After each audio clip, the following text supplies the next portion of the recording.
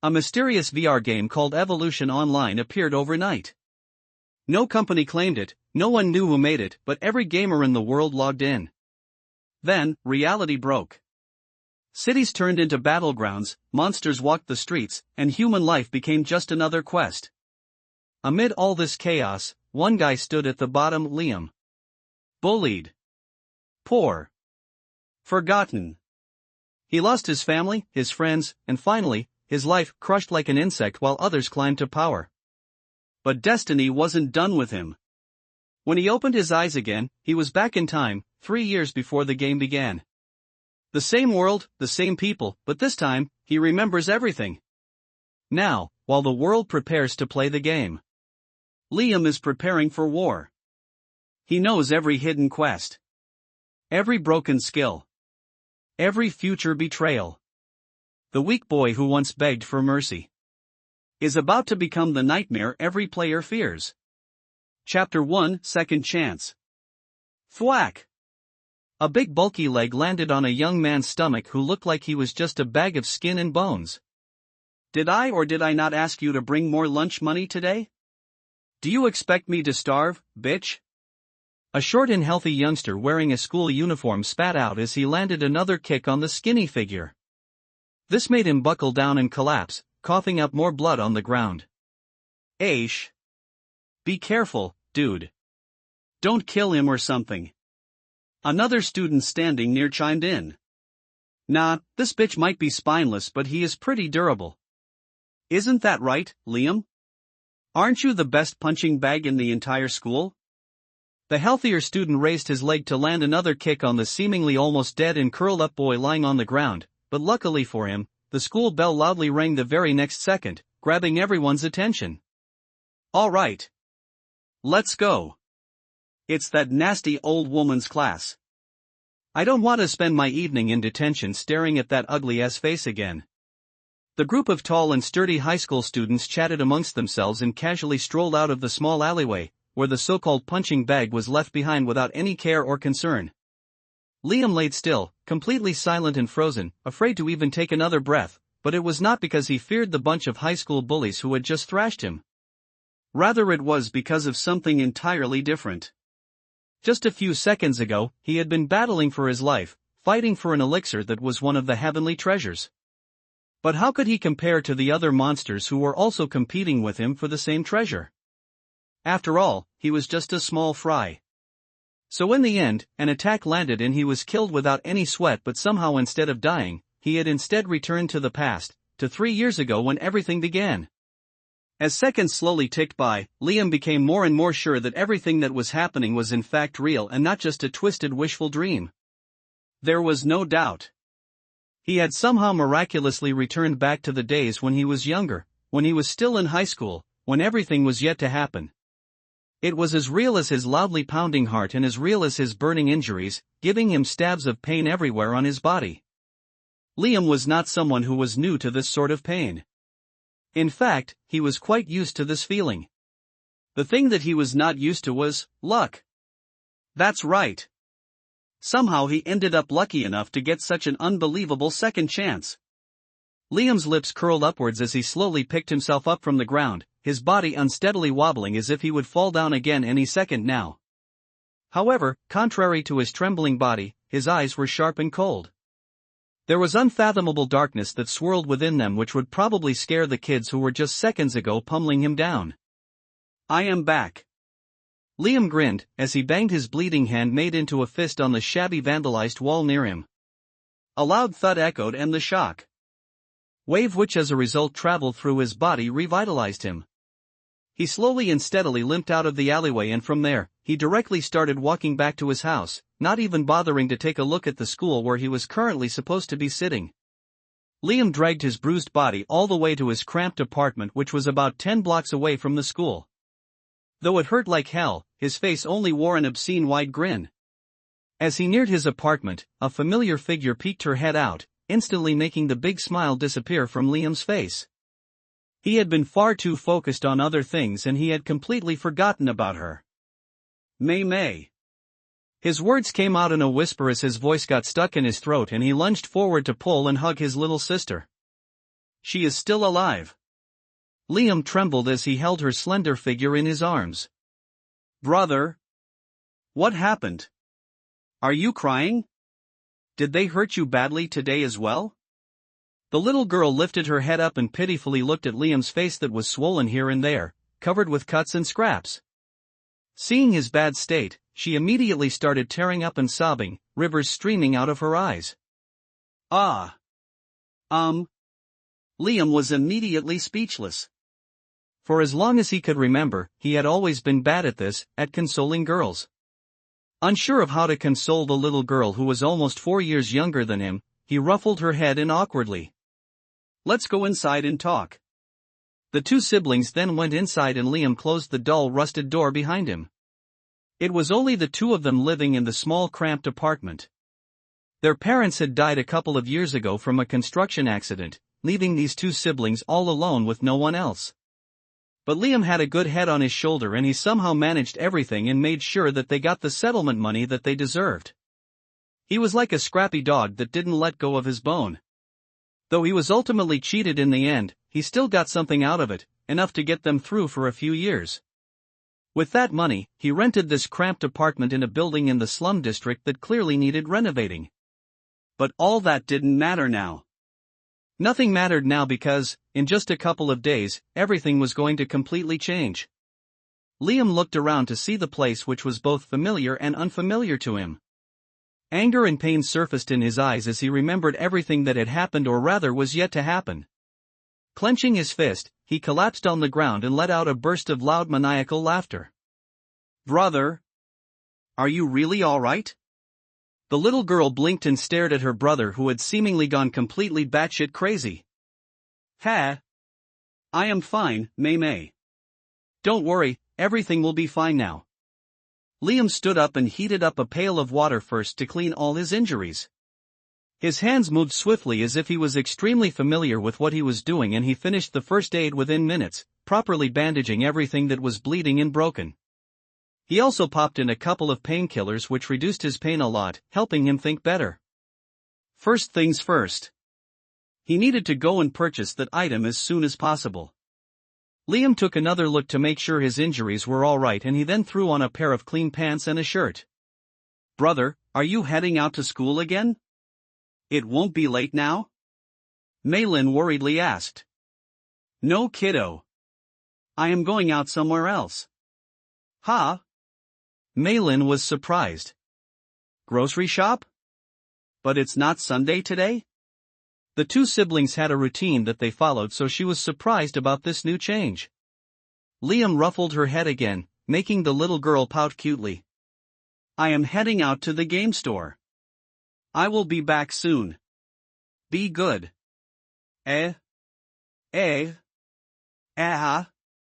Chang Maylin stood at the doorstep in a daze, watching her brother's disappearing figure. Game store? Since when does brother play games? With his hands in his pant pockets, Liam casually strolled into the electronic shop at the corner of the street. Brother, can you give me a blood battle game capsule? Huh? The store clerk looked up, slightly startled as the customer talking to him didn't look like someone who could afford the high-end gaming capsule. Such a thing cost a fortune. In the last decade alone, games and gaming software had developed a lot and gaming capsules were now all the rage. These allowed users to log in for hours together without ever having to step out except for maybe to eat or drain their bodily fluids. But to buy blood battle. The store clerk could tell that the young man in front of him was not that well-to-do. In fact, he looked like he hadn't eaten anything in a while. So he took pity on the seemingly naive youngster and advised. Brother, are you sure that this is the one you want? Blood battle game is actually not that popular. Why don't you go with Violet Garden or Eden's Hold? I think you can earn more money with those games. I also have an account in them and I am also playing part-time to earn more money. The clerk chuckled awkwardly. He was not that much older than Liam and he was also in the bottom middle class. So he could empathize with him. Liam patiently listened to the man, but after hearing everything he only shook his head. Thank you for your kindness. I think I am going to stick with the blood battle gear for now. Seeing that he was already set in his decision, the clerk didn't bother anymore. After all, he would also get a nice commission if someone bought that insanely expensive gear. All right. Give me your address. I will set up the delivery. Half the payment now and half the payment on delivery. Liam calmly smiled and nodded. He took out a card that looked like it had only been used once or twice and swiped it on the machine, finishing the payment. Ding! The machine beeped, eating away a big chunk of his settlement money that he had been meticulously saving and protecting. Gaming capsules were extremely expensive, especially the Blood Battle capsule, which was one of the most high-end ones available in the market currently. Their game might suck, but their capsule was top-notch. Why did Liam still buy this one? That's because he knew something that the others still had no idea about. In about 2 days, every single VR game would be inexplicably hacked and erased into nothingness. It didn't matter whether it was Blood Battle or Violet Garden or Eden's Hold. Everything will magically disappear, to be replaced by the one and only game, Evolution Online, which could somehow be played with any gaming capsule irrespective of the gaming company that had made the capsule. Several computer experts, hackers from the darknet across the world, would try to rectify the situation and crack the mystery, but in the end, they would all only fail. No one would be able to get even a hint about this mysterious new game, Evolution Online, that will inevitably take the world by a storm. However, this was only the beginning. The scary part came after the first major patch, when reality suddenly merged with virtual reality. People who were able to split a rock apart inside the game would surprisingly find themselves being able to do the same in real life as well. Abilities, superpowers, magic, darkness, everything would spill over from the game to reality. However, despite what one might be inclined to think, this would not be a good thing. The world would delve into complete and utter chaos and plunge into an apocalyptic bloodbath. Governments would be replaced by guilds, and kingdoms and corporations would scramble behind them, trying to salvage whatever value that their money still had. It would be the onset of a completely new era. Liam gripped his bank card tightly as memories of the terrifying future flashed past his mind. He still had no idea why or how he was able to somehow come back to the past, but now that he was determined to grab every single advantage that he could get. This was why he had selected the best gear currently available, even though it cost him 5 times what the other capsules cost. After giving all the remaining details required and quickly finishing the transaction, Liam stepped out of the shop. He didn't bother explaining his actions to the store clerk. The man had indeed been kind to him, but he had lost faith in humanity a long time ago. After dealing with the matter of game capsule, Liam then walked over to the nearby consumer store and prepaid a chunk of money for electricity and higher bandwidth internet. He then headed to the grocery store and purchased a huge bulk of supplies and dry food items that didn't need refrigeration.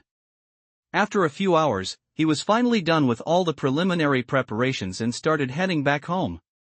Liam looked at his card that somehow felt lighter now, and a small chuckle escaped his lips. He was betting everything he had on himself. Some might find it impulsive, but he knew that this was his only chance to survive and change his and his sister's fate. "Brother? Is this really all right?" Maylin peeked at Liam, who was busily cooking a feast for the both of them using their one-top stove. "Of course, it is. Both of us are still growing and we need a lot of nutrients." It was only a small studio apartment, so she could clearly see her brother humming and sweating while he cooked a variety of dishes with a smile on his face. The smell was so delicious that she was not even able to focus on her homework. Since when did her brother learn to cook like this? With almost a visible drool on her face, the little girl stood up and walked over to Liam. "Brother, what about school? You haven't gone to school for the last 2 days? School, ah? Ha ha ha." Liam wanted to laugh out loud and say how useless the educational institutions were about to become, but instead, he just ruffled his sister's head with a smile. "Your brother is dumb. So I will count on May to study well and help me in the future." Ah. Don't say that, brother." The little girl pouted, puffing her cheeks. The two siblings then joked around and chatted for a while before digging into the feast. It had been a while since Liam was able to enjoy meals like this. He lived like a mongrel in his last life. He was weak to provide for his sister, and in the end, he was also not able to save her when terrible things happened. He would never let all those things repeat this time around. A cold glint appeared and then disappeared, his lips curling into a smile again. The duo chatted and laughed for a while, after which Mei-Lin went back to her homework and Liam sat next to her staring outside the single window of their apartment. There were still 6 more hours to go. The patch and the override of the current video games with Evolution Online would happen this evening at 4 p.m. sharp. Liam gazed at the game capsule, which now occupied half of their living room space. Though the inevitable future still terrified him a little, he also couldn't help but feel a vague excitement and anticipation coursing through his veins. He had already sort of formed a plan as to how he would go about everything, so without much to do, he kept an alarm for 3:30 p.m. and decided to take a small nap. But unfortunately, he was far too excited to fall asleep and the sun was beating down with a vengeance. Though they were on the ground floor, they still felt the burn of the summer heat. Liam clicked his tongue and he got up and took out a couple of ice cream sticks from the freezer. He gave one to Mei-Lin and sucked on the other one for a bit. He saw his hard-working little sister immediately go back to her studies even when eating the ice cream.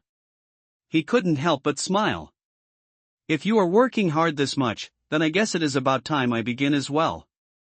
Liam had initially wanted to start everything when the patch began, giving him a little breather, but since his hard-working sister was putting him to shame, he decided to do some stretching at least. Removing all clothes from his body except for his boxer shorts, he began doing a unique series of exercises. His body was still a bag of skin and bones as he had only been eating well for the past couple of days, so all his stances ended up being very wobbly and awkward.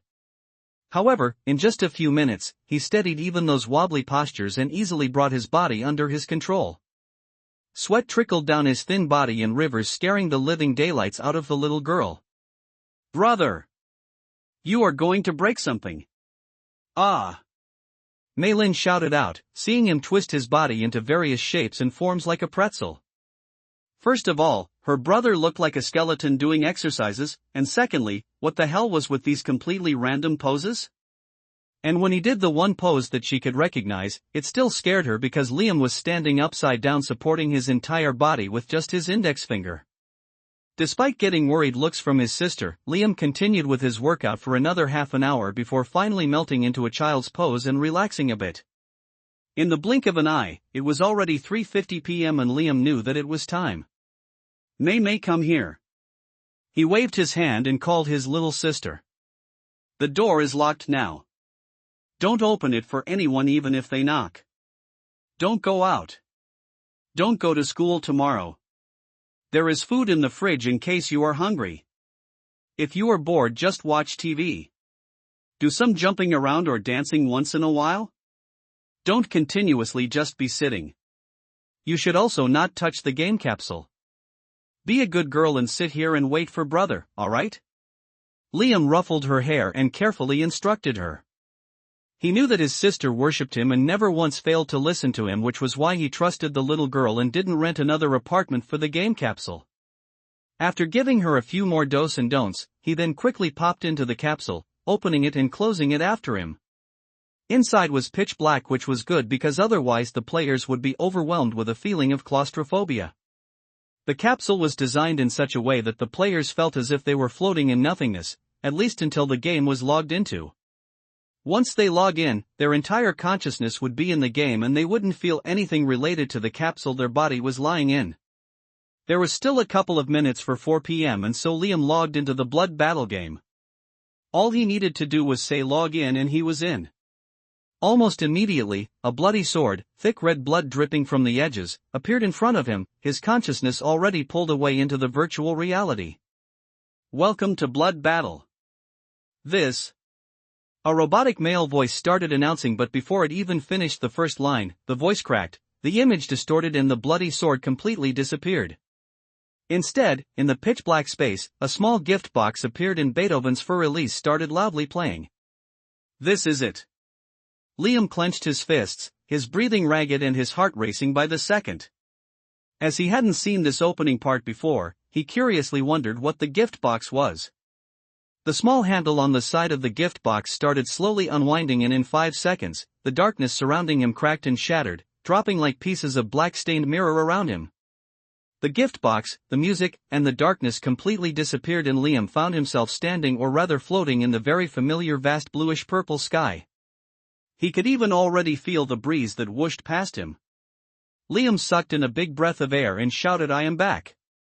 Not startling him in the least, a voice suddenly sounded behind him, and he immediately swung around to listen to the familiar words. "Welcome, Earthling. I am Ileana. I will be your guide for today." A little fairy with two shiny pink wings on her back buzzed up and down, naturally flying in the air. Liam, on the other hand, knew that he was currently flying atop the world only thanks to the fairy's magic. This is Evolution Online, a new and exciting game. Would you like to be an adventurer in our world? Ileana flapped her wings and asked with a cute smile that revealed her dimples. "I agree," Liam simply replied. Though this was a simple question, he knew that this was in fact a very formal consent that was asked from everyone who wanted to enter this game, or rather this world. In his past life, there were even instances where some people said no, and as a consequence, they were not allowed to enter the game for another month. By then the game had exploded exponentially, and those people who were late by a month could only swallow their bitter truth and be left in the dust, permanently lagging behind. Moreover, it was not possible to create separate avatars or change your appearance in this game. Everything from the real world was directly mirrored in-game, and everyone only had one shot at playing the game. It was impossible to make multiple accounts or start fresh all over again. Such a thing was both a blessing and a curse. After finishing with the consent, the fairy then directly started with a brief introduction. "There are different classes." "No need." Liam abruptly cut her short. His entire brain was already filled to the brim with information about the game, and he didn't want to waste his time. There were also no secret advantages or hidden prizes for people listening to the entire boring lecture, so he bluntly stopped the fairy. The pretty Ileana flapped her wings with a small frown on her face. Nevertheless, she moved on to the next topic. "I will now be doing a complete scan of your body, player Liam, and your character will be finalized shortly after the scan." Liam nodded as he felt a wave of energy pass through his body. He suddenly felt naked, as if he couldn't hide anything from the woman in front of him, as if she was peering through his very soul. Others might be impressed by this strength exhibited by the fairy, but he knew that this was simply just the usage of a high-level inspection skill. After scanning him from top to bottom, the fairy then spun around and beamed in excitement. "Congratulations! You are now ready to enter our amazing and wonderful world, Xian. I wish you the best of luck, player Liam." Before Liam could react to anything, the space around him distorted once again, and he found himself standing in the middle of a crowded street. "Whoa! What the hell is this game, dude? I was playing something else and I suddenly ended up here. This looks so real, right? I didn't know a video game could be so realistic. Why the fuck am I fat in the game too? Can't I change my stupid avatar? Ah! This is too frustrating. Ha! Are you disappointed that you couldn't make yourself look good and catfish some pretty chick? What? What are you even talking about? Most of these players are guys. Look around. I can't see a single girl. I guess the gender, age, and appearance can't be changed? Phew. It's better this way. At least when I am with a girl, I know I am with a girl. Alright. Let's log out and find more information about the game. I have no idea where to even begin with. Liam was completely surrounded by other players in the novice village, and loud chaotic chatter rang out from all directions. Everyone was trying their best to figure out Evolution Online, since it had suddenly been force-launched in their game capsule without any prior warning. The game was also very peculiar and weird in the sense that it was almost too real. One was completely unable to change any part of their identity and was also able to move and feel things as if they were in the outside world. Such a realistic game was leaps and bounds away from the other video games that were currently in the market. Was this some sort of guerrilla marketing strategy for the game? No one knew anything about it, not even the company the game was produced by. This was very unusual, as such details were heavily advertised at the beginning of every single game. But here, no such information was provided. No one knew where the game came from and how they were able to log into it. Some were even worried if this was similar to a popular anime where the players are trapped in the game and a death in-game meant death in the real world as well. So they were a bit hesitant to explore the new game freely. Of course, more avid gamers and other courageous youngsters did not dilly-dally around. They immediately started chatting with the local NPCs to start receiving quests, as that was the obvious start to any game. Liam, as well, was among this group of players. However, he didn't bother aimlessly walking around and begging for quests. He directly walked out of the novice village until the crowd thinned and there was no more ruckus. All right. Let me first check my status screen. Liam sat on a rock, right outside the novice village, and opened his status screen. Next to him, a couple of people were already fighting the rabbits and squirrels, which were beginner-level beasts. However, Liam was not in a hurry. In fact, he didn't plan on gaining any experience points for now. He calmly willed his status screen and first took a look at things. Underscore underscore underscore underscore underscore underscore underscore underscore underscore underscore underscore underscore underscore underscore. Name, Chang Liam. Species, human being. Gender, male. Level, 1-0/200. Title, not applicable. Class, not applicable. Health, 10 out of 10. Mana, 10 out of 10. Underscore underscore underscore underscore underscore underscore underscore underscore underscore underscore underscore underscore underscore underscore. Stamina, 2. Intellect, 2. Strength, 2. Defense, 2. Vitality, 2. Agility, 2. Underscore underscore underscore underscore underscore underscore underscore underscore underscore underscore underscore underscore underscore underscore. Ha ha ha. Liam chuckled at the sight of his familiar pathetic starting stats and quickly closed the screen. The beginner stats ranged from 0 to 20 depending on each individual's prior condition. Liam being very malnourished and his current body lacking any physical training, it was no surprise that his starting attributes were all on the lower side. After all, he had started with the same stats last time as well, but the difference was that he now knew what to do. This small difference in abilities at the start might not seem much, but ultimately it slowed you down and pushed you to the bottom, even before the game began. Liam shook his head sighing and then opened his inventory. There was a worn-out pair of pants, a shabby-looking mismatched pair of shoes, a sleeveless shirt, ripped here there, and lastly a rusted long sword. These were the beginner items that were uniformly given to all players on entering the game, all level 1 and all pretty much useless. But since Liam was currently in his underpants, he still took these trash items and equipped everything. The 3 items of clothing each gave 1 defense point and his previous 2 defense immediately went up by 3 points. This boost wasn't really that much, but roaming around half-naked sometimes ticked off certain NPCs and Liam couldn't possibly remember each and every single NPC's characteristics. So to be on the safer side, he threw everything on.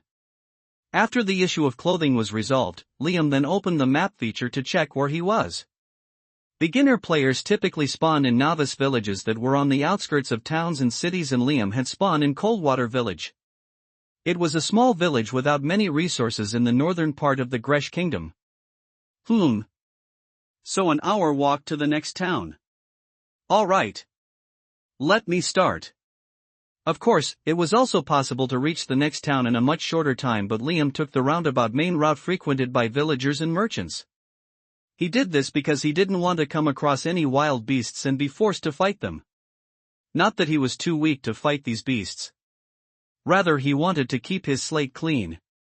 And so, while others busily hunted for wild beasts and starter quests to increase their level, Liam alone leisurely walked over to the next town. It took him a little longer than an hour, but just like he had wanted, he reached his destination without any hitch. Thankfully, unlike cities, towns did not have any entry fees, so he was also able to smoothly walk past the town guards. If I remember correctly.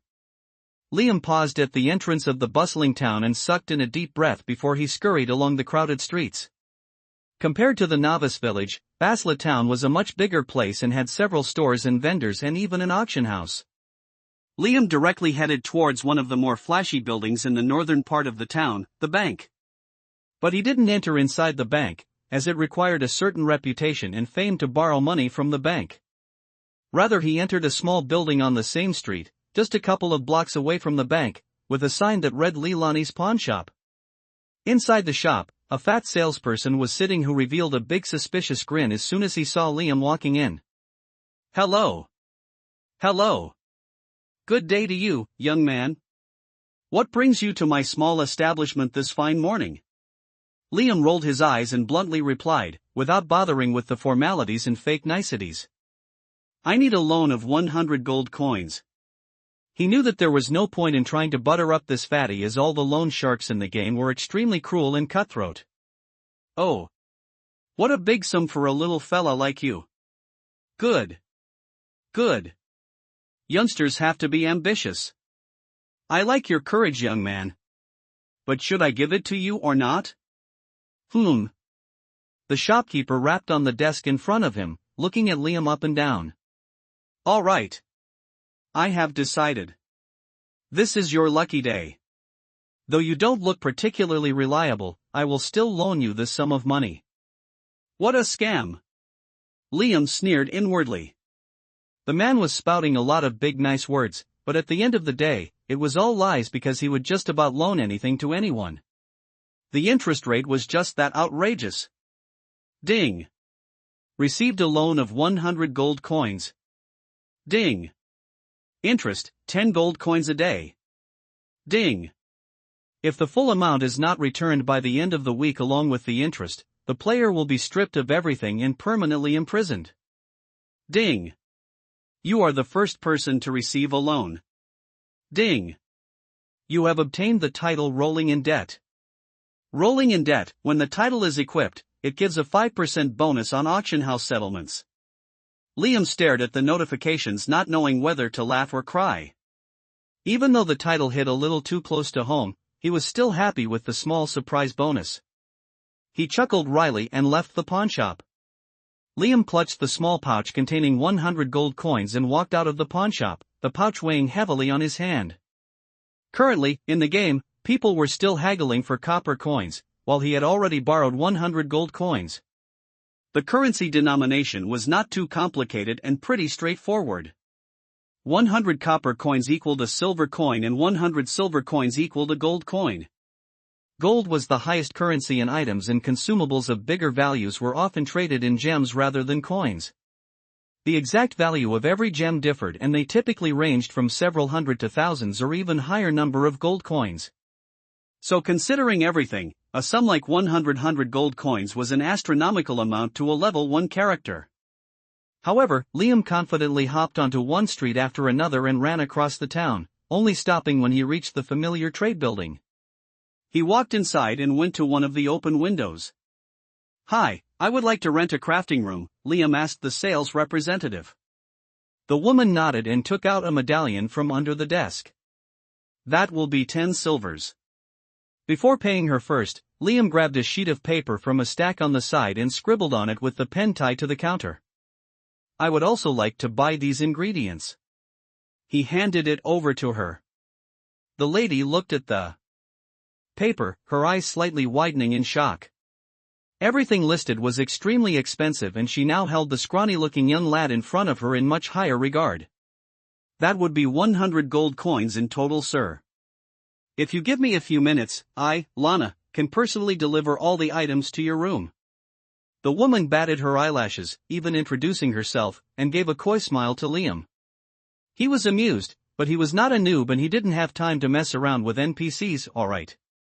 "Thanks," he muttered bluntly and then walked over to room number 5, which was the number on his medallion. Ding. You have entered a crafting room. Ding. Your chance of success in crafting is now increased by 5%. A couple of system notifications popped up in front of him, which Liam swiped away. He then sat down at the center of the small room, leaving the door open. Soon, Lana arrived, flashing a big smile on her face.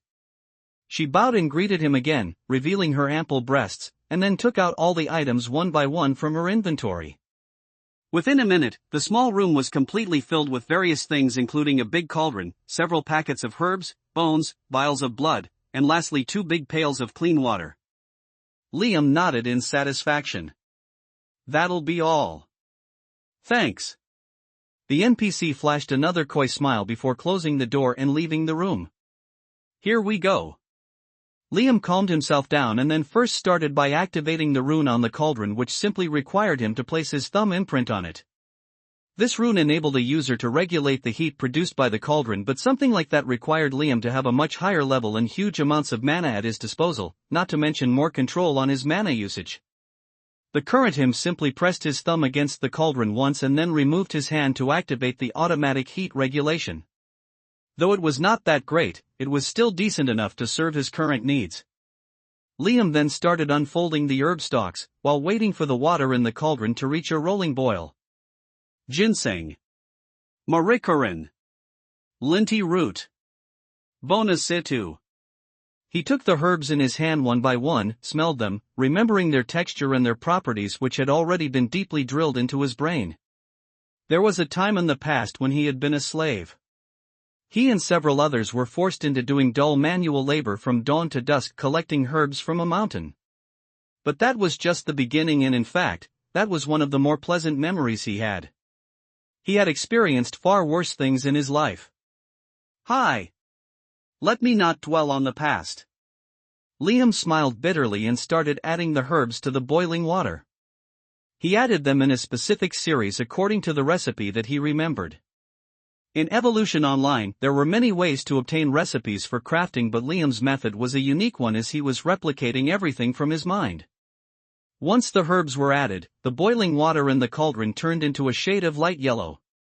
Liam then added the beast bones and drops of blood at the same time, which turned the liquid into deep red in color. Almost immediately he backed away, just in time to avoid a powerful roaring aura that seeped out of the cauldron. Ding, body cleansing low-grade potion created. Ding, body cleansing low-grade potion recipe obtained. Ding, you have acquired the trade skill alchemy. Ding, your alchemy skill proficiency has increased to beginner level. The temperature in the small crafting room instantly shot up and Liam was drenched in sweat from top to bottom. The crafting room had suddenly become his personal sauna. Looks good enough. He nodded in satisfaction and then started unbuttoning his shirt to reveal his bony, weak body. He removed his pants, shoes, and his underwear as well, and when he was completely naked, he stepped into the sizzling boiling cauldron. Ding, health -1. Ding, health -1. Danger notifications immediately started popping up, but Liam leisurely made himself comfortable in the cauldron. Though it was a huge vessel, it was still awkward for him to fit his entire body inside, submerging it under the boiling red liquid. Liam opened his status screen to see his health slowly dropping 1 point at a time, and considering that he had only 10 health points currently, he held his breath and stared at the screen even though he was sure of the outcome. His health in fact dropped all the way to 3 out of 10, but then it stopped there. The boiling water now felt cool and refreshing to his body, the various essences thoroughly mixing together. As time ticked by, the deep dark red color of the liquid in the cauldron slowly started fading, all essences now little by little getting absorbed into Liam's body. He closed his eyes, enjoying the warm and nourishing sensation. Within an hour, the dark red liquid turned almost completely transparent and colorless. However, the next instant, the color started changing again. The clear and clean water now started slowly becoming muddier and muddier, with black oily filth floating on top of it. And surprisingly, Liam himself was the source of this filth, his pores leaking the greenish-black sticky liquid. After absorbing the essences of various herbs and bones, his body started expelling the copious amount of impurities present within the flesh and bones. Soon the entire cauldron was pitch black in color and the water had transformed into a thick oil. Blah! I stink! Liam pinched his nose and stepped out of the cauldron, tracking the dirty filth on the floor of the crafting room. Each room had an attached bath and toilet, so he directly stepped into the shower, scrubbing himself until he felt clean and fresh. Though he still looked like a bag of bones, his body now had a healthy glow and his skin did not have a single blemish. The pimples and freckles on his face had also disappeared, giving him a neat look. Liam then quickly threw his shabby beginner clothes back on. There was an automatic reset rune on the cauldron, which when activated completely cleaned the cauldron inside out. So he opened his inventory space, which only had 10 slots, and tossed the cauldron in one of those 10 slots. Hi. I am done with the crafting room. He handed over the medallion of the room back to Lana, who now stared at Liam even more incredulously. She could see that he had somehow transformed a lot in such a short amount of time. She wouldn't exactly describe him as good-looking because he still had a very off-putting body as if he was just skin covering a skeleton, but his features were sharper now. His pitch-black eyes looked unfathomably deep. Lana gulped without realizing that she was openly ogling at the young man. She wanted to ask him how he had done it, but unfortunately, he had already walked out, only his back visible at a distance now. Liam summoned his status screen to look at his basic stats again. Underscore underscore underscore underscore underscore underscore underscore underscore underscore underscore underscore underscore underscore underscore. Name, Chang Liam. Species, human being. Gender, male. Level, 1, 0/200. Title, Rolling in Debt. Class, not applicable. Health, 50 of 50. Mana, 70 out of 70. Underscore underscore underscore underscore underscore underscore underscore underscore underscore underscore underscore underscore underscore underscore. Stamina, 10. Intellect, 14.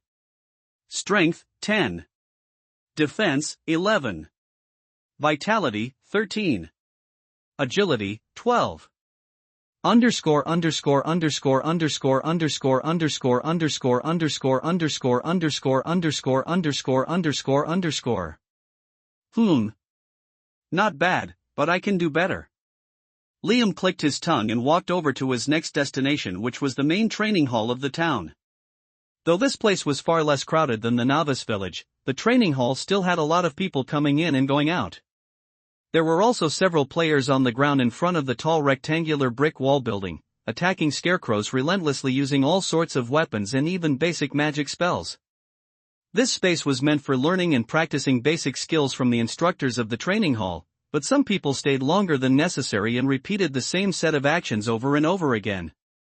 This was admittedly one of the strategies to gain bonus stat points, but albeit a very time-consuming and boring one. 4. Instance, if one swung a sword continuously 100 times or 1,000 times, stretching out their stamina almost until it broke, it was possible to get 1 or 2 stat point boosts for stamina. However, to receive this benefit again, they would have to swing their sword 1,000,000 times for the next stat boost reward. So ultimately, it was not an efficient way to spend one's time, but some perfectionists still preferred fighting for every bit of advantage that they could grasp. Liam even spotted a couple of women in the group who were swinging their swords without taking a breather. At this point in the game, women were truly very rare, so he couldn't help but give them a glance before turning his attention back to the instructor, who was sitting at the corner on a wooden chair, with a stick on his lap. As soon as Liam's gaze fell on the middle-aged man, the man's eyes also swept over to him, meeting his gaze. Instantly a domineering aura seeped from his body. Other players might have been at least slightly intimidated by such a strong, violent aura, but Liam simply nodded at the instructor and walked over to one of the empty spaces on the ground in front of the training hall building. He, of course, did not plan on doing the mundane exercises which others were doing. There was no use chasing over every single stat point. He had a lot more important things to accomplish before his time ran out. He placed the rusted sword he was carrying back into his inventory and then took a deep breath before slowly starting to perform a series of movements.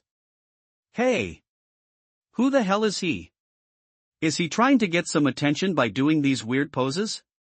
Dude, yoga class is 3 streets down.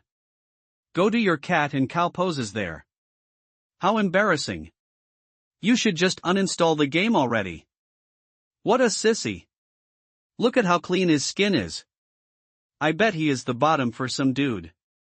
Liam, however, did not even hear the taunts which were aimed at him and what he was doing. Using medicinal herbs and beast essences to remove impurities from the body was just the basic starting step. In order to truly temper one's body and make it a perfect vessel to use and absorb mana, there were still a lot more steps left to be done. And among all the things, Liam had chosen to focus on this particular one first. Even though he had learned many lessons the last time around, all of them in the hardest way possible, one of the most important lessons was the significance of the body's foundation. If the foundation was not perfect, then everything after that would forever hold flaws and one would never be able to reach the pinnacle of power and strength. So Liam ignored the several eyes that looked at him mockingly and continued doing the series of body-tempering movements, the purpose of which was to remove the second layer of impurities in his flesh and muscles. In fact, these movements were not some ancient secret art and were nothing flashy. They were just simple movements, and just like someone had commented, they were a combination of strength training and flow yoga exercises. This would be soon revealed to other players in a month or so, but by then the game would have already exploded and several people would regret not having done these basics when they were just starting out, as this was the most optimal time to condition one's body. Of course, it was also possible to do it later on, but the effects were not as pronounced. And there was also one more reason why Liam had chosen to do this set of exercises in the training hall right in front of everyone, and especially the instructor. This was the trigger for a unique quest. Liam worked hard, his body covered by a layer of sticky sweat as he continuously wrung himself into various shapes and sizes. Almost 3 hours had passed and the crowd around him waxed and waned, everyone coming in and out of the training hall watching him for a bit before they chuckled to themselves and left to continue their own quests. Only a few had stayed continuously and had been observing Liam from the beginning. These were the players grinding with the scarecrows for extra stats. How many hours do you guys think this fool is going to burn? I want to see what the idiot accomplishes. A tall, lean and muscular guy commented as he swung his sword, hitting the training dummy skillfully. Next to him, there were two young women who seemed to be in their early 20s and were also quite eye-catching. They had a slender body with ample curves and also good facial features. The one on the right, with long red hair, added to the man's comment. You should stop worrying about others and look at your own progress. Alex, stop being so mean to me. The tall guy immediately sighed, to which the woman named Alex simply scoffed in return. This is taking long. I don't think there is any more point in doing this. Let's go. Mia added, the woman on the left with long curly blonde hair. But I really want to see what that guy is up to. Shut up, Ray. If you want, you keep wasting your time. Alex and I will be leaving. All right. Sis, please. Don't say such drastic things. The tall guy named Ray folded like a pack of cards and relented to his two headstrong sisters. However, he only did so because, unlike his other girlfriends, his two sisters were in fact monsters when it came to gaming. If they had wanted, they could have easily made a career in esports, but they just played for fun occasionally with him. All three of them were from wealthy families and did not have the need or necessity to work for their money or food. The returns from their investments alone were enough to feed their next 9 generations. They had only logged into Evolution Online because of the craze the game had created by hacking and crashing all the other games into oblivion. Since almost everyone in the news channel were talking about Evolution Online, the three of them also entered the game to see what it was all about. And Ray did not want to miss this golden opportunity to be carried by the two goddesses. So he tagged along with them to explore this new and mysterious world. The three of them chatted and quickly gave up on rote grinding for bonus stats and went into the training hall to select their class. Players were able to select a specific class to play anytime starting from level 1, but once they select a class it was not possible to undo their selection or pick a new one, as selecting a class was not as simple as tapping an option on the status screen. Just as the trio walked into the training hall, the instructor suddenly shot up from his seat, making the three players stop in their tracks. They turned to observe the instructor's behavior curiously, as the middle-aged man hadn't made any move all this time, except for sitting back on his chair and looking down on all the new players. What do you guys think is going on? Ray asked as he watched the instructor walk towards the far corner of the training ground where the Joker was performing his dance moves. Perhaps this is some sort of trigger for a quest? Mia suggested. Or maybe the instructor couldn't put up with the eyesore anymore and took action to personally toss him out, Alex added with a straight face. The three of them continued watching as the man walked up to Liam and stood in front of him with a revered expression on his face. Young man, you are almost there. Keep doing it. He even encouraged him, becoming his personal cheerleader. All the other players in the training ground immediately became dumbfounded. The instructor, who had been gruff and rude to them, was going out of his way to act polite and nice to the skinny weirdo. Where was justice in this world? Some people even tried imitating Liam. However, the instructor's attention was fully locked onto him and their actions only went unnoticed. So everyone could only helplessly watch as the instructor continued encouraging Liam more and more. Soon, just a few minutes later, something weird started to happen. Instead of sweat, Liam's body started to ooze something dark and black, stinking up the entire training area. What the heck? Did he just fart? This stinks. Everyone scrunched their noses in anger, but the instructor's face beamed in surprise. You have done well, lad. He patted Liam, who now stopped moving, and stood erect, slightly bowing to the instructor. It has been such a long time since I have across a competent young man like you. There is a sharpness in your eyes and I can see that your will and determination burns brightly. You have the tenacity to achieve the impossible. Young man, do you wish to attain perfection? Do you seek absolute power? The instructor's words utterly shocked everyone around, making their jaw drop on the floor. All the surrounding players could clearly see that Liam was currently receiving a quest, and more importantly, it was not an ordinary quest for sure. It was definitely a special quest. Or perhaps a hidden quest. Or perhaps even a unique quest. While special quests typically offered more rewards than normal quests, in any game, hidden quests and unique quests were rarer and were coveted more. Particularly, unique quests were offered only once and the entire questline disappeared after the specific player finishes the quest. Since Evolution Online was brand new, no one was able to guess what was going on, but they could tell that this was something special. To make matters worse, they were only able to hear half the conversation, after which no one was able to hear what the two were talking about anymore. Only Liam was able to hear the instructor's words and he had a big fat smile on his face. A few years ago, when I was fighting a life and death battle in the middle of a terrifying hunting expedition, I came across this small vial. The instructor muttered and handed over a small glass vial to Liam with a solemn expression on his face.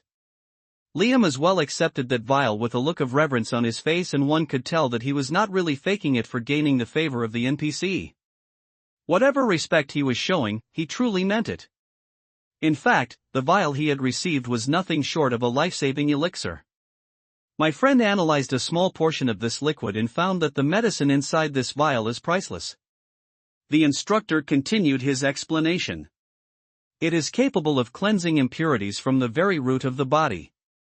Unfortunately, my prime has already passed and my body is riddled with injuries that cannot be undone. So I am not able to use it for myself. However, if you are willing to help me, I am more than happy to gift you this. First, I want you to destroy the beast that wreaked havoc on me and caused me to become crippled like this. Bring his head to me. I will only be satisfied if I spit in his severed head every day. Ding, unique chain quest activated. Ding, quest cannot be refused. Ding, kill the bear king Barabara and bring its head to the training ground instructor. Liam smiled, happy that the information that he had was indeed accurate. This was the main issue about unique quests. The person who managed to get it most often wouldn't spread the details of the quest around unless he was a total fool. But Liam had been fairly confident about this particular quest because the person who managed to get it was none other than the bully who had been tormenting him his entire life. He had pulled up the quest screen repeatedly and boasted to Liam, every time thrashing him around, while the latter could only watch him helplessly as he rose in power because of a single quest. But now, Liam had successfully taken his first step. He had managed to snatch someone else's fate and make it his own. It's my honor to exact vengeance on your behalf, Senior. Liam's lips curved upwards into a big grin, immediately bowing and accepting the quest. Without waiting any longer, he then opened the small vial and emptied its contents into his mouth, gulping down every last bit. Sheila! Instantly, a strong gust of wind picked up and loud whooshing sounds echoed, almost startling everyone on the training ground. Some players even started running out in fear. Liam's entire body was covered with swirling winds from top to bottom, but if one had the ability they could see that these were in fact waves of mana enveloping him in a sort of cocoon. The few drops of liquid in the vial were breaking his body down from top to bottom, reconstructing his meridians, his blood vessels, bones, muscles, tendons, ligaments, and every inch of his fleshly body. The inferior alchemy potion which Liam had brewed was nothing in comparison to these few drops of liquid in the vial. One was trash while the other was a heavenly elixir, albeit a low-grade one. But more importantly, this quest in itself was the starting point for obtaining the highest-grade legendary blood elixir, which was why Liam had chosen to start with this set of quests, giving them more priority above all others. One's body was one's foundation. It was the core, upon which everything else was built. Without a perfect vessel, mind, soul, mana core, and everything else would crumble. The importance of body tempering couldn't be stressed enough. And when the mana cocoon finally broke, Liam stepped out, his body explosively transformed. He almost looked as if he was an entirely different person from top to bottom. His eyes were sharp and sword-like, the pitch-black orbs within them seemingly containing the entire universe. He had long inky black hair that swayed in the gentle wind. His skin was as white as snow, not a single scar or blemish visible. His body, which was merely a bag of skin and bones before, now had defined muscles. His lean figure looked as if someone had sculpted it to perfection. Though his appearance was still similar, all the imperfections had been erased out, leaving behind a flawless body.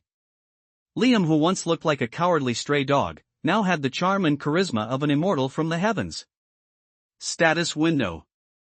Underscore underscore underscore underscore underscore underscore underscore underscore underscore underscore underscore underscore underscore underscore.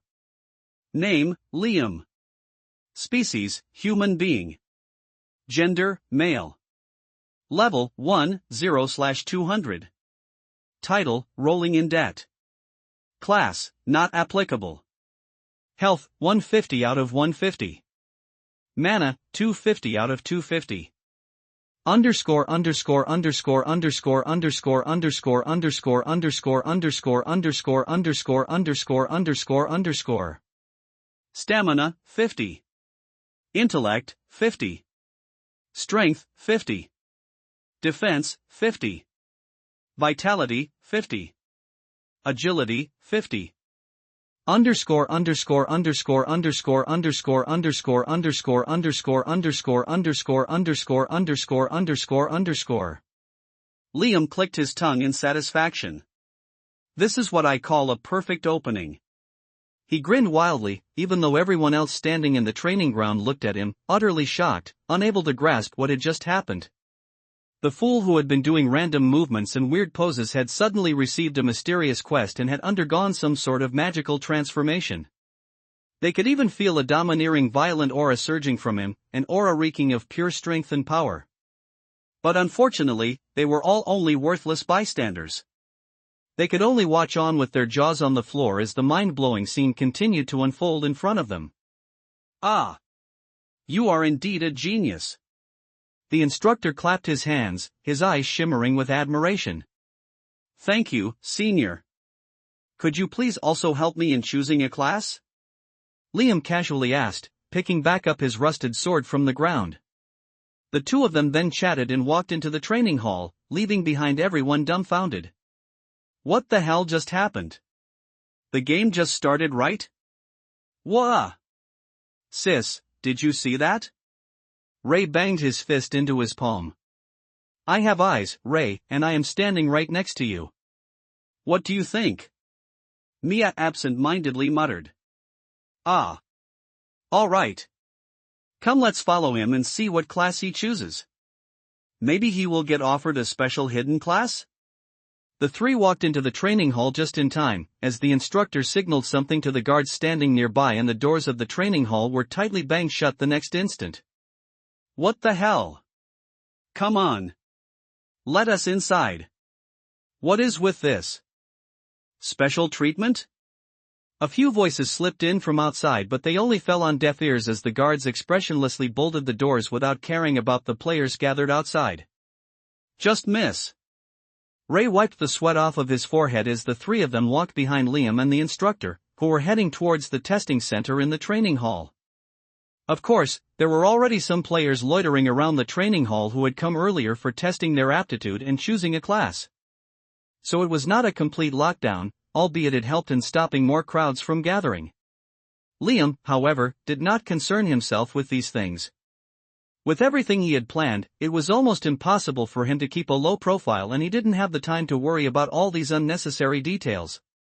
There are many paths suitable for a young man such as yourself, brave and extraordinary, and no matter which path you choose, you must work hard and persevere. First, there is the way of the warriors. The instructor's voice droned on as he explained the details of the game, but unlike how he had rudely interrupted the fairy at the beginning of the game, Liam didn't act casually with the middle-aged man. He silently listened to the man's words, as the both of them walked towards the aptitude testing room of the training hall. Even though all players were freely able to choose whatever class they preferred, the game system still gave out recommendations in the name of aptitude testing. Everyone had initially assumed that this was because of the extremely realistic component of the game, but this was in fact an actual test to determine the affinity of the player for different kinds of magic and hidden attributes like perceptivity. Those who didn't take their test results seriously and ignored the system's recommendations could only cry later after realizing that they had missed the chance to pick something more optimal for them. For instance, if the system notified a player that he or she has a very high affinity for mana, it would be a mistake to go for a pure combat class like the warrior class. And inversely, if he or she had a very low, negligible affinity for mana, there was no point in picking a spellcaster class like the mage class. So in the end, even if players had the freedom to pick whatever class they want, they were still inevitably restricted by their own body and its limitations. However, it was also not impossible to overcome these limitations. There were several methods one could use to fine-tune their body according to the class they dared to choose.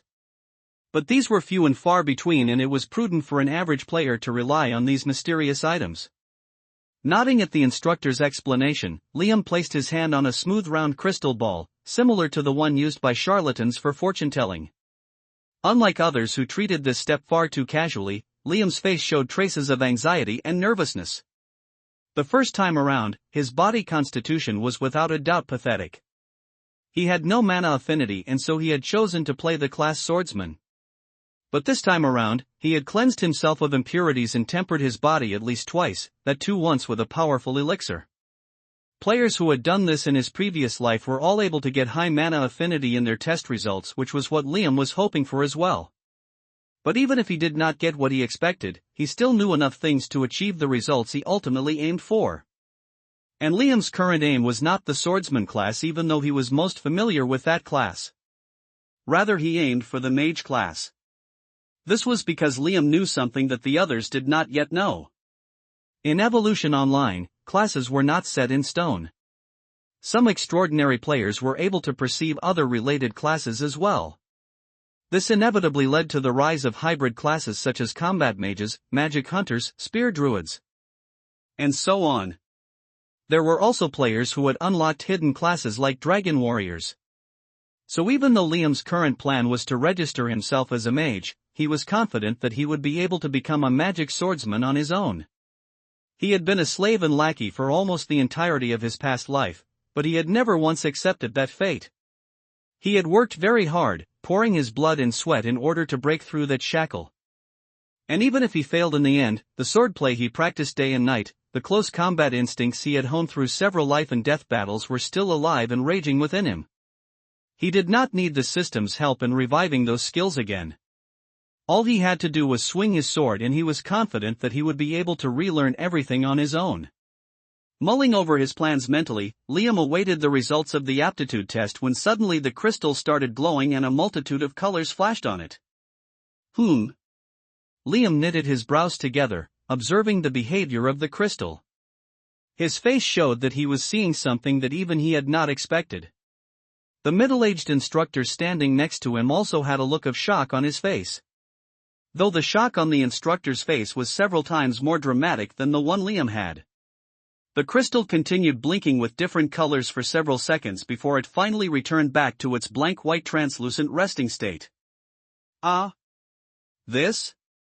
The instructor scratched his head, not knowing what to say to Liam, who as well stared unblinkingly at the crystal ball. The both of them didn't have to wait for too long, as a white screen immediately flashed in front of them displaying the test results. Ding! Mana affinity, S grade. Ding! Perceptivity, SSS grade. Ding. Nature affinity, S grade. Ding. Demonic affinity, S grade. Ding. Undead affinity, SSS grade. Ding. Class recommendation, not applicable. Liam's eyes bulged as if they were about to pop out of the socket. He knew that he was going to get good results, but what the hell was this? Even the class recommendation came out as not available? Did I just break the system? Ah! Hurry up and pick a class already. Ray wanted to bang his head on the wall, seeing all the dramatic expressions on the instructor's face. Which class do you think he might pick? Is he going to get another unique quest for a hidden class? Damn it, this is totally unfair. What dog shit luck is this? Do you think if we kill him, the quest might get transferred to us? Are you an idiot? Unless this game is drastically different, only pieces of equipment and skill books are usually dropped, no? The few people who had gathered around Liam were going crazy. Unfortunately, aptitude test results were not displayed publicly, and so the others were not able to see anything. They could only patiently wait for Liam to voice out his class selection to the instructor to get more clues.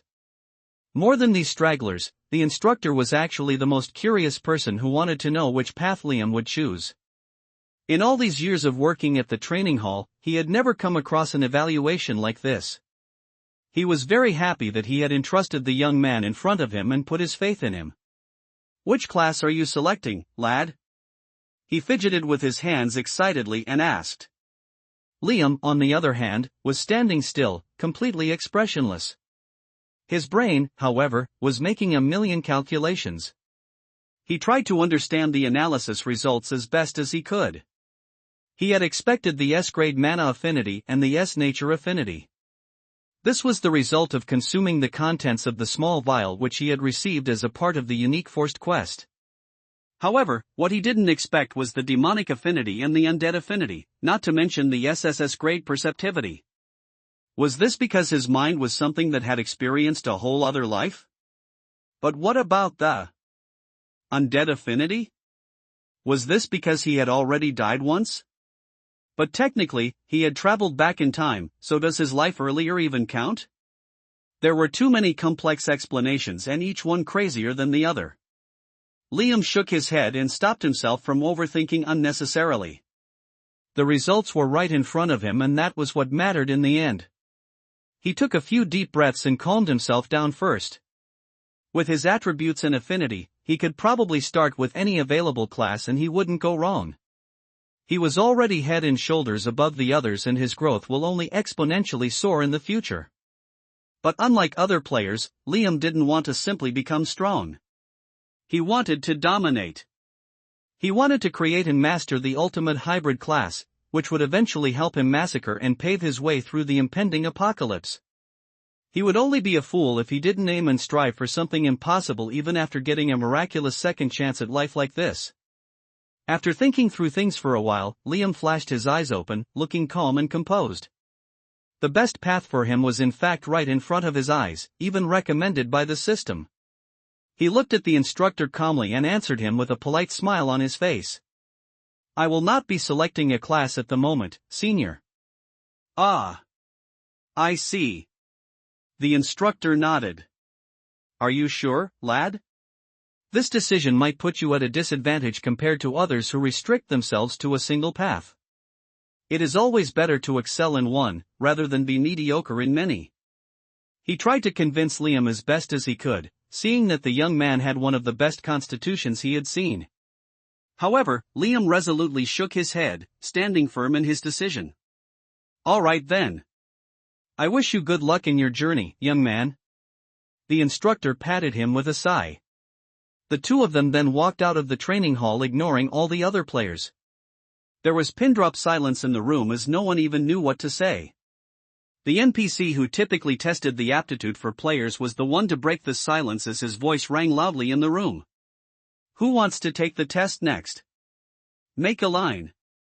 However, no one was in the mood to step forward now. They blankly looked at each other, and a loud commotion immediately broke out.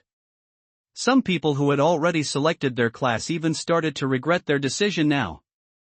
Playing as a no class was certainly an option in many games, but most often it was not the best. But after looking at the actions of Liam, they were no longer sure about it. Brother! Brother expert! Wait a minute! As Liam walked out, a loud voice sounded behind him.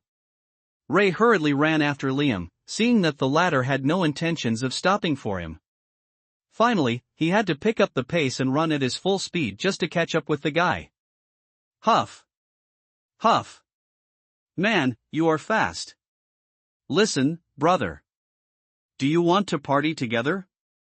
Ray panted, patting his chest to catch his breath. Not interested. Liam stepped aside and walked around him, leaving the training hall building area. Considering the unexpected events that had happened, he was busily recalculating everything in his mind. Ah! Wait! Wait! Wait! See, I am not alone. My two cousin sisters are with me also. Ray awkwardly chuckled, hoping that it would catch his attention. But unfortunately, Liam still continued walking as if he hadn't heard anything at all. Stop pimping out your sisters, dude. Cough. Cough. Ray almost stumbled from his merciless straightforward stab. You do know that people are going to be following you, right? Not everyone would be as friendly as I am. Liam finally stopped, turning around to look at Ray. That is for sure. Not everyone would be as friendly as you.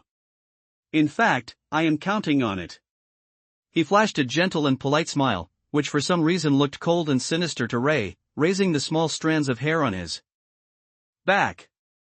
Hi. Hi. All right. Ray raised his hands and took a step back subconsciously. Could you at least tell me what you were doing and what quest you received? I am willing to pay for that information. He paused and then added. Generously. 500 gold coins. Liam named his price with the same deceptive smile and walked away, knowing full well that he was not going to go for it. With the current exchange rate, not many people trading the in-game currency, a sum like 500 gold coins was astronomically high and expensive. Even with several people worldwide playing the game, it would probably cost at least a few $1,000s. So unless the other party was insane, they wouldn't agree to something like this. Liam just needed him to stop following him and pestering him. So he tossed out this insane number. He did not have time to spare for dealing with these things. However, unexpectedly, Ray immediately shouted back with a thumbs up. Yes. Add me as a friend, I can send you the gold over ASAP. Are you serious? Liam couldn't help but let out a laugh. It looked like he had inadvertently run into one of the pay-to-play heavy-duty money bags. He paused, deciding to deal with the matter quickly, and finished the transaction first. Ding! You have received 500 gold coins from your friend. All right. Follow me and observe carefully. I will demonstrate for you 3 times. That's it. At this point in the game, there was no recording option, so he wasn't too worried about revealing his face. Ray nodded, immediately turning around and waving at the 2 women. The 3 of them half jogged and half ran, keeping up with Liam as they walked to the outskirts of the town. Though there were several prying eyes still lingering on the group, Liam was not bothered by it as they were well within the town's protection limits. And also, he was almost 5 times stronger than a normal level 1 player. All right. This is the first stance. Liam balanced himself on his right leg and folded the left leg behind his back, bringing it all the way up to reach his head. This strengthens your spine, he explained. The 3 nodded silently, observing him and taking mental notes as they did. Liam was swift in his transitions and his movements flowed smoothly. He repeated all the stances as if he had done those 100 times before. Sweat trickled down his body, his muscles straining against the thin ragged shirt. It was almost a blasphemy for such trash clothing covering his perfect chiseled figure. Both Mia and Alex gulped simultaneously, Liam's movements only half registering in their minds. They were more busy looking at the tensing up and relaxing movements of his defined muscles. Ray had brought them over because he knew they were more talented than him, but weirdly enough, he was the person paying most attention right now. It took Liam all of 2 minutes to finish the entire set of movements, and then he repeated it 2 more times, finishing the whole thing in around 5 minutes. Alright then. I am done with the demonstration. As for the explanation, you should have figured out by now how extremely realistic the game is. So this set of exercises are just something I practice every day in real life, and they coincidentally worked in-game as well. He didn't care if they were convinced or not with his explanation and didn't bother elaborating more. I wish you luck. Liam clapped his hands, removing the dirt on them as the three still continued to watch him in a daze. He then turned around to start walking away back to the town, when all three snapped out of their trance and called after him at the same time. Hey! Wait!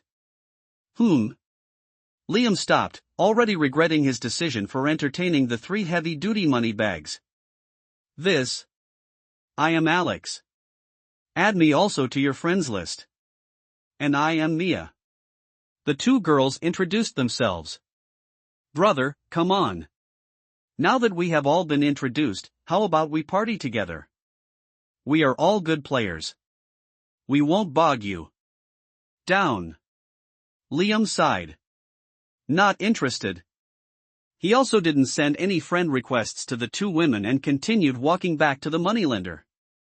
Now that he had more money, it saved him a lot of time and effort, and he intended to upgrade his gear before heading out. Brother expert, Ray called after him, but Mia stopped him. Leave him be. I don't think someone like him will join any group. Let's just work on things our own way. She muttered, tucking away a few strands of her blonde hair behind her ear. What? You are already returning the gold? The fat pawnshop owner shook his head at Liam in disapproval, his chubby chin and neck fat jiggling as he did. He was not able to get a single silver from the young man, and it pained him terribly. As a loan shark, his survival depended on people returning back the money borrowed at the last minute, if at all, but now this young man had returned it back to him within a single day. All right. Don't hesitate to ask for my help again if you need it. The shopkeeper muttered, replacing the frown once again with a big smile. Liam nodded at him and then walked out towards his next destination. He had neither expected this influx of cash nor his unique body constitution. This made his path ahead a lot easier and at the same time also uncertain. After exiting the pawnshop, Liam made a quick trip to the weapons store and upgraded his rusted longsword to a bright and shiny silver sword. It gave him a simple boost of 10 attack power as opposed to the 1 attack power of the rusted sword, while costing 10 silver. Unlike the pieces of equipment dropped by beasts and monsters, swords sold by the merchant stores were flashy, extremely good-looking, expensive but had very bad stats. No one in their right mind would buy these. It was far more efficient to obtain pieces of equipment by clearing quests and grinding for monsters, or even personally forging them. However, right now time was more valuable than gold for Liam. So he quickly purchased a full set of gear without hesitation, including light leather armor, leather pants, silver boots, and silver gauntlets, spending a little over 1 gold. There was also a thick silver breastplate which Liam did not buy, as he preferred keeping his body light and free, rather than being weighed down by clunky pieces of equipment. Combined with his tempered, well-toned body, clear skin, sharp look, and fine, polished, and crisp leather clothing, he looked like an heir to one of the rich families. The gear also gave him a decent boost, of course, albeit for an extravagant price. Defense, 50-70. Agility, 50-60. Physical attack power, plus 10. For a player who has just started the game with not a single ounce of experience points, Liam's stats were extremely terrifying, to say the least. All right. Time to head out. He had already spent enough time in the town, so Liam started walking out in long strides. This time he didn't bother taking the busy Commoners Road and directly headed into the wilderness. This guy. What the hell? Just how much money does he have? And not to mention the good items and the unique quest. What a lucky bastard. Robert grimaced. He was one of the players who had noticed Liam back in the training hall and had been following him ever since. Robert was not someone new to Vermorks and had a dedicated group of friends playing along with him who were all together as a guild in the last game before they got forcibly pulled into Evolution Online. They had only coincidentally noticed Liam, but after they saw him receiving the special quest from the instructor, they decided to follow him along. His actions were a bit too suspicious and they couldn't help but doubt that he had prior knowledge about the game. Otherwise, how could he get this lucky this soon?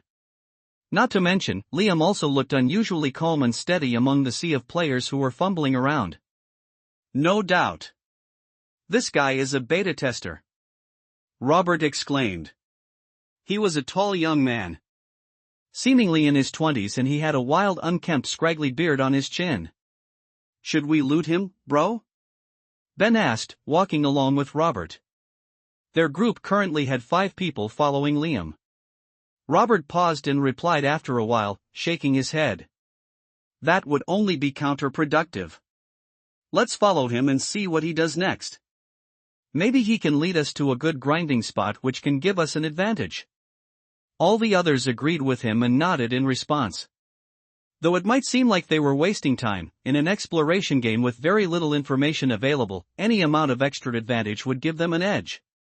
However, they were not the only group following Liam and not everyone had the same intentions. Janeway slapped the guy standing near him on his back and loudly harumphed. Ah! I can't wait to slaughter that bitch. He is spending my money without any limit. Ha! How stupid. Why would a level 1 loser even invest so much in equipments? Wasting money because he has lots. Another one chimed in. This group of players had oriental features and were also following Liam. Must be some rich sucker who has a death wish. Bish money can't save you in the game.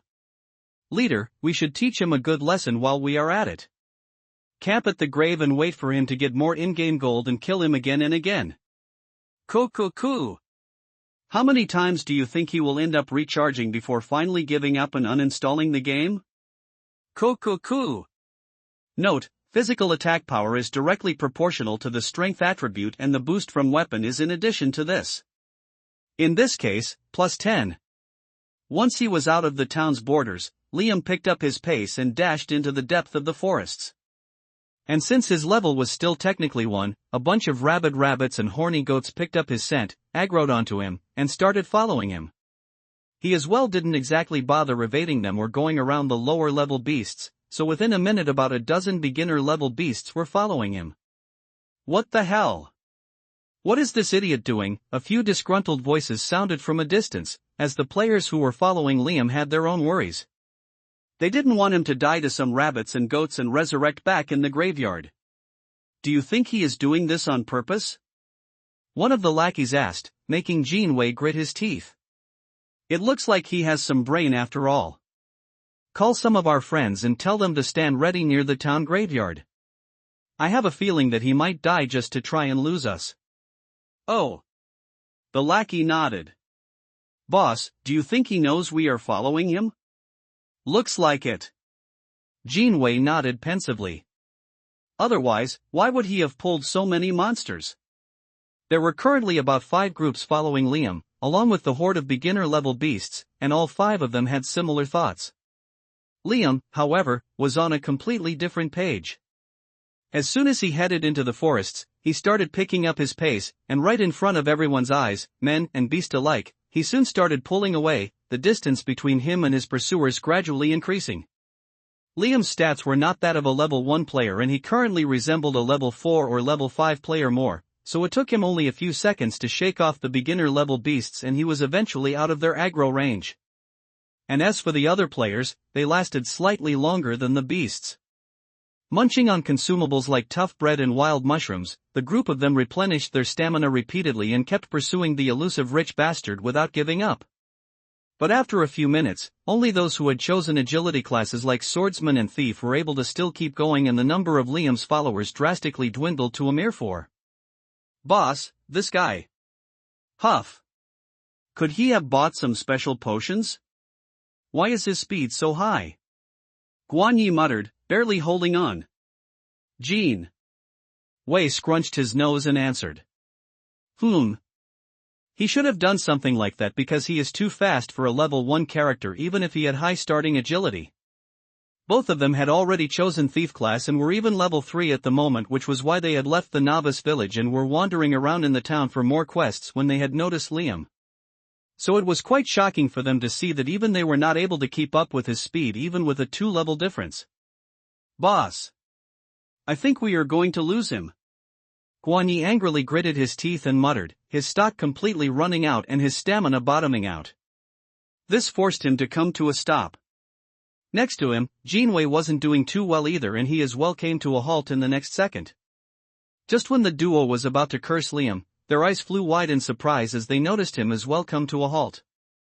Liam was standing in front of a brook, a small stream of water, and thinking about something with a serious expression. Fuck it. Finally.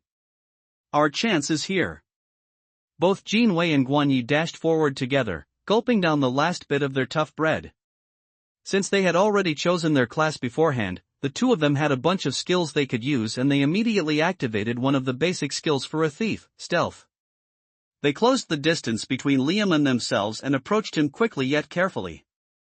They didn't want to let the golden fish slip away from their fingers yet again. I will stab him in the back. You stab him in the front.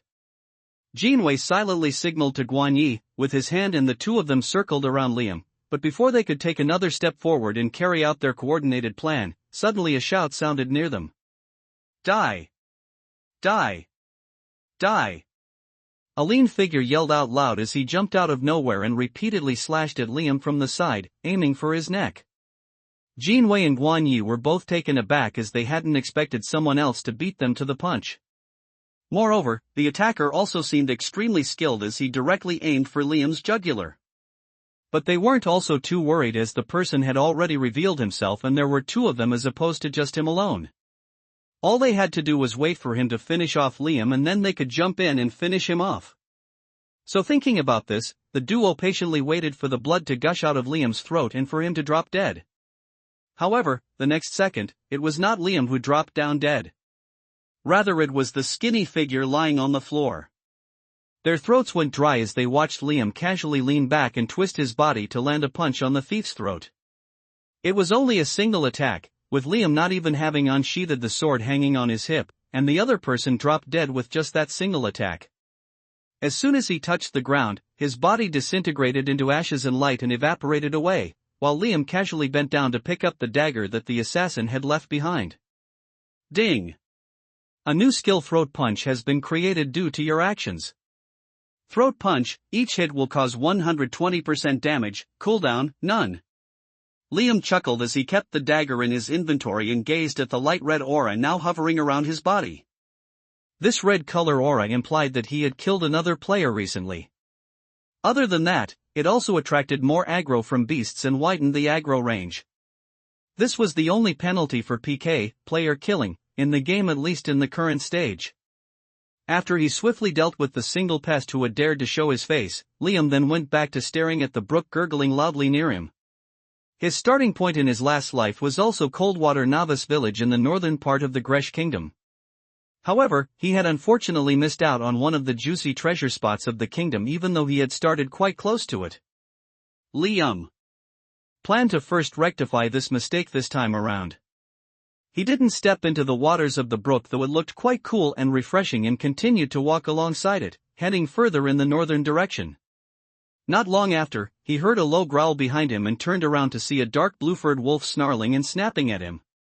Its eyes were fluorescent yellow in color and they were unmistakably locked onto Liam. As the animal slowly prowled towards him, a few more growls sounded, and within a minute Liam suddenly found himself surrounded in all directions by a pack of angry wolves. Ha! Dire wolves?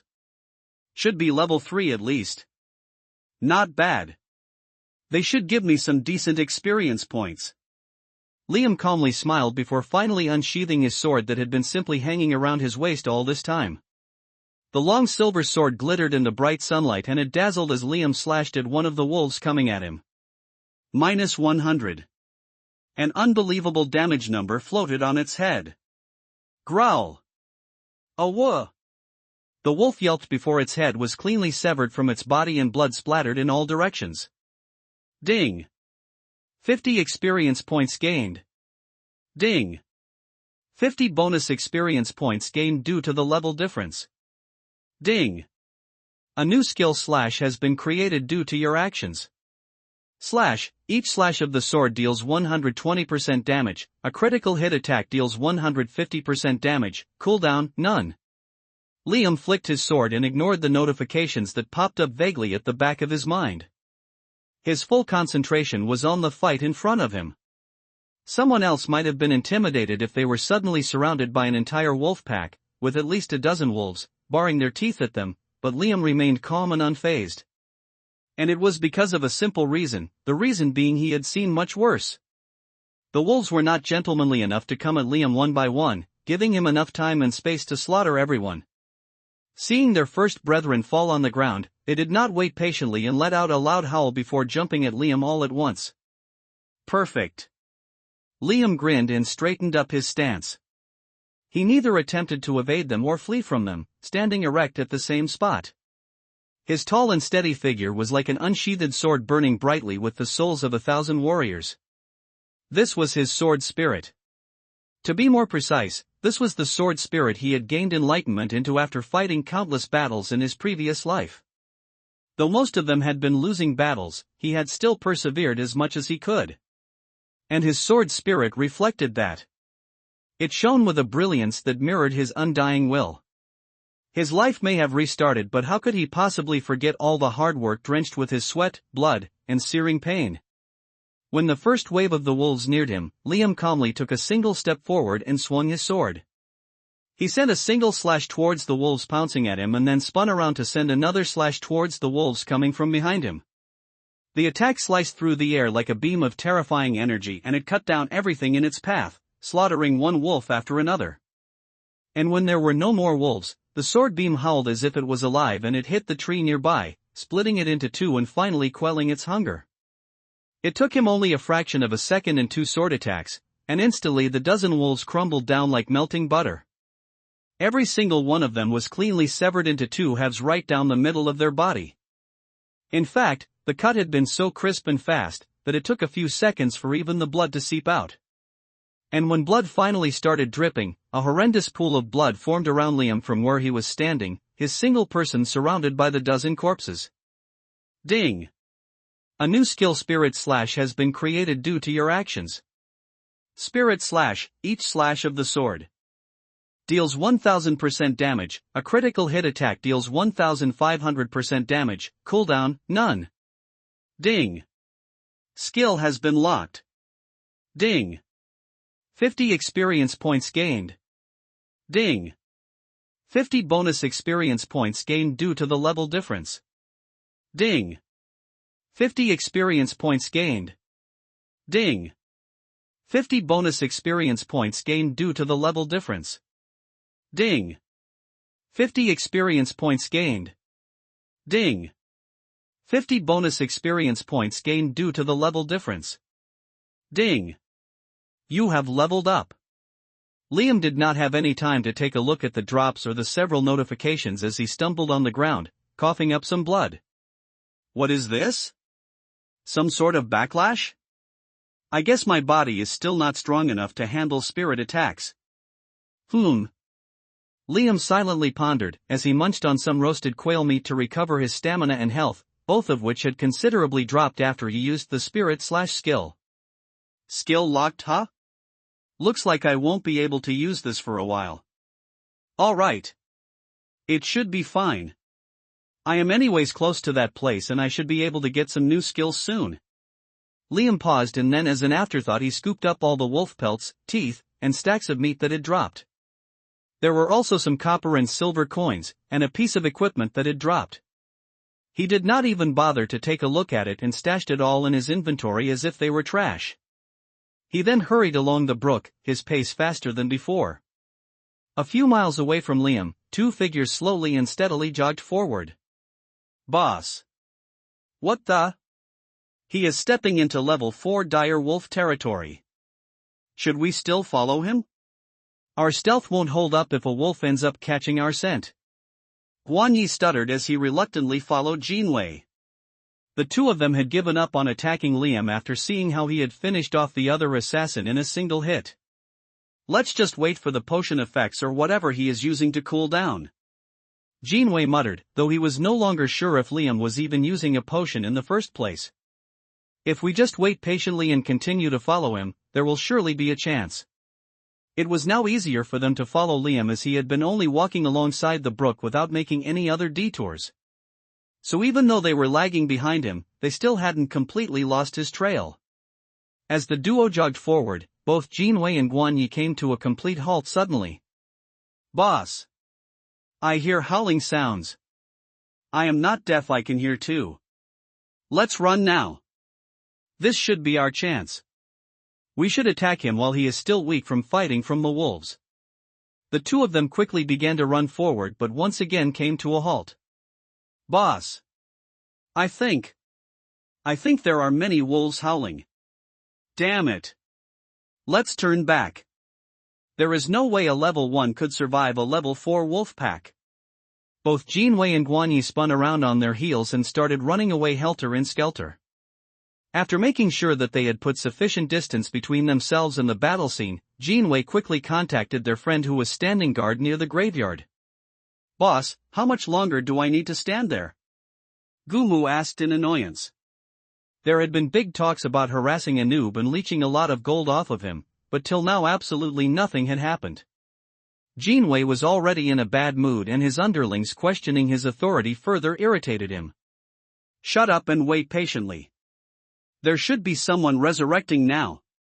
He should be dressed in costly gear. You know how he looks, right? Player details and names were not openly visible for everyone to see, so they could only rely on appearances to identify someone. Alright, boss. I will keep an eye out.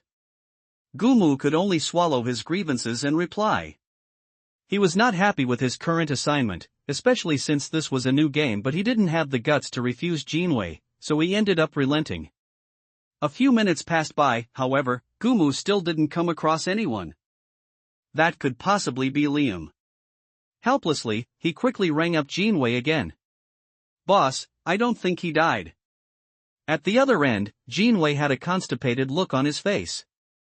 All the howling sounds had suddenly stopped, so the duo daringly walked forward to see what happened, only to find the sight of bloodbath in front of them.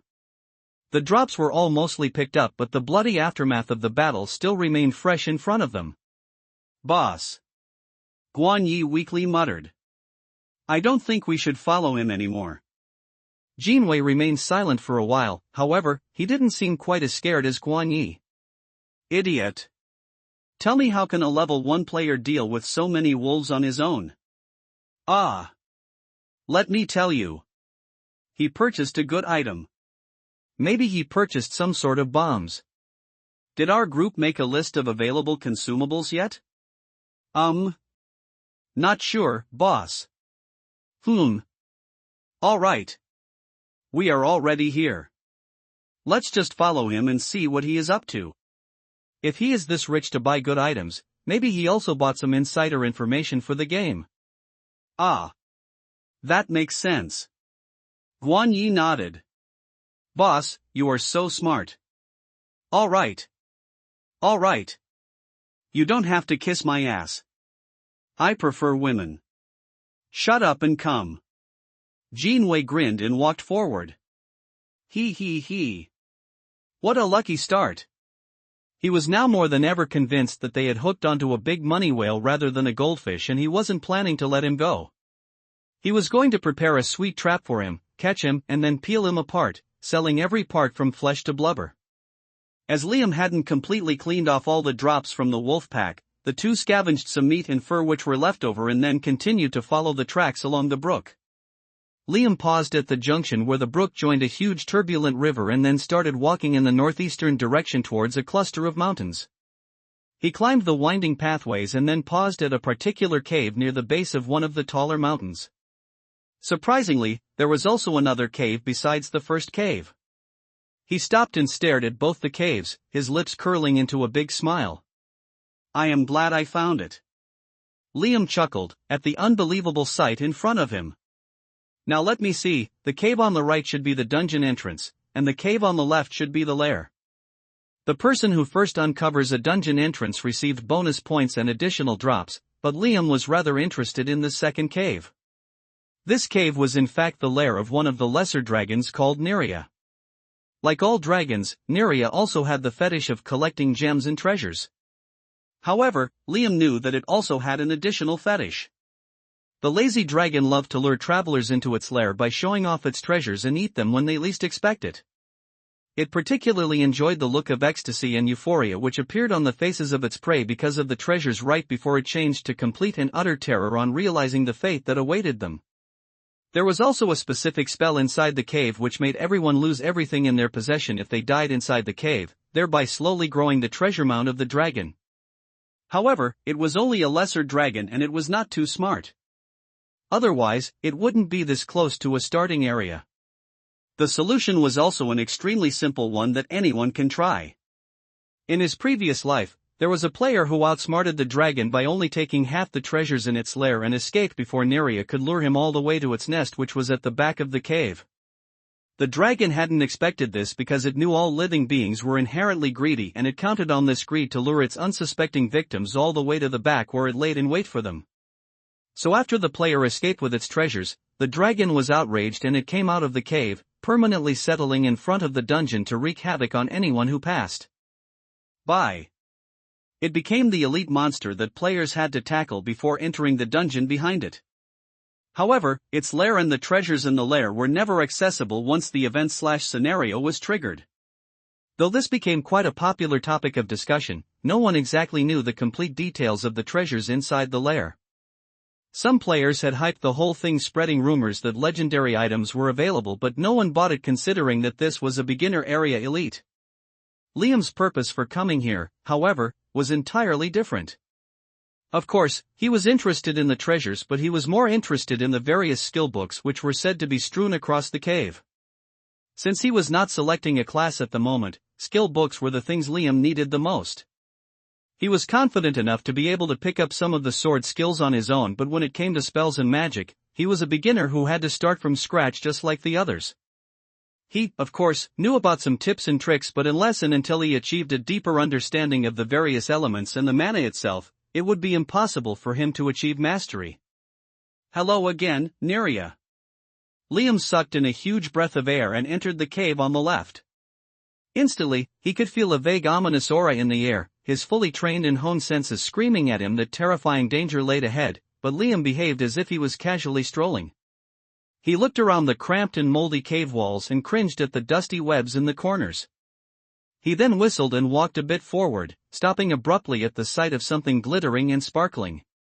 "Whoa!" Liam shouted, acting completely surprised. He went over to the nearest pile of what looked like a mound of copper coins and quickly shoved everything inside his inventory. He then turned around and went deeper into the cave, once again acting completely stunned and elated on seeing the second treasure pile, which was mostly silver coins, but it also had some equipments. Liam quickly tossed everything in his inventory without bothering to inspect it. However, he left behind a few silver coins, moving on to the next pile which was almost blinding to look at. This was a pile of gold coins. It also contained some old archaic-looking books, and Liam did not have to look at them twice to know that these were the skill books that he was looking for. There were even several of them, and Liam hurriedly pocketed everything, including the gold coins. He raised his head again, his face was now almost livid with happiness and excitement that he was grinning from ear to ear. Up ahead laid a pile of gems dazzling in multiple colors. There were once again equipments, skill books, and Liam even spotted a few scrolls which could only be recipe scrolls. He clapped his hands loudly and then rubbed them together as if he was ready to snatch everything for himself. However, he suddenly turned around. "Ah! It looks like I have left behind some silver coins. I should pick them up also." He spoke out aloud and casually walked back to pick up the few silver coins that he had purposefully left behind. And as soon as he reached the small scattered bunch of coins, he tripped and fell, losing his balance, some of the gold coins in his hand flying to the entrance of the cave. "Ah! Damn it! My gold coins!" Liam let out a surprised yelp and then chased after them, but as soon as he reached the entrance, where did he go?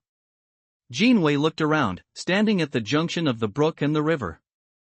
They had followed Liam all the way up to here when they had suddenly lost track of him. Looking around carefully, Wanyi poked him to show the set of footprints leading to the mountain. "Boss, over there." "Oh. Look up there." "Is that a cave?" Janeway gasped. "Boss, there is another cave right next to it." Wanyi also exclaimed in excitement. "Oh shit, boss. This has to be some sort of treasure cave or dungeon, right? We have really hit it big." Alright. Calm down. Have you forgotten how strong that guy is? He might also bring back up." Janeway rubbed his chin and muttered pensively. "We have to be extra careful here. Finding a dungeon right now would be a very big deal. Not to mention the gold on that rich boy. Let's call for backup first.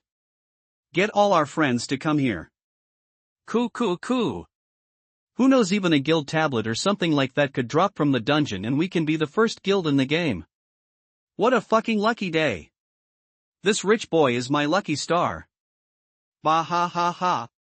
While Janeway stood arrogantly and looked around the area, Wanyi quickly got to work and called everybody they knew who was in and around the area.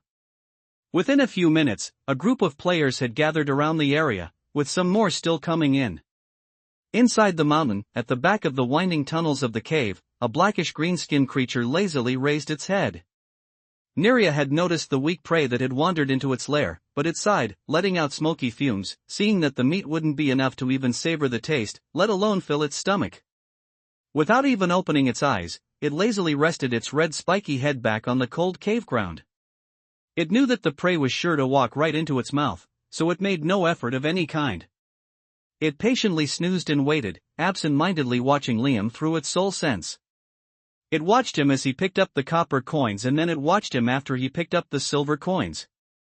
It even watched him as he left behind the few silver coins and moved on to the mound of gold, only to come back later for it, stumbling and falling on his face. Ha! What a clumsy little human. Good that stupidity is not contagious. It snorted in arrogance, once again smoke filling the small space. It lazily lifted its one eyelid, its fluorescent slit-like eye half open and half closed, and watched Liam as he ruffled his head and ran out to grab the few coins. Though there were mountains and mountains of treasure inside, the human being had still gone back for a couple of gold and silver coins. Such was the greed of living beings. It harumphed condescendingly. However, the very next second, the enormous terrifying dragon instantly froze. It jerked its head up and flashed its eyes open. Growl? It took a minute, the enormous beast blinked, and it finally understood what just happened. Neria swung its body around in a haste, lashing its tail in anger, as it saw the human being blast out of the cave and the mountain itself with immense speed. Roar! It let out a terrifying howl as it speeded outside as well without a second thought. Trickery! The damned human had outsmarted it. Taking only some of its treasures, the stupid and clumsy human being had run away. Neria trembled in anger, after having been made a fool by a stupid human being. It shot out of the cave following the prey's trail, determined to chew him out today. Roar! It opened its mouth and sent out another terrifying howl, but this time bright red flames shot out of its mouth, matching the color of its skin and scales. Meanwhile, Liam sucked in a huge breath of air and had started to run as soon as he neared the entrance of the cave. He was not sure if he was going to make it. After all, the beast that was about to chase him was a dragon, even if it was one of the lesser dragons. But he couldn't let this opportunity pass by and mustered every last bit of his strength to run as fast as he could. He shoddily climbed down the winding paths of the mountain, half sliding and half slipping, getting the hell out of the zone. However, as soon as he landed on the flat forest ground, Liam came to a screeching halt. Standing in front of him were about 20 to 30 players, each and every single one of them at least level 2, while behind him up on the hill, a terrifying roar sounded, a blast of fire ripping out of the cave entrance. Are you ready to die, bitch? Janeway muttered with a grin on his face, happy to see Liam confused. What? What are you looking at? Are you wondering how we all got here? I have been following you all along. Ha! I bet you didn't even know that. He placed his hands on his waist and laughed arrogantly, sneering at the rich boy in front of him.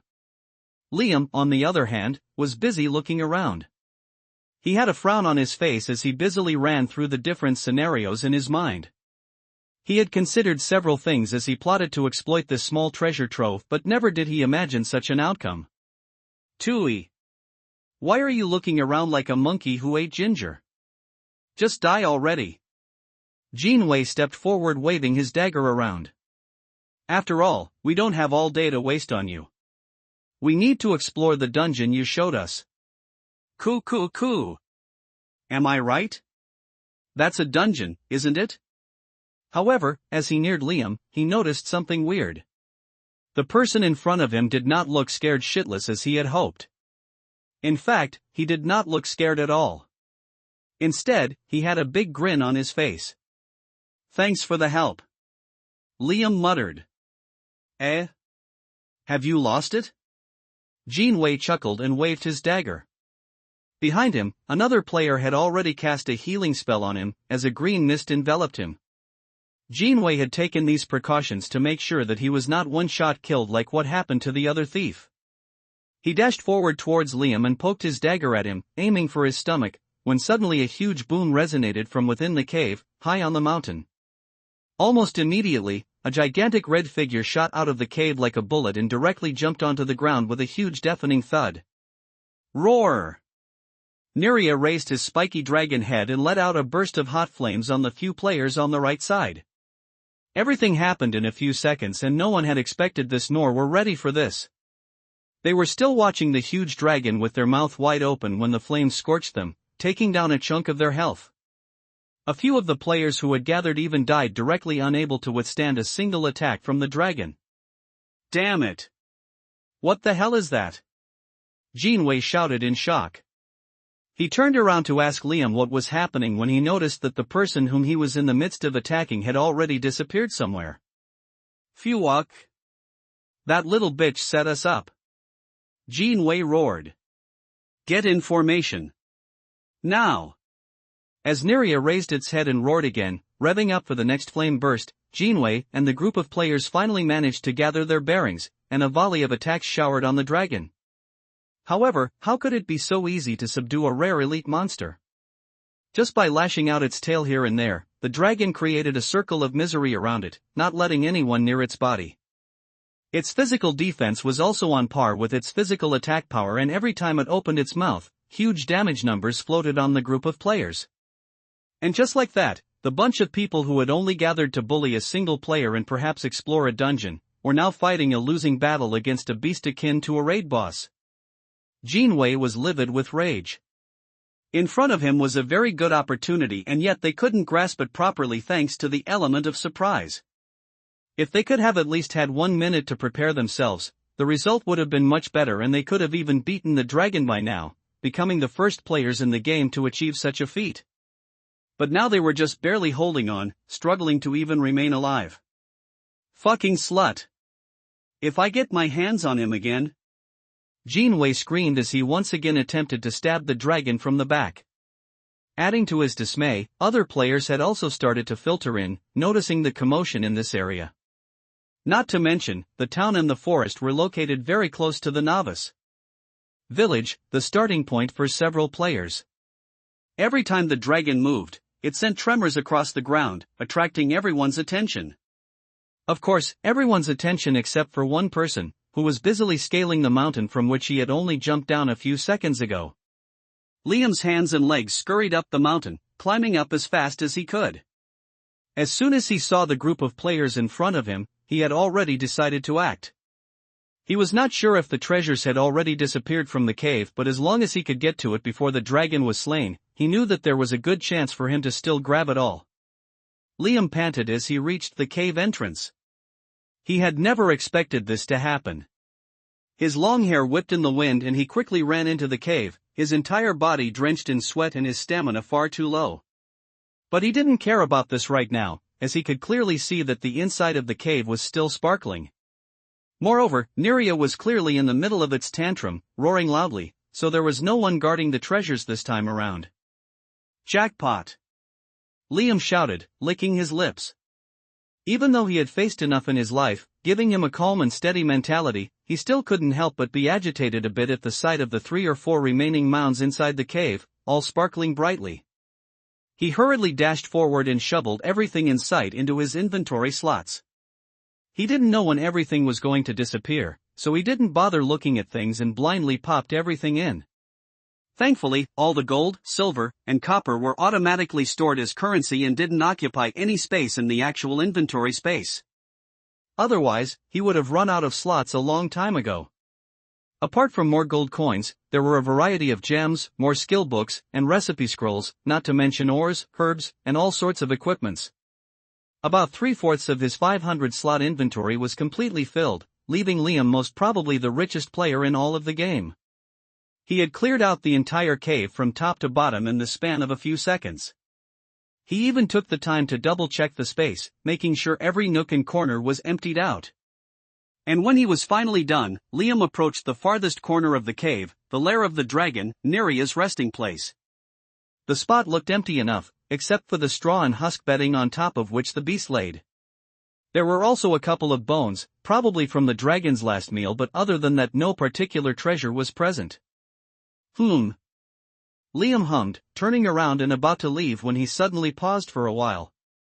He looked at the bedding again and squinted his eyes, and squatted down. He ran his hand through the inconspicuous bedding and started to patiently dismantle it. His hands were quick yet careful as he ripped apart the thick heap of bedding to shreds. Bingo! Liam's lips curled upwards as he caught sight of 3 objects hidden cozily at the center of the bedding. The dragon probably never cared about the other treasures which it displayed casually, while it personally guarded these 3 items by hiding them under its body. This alone told Liam volumes about the potential value of these 3 items. He did not waste any further time and quickly grabbed all 3, only inspecting it afterward. He sat back down and placed them on the ground, picking them up one by one. The first one was a white-colored medium-sized oval object, quite heavy. "Is this an egg?" Liam muttered, carefully placing it in one of the inventory slots. He then took the second item, which looked like a shard, violet in color, probably broken from a gem of some sort. He carefully placed it in his inventory and then took the third item, which was an old and rusted key. What the hell? Again, Liam had no idea what this was, even though this was the second time he was playing this game. The people who had looted this cave previously, or rather died attempting to, never mentioned anything about these 3 items. He had heard lots about the heaps of gold, gems, recipe scrolls, and skill books, but nothing about an egg or a shard or a key. Firstly, he was not sure if someone had managed to loot the entire cave as he did, but even if they did, and on the off chance that these items were extremely valuable, only fools would publicize that information. So either no one got it, or at least the person who got it was not stupid. Well, whatever. Liam ruffled his head and then tossed the key as well into his inventory slot.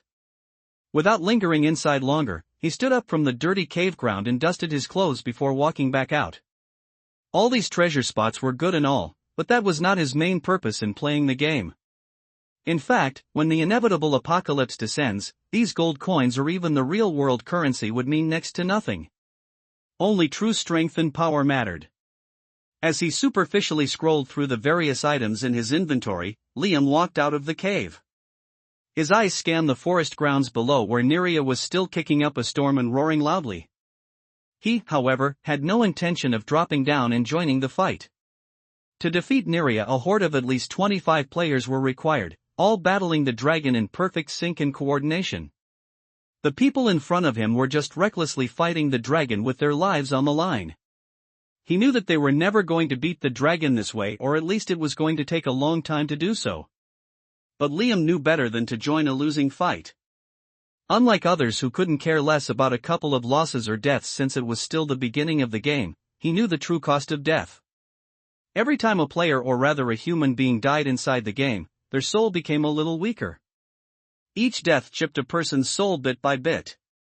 This was a fact revealed several weeks into the game when someone eventually died from sheer exhaustion. By then it was too late and almost the entire population's souls were corrupted in one way or the other. Not a single person possessed a whole and healthy soul. Though Liam had no plans to become a hero or the savior of this world, he was also not cold-hearted enough to keep this particular piece of vital information to himself. I should probably post this later tonight in a forum or something. Liam made a mental note and prepared to leave the mountain, heading to the next place he had in mind. But as he stepped out, he noticed a couple of familiar figures standing in front of the other cave, right next to the dragon's lair. Ooh! What a coincidence! We meet again, expert. Ray quickly walked over to him and eagerly sparked up a conversation. Aren't you fighting the dragon, senior? Liam shook his head before turning to leave. Ah! Wait a minute, senior.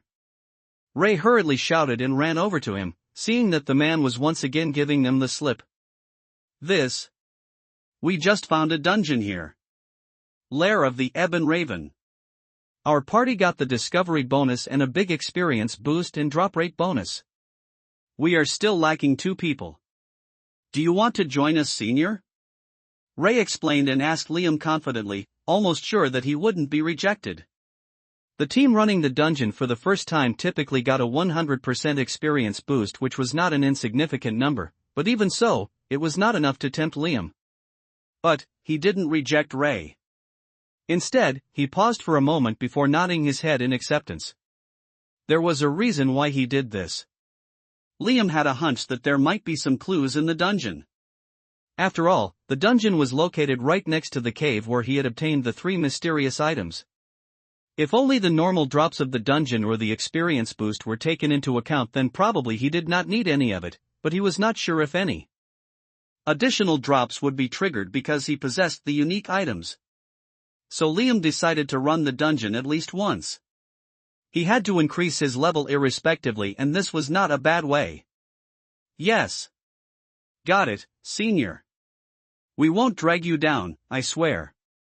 Ray was ecstatic after seeing Liam nod. All right. That's enough. What's your party composition? Liam patted the excited young man and walked towards the dungeon. Ha ha ha. Ray immediately revealed a big grin. Bro. Just like you, I am also playing no class. He even gave a thumbs up and a wink. This idiot. Liam shook his head, smiling bitterly. Add me to the party.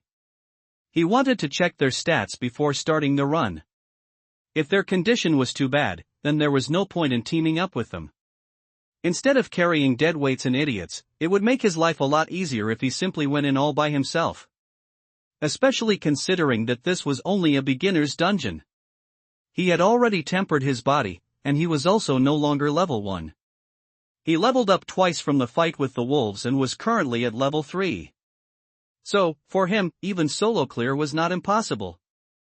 Ray nodded and quickly added Liam to the team. Ding! You have been invited to join a party. Ding! Do you accept? Yes/no. Liam clicked yes and then silently inspected his 3 new teammates. Though he didn't have many expectations, to begin with, he was pleasantly surprised after seeing their stats. All 3 of them were in fact at level 4, a whole level higher than him or the bunch of players fighting with Neria beside them. Also, among the 3 only Ray hadn't chosen any particular class. One of the 2 girls had chosen the path of paladin while the other had chosen the role of a healer, more specifically a priestess. While both a paladin and a priest relied on holy power, mana with the light elemental attribute infused within it, a paladin focused more on protection and preventing damage while a priest focused more on the healing aspect. Not bad. Not bad at all for a makeshift team. Liam muttered, without minding that he was actually speaking the words out loud. Ray didn't care, but he looked at his 2 sisters and nervously smiled, before turning back to Liam. Bro, we are not really a makeshift team.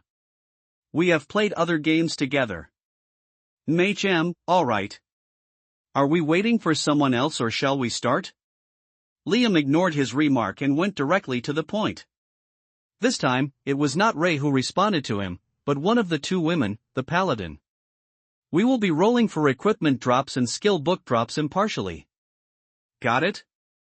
Alex tied up her long red hair into a tight bun as she eyed Liam from top to bottom. Every time her gaze fell on him, it was clear to her that she was in a game. No real man could possibly look like that.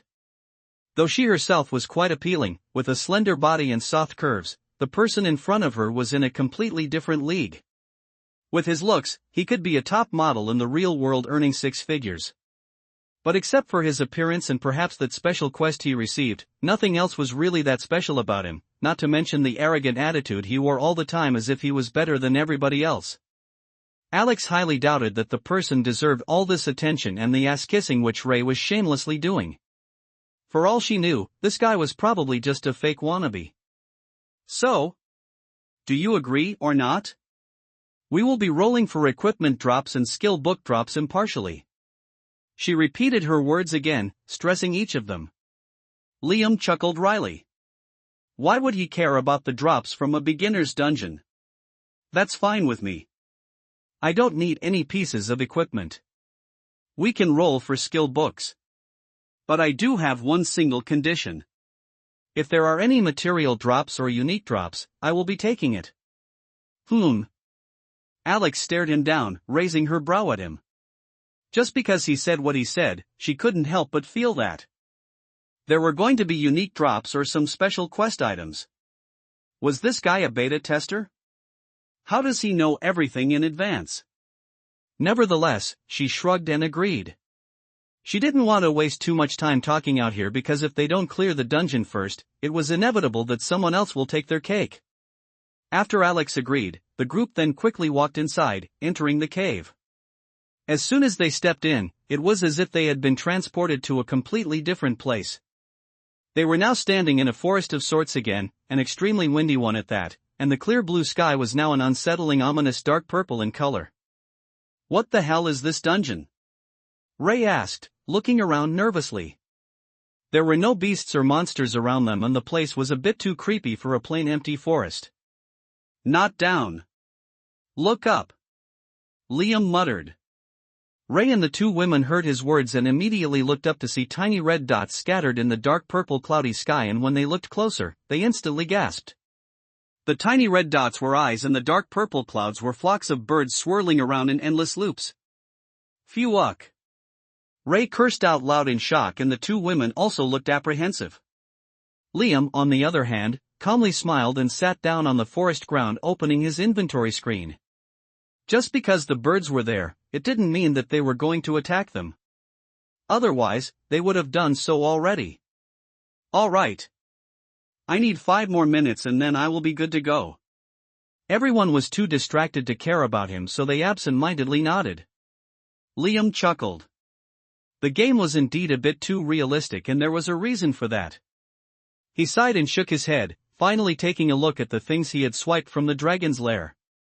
Currency. Gold, 5,000. Silver, 5,000. Copper, 5,000. Not bad. Liam clicked his tongue. He then took a look at the first skill book. Demonic Summon, consumes 200 mana and summons a lesser demon. Spell active for 20 seconds. Level 1. TCH. What an expensive summoning spell. Liam quickly learned the skill as there was no limit to the number of skills one could learn, but leveling up all of them and making sure that they are actually useful was an entirely different thing. One could learn 100 skills, but it was physically impossible to focus on all of them, level up all of them, and more importantly, gain enlightenment regarding all of them. But this particular skill was well worth the time and effort because Liam knew that when leveled up, it would enable the player to permanently form a contract with a demon. Of course, there was also another prerequisite for this to happen. Only people with an extremely high demonic affinity were capable of achieving this stage. Liam did not have an SSS grade affinity, which was technically the highest, but she still had an S grade affinity, which was good enough. So he didn't hesitate and quickly learned the skill. Alex stood beside him, curiously watching Liam and wondering what he was up to. Hey, Hofstadter. What do you think he is doing? Did he just learn a skill? She muttered under her breath. Liam ignored their chatter and was about to open the next item when his hand suddenly paused. Hofstadter? His eyes quickly scanned the name of the third member of the party, the priestess with whom he had not interacted that much. Ray Thornwood. Alex Thornwood. Mia Hofstadter. He hadn't paid enough attention to their names earlier, and now that he did, Liam was utterly dumbfounded. What was this? Fate? Or simply a coincidence? Liam cursed himself for not noticing this sooner. In his hurry, he would have almost sent away a God-sent gift package. Mia Hofstadter. In his previous life, she was a very famous named player. She had consistently been one of the top healers on the leaderboard. Not to mention, her top-notch skills as a battle priest when she was not healing. In addition to that, the woman was extremely good-looking, with a gorgeous figure, honey blonde hair, and a pair of bright blue eyes. She also had a calm, composed, and cold temperament like a sword that was sheathed, which didn't quite fit the image of a kind and benevolent priestess, and yet she was adored by countless fans and was revered as a goddess. However, all of this was when the world still had a semblance of normalcy. After things started to turn bleak, for some reason, her name had disappeared altogether. She was not even registered with the association. Liam's mind automatically rummaged through the several things he had heard about Mia, and he paused, paying attention to the one particular thing, the only part he cared about. This woman in front of him possessed a purine body. Human beings were not all the same, and some had blessed constitutions even while living on an unawakened planet such as Earth. Liam himself did not have any such special constitutions. In his previous life, he had envied those people who had, because they were able to easily soar up and stand above when everyone else was struggling. The body was the vessel that absorbed, stored, and acted as a conduit for energy and magic. So when one had the upper hand in this aspect, their progress was smooth and steady. In his second time around, Liam had no plans of underestimating such an important factor, especially when the said thing was knocking at his doorstep. Do you have a divine affinity? Liam gazed at Mia and asked, directly coming to the point. SSS grade? He added. The girl in front of him was stunned. Her lips parted slightly and she asked. What? How do you know that? Both Alex and Ray were also shocked and looked at him with questioning eyes. Liam smiled. He did not have to wait for their answer. Judging just from their reactions, he could tell that his guess was indeed correct. Ha ha. Nothing like that. He chuckled and raised his hands. I was just wondering why you would select a class like priest. Senior, I told you right. We are a strong team. Ray chuckled. Apparently, only he had bought Liam's answer, as the other two women squinted their eyes and looked at him warily. All right. I am almost done. Liam did not dwell on the topic any longer, as he knew that convincing the other party right now for the thing that he wanted from her was almost impossible. He picked another one of the skill books, the basic skill for a necromancer class, and quickly learned it. This should be enough for this dungeon. He flicked his inventory close and then stood up, unsheathing one of the swords that he had picked up from Neria's lair. Sizzling iron sword. Weapon type, one-handed sword. Durability, 20/40. Attack damage, 15/20. Agility, 5. Let's go. The first mob should be up ahead. Ignore the ones flying in the sky. They won't come down to attack us. Liam explained. The group walked forward with Liam and Alex at the front and Ray and Mia at the back. Mia couldn't help but glance at the lean and muscular man in front of her. Why did he ask me that? She silently wondered. A few seconds later, the first beasts popped up. A group of wandering wolves stood in front of Liam and Alex. Before anyone could say anything, Liam dashed forward and took control of the situation. Tank, take the two on the left. I will attack the two on the right. Ray, provide support for the tank. Healer, keep an eye out for sudden damages. Alex frowned, wondering who put this guy in charge of their team, but she decided to just go along with the flow and once and for all, really see what the guy was worth. She used her basic paladin skill, block, and jutted her shield forward. The two wolves immediately growled and attacked her, but their claws and canines were blocked by the shield. She skillfully moved, blocking their every single attack, again and again, even anticipating their attack pattern. However, these were just wolves, so Alex was even able to catch a break and swung her sword forward. Ray supported her by shooting arrows from behind, the two of them quickly finishing off the wolves in under a minute. Woo! Alex shouted as the string of experience points flowed in. She was about to turn and see how Liam was doing, but the next couple of experience points also flowed in. He single-handedly finished the two wolves in the same time it took for the both of us? She was dumbfounded. She wanted to open the system interface and check the damage numbers as they only received notification for experience points, but Liam's voice bellowed again. Get the wolf meat and place them atop that giant rock.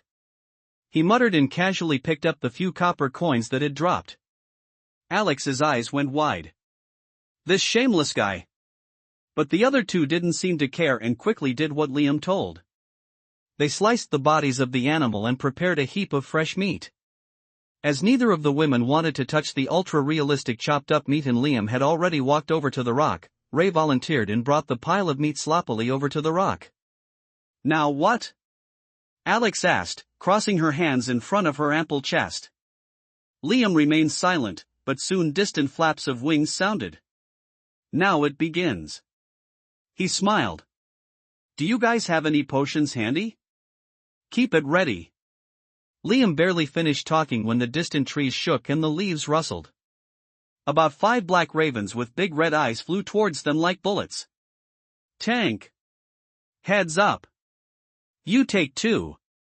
I will deal with the other 3. Ray. The same rule. Follow it. Provide support to the tank first. Come to me after dealing with the 2. Healer, look alive. Alex was furious. What the heck was with this fellow? Did they not have names? Only Ray had a name? She activated her skill, Deafening Roar, and attracted the attention of all 5 ravens, but Liam quickly slashed at 3 of them. His damage numbers were double that of Alex, so he immediately pulled the 3 away from her, giving her a stern look. Follow my instructions. The birds were a bit more agile than the wolves and their main attack pattern was with their beaks and claws, pecking furiously at their targets. Nevertheless, Liam dodged their attacks nimbly, his tempered body keeping up with his movements. Every single move he made was accounted for and had absolute precision. Beside him, Alex also blocked the birds and parried with them. Soon, the first wave of birds was brought down, again almost at the same time. A string of notifications rang in their ears giving out experience points. Alex immediately turned towards Liam and pointed her shield at him. Do you have something against women? What? Watch out. There are 3 more waves. Liam warned her and not long after, the trees once again rustled. This time a flock of 10 birds came down and Alex no longer had the luxury to be pissed at Liam. Deafening Roar, she once again shouted loudly, drawing the attraction of the cluster of black ravens. Tank, can you handle 5? Liam shouted and slashed at the few birds in the back. Heavy damage numbers floated and feathers scattered left and right, but even Liam was not able to dodge all the peckers. A few bloody gashes appeared on his body. However, just as his health dropped, nourishing energy enveloped his body, quickly healing him. Mia's spell casting was on point as she anticipated the damage and aided the team with great timing. Liam nodded in approval. This woman was indeed worthy of being one of the top battle priests. She was a natural. His own movements as well were extremely fluid and confident, but the difference between the both of them was that he had actually swung his sword 1,000,000 times before he got to where he was today. It was something that was drilled into his very bones. But the other party was simply born with a godly talent. The world was truly unfair. The ravens did not have any special attacks, so with just using his basic sword moves, Liam was able to deal with them in a matter of seconds. Alex and Ray, on the other hand, were still barely holding on. Alex grit her teeth in frustration as the experience points pulled from Liam's kills. Unlike the earlier mob, this one showed the skill difference between the two, leaving nothing to the imagination. While they were struggling, Liam was already done and he now dashed forward to help with their half of the mob. He would have gotten to them faster, but he did not want to use any of his new skills just yet. Ding! 10 experience points gained. Ding! 10 bonus experience points gained. Ding! 10 experience points gained. Ding! 10 bonus experience points gained. One of the ravens dropped a skill book this time, which Liam bent down and picked up. "What is it, bro?" Ray asked excitedly, but to his disappointment, it was only a Holy Heal spellbook. "You have this skill?" Liam asked Mia, and she nodded silently. He then turned and tossed the book to Alex. "You should also learn it." "Why would a paladin need a heal skill?" Alex frowned. She was still sulking about the fact that he was much stronger and skilled than them. "Your choice." Liam did not engage her and wiped the blood off of his sword, preparing for the next attack, which was about to hit them any time now. He took out a violet-colored fruit from his inventory and munched on it. "Another wave incoming. Recover your mana and stamina quickly." Alex gripped her shield tightly, wanting to bash it on the back of his head. What a hateful guy. 10 again this time, Liam shouted as the trees began to rustle and another group of ravens flew towards them. 5 each. Same as last time. He swung his sword, prepared to jump into the battle, but suddenly, he froze. Liam almost couldn't believe what he was seeing. Something that he did not expect to happen. Instead of the norm, the 10 birds mob, a mob of 20 black ravens shot towards them like sharp arrows. Liam's eyes widened in realization. He knew that this had something to do with the special objects he had collected from the dragon's lair. He snapped out of his shock and immediately shouted again. "More than 10. Watch out." "Yes, I can see that, genius." Alex angrily retorted, but the man was too busy to listen to her. Awakened, Liam muttered under his breath, finally using another one of his skills. Black mist swirled around the many raven corpses littered on the mound, broken pieces of their skeletons slowly coming together. They bonded and fused like there was some sort of invisible glue. Some even had pieces of flesh and feathers stuck to it, making it extremely gory and disgusting to watch. Not to mention the pungent smell. What the hell? Alex took a step back, feeling nauseous. Even Mia's face was scrunched up. Only Ray watched the whole thing with a dazed look on his face that was full of admiration and worship. "Bro! How cool! You got the undead skill. Nice! This looks freaking amazing." He gave Liam a thumbs up. Everything happened quickly, and from the mess of the several corpses, 3 raven skeletons rose up from the ground, flapping their rotten bonny wings. Squawk! Squawk! Squawk! Squawk! The cluster of ravens cackled, filling the air with loud shrieking noises. It was barely on the borderline, and even a decibel or so higher would have forced the team fighting against them to cover their ears first instead of fighting to prevent their eardrums from getting punctured. Alex immediately used her deafening roar, coupled with her block, but the birds were far too many and their beaks were everywhere. The group's health was dropping down too fast for even Mia to keep a steady hold on things. She frantically cast her heels, forcing herself to her limits to maintain absolute perfection in timing. Liam sighed. He took one look at how things were going and he immediately shouted. "Get down!" They were only a little over halfway through and he didn't want the group to be wiped out. And since everyone had been listening to him since the beginning, no one thought twice about what he said and acted first, getting off of the mound. Only after jumping down, they noticed that none of the ravens had followed them back and all the birds were now circling only around Liam. "Healar! Keep up!" Liam shouted, adding another instruction. He didn't bother giving Mia more detailed commands because he was confident about her abilities. Also, he didn't have the time to spare. Standing all by himself atop of the bloody mound, Liam's body was spinning and twisting in all crazy angles, his agility a notch higher than the ravens. The 3 undead he had summoned were also busily fighting back, taking chunks of flesh and health from the cackling ravens, but it was clear that he was being pushed to his limits. It was clear that he wouldn't last much longer, but lasting so far just by himself was itself a remarkable feat. Everyone was stunned silly. They watched Liam in a daze with dumb expressions on their faces, even forgetting that they could just climb back the mound and join the fight. They couldn't take their eyes off of him as he contorted in various angles, dodging the trajectories of the birds and at the same time, slashing at them with his sword. How beautiful! Alex muttered subconsciously. Mia as well had her eyes peeled open, not missing a single movement on the man in front of her. Ray, on the other hand, was watching on as if he was seeing a ghost. With every second that passed, his movements became sharper and sharper and his random moves slowly became coordinated and beautiful like a dance rather than an intense battle. All three gulped, watching him in awe. Sword slices rippled out in several directions, chunks of flesh and feathers flying everywhere. And before long, the entire flock of birds suddenly dropped down dead. Ding! 10 experience points gained. Ding! 10 bonus experience points gained. Ding! 10 experience points gained. Ding!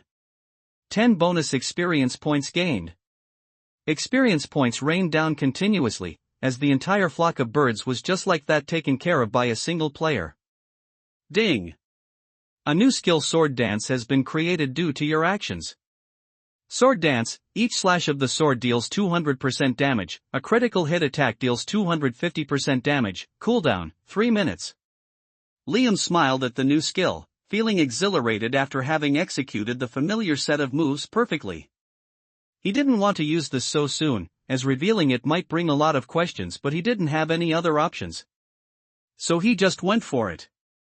Awakened, Liam muttered again, this time a group of 5 bony undead ravens slowly rising up from the pile of corpses. He was already preparing for the next fight. Unlike him, all the 3 spectators stood still. Even Alex was stunned speechless with nothing else to say. She inwardly felt embarrassed to have compared both of their gameplay. One was like an aged wine while the other was like a cheap beer. Liam turned to look at them and saw the worshipping look in their eyes. Ha! He chuckled inwardly. He was not used to being looked at in this manner. He ruffled his head and muttered, returning back to dig through the pile of corpses. You should stop daydreaming and get back up. The next group will soon be here. The haul this time was quite good and the birds had dropped 2 skill books and 1 crossbow with good stats. Check this out. Liam threw the crossbow at Ray. Hey! How do you know all of this? Alex asked, ignoring the equipment that was tossed. She climbed back onto the mound, with her gaze fixated on Liam. I don't. I am only roughly guessing. He didn't stop for answering her and continued to pocket all the copper and silver coins he found. Technically, what he said wasn't wrong as his last estimate had been terribly wrong and way off the mark. Even they knew it. But Alex was not ready to give up just yet. What was that sword move thing you did? That was also a skill you learned from a skill book? She asked again. It was. Impossible for one person to have acquired so many skill books when the game just literally started, so she simply couldn't let it go. She glared at the guy as if he had stolen her lunch money from her. Liam shook his head and looked at her. This time instead of giving her a random bullshit answer, he paused slightly. I will explain it later to you. The next mob should be coming soon. He turned around without leaving any space for the woman to ask him further questions. You! Alex clenched her fists and glared at him. 5 undead ravens flapped their wings and circled around Liam. This coupled with the strong and powerful aura he was emitting, the man looked like a god of death. Alex gulped and pursed her lips. She angrily kicked a couple of corpses next to her feet as if checking to search for other drops. Ray was busy looking at the crossbow in his hand and Mia looked around, also checking in between the corpses for drops. But just like Alex, her gaze as well ever so often flickered over in the direction of Liam, looking at him in a daze. Liam pensively stared at the distance as the next set of flapping sounds started to echo. This as well sounded louder than what he was expecting. Were there again more birds? Ebon Raven was a simple beginner's dungeon. It should have never been this difficult. It didn't even have the usual modes, like easy, difficult, and hell mode. It was just a single straight shot run without any hidden twists and turns. Originally, the dungeon should have had 10 birds in the previous mob and 10 more birds in the next mob, with some of the birds in this group having the ability to stun players. This was also the last mob before the final boss, a monstrous raven bird. The boss monster looked like the other ravens except that it was several times bigger and had a third eye. The bird also had exceptional agility and was very skillful at stunning players, keeping everyone on their toes.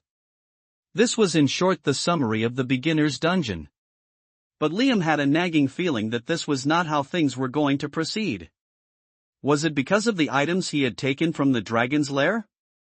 It also could be because they were the first team to enter and run the dungeon. He didn't know for sure, but that was his best guess as of now. Either way, there was a high possibility that he might not get this opportunity again. Liam did not want to risk taking any chances, so he decided to cast the other skill he had learned as well. He closed his eyes and muttered, "Demonic Summon." His mana instantly bottomed out and thick black fumes started materializing in front of him. These were somewhat similar to the aura exerted by the 5 undead ravens flapping their rotten wings, but at the same time, there were also differences between the two.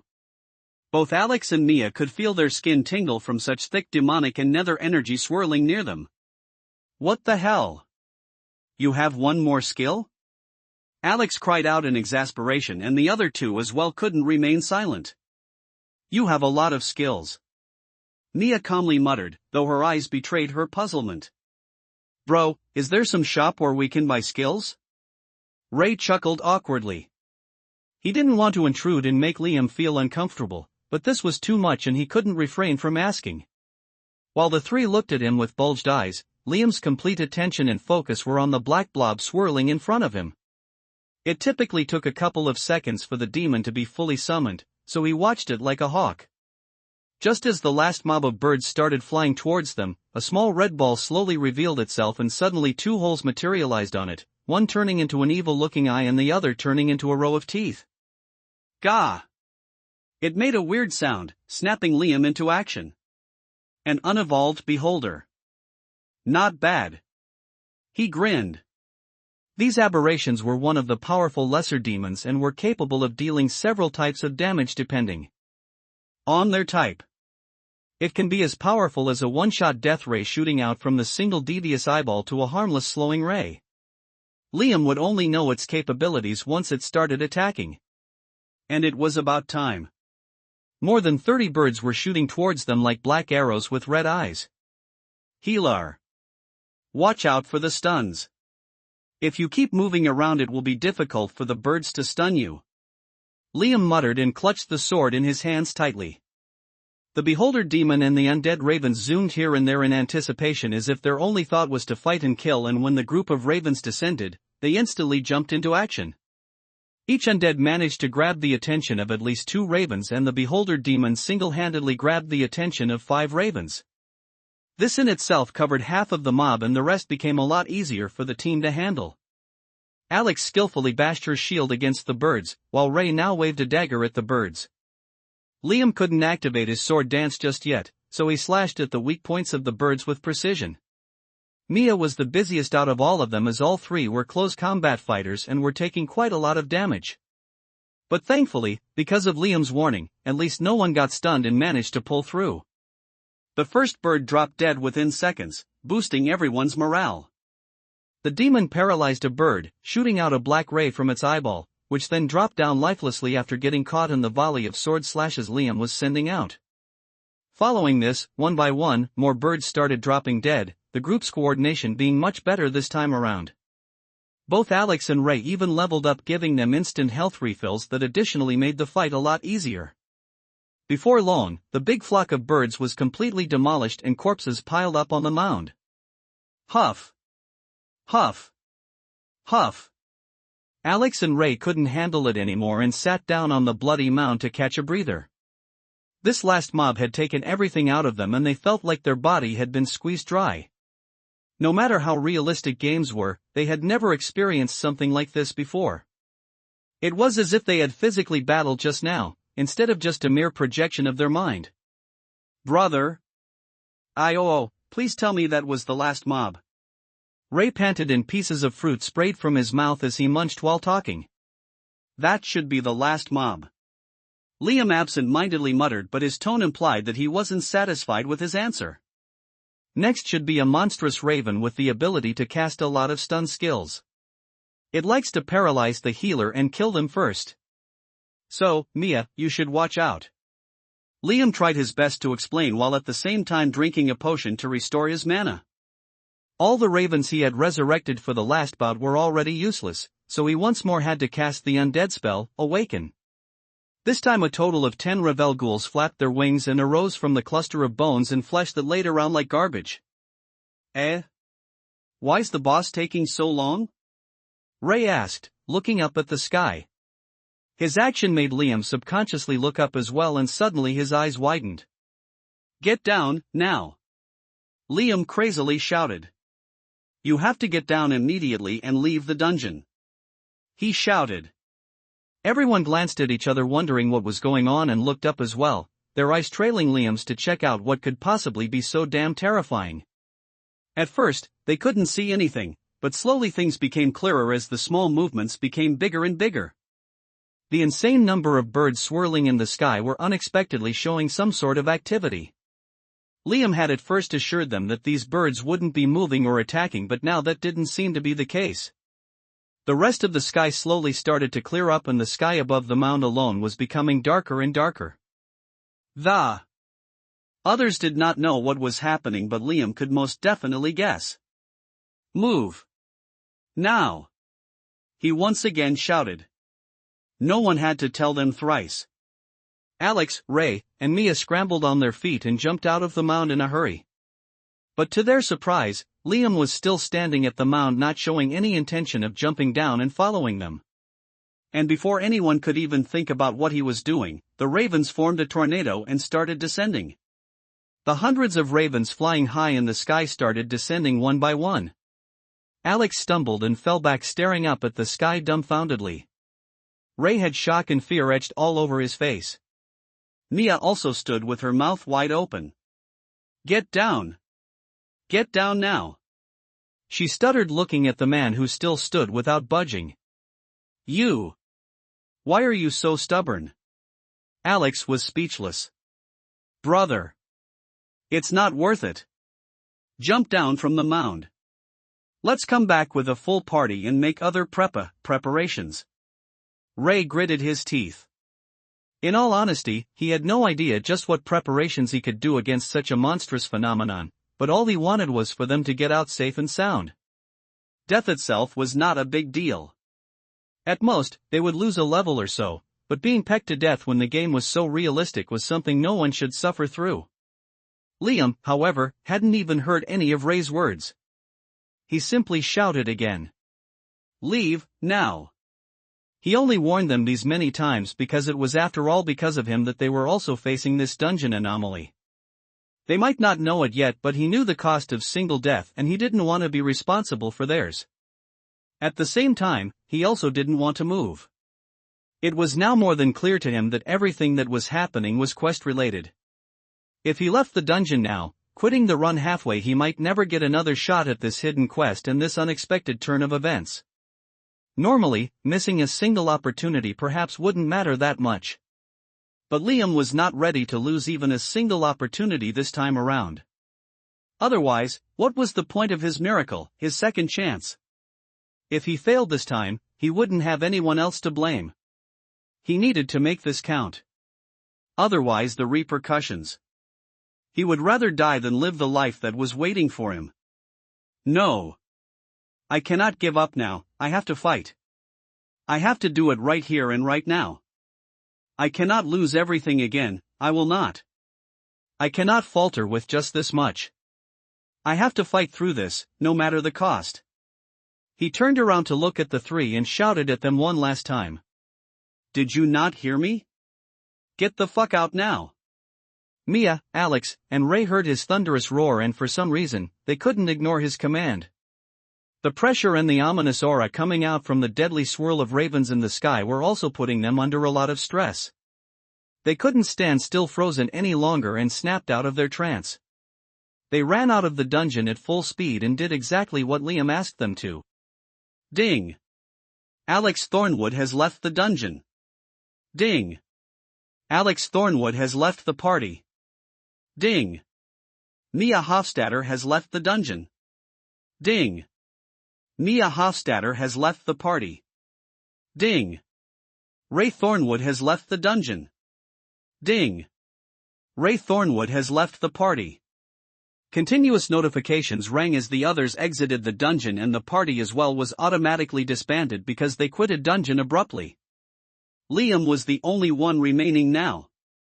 He looked up to see the tornado of ravens swirling in the sky above him, and the birds finally began their descent. Fuck. What the hell am I supposed to do now? Liam had sent everyone else out, but now he had no idea what to do in this situation. It was not as if he was a cheat character reborn with maxed out stats. No, he was just a cheat character reborn with normal stats.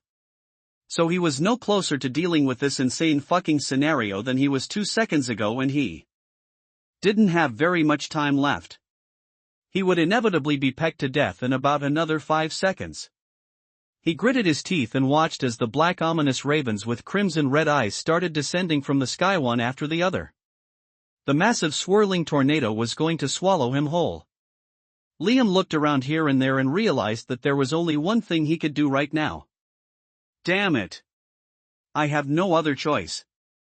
Let me just run for now and then figure out a solution later. He waited for the ravens to get close enough to him, and then before the first bird could touch him, he moved. His feet touched the ground lightly, and the next second, he shot out of the mound with an explosive speed.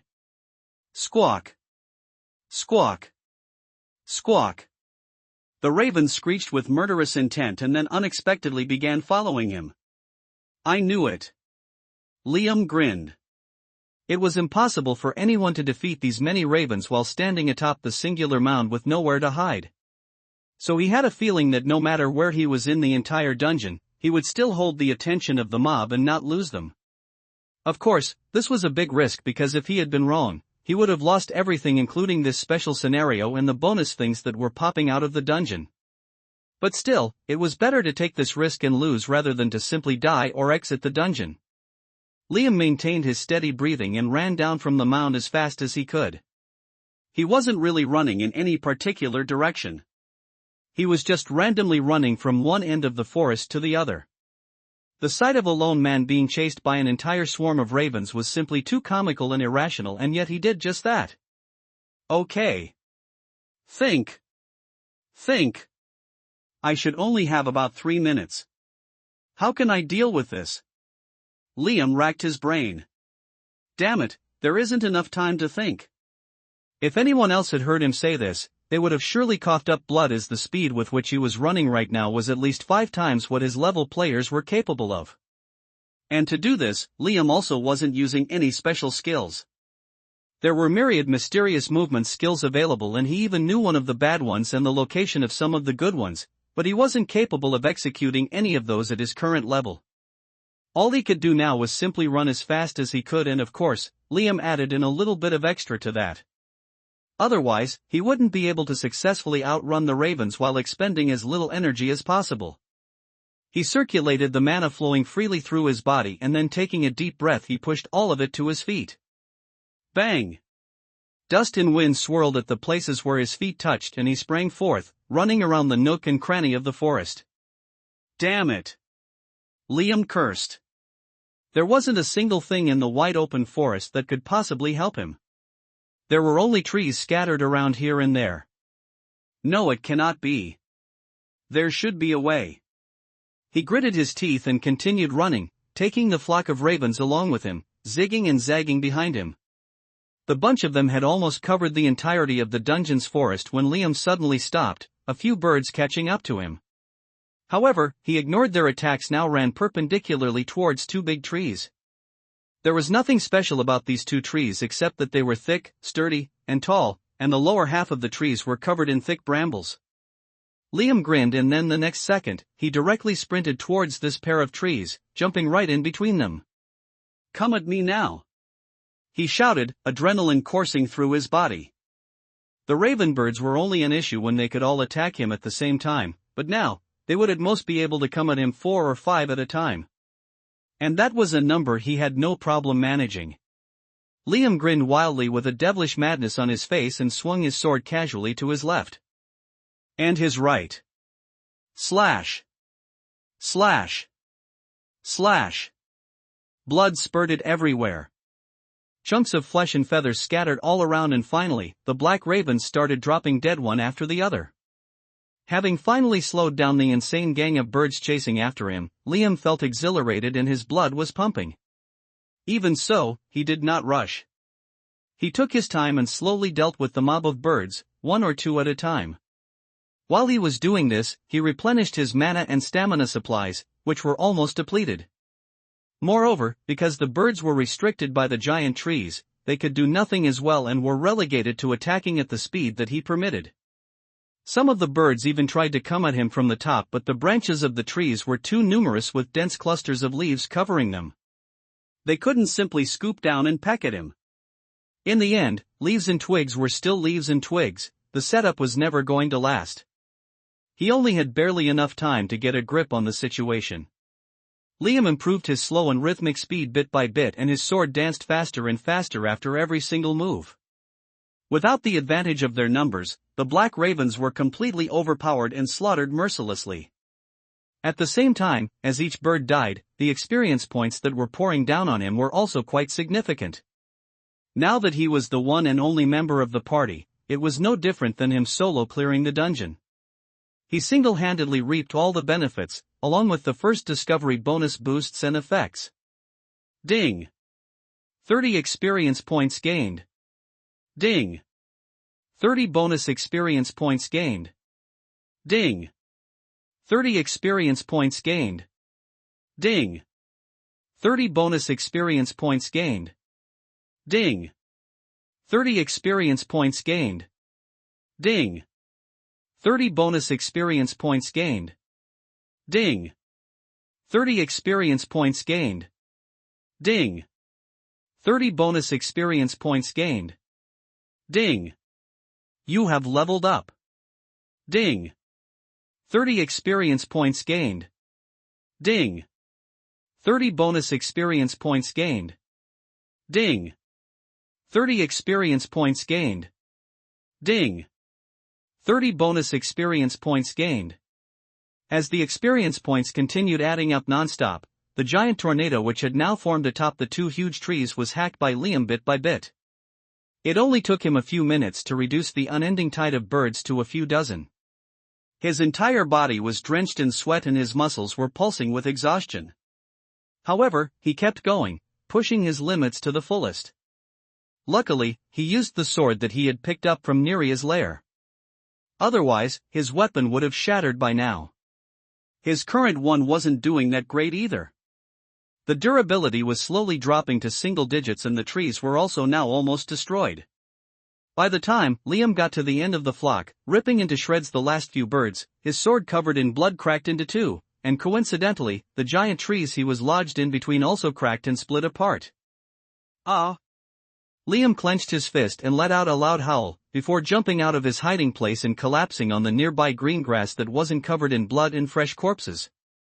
He wasn't sure what was going to happen next, but he calmly took out a fruit from his inventory and laid on the grass munching it.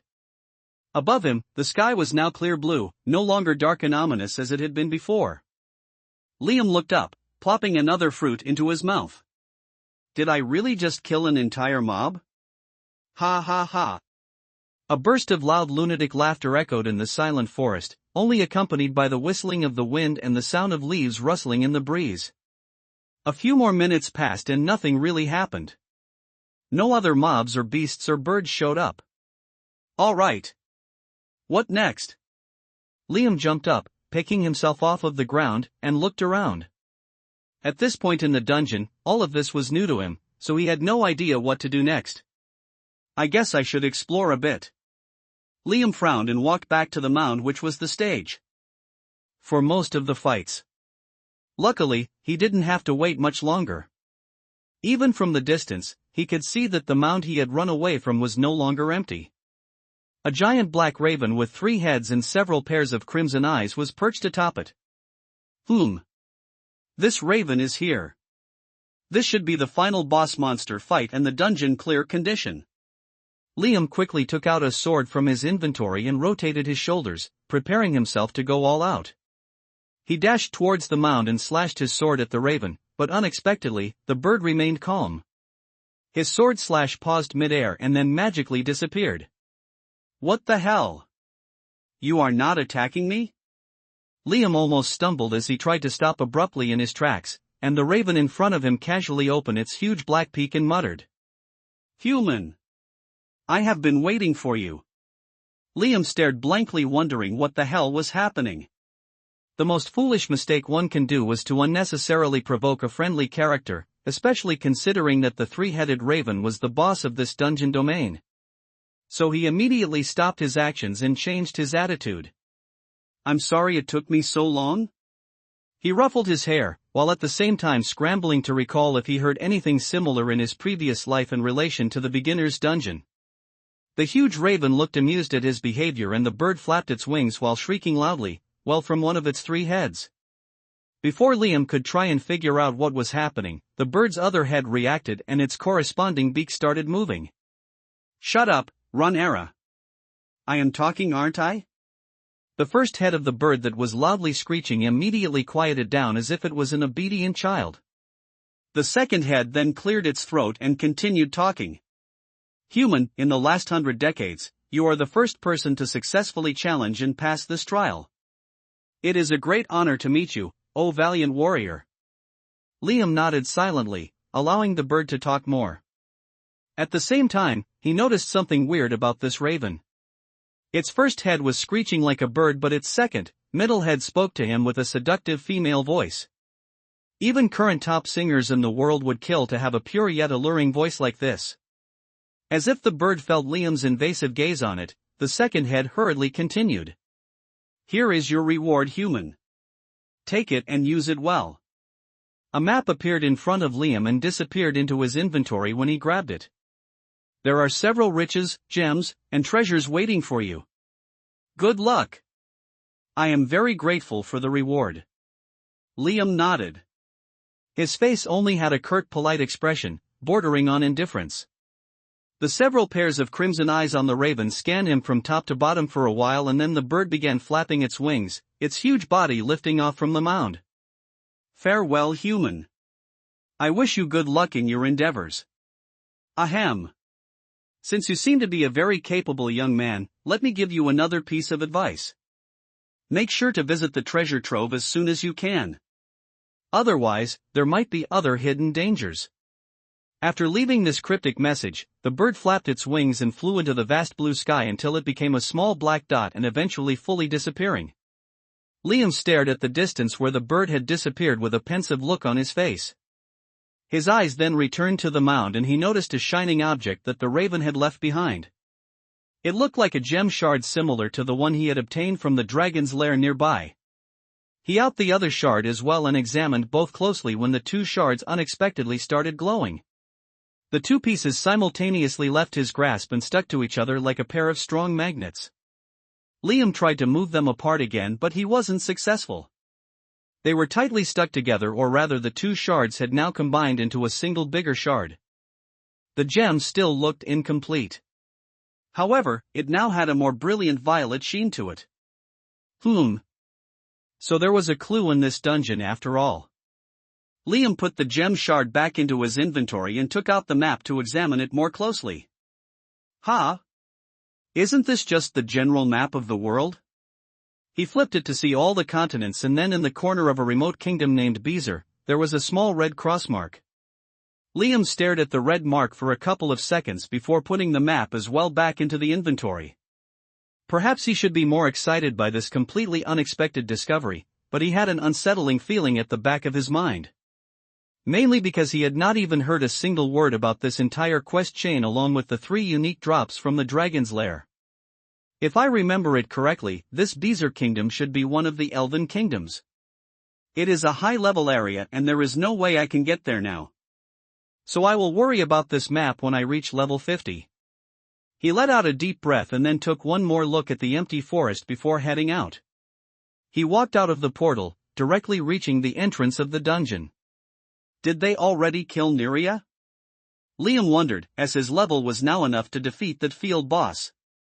Before he left the spot, why not finish everything in the area? However, before he could finish the thought, a fist came flying at him as soon as he stepped out of the portal. You bastard!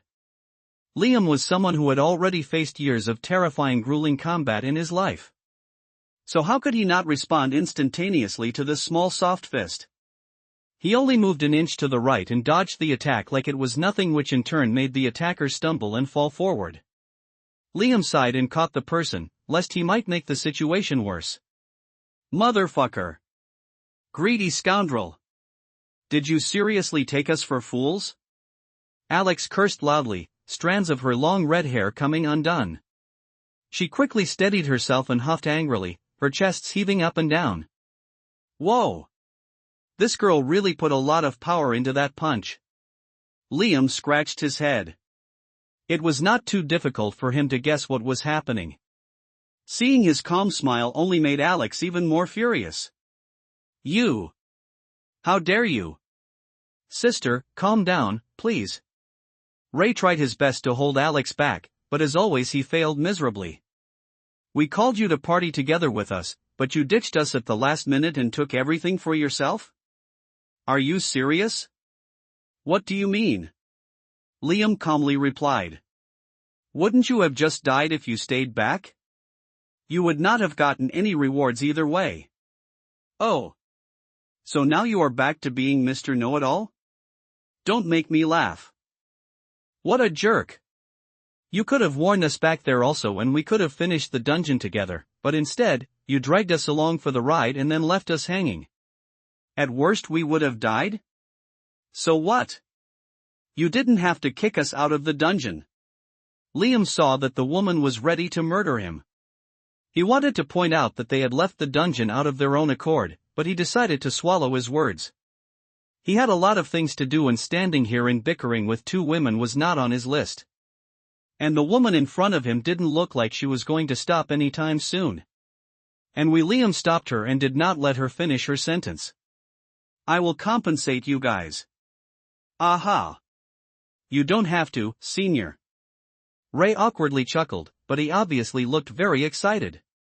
Shut up, idiot. Alex scolded him. What compensation are we talking about? How about I tell you guys the secret to getting more skills? Liam chuckled. The three in front of him, even the silent Mia, immediately became shocked. So senior, you were really not buying them from some shop?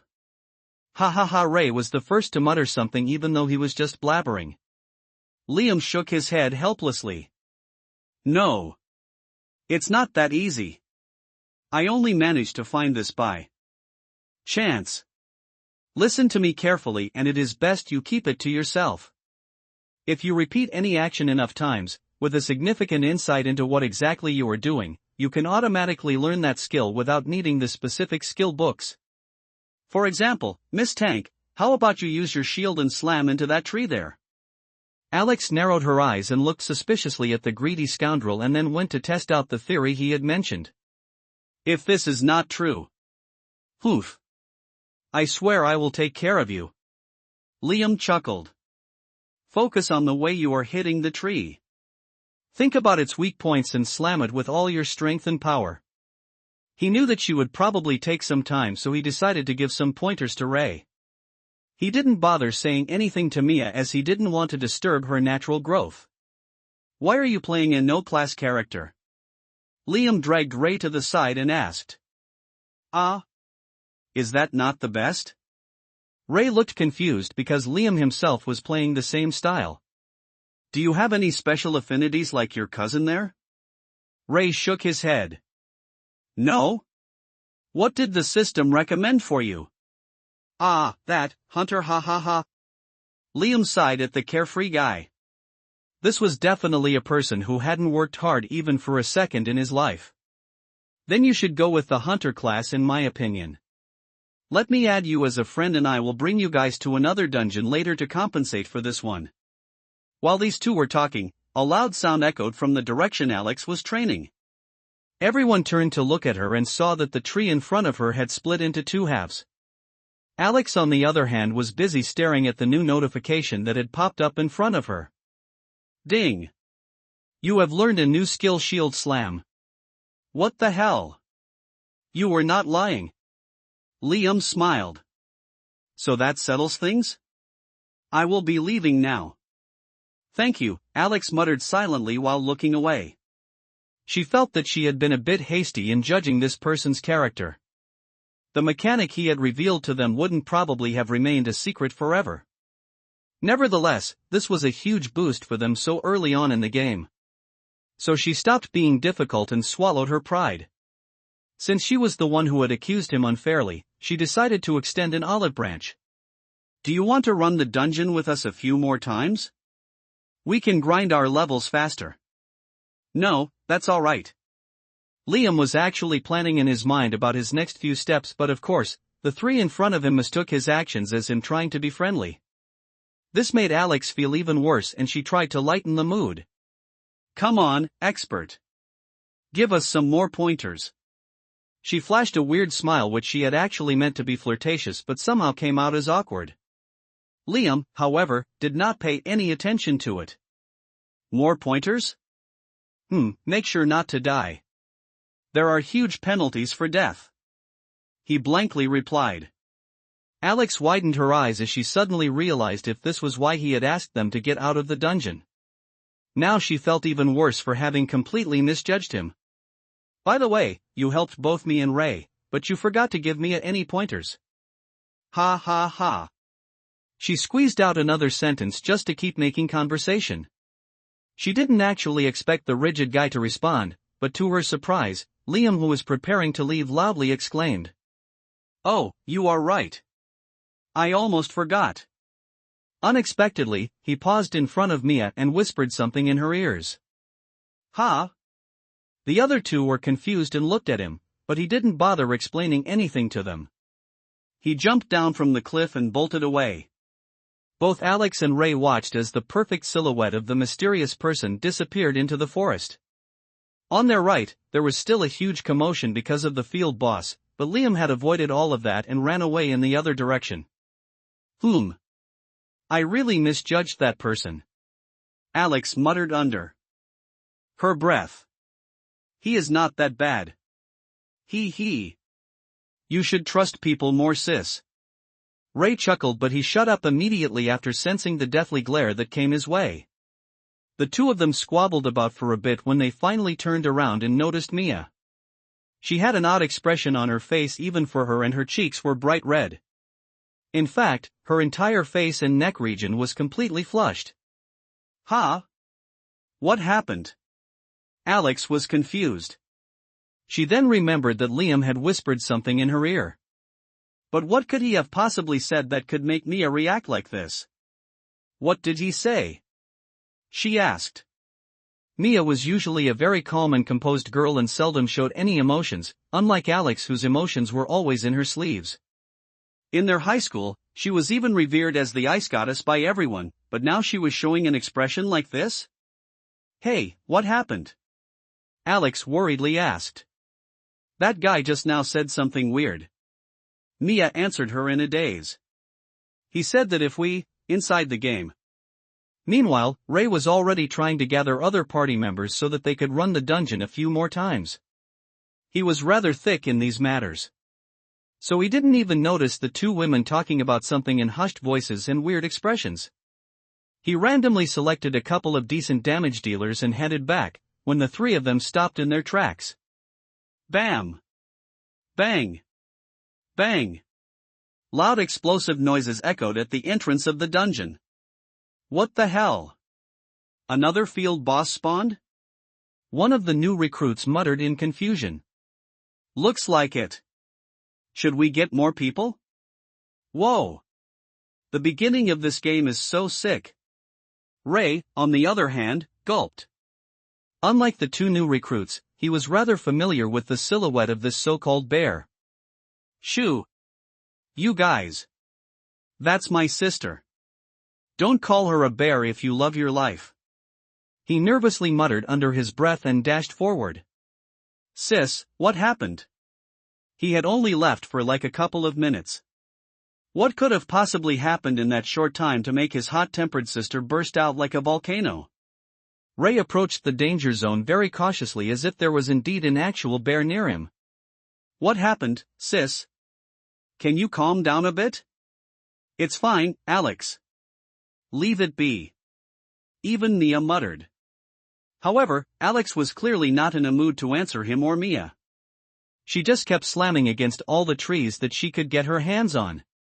I am going to kill him. I am going to fucking kill him. Ha? Who does she want to kill? Ray looked at Mia, who looked away and didn't answer him. After a while, Alex eventually calmed down and the group of them then went back into the dungeon to do a few more rounds. Wait till I get my hands on that pervert again. Fucking loser. Humph. Several curse words flew from the fiery hot woman's lips as she continued to slaughter the ravens in the dungeon. She was so furious that her efficiency was off the charts and the two new recruits couldn't help but feel as if they had just joined a top-notch team. Meanwhile, the person responsible for all of this. Liam casually sped through the forest as he was familiar with this entire territory like the back of his palm. Now that he had finished dealing with Neria and had obtained quite a bit of wealth, weapons, recipes, and skills, he wanted to consolidate everything and prepare the necessary items before heading to the next place. He also needed to level up some of his skills and make sure that this overall build is balanced. Since he was playing in no class, he was always at the risk of messing up this delicate equilibrium. As for the things that he had talked about with Mia, he didn't really place much importance on them. He had openly told her about the fastest way to become stronger. And if she agreed, it would indeed make things a lot easier, but Liam knew plenty of other alternatives. He didn't care either way. Regardless of whether it was the easy route or the hard route, he knew he was going to succeed in the end. After crossing the forest in between, Liam once again returned back to the town near the novice village, Basla Town. He casually strolled in and headed straight to the auction house. However, he didn't go in just yet and sat down on an empty bench outside the auction house in a relatively quiet alleyway. Time to take a look at all the skills. He hummed and summoned out his status screen. Ding. Skill list. Underscore underscore underscore underscore underscore underscore underscore underscore underscore underscore underscore underscore underscore underscore. Throat punch, each hit will cause 120% damage, cooldown, none. Slash, each slash of the sword deals 120% damage, a critical hit attack deals 150% damage, cooldown, none. Spirit slash, skill locked, each slash of the sword deals 1000% damage, a critical hit attack deals 1500% damage, cooldown, none. Sword dance, each slash of the sword deals 200% damage, a critical hit attack deal 250% damage, cooldown, 3 minutes. Demonic summon, consumes 200 mana and summons a lesser demon, spell active for 20 seconds, level 1. Awaken undead, consumes 300 mana and awakens the slumbering dead, giving life to an amalgamation of flesh and bones, spell active until the undead being perishes, level 1. Underscore underscore underscore underscore underscore underscore underscore underscore underscore underscore underscore underscore underscore underscore. Trade skills. Alchemy, beginner level. Underscore underscore underscore underscore underscore underscore underscore underscore underscore underscore underscore underscore underscore underscore. Currency. Gold, 5005. Silver, 5011. Copper, 5034.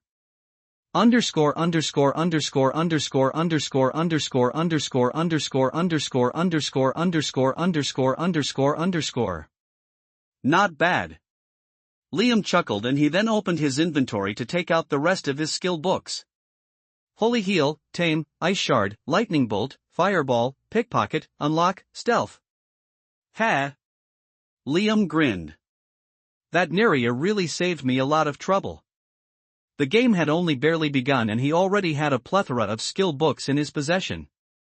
If anyone else knew this they would probably cry into their pillows, but to Liam, this wasn't anything big. He might have a huge collection of skill books right now but most of them are only basic skills. Their true power and abilities would only be revealed after a lot of effort and Liam was more focused on that part as his life and death depended on it. Those would lead him to true power and strength. He took a deep breath and started learning all the skills one by one. His body alternatingly flashed with a bright light and then faded, this process repeating several times until he was done learning all the skills. Well, all except one. Liam wasn't exactly able to learn Holy Heal. This skill was absolutely useless for him as he had affinities to the demonic and the undead energy and therefore lacked any sort of affinity to the divine energy. But that didn't mean that there wasn't any healing spell that Liam could learn. There were a few nature healing spells which he could learn, but he currently did not possess those skill books and hence he didn't dwell on it too much. Alright, time to get back to it. Liam cracked his neck left and right and then strolled into the auction house. Please place your items here, sir. A sweet voice rang out and a translucent screen similar to the status screen popped out in front of him as he entered the building. Liam quickly tossed in the skill book and then scrolled down the available items. He had plenty of gold and silver with him, so he wasn't planning on selling anything this time, rather he was planning on making certain bulk purchases. Ding! Congratulations! Dire Wolf Pelts X50 have been purchased. Ding! Congratulations! Wind Wolf Pelts X50 have been purchased. Ding! Congratulations! Dire Wolf Pelts X150 have been purchased. Ding! Congratulations! Wind Wolf Pelts X70 have been purchased. Ding! Congratulations! Dire Wolf Pelts X500 have been purchased. Ding! Congratulations! Wind Wolf Pelts X500 have been purchased. Ding! Congratulations! Stoneflower Stocks X20 have been purchased. Ding! Congratulations! Melora Stocks X65 have been purchased. Ding! Congratulations! Rigweed Stocks X40 have been purchased. Ding! Congratulations! Spiky 9 Flower Stocks X15 have been purchased. While Liam hurriedly began purchasing every single herb he could find and also all kinds of wolf pelts, a huge commotion started in front of the auction house building. Hey, someone is buying everything even if it is at a ridiculous price. Whoa! You are correct. I put mine at silver apiece and still got sold. Holy hell! Let's sell off everything now. Some moneybags has obviously decided to empty out the auction house. Yes. Yes. Some players started rapidly putting everything in their inventory slots into the auction house. However, a veteran player watched their actions and scoffed. You guys are idiots. If someone is buying something in bulk, it means that he is planning to sell them back at an even higher price and make a killing. You guys are idiots. If someone is buying something in bulk, it means that he is planning to sell them back at an even higher price and make a killing. The market will fluctuate and the price will increase further. There is no need to sell now when you can sell later and make even more gold. Hearing the veteran's astute remarks, some players immediately stopped selling their wares, but not everyone trusted his judgment. Ha! That guy is just jealous and spouting nonsense. Maybe we will get more money later on, but having a lot more copper and silver right now is more valuable. Someone else shouted and they continued unloading everything without caring too much. After all, these were still beginner area items and their values would probably never really increase that much.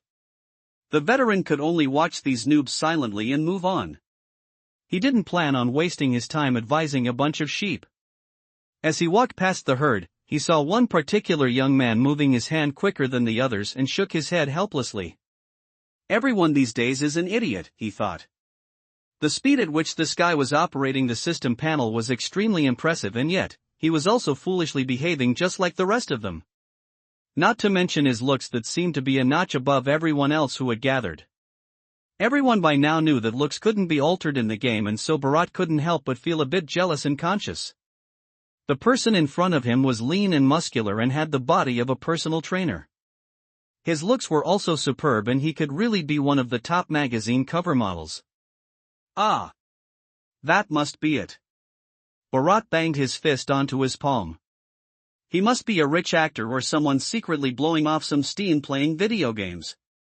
Have I seen him in a movie or something? Well, whatever. Doesn't concern me. Bharat shook his head and walked over to the town vendors who were handing out various quests. He had just now finished a bunch of them and was heading over to receive the next quests in the chain. Blacksmith, merchant, town's cook, let's see. Next should be the old hag from tailoring. A frown appeared on Bharat's face since he did not like the granny at all. She kept finding faults at everything and nagging every player endlessly. Because of this, not many people even accepted quests from her in the first place. It was just not worth the bleeding from the ears. Bharat, however, was a completionist. So he picked every single quest that he could. He mumbled something under his breath and walked over to the old woman's shop begrudgingly. "Grandma Bertha, I have brought your pelts." He knocked on the shop's door and an elderly woman whose face was full of wrinkles immediately showed up. "Ah. Thanks, young man. You have helped me greatly." She took all the pelts from him, and without the quest ending there, she sat down patiently and went through all the animal hides one by one, checking out and complaining about even the smallest of holes. Bharat started messing with his status panel in the meantime. He could already tell that this was going to take at least an hour, and he was prepared to wait. As he absent-mindedly leaned on the small shop's door, suddenly another person walked in and Bharat looked up to see which other player had decided to bear with the nagging of the old man. And as soon as he did, a familiar figure came into his view and he was immediately surprised. This person. However, that expression quickly changed and a sneer appeared on his face. "Ha! I am impressed. This guy actually saved some wolf pelts and came here to turn in." He nodded slightly and went back to looking at his status panel. But the next second something completely unexpected happened. The old woman who had been nagging him all this time suddenly dropped everything and attended to the person who walked in just now. His own quest wasn't even completed yet. Moreover, the treatment the other party received was also very different. "Young hero. What brings you to my humble shop? What the heck?" Bharat gawked, wondering why he was being treated like royalty, while he was treated like an unscrupulous thief, and it didn't stop there. "I have brought some pelts for you, Grandma Bertha," he calmly muttered. "Oh. Thank you so much, young hero. This old woman is very grateful." She even bowed politely. He handed her a set of wolf pelts, and like the other times, she did not bother to count or take a look and simply accepted the bundle and threw it into the back of the shop. "Do you perhaps have more pelts for me, young hero?" He once again handed her a huge bundle of pelts, and she of course again accepted it without as much as once looking at the contents. To Bharat's surprise, this continued going on for a while, and he could see the man's body flashing in pale white light, which could only mean he actually leveled up by just turning in a bunch of pelts. What the heck is happening? A few more seconds passed and then he finally realized something that he had completely overlooked. This person probably bought everything that was being sold and not the other way around. Bharat peeled his eyes open and observed the shady interaction that was continuing to unfold in front of him for several minutes now.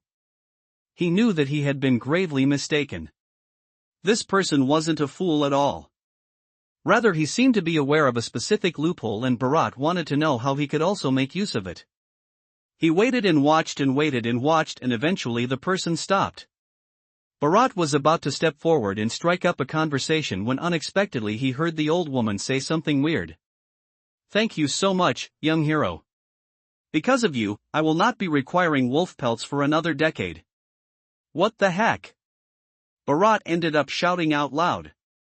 He didn't know for sure, but it looked like this particular beginner's quest would no longer be available. However, no one paid attention to his panic mode. Liam had already started walking away, and the old granny hummed contentedly before tossing out the pelts in front of her, the one that he had brought over. Ding! Quest failed. This quest is no longer available. Your reputation in the town drops by 10. What the fuck? Are you serious right now? Bharat was furious. He looked at the old woman humming happily and felt very frustrated.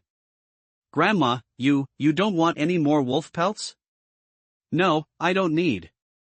Are you here to buy something? If not, don't crowd around the shop. Shoo. Ah shit.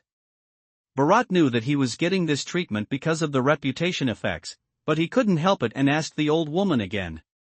Granny, how come you didn't check the wares from that young man? I heard a lot of people were selling bad pelts these days. He swallowed the bitterness in his mouth and spat out the words, pointing to Liam's disappearing figure. Mum. You are right. Young men these days are unscrupulous and always try to take advantage of an old woman like me, but no need to doubt that young hero. He had the strong stench of wolves all over him. I knew right away that he had a lot of pelts to give me. May heavens bless that kind hero. Bharat's lips twitched hearing the Granny even praised Liam, and he then silently walked away. He didn't ask her any more questions as he could roughly guess how the whole thing happened. The trick to trigger this quest was to probably come to the old woman's shop already having several stacks of wolf pelts. These could even be purchased and not necessarily looted, as he had personally witnessed the other party purchasing pelts in bulk. This was probably why the old woman sensed the stench of wolf on him and treated him differently. Either way, it was now useless for him as the quest itself was no longer available, at least for the day. Bharat, however, did not know if this was just a fluke or if it had been something that was planned and thought out in advance. He wanted to think that it was the former, but such coincidences were too few and he would be crazy to believe that. This person was probably highly brilliant enough to figure out this loophole, or he was a beta tester or someone with more information about the game. Considering the way that VIPs, actors, and socialites are treated these days, he wouldn't be totally surprised if the other party knew a bit of inside information that wouldn't affect the game on the whole. I should definitely talk to this person at least.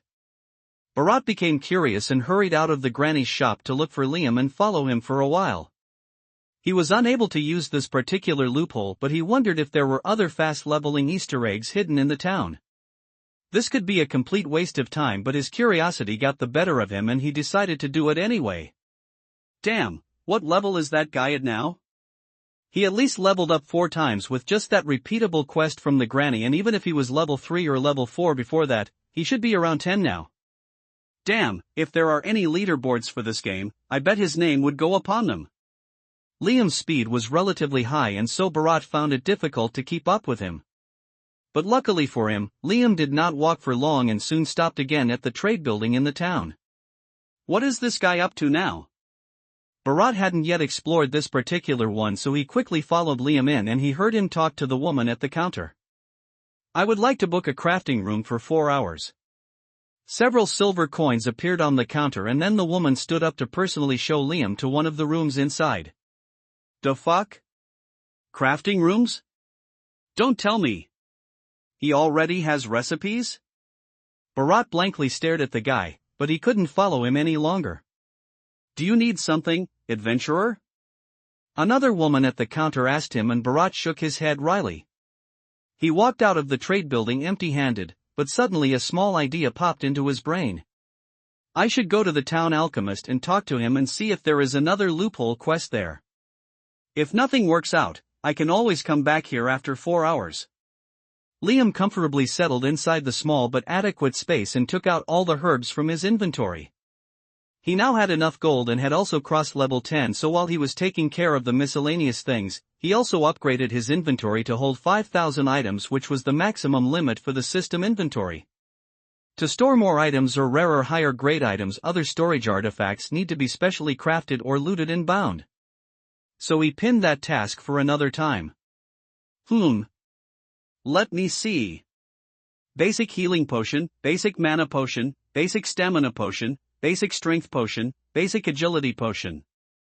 It should be enough to start with these 5 for now. Liam stacked all the herbs neatly based on which herb was required for each potion recipe. Since these were all basic potions, simple enough to be concocted by a beginner alchemist, only herbs were involved in the recipes. Unlike his cleansing potion, they didn't require beast blood or bones or any other items. Liam then took out the cauldron from his inventory and started the heating by activating the rune on the side.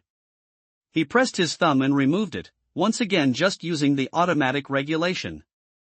This was more than sufficient for the basic potions and only had the flaw of producing potions with 60 to 70% efficacy. This number could obviously be improved if he regulated the entire concoction process himself with complete focus and thorough control of mana. However, he didn't have any shortage of herbs or gold for now, so he placed more importance on speed rather than concoction efficiency.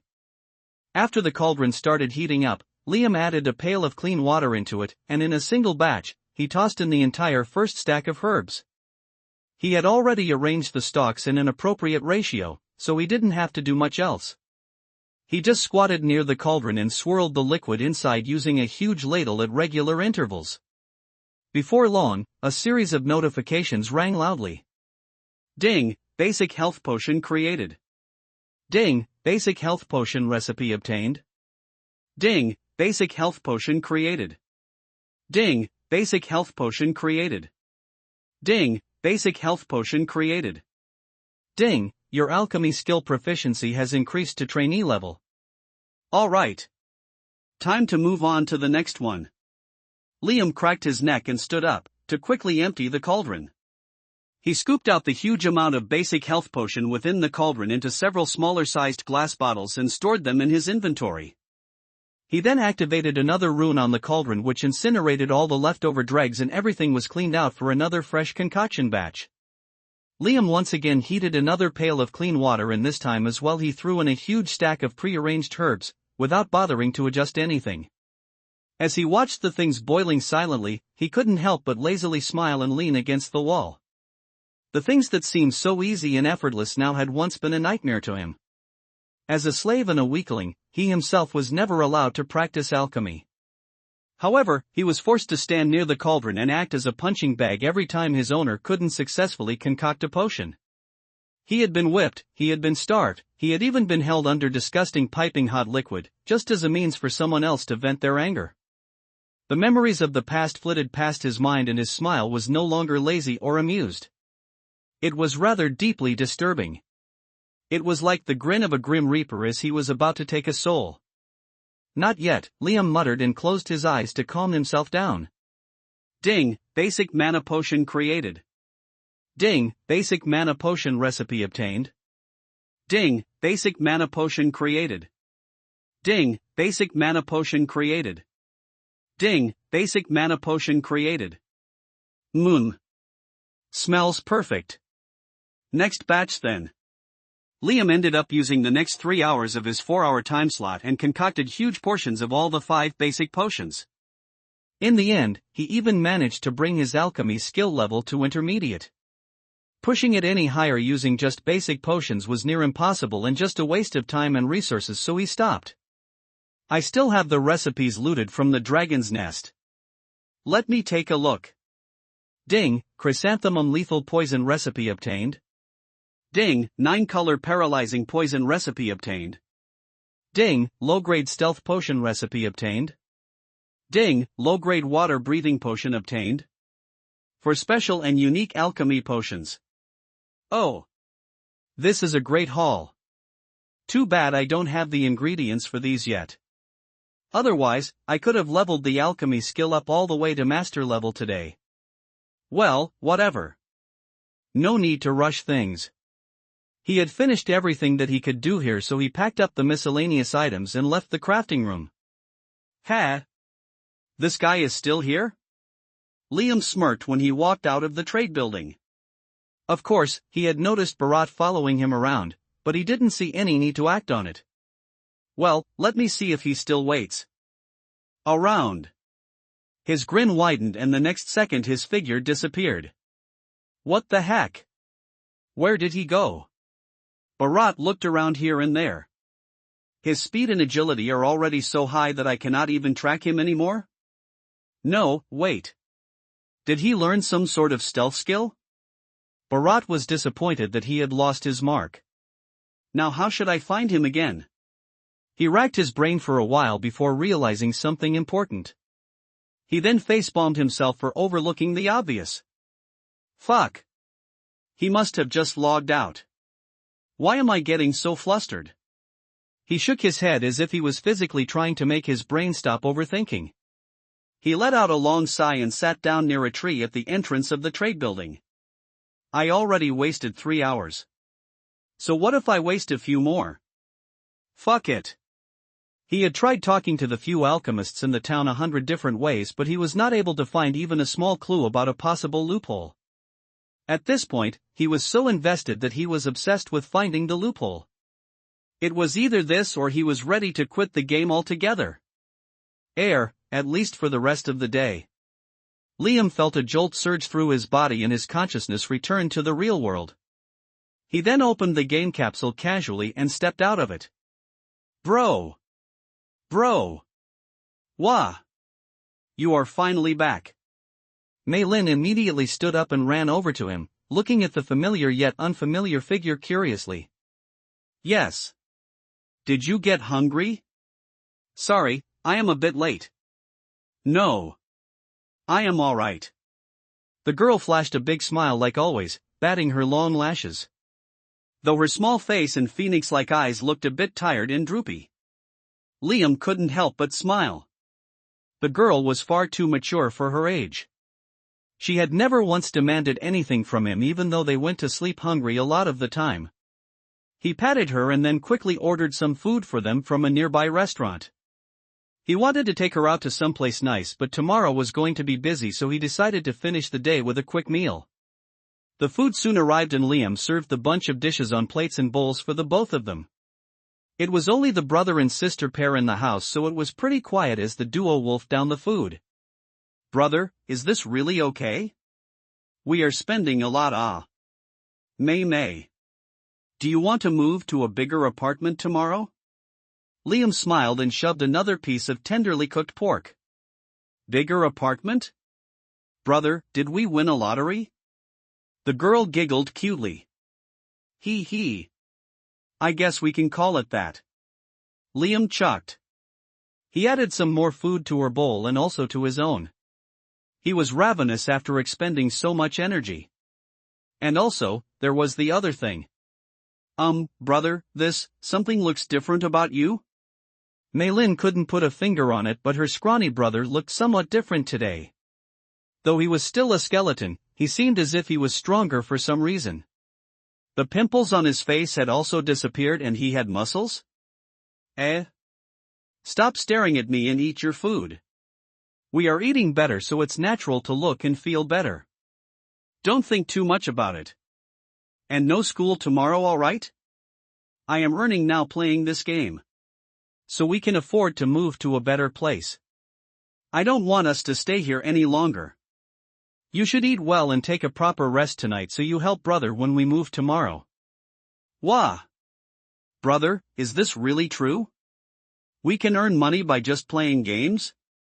Liam smiled and ruffled her head, which made the young girl pout. Of course. Why will I lie to you? We will have a better life from now on. You can have your own room. New dresses. Whatever you want. You will see tomorrow. He nodded. The girl was completely speechless. Brother, then I should also start playing? I can help you? Mum. All in due time. Let brother get stronger first. Then I will take you to the new world. But. No buts. You should rest first. After you wake up, wait for me and don't head out to school. Remember, alright? Okay, brother. I will listen to you. Don't work too hard. Ha. I won't. Liam threw the dishes into the small sink and didn't bother to wash them. He then made sure that the door was latched properly, drank a jug full of water, and popped back into the capsule again. After he left, Chang Meilin looked at the capsule from a dozen different angles, but she was too afraid to mess up something and didn't come anywhere near it. She sat back in her corner, silently pulled out her textbook, and started reading. After logging in, Liam walked out of the town and headed straight for the surrounding forests. There was only one more thing left for him to do in Basla town, and that was to finish the instructor's quest. This was also his first priority, as he wanted to strengthen his body as much as he could before he moved on to the next step. In his previous life, after this specific piece of information, or rather this rule was discovered, countless people could only lament and regret as it was too late for them to start from scratch. Even the person who finished this quest couldn't fully reap its benefits. He got only 50% of the results, and just that much helped the guy shoot all the way to the top, and he became one of the major powerhouses. Liam, however, would be getting 100% of the reward if everything went according to this plan. Just the mere thought of it made him lick his lips in anticipation. He took a look at the quest one more time and sped through the forest. Unique quest: kill the Bear King Barabara and bring its head to the training ground instructor. Kata kata kata. His feet nimbly moved through the lush tall trees and the thick brambles. Bear King Barabara resided in the forest zone near the biggest city in the Gresh Kingdom, Ilika City. This is the city where soon everyone would be spending the majority of their time in. Only second to the royal city where the royal palace was located, Ilika was the biggest junction of trade and commerce, and several advanced magic institutes and trade skill institutes were located there. Major guilds would be fighting with each other tooth and nail just to get a foothold in this city, and the one who managed to get would inevitably be head and shoulders above the rest. And more importantly, players would finally come in contact with and interact with other races of the world like elves, orcs, goblins, and beastkin. In the beginning, everyone would be overjoyed to be able to talk to and bed elven beauties and furry beast women, especially because of the unbelievable immersive nature of the game. However, the viciousness of some of the creatures would only come to light when the game was no longer just a game. Thinking about the bleak future, Liam let out a long sigh and continued running through the empty forests. In reality, his current level was far too low to be running around freely like this. These forests were chock full of bandits and dangerous beasts, but there was no way he could afford to wait. For now, it was probably just him in these forests, of course, also the pest who was still sticking to him, and maybe a few more players. However, Barabara was the field boss of Ilika City, and it was inevitable that these deserted places wouldn't remain so peaceful for too long. All the paths to and from the city would soon be brimming with players. The bandits and the beasts who might be threatening now would simply end up being easy experience points. Also, since it was located near such a highly populated area, it would become near impossible for any one person to monopolize the field boss. And for this particular quest, Liam definitely needed the Bear King all to himself. So he didn't dare spend even another minute doing something else and quickly hurried over to the dazzling city's outskirts. Several feet behind him, another figure as well dashed forward, but this person's plight was completely different from Liam, and he was sweating from top to bottom. His stamina was almost fully drained, that his body was shaking and shivering. Damn it! Huff! Huff! Damn it! How the hell is this guy running so fast? Shouldn't he be tired by now? Bharat buckled over and fell down from tiredness while trying to keep up with the monster in front of him as best as he could. He had already sunk several hours into this stupid idea of his, so he didn't hesitate and munched on a fruit, quickly scrambling back to his feet. Please wait for me. He muttered under his breath and continued running with a limp. Why is this fucking game so damn realistic? Just as he gasped for breath and jogged ahead with everything he could muster, he noticed something weird. The monster in front of him finally stopped moving. Lucky. Bharat's eyes curiously darted here and there to see where they were and what the person could possibly be up to now. However, he was instantly shocked. As his vision cleared and the blurriness reduced, he saw several men standing around. What the heck? Who are these people? Some kind of thieves or bandits? He took a step back, not wanting to unnecessarily lose his life. There were about 20 to 30 men dressed in black clothes. Even if he helped that person, how could just the two of them survive against so many people? So it was obviously better to run away and meet the person back at the town's graveyard. This would be the most logical thing to do, and yet Bharat found himself waiting for a miracle. He didn't turn around and run and curiously observed the person in the midst of the bandits, who was standing straight and unyielding like a mountain. And then something even more unexpected happened. Hand over everything in your possession. You should have never messed with our guild. Now it's time for you to face the consequences, bastard. Ha! Wait a second, are these players and not bandit NPCs? Bharat was completely dumbfounded. The game just started, so how on earth did this person manage to offend these many people? As opposed to the bewildered expression on Bharat's face, Liam only wore a calm expression on his face. This coupled with his good looks, he looked like a kind and angelic person. "Oh. It's been a while. You guys sure recovered fast." He casually smiled. Jinwei gnashed his teeth in anger and annoyance. They had already lost too much because of this guy, and now he was even purposely mocking them about it. "Bitch, you got away last time because of that dragon, but now you have nowhere to run. You are fucking surrounded. I am going to kill you and then again kill you and then again kill you. You are done with this game. Don't even think about logging back in again." Liam's sharp eyes flickered, ignoring the dog that was barking in front of him. Instead, he observed the group of players standing around him. Clearly, they all belonged to the same group and probably would join the same guild when the guild tokens start showing up. And having enmity with a few people was different from being hunted by an entire guild. They will most likely have even more members in the future, and it was inevitable that small insects and pests would keep bugging him from time to time. Liam scratched his clean-shaven chin. This is indeed very troublesome. The first time he ignored them and didn't punish them, and like clockwork, they came back for him again.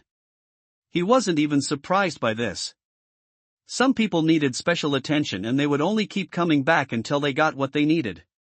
It looked like this time he couldn't just leave things be, or rather they didn't give him a choice. Others might have been intimidated and crumbled under this sort of pressure, but they had chosen the wrong person this time around. A snake with its tail injured needed to be fully killed, and he knew exactly how to slay this particular snake.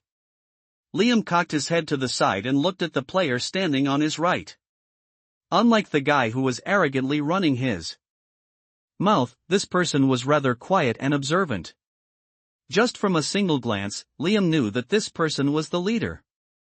So he directly addressed him. "Are you sure you want to fight me? You and I are not enemies. We can part ways right here and everything is forgotten."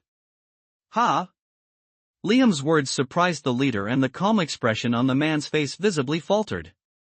He had no idea how the person was able to pinpoint and figure out his identity. It looked like he was not as simple as he looked. His words also made him somewhat nervous. The game had after all just started. It was probably better for them to keep grinding and establishing a base first instead of picking on random players for no reason. Moreover, in this case, he knew very well that everything which happened was Jinwei's fault. He had started this whole thing. So perhaps. He began to hesitate slightly. However, before he could respond to anything, Jinwei's sharp voice rang loudly. "Zeman! Don't even think about it."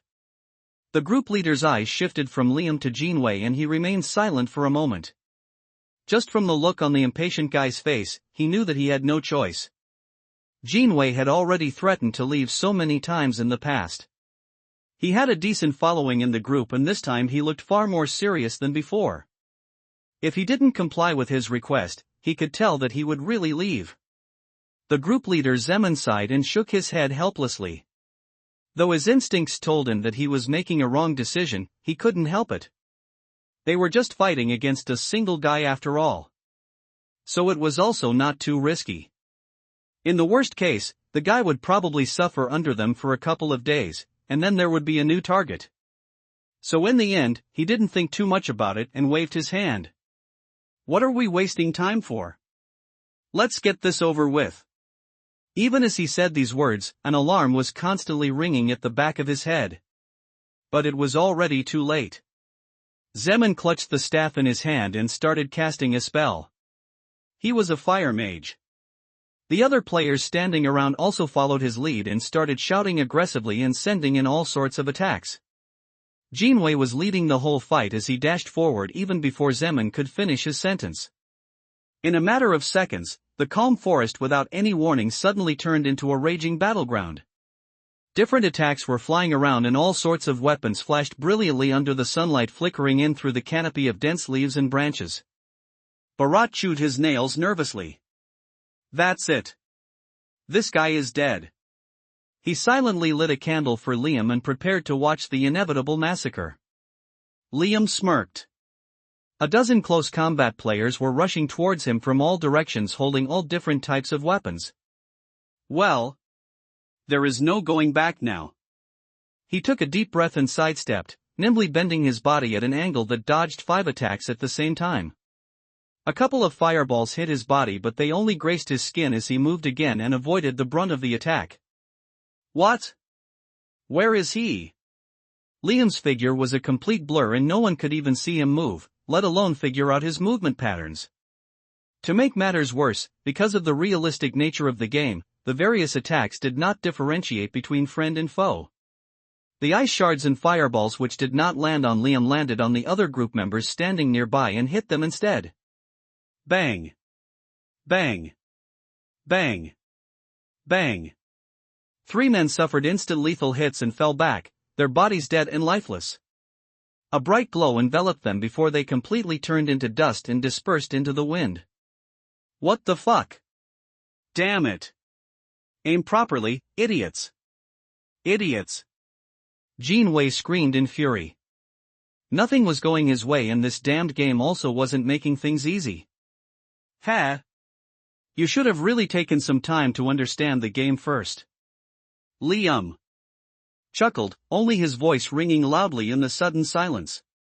It hadn't been that long since the game started, so they hadn't yet figured out this crucial detail and the sudden development took everyone by surprise. Moreover, the group wasn't coordinated enough to recover from this instantly and their movements visibly slowed down. Don't get too cocky, motherfucker. This fight is not over. You are celebrating too soon. You are not getting out of here alive today. Only 3 of us died. There are still more than enough of us to deal with a loser like you. Tui. Jinwei spat out. He had only barely finished talking when a figure appeared in front of him. Celebrating? On the contrary, I am not happy at all. I would have actually preferred that those 3 didn't die so easily. Liam muttered. Huh? What the hell is he blabbering about? Wondering about the meaning behind his words, Jinwei snarled and jabbed at the hateful person. This time, surprisingly, Liam did not move back and evade his attack. Instead, his body spun and his fist thrust forward.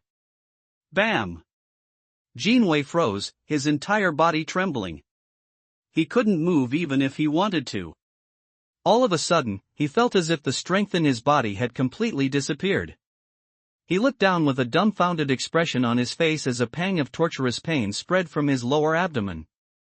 Liam's hand was still holding him steadfastly. His hand held his intestines, twisting his insides within the grasp of his palm. Ah! Ah-ha! Ah! He screamed with unbearable pain. At this moment, he had no idea what was even going on. There was only one single thought in his head and that was, why the fuck am I not dead yet? His eyes almost popped out of his eye sockets as he continued screaming in pain. He desperately looked at his health bar but it was dropping rather slowly. Ah! Jinwei cursed his bad luck. He even began wishing that his own teammates would kill him off with random attacks, but the damn jerks were targeting only the villain in front of him. Just how much health does he have? Just as the thought entered his mind, Liam's other hand moved and a shiny small glass bottle appeared in his hand. Glug glug glug. To Jinwei's dismay, the person even casually lifted this glass bottle and gulped it all down, the empty bottle promptly tossed back into the inventory. That was a health potion? Wait, did he just save an empty glass bottle in the midst of a life and death battle? He didn't know which to be more shocked about. He didn't even know if he had gone completely crazy from the pain that he was thinking about such useless things. In reality, though the moment felt like an eternity to Jinwei, everything happened in a fraction of a second. This coupled with the effects of the health potion, Liam was easily able to maintain his condition, and taking a couple of attacks wasn't an issue for him. As he calmly stood, Jinwei's face further paled and the next second, he heard a distinct crunch sound coming from his body, and the pain he was suffering through increased 100-fold. Arg! Ah! Ah! He screamed again and everyone else surrounding them including Bharat subconsciously shuddered. Though they were not sure what was going on, they could all see that something was wrong here. Zeman immediately decided to intervene and aimed his next attack at Jinwei instead. His reddened eyes noticed this and a faint ray of hope flickered in the midst of this misery. This was finally going to be over soon. I need to first find the damn pain settings for this game. Jinwei closed his eyes, gritting his teeth in pain, but before the fireball could hit him, another notification popped up in front of him. Ding! Your mana meridians have been permanently damaged. Ding! Your mana is now 0. What? Jinwei's gaze, filled with utter dread and fear, shifted to look at Liam one last time before he as well dropped dead onto the ground. Eh? What just happened? Why was Leader Wei shouting so much? No one was able to grasp the meaning behind what they saw. All they could understand was the fact that Liam had replenished his health with a potion. Even the leader of the group Zeman was in the same boat. Regroup. Regroup. Attack with coordination. Don't blindly rush. Pay attention to where you are sticking your weapon. Jinwei's death was like a wake-up call and the battle once again started with Zeman giving more active instructions. He can't last long on just one health potion. Pay attention and bring down his health.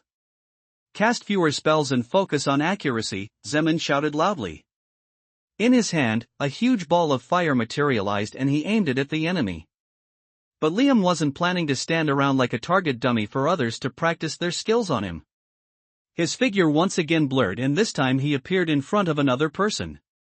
And just like before, his fists flew out, one of them clutching the guy's throat and the other reaching for his lower abdomen where he twisted the flesh in the man's insides. Gah! Ah! Ah! Gumu started shouting loudly in agony. His eyes bulged out in pain and his teeth bit down on his tongue, unable to withstand the pain. Meanwhile, a volley of attacks landed on Liam's body. Bang! Bang! Bang! With both his fists still firmly in place, he leaned at various angles, dodging the attacks whilst his feet were rooted at the same spot. The movements he made were very minuscule and yet he efficiently dodged most of the attacks, that too with the target in his hands tightly held in place. Gumu shrieked. Aha! What is happening? Someone kill him please. Someone kill me please. He was being waved around in the air like a washcloth rag and the intense pain coming out of his abdomen hadn't reduced in the slightest. He struggled and twitched, his entire body thrashing around violently, but Liam's grip was unyielding. And before long, a loud crisp sound echoed. Ding! Your mana meridians have been permanently damaged. Ding! Your mana is now 0. Gumu stared at the notification which popped up in front of him, but he was in too much pain to make sense of anything. All he could do was scream and just scream. And the very next second, something hit his body and he finally fell down limp with his health drained out. His body as well became dust and was blown away by the wind. Everyone gawked at this scene with their mouths wide open, but Liam calmly took out another health potion and chugged it down, meticulously saving the empty bottle in the same manner. What the? Jinwei and Gumu are dead just like that? Just what the hell was going on? As they continued staring at this madness dumbfoundedly, Liam's figure once again blurred. He now appeared in front of Zeman, the leader. Too bad you didn't listen to my warning. Ha! His words were like someone twisting the knife in a stab wound. Zeman shuddered. He gulped thinking about how the other two had screamed in pain. He couldn't help but fear that the same fate awaited him as well. As he saw Liam's thin red lips curl up into a vicious grin, and his hands reaching out, a loud alarm rang in the back of his mind and he knew that something was about to happen. The next second, everything happened too fast and without being fully aware of what he was doing, he had already jammed his own throat with the sharp edge of the staff in his hands. Thud! His body dropped dead on the ground, becoming dust, leaving Liam's hand hanging mid-air.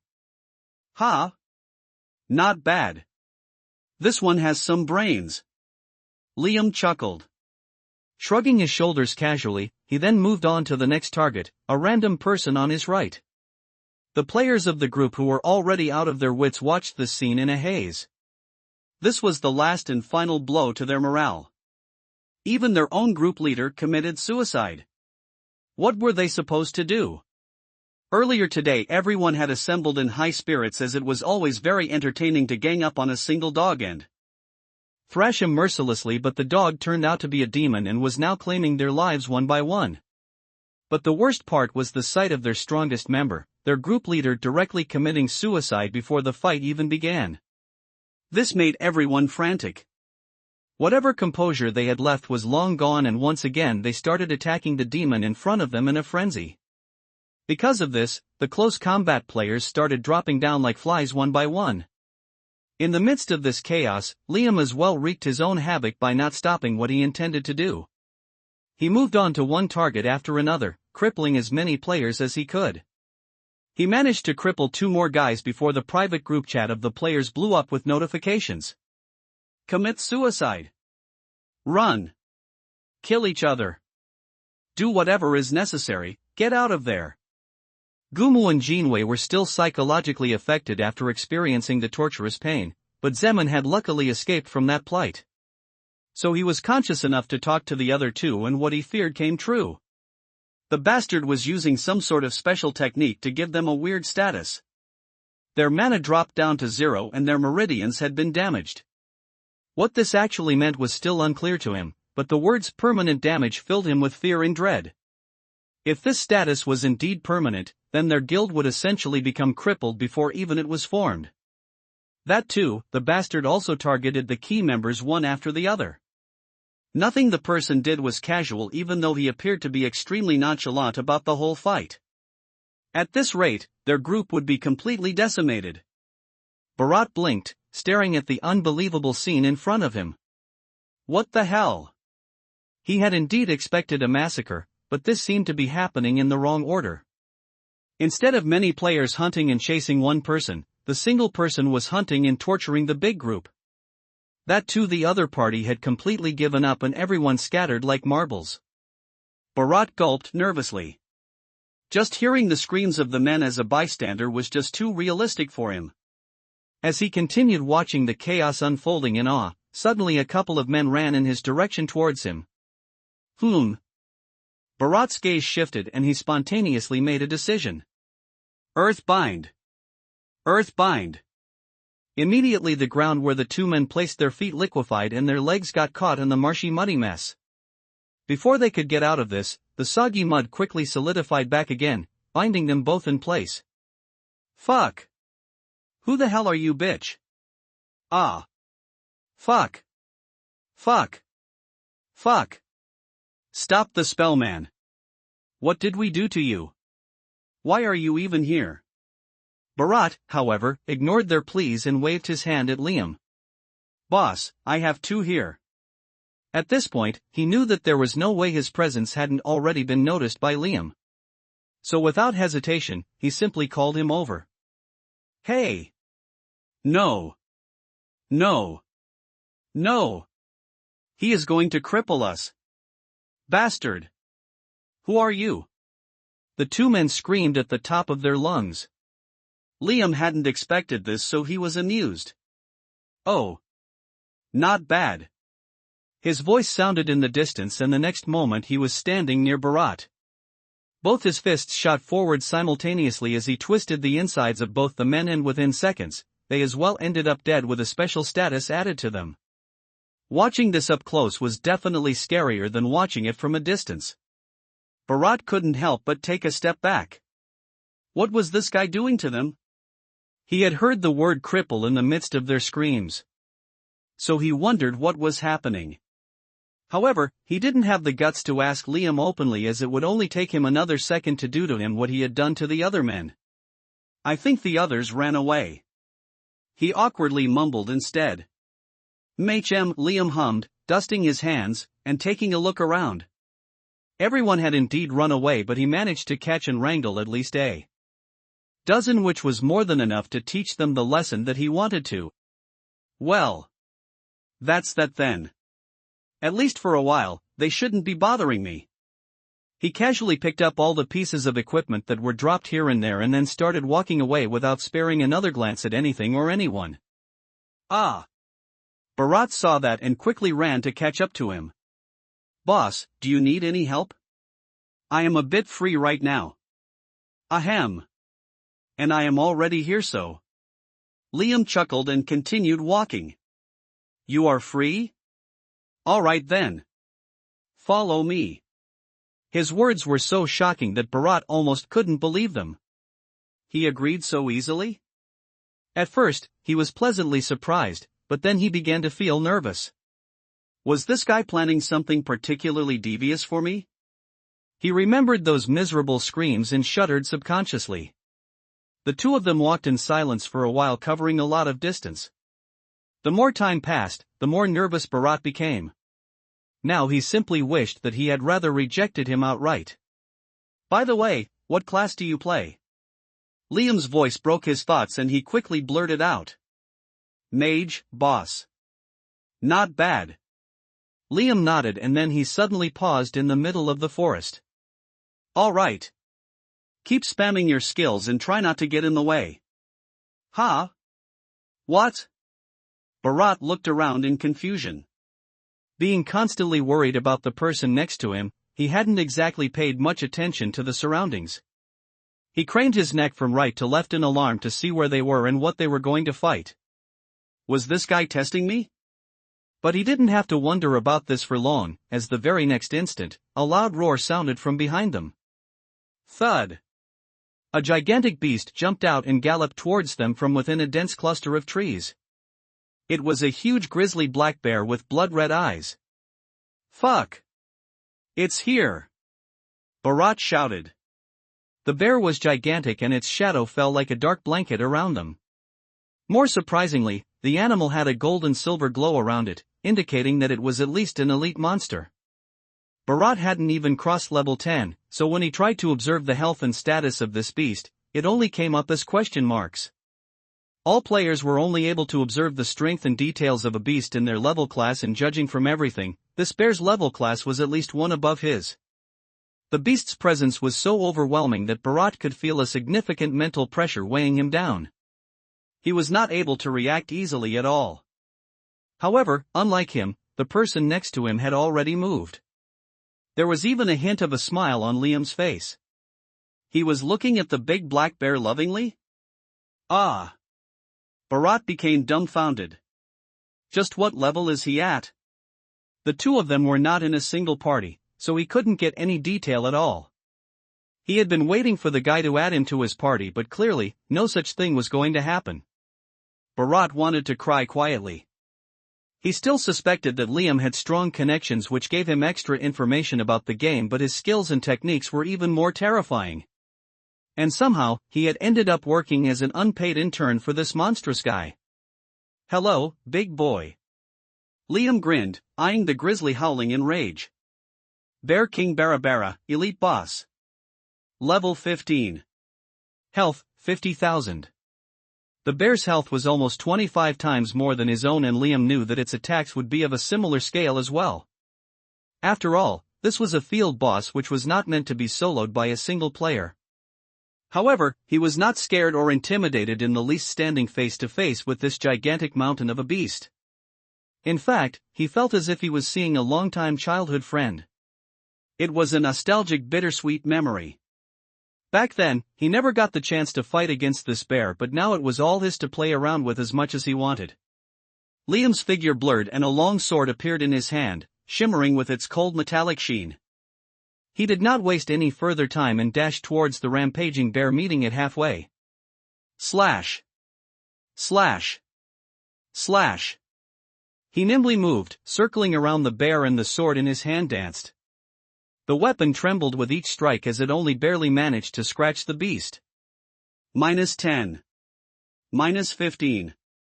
-10. Liam chuckled wryly, looking at the pathetic damage numbers, but how could he complain? This was a field boss. Its defense was just that high that it prevented him from displaying the full potential of his basic damage, which was at least 400 to 500 if he went all out. Instead, all that registered was only a sorry 10 to 15 damage. The sword he held also wasn't strong enough, and it shivered as it struck the thick hide of the Bear King, chopping off only small portions of its health. This was something Liam had already expected, so he was not too shocked by this outcome. Moreover, he came fully prepared. As his elegant figure flashed around the monster, taking advantage of his agility which the strong and powerful bear lacked, Bharat finally snapped out of his trance and moved. It took him a few seconds, but the raging growls of the bear woke him up. He quickly moved back. He was a mage and there was no reason for him to stand so close to the black bear. After that, he hesitated for a couple more seconds, waiting to see if Liam was going to give him any specific instructions, but both the man and the beast had entirely ignored him.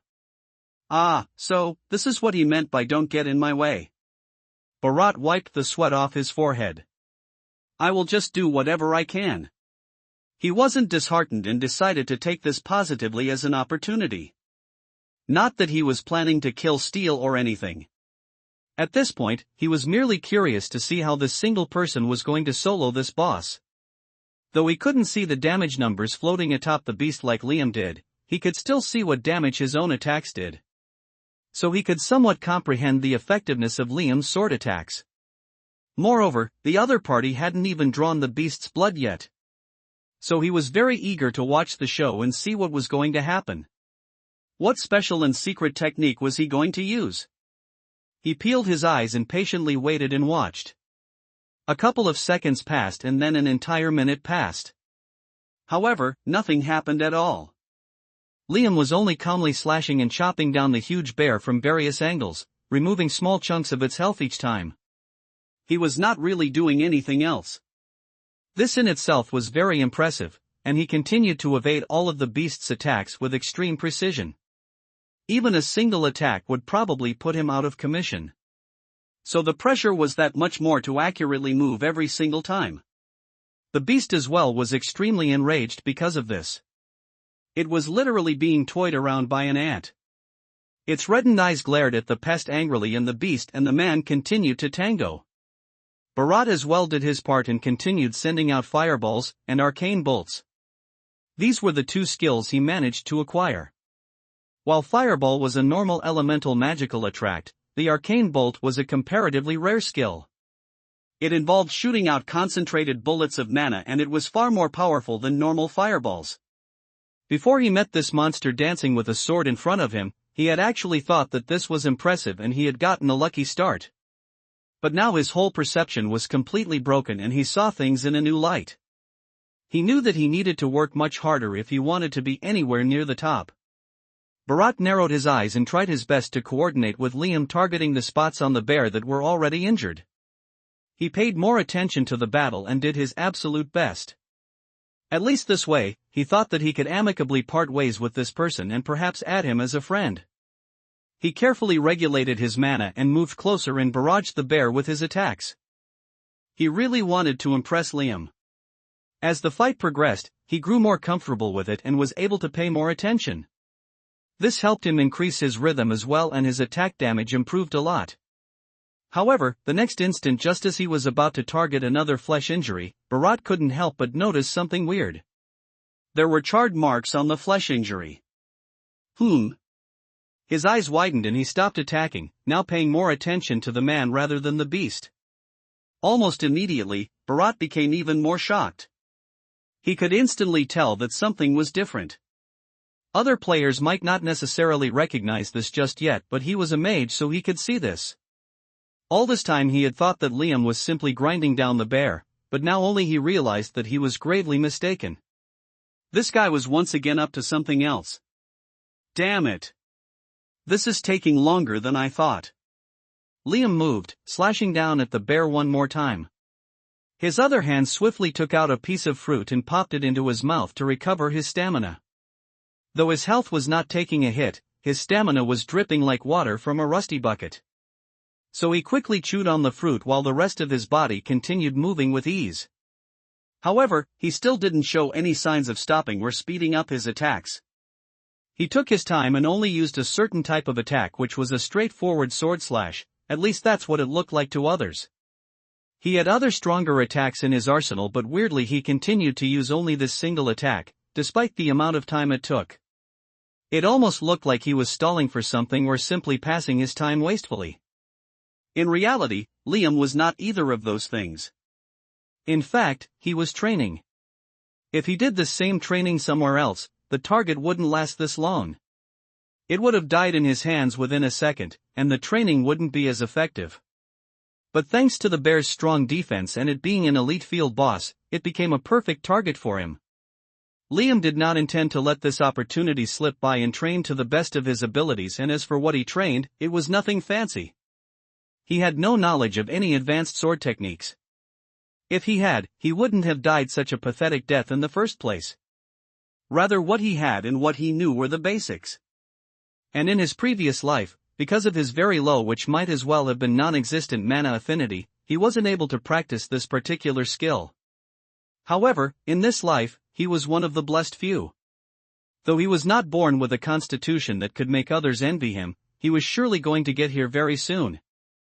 And that meant, his mana absorption, mana manipulation, and mana usage would be top-notch at worst. So how could he still not train in this special technique? After all, this was the basis for one of the strongest abilities everyone chased after and the foundation of one of the most powerful classes, the Battle Mage. Though Liam did not intend on becoming one, he nevertheless wanted to perfect this technique as swordplay was already drilled into his bones. It would only be a waste if he didn't try and combine it with the other thing that could bring out the full potential of the sword. And that was mana. Just like his spirit sword techniques that relied on his inherent spirit and soul strength, there were also arcane sword techniques. These relied on mana. To be more specific, one had to combine the power of mana with the strength of the sword. And Liam was currently practicing this exact same thing. Since he had personally not used this move before, he was also a novice just like the others, so he was struggling a bit, unable to execute it immediately. At the same time, he already knew the basics and also had seen these kinds of moves being used several times, so his progress wasn't too slow either. With every slash of his sword, he was improving tremendously and gaining a lot more experience in this technique. He even managed to almost achieve success a few times, leaving behind charred marks on the gigantic black-furred beast. However, before he could get any further, the enormous black bear couldn't hold out any longer and charged towards him with everything it had. Its red eyes further darkened in rage and it shouted, letting out an earth-shattering roar. Its speed and agility, not to mention strength, all of a sudden increased by leaps and bounds. Liam instantly pulled back. Every boss monster deteriorated into this enraged state when their health was reduced to the last 5%. So he treated this part of the fight more carefully and focused on evading. He also used some of his other long-range skills, Lightning Bolt and Fireball. The Bear King was more susceptible to these two elements, and combined with Bharat's attacks, almost the entirety of its thick black lustrous fur was burnt down and its body, riddled with several injuries, gave out. The rest of Barabara's health was also quickly brought down and the huge grizzly fell back with a loud thud. Experience points and notifications chimed in one after the other, but Liam clicked his tongue in annoyance. TCH. It won't respawn for another 10 hours. So no point in staying here. He had to continue his training with another new target. He kicked the bear's body into position and then brought down his sword to cleanly sever its head in one swift move. All right. This quest is taken care of. Time to head to the city. Liam tossed the bear's head into his inventory. There were a couple of equipment pieces that had also dropped, which he casually tossed in as well. Ding! Congratulations! You have killed the Bear King Barabara. You have gained 20,000 experience points. Ding! Congratulations! You are the first player to kill the elite Bear King Barabara and save the city from its terror. Your grand achievement will be etched in history. Liam tossed the two notifications aside with a smirk on his face. It has begun now. The very next second a loud ding chimed and bright letters flashed in front of him and also the several other players currently engrossed in the same world. Ding! World announcement: player Chang Liam has successfully killed the elite Bear King Barabara. This achievement is etched in the walls of fame and his glory will be sung for all eternity. Bharat gasped. He was currently seeing the same thing as everyone else. Being announced on the server within 24 hours of the game starting was something unimaginable for someone like him. And considering that this was the first world announcement, he just dumbly looked at the person and then back at the flashing bright words. So his name was Liam? Every player currently in the game would have received this message. They would all know his name too. This was a good thing, even an envious achievement, but at the same time, fame always came with jealousy and hatred. Even this single announcement was enough to put him under a spotlight, which would inevitably be accompanied by harassment and ganking. Moreover, observing him so far, this person was definitely a solo player without any sort of backing. So Bharat wondered how he was going to handle everything by himself. He searched his face for the slightest trace of fear or concern. However, the other parties seemed to be rather preoccupied, only barely paying attention to the world announcement. His observation was indeed spot on, as Liam already knew this was going to happen. While this video game's, or rather the tutorial mode's, initial purpose seemed to be to prepare everybody for the upcoming changes in the real world, it was far from the truth. While giving a helping hand to the inhabitants of the planet, this simultaneously festered chaos and commotion as well. This was why there was no option to hide one's identity or appearance in the game. The more one stood out, the more the game would be disadvantageous to that person. No one player would be allowed to rise to the top. This was going to happen sooner or later, and Liam had no plans of delaying anything or changing his plans because of this. Otherwise, he would only miss out on a lot of things, and in the end, he wouldn't be able to achieve anything that he wanted. So he might as well get this over with right here and now. Liam sighed, and he was already gazing at the next couple of notifications. The night was still young, and he knew that the last of the notifications was not over just yet. Ding! You have leveled up. Ding! You have leveled up. Ding! Congratulations! You have reached level 15. Ding! Congratulations! You are the first person to be recorded on the world leaderboard. Your grand achievement will be etched in history. And just as he finished clearing this notification, another announcement rang loudly. Ding! World announcement: the world leaderboard is now available. Only the deserving, the truly strong and powerful will be recorded on the world leaderboard. Liam did not even bother opening this so-called world leaderboard option in the game screen and checking. He already knew what it would look like. There were 50 spots in total, and currently only his name would be present, occupying the first of the 50 other empty slots, thereby putting another spotlight on him. As if this wasn't enough, killing any of the players on the world leaderboard would fetch special rewards, bonus drops, and generous experience points. Liam flicked all the notifications close as he subconsciously hurried his footsteps. Things were going to get very heated up a lot faster now, but his main goals still remained the same. He lifted his head to calmly gaze at the huge city sprawled in front of him and walked towards it steadily with an unwavering gaze. Bring it on! Ah! Bharat saw that he was once again being forgotten and ran behind the guy. Boss, wait for me. Why? Do you have more free time? Liam chuckled. Bro! You are famous now. Don't you think it's better to have someone by your side to watch your back? Bharat tried to strike the iron when it's hot.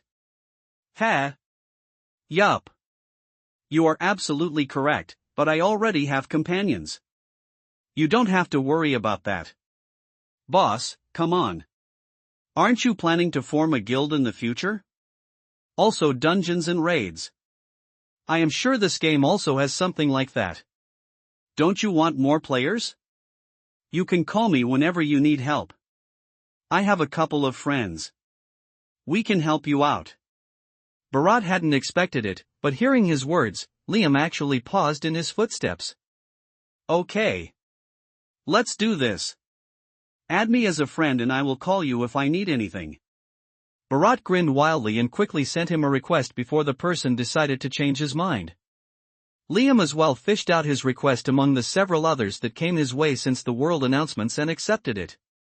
The two of them then parted ways as Bharat did not even have the necessary entrance fee for the city, which was a whopping 50 silver. Liam looked at his figure walking away and turned to head for the city. He was still undecided about a lot of things, like forming a guild or trying to expand his influence, but it was impossible for him to take care of everything.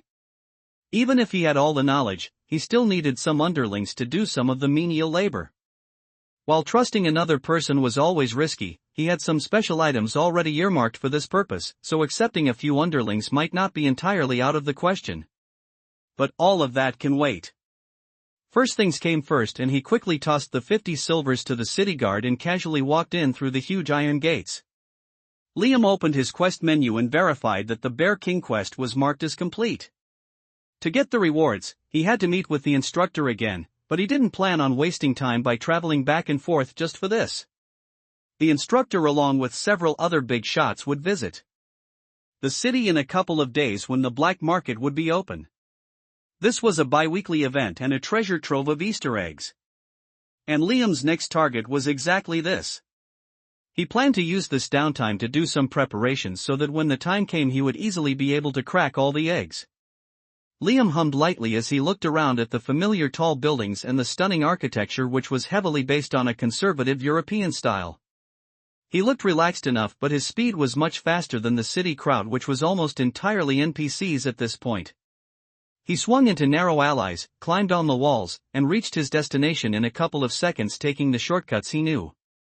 And when he turned around the next corner, he was in front of the city's auction house, which was several times bigger than the small town's singular building. Very rare and special items were auctioned inside these walls, but it was not time for that just yet. Liam was still only hoarding all the lower tier and mid-tier materials. He walked over to stand closer to the building, leaning on one of the stone walls. Almost immediately a menu popped up listing all the currently available items. His gaze flickered, quickly looking over the several herbs that were available and also for any recipes. It didn't matter what recipe, as long as it was something that he didn't know, he quickly purchased it. There were also a lot of ores and gemstones, but Liam did not bother giving these a glance. After making another bulk purchase of herbs, he stretched out his hands. His job here was done. Next stop is the supply shop. Liam hummed and visited a shop across the street. "Good day, sir." The merchant immediately brightened up as if he could smell all the gold Liam had on him. "Greetings. I need to purchase some pieces of mining equipment. Make sure to include pickaxes, hammers, shovels, and sturdy gunny bags. I need about 50 sets of this." The merchant's smile widened as his guess had been correct. "Right away, sir. Please let me know if you need anything else." He then scurried away to fulfill the big order. After a few minutes, he returned with all the items which Liam tossed swiftly into his inventory. "That would be 1 gold after the discount, sir." Liam nodded and quickly paid him the amount. He received a small discount because of his title rolling in debt, but it was nothing significant. He purchased a few more stamina refills, including smaller fruits that he could pop into his mouth at convenience, and left the shop. Liam then walked over to the mining association a couple of blocks away to purchase mining rights, which all players were required to do. This also bestowed the basic mining skill. Ding! Congratulations! You have learned the mining trade skill. Swiping the notification away, he then proceeded to directly walk out of the city. There was also a blacksmithing association right next to the mining association that gave out more basic quests and skills for the blacksmithing trade, but he completely ignored it. He continued to walk out of the city and into the surrounding forests. As he was one of the few players in the city, the guard recognized him. Didn't he just enter the city? The two guards suspiciously looked at Liam, who was already gone. He would only be returning back to the city in time for the black market.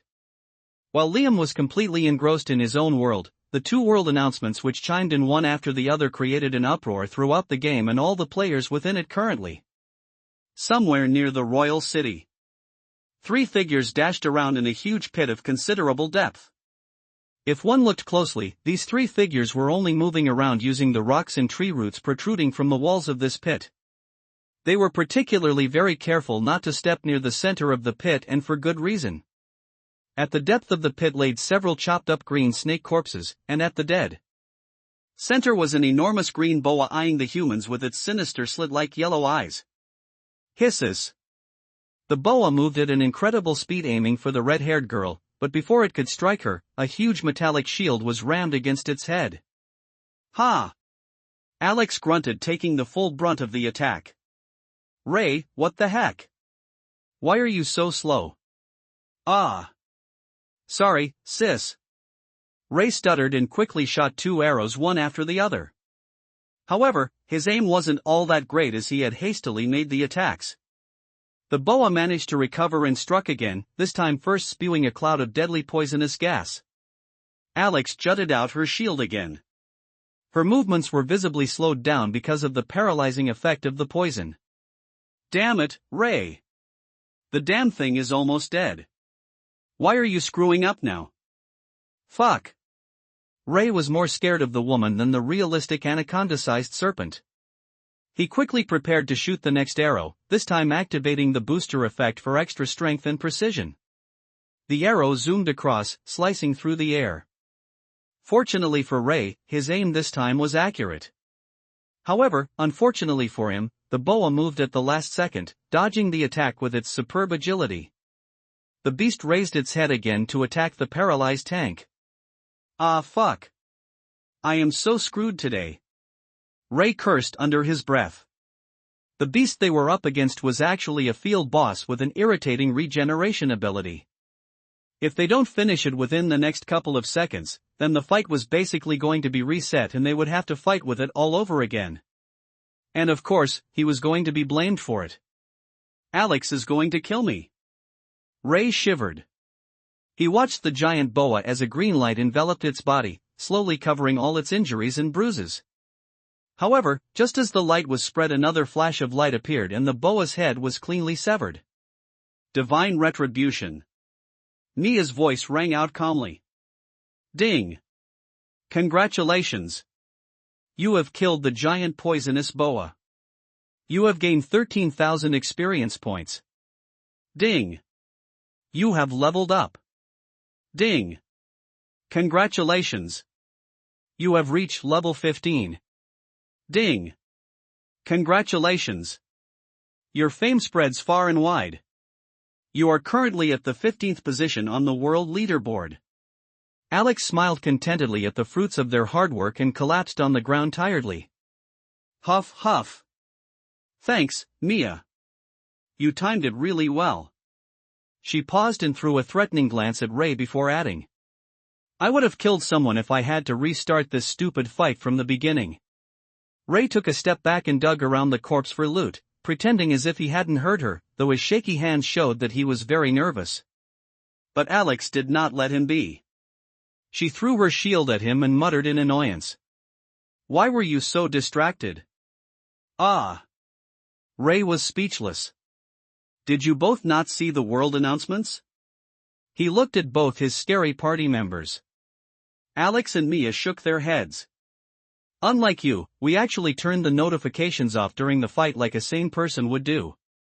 Alex scoffed. Ray chose to ignore that remark and shamelessly replied with a smile. Hee hee. You will be shocked. Check it fast. My big brother unlocked the leaderboard and killed a field boss. He got side-wide announcements for both. Blay. Useless. That guy won't even talk to you properly and yet you are calling him big brother. You are such an idiot.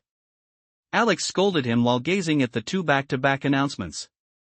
Though there could potentially be other people with the same name, they had no doubt that this was the same person with whom they had partied. If only we had killed this thing sooner, we could have gotten that announcement. Damn it. I can't believe that asshole beat us to it by just a few minutes. Alex gnashed her teeth in anger, mentally imagining pummeling the guy with the hateful smile on his face. Mia, however, remained silent as if it had nothing to do with her. She bent down and took the skill book which had dropped from their field boss kill. Ray, here. This skill book is yours. Oh, nice. Tame skill finally. Sweet. He kissed the skill book and gave out a fist pump. Let's go. Let's go. I need a cool pet now. So you decided to become a beast hunter? Alex frowned. Yes. Of course. Liam advised me to stick to the training hall class recommendations and I am going to do it. He proudly declared. Idiot. Alex kicked his shin, making the guy yelp in pain. She then ignored him and started discussing with Mia. Shall we log out? We need to at least get some sleep. Tomorrow is a big day. On hearing her words, Mia's usual calm and composed expression slightly faltered and she nodded. The two of them then logged out while Ray decided to stay back and explore a bit by himself. In one of the tall high-rise buildings on the streets of New York, two women walked out of a boardroom into the elevator. One had long curly blonde hair while the other was a redhead. Mia, are you alright? Alex gently patted her. It hurt to see her best friend in so much pain. Mia lightly nodded with a bitter smile. They are trying to take advantage of me because of my age, aren't they? Alex sighed. Fucking selfish assholes. If Uncle and Aunt were alive. But they are not alive anymore, Alex. Mia cut her short. Alex didn't say anything after that as the two of them walked in silence for a long time. When they reached the gates of the tall building, Mia silently waved her hand for a cab. Mia, just come home with me. I don't want you to stay alone. Alex caught her hand and insisted. No. I need some time and space to think. I will call you tomorrow. Seeing the worried look on her friend's face, she added with a sad smile. Don't worry. I won't do anything rash. Her words didn't comfort Alex even one bit, but she forced a smile and waved her hand as the cab took away. She in fact did not plan to leave her alone. I will wait for a couple of hours and then go visit her with dinner. Alex took out her phone and scrolled through her emails as she flagged for another cab. The past few weeks had unexpectedly changed all of their lives. Mia's parents died in an accident, leaving her as the sole successor for all of their properties and shares. In the beginning, no one noticed anything as they were overcome with grief, but the business partner and Mia's parents' close friend Walter backstabbed the young girl while she was at her lowest point. He made the shares crash further, which were already low because of the unexpected accident of the CEO, Mia's father. And now in the name of a hostile takeover, he was trying to swallow the whole company by joining hands with their competitor. Unless Mia somehow managed to gather a lot of financial support in a small time, it was extremely impossible for her to stop this. But how could a young girl gather that much support? That too, she had barely stepped into her undergraduate college and knew very little about business. Irrespective of her intellectual capabilities, she was still far from managing this storm without any help. Alex knew that Mia was ready to do anything and sell everything that they owned. This company was her father's big dream. He had worked hard to bring himself here, so she didn't want to lose that as well. In the same year she lost her father. Alex also didn't want to see that happen, but unlike Mia, she wasn't that rich. She had a healthy trust fund, but the two of them were in different categories. If she gave her everything she owned, it wouldn't even make a dent in the number that she needed. She was also completely helpless. But she didn't want to desert her friend and her sister when she needed help the most. She wanted to do something. Alex sighed and got out of the cab, reaching back to her apartment. Several thoughts swirled in her mind as she walked in absent-mindedly. Alex! Alex! Did you see this? This game is totally blowing up. Do you know how? Many players have already joined? And it has only been a day since the game launched? This is crazy insane. This is totally going to be the next big thing. Ray shouted in excitement, his eyes still glued to the esports news channel. However, in contrast to his cheerful mood, the person slouching on the couch next to him said and did nothing as she blankly stared at the television. Is this really growing so much? She muttered in a daze. Yes. Do you even know what is the gold to dollar ratio now? Alex shook her head, a few strands of her red hair falling on the side. By the way, our names on the leaderboard are already gone. People are grinding day and night and Ray continued excitedly chatting about the new developments both in-game and outside the game, but the woman was clearly no longer paying any attention to him. She had zoned out completely with several thoughts running in her mind. Several popular video games had come and gone. They all typically had a high game currency to real-world currency exchange rate, but this inevitably dropped in a few months. So even though this new game was shrouded in mystery and no one knew what exactly was happening, this hype as well probably wouldn't last long. But still, if she was a gambler, she would surely bet on the hype at least lasting for a year. This gave Alex several ideas. If she perhaps could somehow become extremely powerful and strong in a short period of time, then maybe, just maybe she could gather all the resources they need to keep the company afloat and stop the hostile takeover. So while Mia was busy dealing with all the company-related issues, she could potentially help her out by gaining resources in this manner. And by some chance, if the game somehow managed to last longer, then their company could even gain a lot by being an official sponsor of the in-game guild or esports team. The possibilities were truly limitless. All in all, this was a wonderful opportunity. Sure, she could probably work hard on some other route and achieve this same result, but the fastest, high-risk, high-reward route was this one. And call it intuition or gut feeling, for some reason, she knew that this was the way to go. Something told her that she needed to follow her instincts and invest more time and effort into this game. Alex closed her eyes and took a deep breath. Now that she had made this decision, her brain already started calculating what she needed to do to achieve her goals. How could she possibly rise head and shoulders above the herd of professional gamers and skilled players? She took a few deep breaths and thought about it from different angles, but no matter how hard she racked her brain, only a single person's image flashed in front of her again and again, and the obvious shortcut stared right at her face. If she could somehow use him. Alex gritted her teeth. She was determined to take things as far as it was needed. She was going to put everything on the line, so how could she hesitate about something like this? After all, it was just a game, right? Just how realistic could it be? Something like that couldn't possibly matter as long as it didn't happen in real life. She bit her lips and turned to look at her brother, who was back to watching the news. "Do you still have that jerk on your friend list?" Clang, clang, clang. Clang, clang, clang. Loud sounds echoed from within an empty mine in the depths of the forests. A single man was standing amidst several scattered corpses of green-skinned goblins. However, he paid no heed to these corpses. He simply stepped on them and continued hitting the mining pick monotonously on the node of metallic ore in front of him. Seconds passed. Minutes passed. Hours passed. And yet the young man's actions did not change at all. Targeting the 3 different nodes in front of him, he kept mining one after the other without taking a single break. And weirdly, the ores he was mining were nothing special. They were just common iron ores. In between this, 1 or 2 goblins also attacked him every now and then, respawning directly at the spot where he was standing. But it took the young man merely seconds to cleanly finish them, and then he was back to monotonously mining the nodes. Ding! 50 experience points gained. Ding! 50 experience points gained. Liam cleared the notifications, kicking aside the last 2 goblins. He didn't bother to pick up this loot, which was mainly loincloth and rusty weapons, so the bodies remained longer than usual on the ground. Just as he once again began mining, another notification popped up.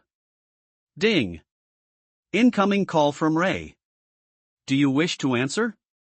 Y/N. Liam didn't pause his movements and continued working on the node. Nevertheless, he muttered yes. Hi bro. Congrats on the server announcements. You are awesome. Ray's cheerful voice rang and Liam shook his head helplessly. Thanks. Anything else? All right. I will get to the point. Alex wants to meet with you. Can you tell me your location, please? Huh? Why? Liam was surprised. He was sure that the woman hated his guts considering the way she had treated him all throughout their dungeon run. So this is weird, but she won't tell me. She says that she will only talk to you. Liam paused for a moment, only the clanging sounds resounding in the silence. Fine. Ask her to call me then. All right. Thanks, bro. Tell me when you are free so we can party again. Bye. A beep sounded and Ray ended the call quickly, as if he was afraid that he would be blocked if he continued disturbing him. A couple of seconds later, Liam checked the friend requests, and among the hundreds that he had received, he saw Alex's name in the most recent request. Accept. He muttered, and the next second the call arrived. Hello. Is this Liam? A hesitant voice came through. MHM. Who else would it be? Alex ignored the condescending remark and pressed on. Where are you? I want to meet you in person right now. Not possible. The immediate blunt reply came out. What? Why? Considering the way men usually treated her, she half expected him to fawn over her as soon as he heard her voice and that she wanted to meet him, but this turn of events surprised her. Because I am in the middle of something. Liam indifferently replied. The other side suddenly became silent, and he shrugged and continued his work. A few more seconds of silence ensued, and he was about to end the call when Alex quickly asked again. Then when will you be free? I will wait. This is urgent and it will be worth your while. Can we meet? There was a sense of urgency in her voice that piqued Liam's interest. Besides, he was not going to lose much by talking to her for a few seconds. All right. We can meet tomorrow. I will be in Ilika City. We can meet up at the local in around noon. Okay, thanks. You will not regret this. Alex felt relieved and quickly cut the call, but she only realized what had happened after everything was over. She had thanked him and she had also blurted out that he wouldn't regret it. How humiliating. She was furious. What happened, Alex? Are you all right? What did Liam say? What did you ask him? Ray walked over to her and asked as he was extremely curious. He also didn't know why his sister had suddenly decided to be serious about this game. Nothing. I have something to do. I will be back later. Alex turned around to hide her face and hurriedly threw out some vague words. She then quickly ran out of there, leaving behind the very confused guy. Well, whatever the quest was, we could have done it together? Why is she running away like this? The guy scratched his head in confusion. Because of the leaderboard, there was a sudden hype about leveling faster, so Ray quickly forgot about Alex and focused on what he was doing. Meanwhile, Liam as well continued busily mining. His schedule was fully packed for the next 24 hours and he didn't think about anything else.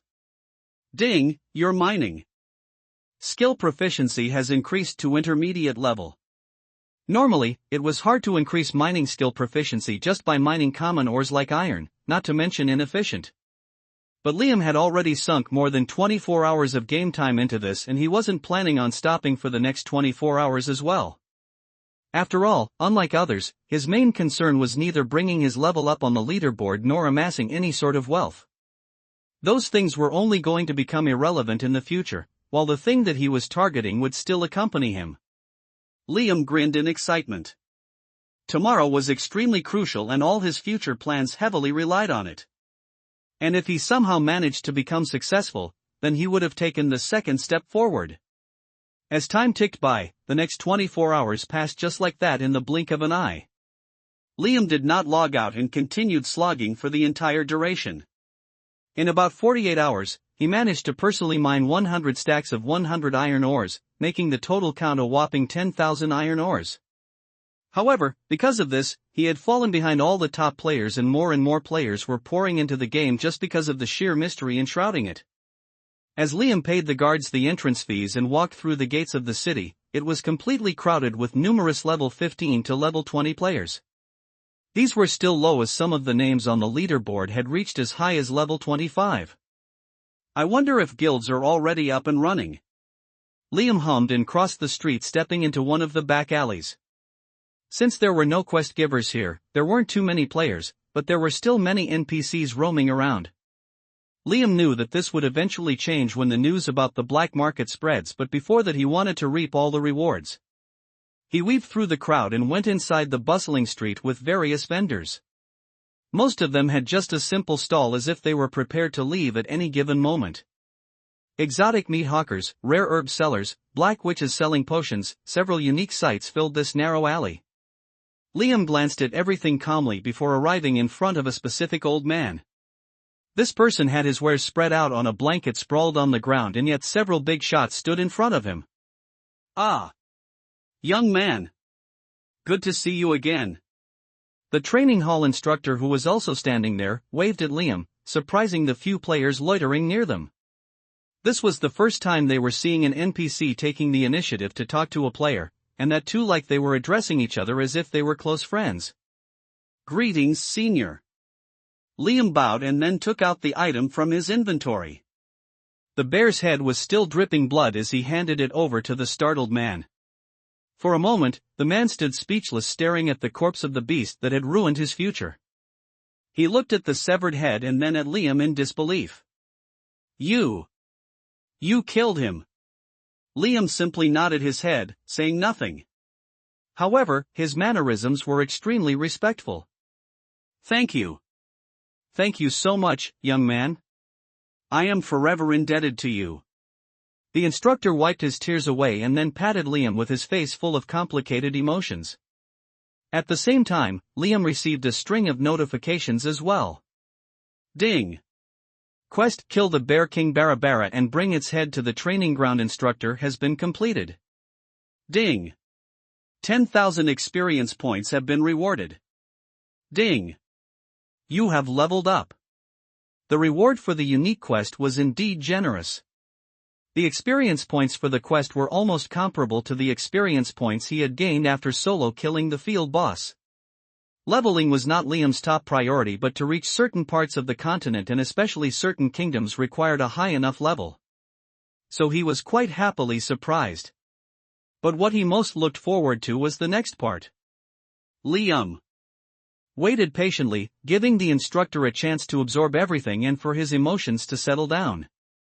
After a few seconds of silence, the man sighed and once again began talking.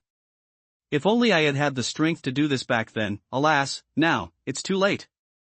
It's too late for everything." The instructor repeatedly sighed. Liam smiled inwardly as he could tell that this was his cue. "Is there anything I could do to help you, senior?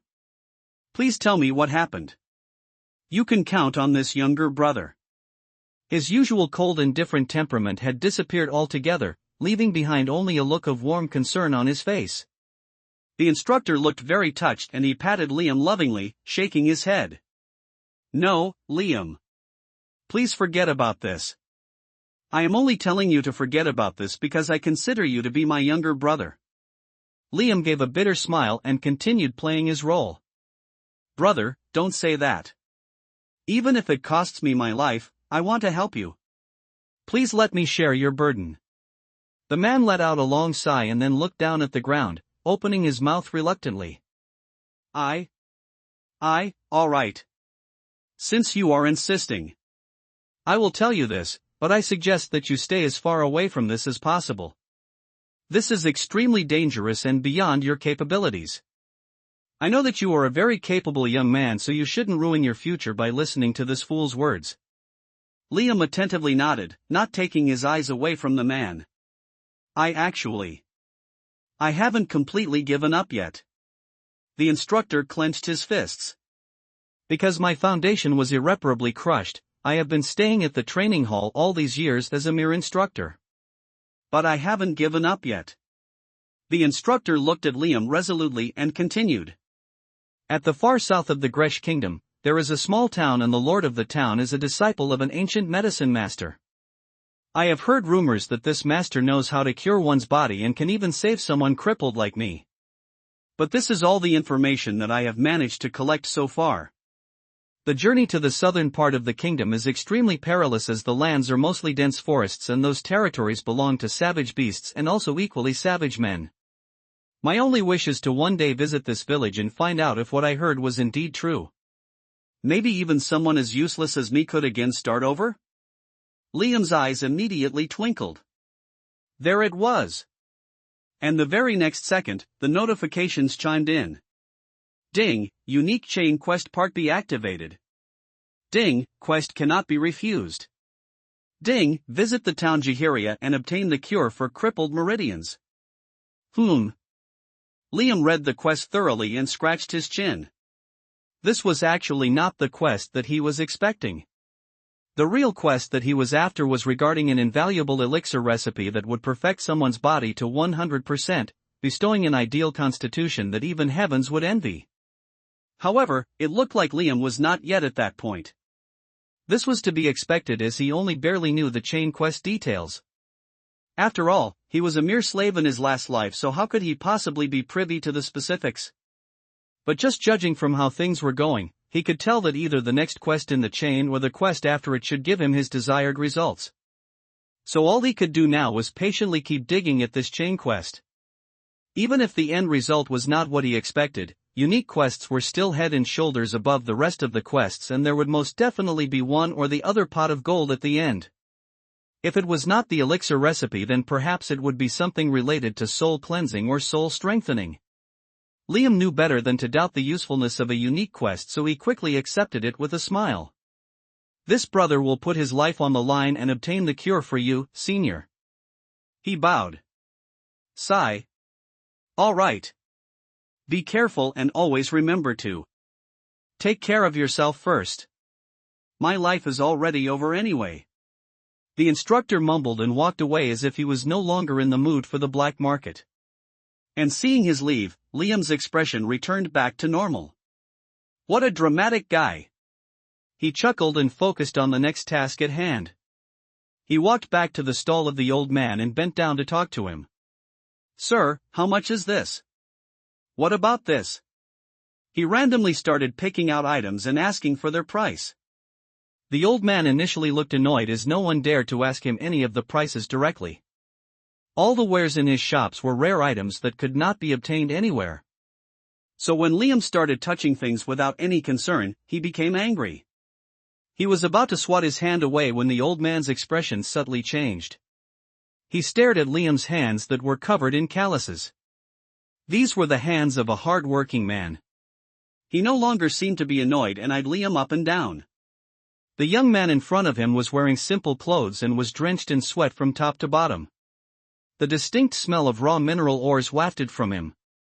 The old man's expression immediately softened and rubbed his long thin beard.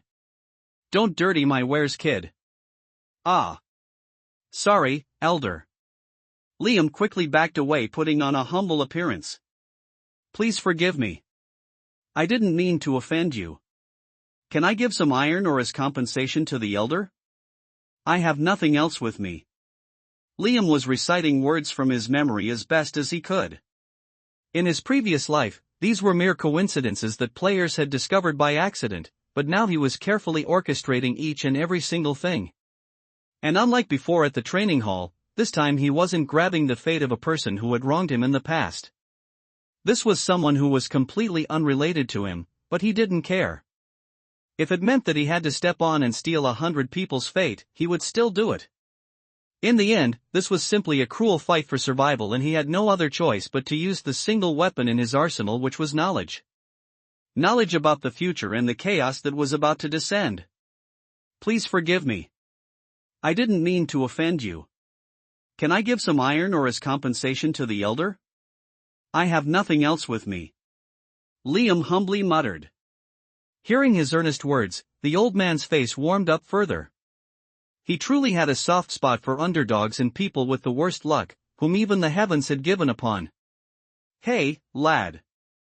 He looked at Liam with his piercing blue eyes. His old age and frailty had suddenly vanished, only the aura of an expert remained. Do you wish to become stronger? Ah. Liam revealed a surprised expression. You look like someone who was not afraid of hard work and getting your hands dirty with the stink of metals. The old man smiled. Do you want to pursue an ancient craft that can bestow a tremendous amount of power and strength upon you? Ding, hidden class quest activated. Ding, quest learn to smith and achieve mastery in the craft of making weapons. Ding, reward the unknown elder's trust and respect. Ding, do you wish to accept the quest? Ha! Liam chuckled inwardly. Though the reward looked completely useless, how could it be so simple? It was a hidden class quest after all. What was not mentioned in the description was that this reward would be further augmented based on the speed with which it was completed. The race was about to begin. I accept. Liam quickly bowed and then ran away from the stall with urgency. Ha ha! What a hard-working young man. The elder laughed and went back to talking to some of the other customers. On the other end, Liam had already slowed down. He knew that he didn't have to rush too much. He still had 72 hours to get this done. And more importantly, he had other things to accomplish as the black market closed in a couple of hours. Liam circled the place and once again arrived at another stall. This one was slightly more crowded than the previous shop, with several players haggling with excitement. It was a sort of gambling den and a hunter's pet shop. Surprisingly, a familiar face was also standing, and she gasped as soon as she caught Liam's silhouette. Alex was here trying to see if she could get Ray some good pets when she unexpectedly saw the person heavily weighing on her mind. You told me that you would only be here at noon? Alex hurriedly started blurting out words in a panic. She was still very nervous and apprehensive about the whole thing. What are you talking about? I only said I would meet you at noon. I didn't say anything about being here before that, did I? Liam did not spare her a glance and quickly walked over to the shopkeeper, a middle-aged woman with a big mole on her face. Welcome. She greeted Liam, and then her face brightened up seeing Liam's face up close. Welcome, Mr. Handsome. Do you want to make any purchases today? Look at all these eggs. They could have anything inside them. Even mighty dragons and powerful phoenixes. Want to try your luck? Liam looked at all the eggs of various shapes and sizes orderly arranged next to each other. Every single one had different patterns and shapes on the shell, which made them look very mysterious. The people who had gathered around were trying to guess what beast might be inside just based on these patterns and the shape and color of the eggs. Liam chuckled. Sure, he had heard some people getting lucky by purchasing eggs in this shop, but mostly it was a scam. And just like several other things, these in-game pets would also become irrelevant, which was why he hadn't even bothered to use the tame skill until now. That didn't mean he wasn't interested in pets as a whole. In fact, he was very much interested. To be more specific, he was interested in two particular rare pets, the likes of which would surely be unavailable here. Thank you, and before Liam could finish his statement, Alex quickly butted in and spoke before him, interrupting their conversation. Hello. Wait a second. I will be buying all the eggs here. Immediately the crowd surrounding them became chaotic as several other people had their eyes on some eggs, and they were only hesitating because the price of each egg was 1 gold. However, to someone like Alex, this amount was nothing. So she didn't even think twice before randomly buying all of these on a whim. As soon as she saw Liam here, the wheels in her brain had already begun to spin. He was clearly here to do something, and she was sure that it was related to the eggs laid out in front of them. Perhaps one of these eggs had a powerful beast companion. Yes. That was definitely the case. Why else would he be here? Alex's eyes twinkled and she wanted to beat him to the punch. She quickly exchanged the gold before Liam could do any tricks and placed all the eggs carefully in her inventory slots. With her arms crossed in front of her chest, she then turned to look at Liam with confidence and a smug smile. I bet now you would have time to talk to me, right? Liam, on the other hand, was trying his best to control his laughter. No. I am still busy. What a childish woman. He shook his head, ignoring her furious eyes and heaving chests, and continued talking with the shopkeeper. Congratulations, madam. You have sold all your wares so fast today. Would you perhaps have some spare time to take a look at something for me? Alex, who was still standing beside him, obviously heard this and she froze in shock. What the fuck? This guy wasn't here to buy anything? She felt as if she had been slapped hard and looked at him with a ridiculous expression, her mouth wide open. Liam took out the egg from his inventory space and handed it to the shopkeeper, who had a big smile plastered on her face. Anything for you, handsome?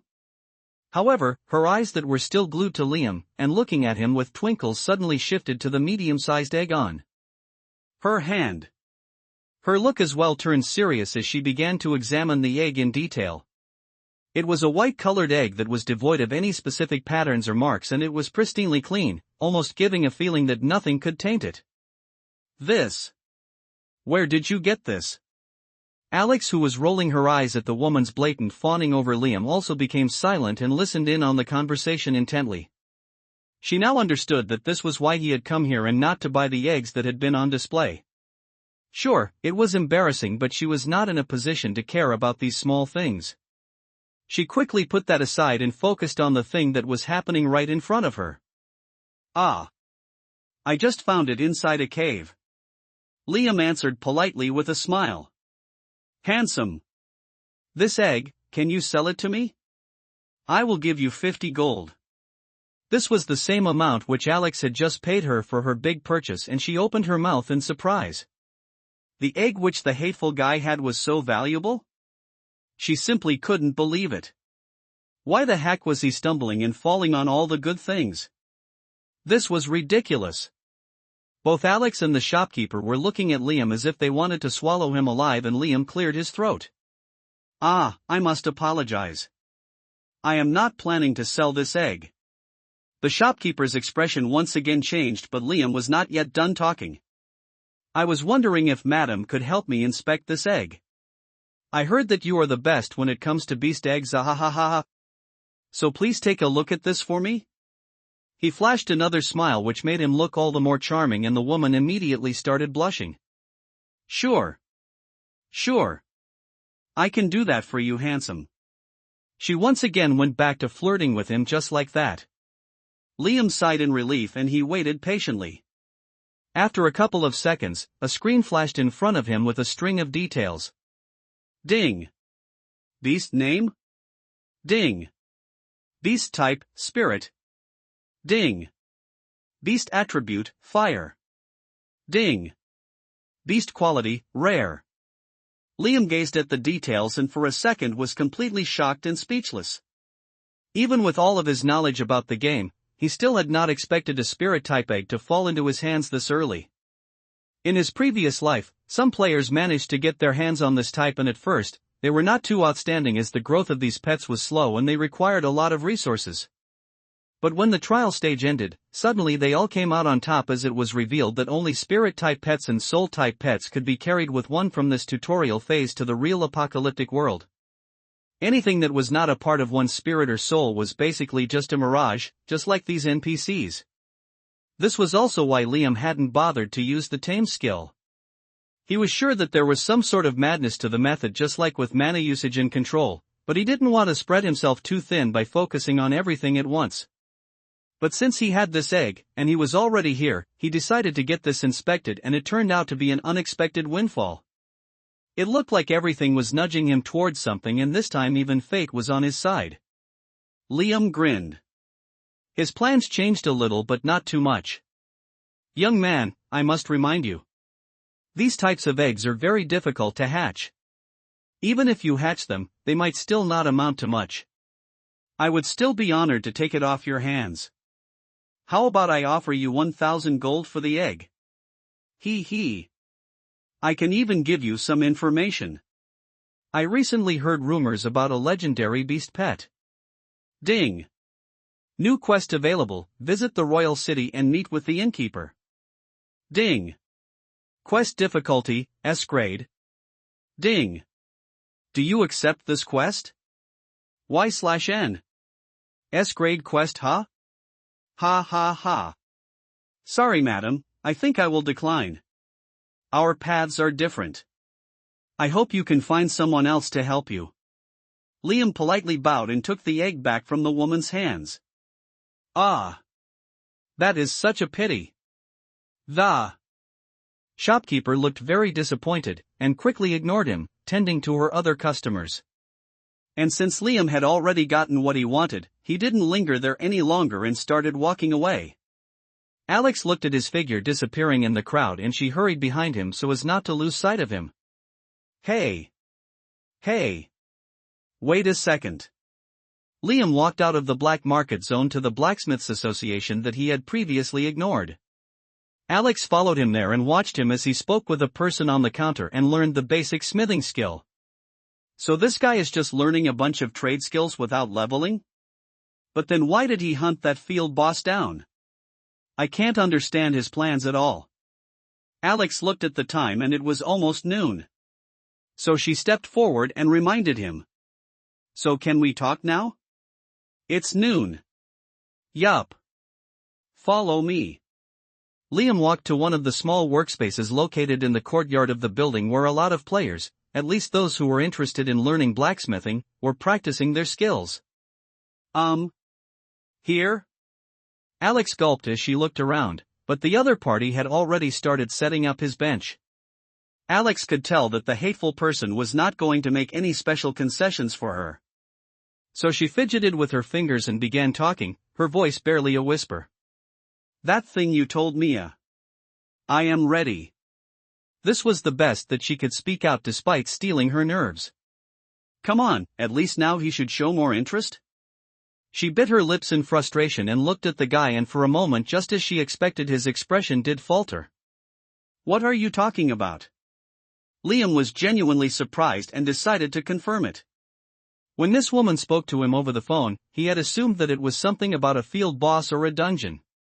He hadn't expected this. He had an inkling that they were going to face a terrible fate in the future, so he had mentioned a way out that would be beneficial to him as well, but he didn't expect things to move so fast. In fact, he hadn't expected them to even think about this until much later, when they became absolutely desperate without any other course of action. But she was already here. Are you serious? You know what I am talking about. Alex chewed her lips out. She already knew how this was going to go happen, but she had no other choice except to put up with this hateful guy's attitude. Liam scratched his head, engrossed in his thoughts.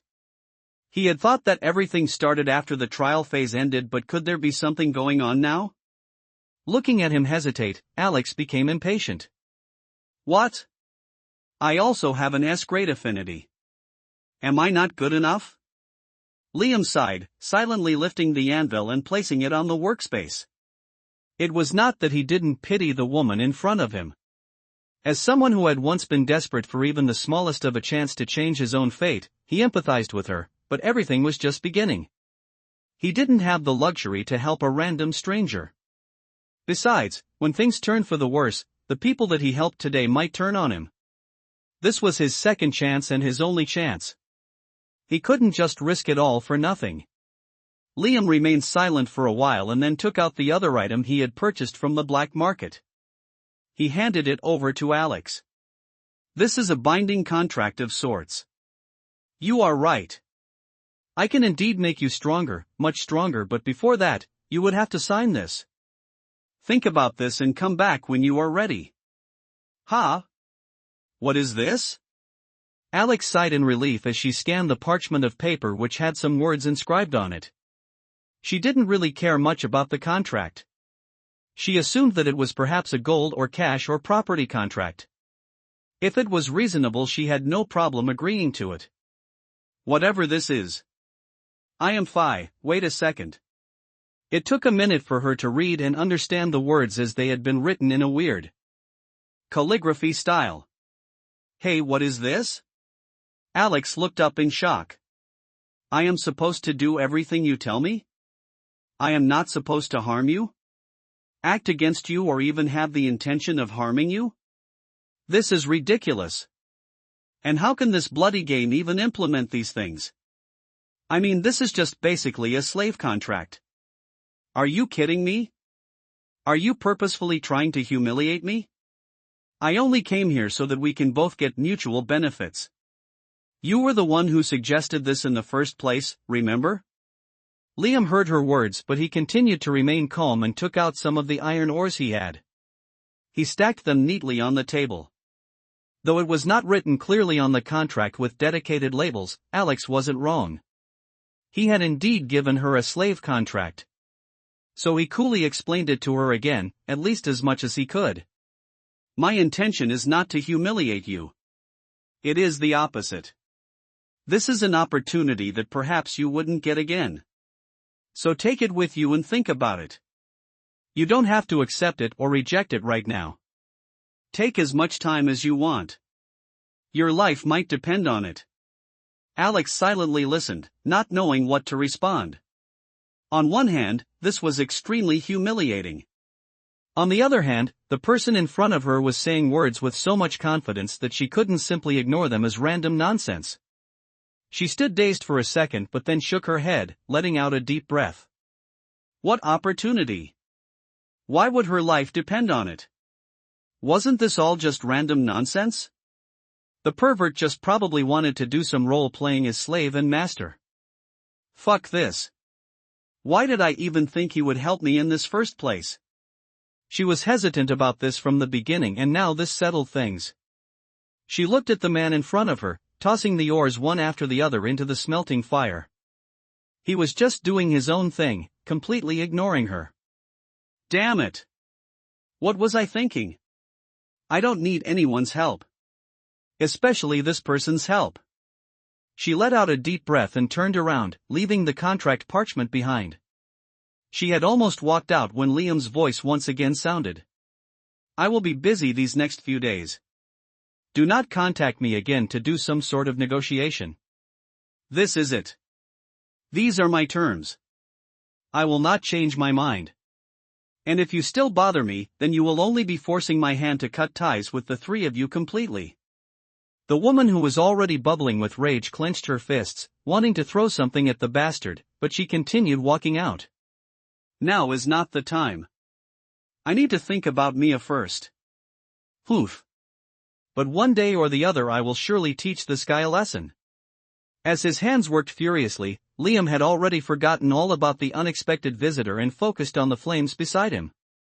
He watched the stacks of iron ore melting and forming a sort of lump together and then melting all together. He quickly removed this molten ore and poured it over a sand clay mold of a simple sword. Giving the ore only a couple of seconds to take the shape of the mold, he quickly retrieved the raw unrefined sword and doused it in cold water. He then once again placed the sword in the furnace and reheated the metal, after which he placed it on the anvil. Ha! I never thought that I would be doing this again. Liam chuckled. He almost lovingly looked at the piece of weapon and started hammering it. Though it was not immediately obvious, this step was the most crucial in crafting a weapon. The more a weapon was hammered, the more powerful it became. Though Liam had simply planned to forge a bunch of mediocre weapons to increase his skill proficiency rapidly, once he started the process he completely forgot about everything. He hammered the simple iron sword again and again as if it was a priceless treasure. And when the metal had cooled down, he heated it again in the furnace and hammered it over and over.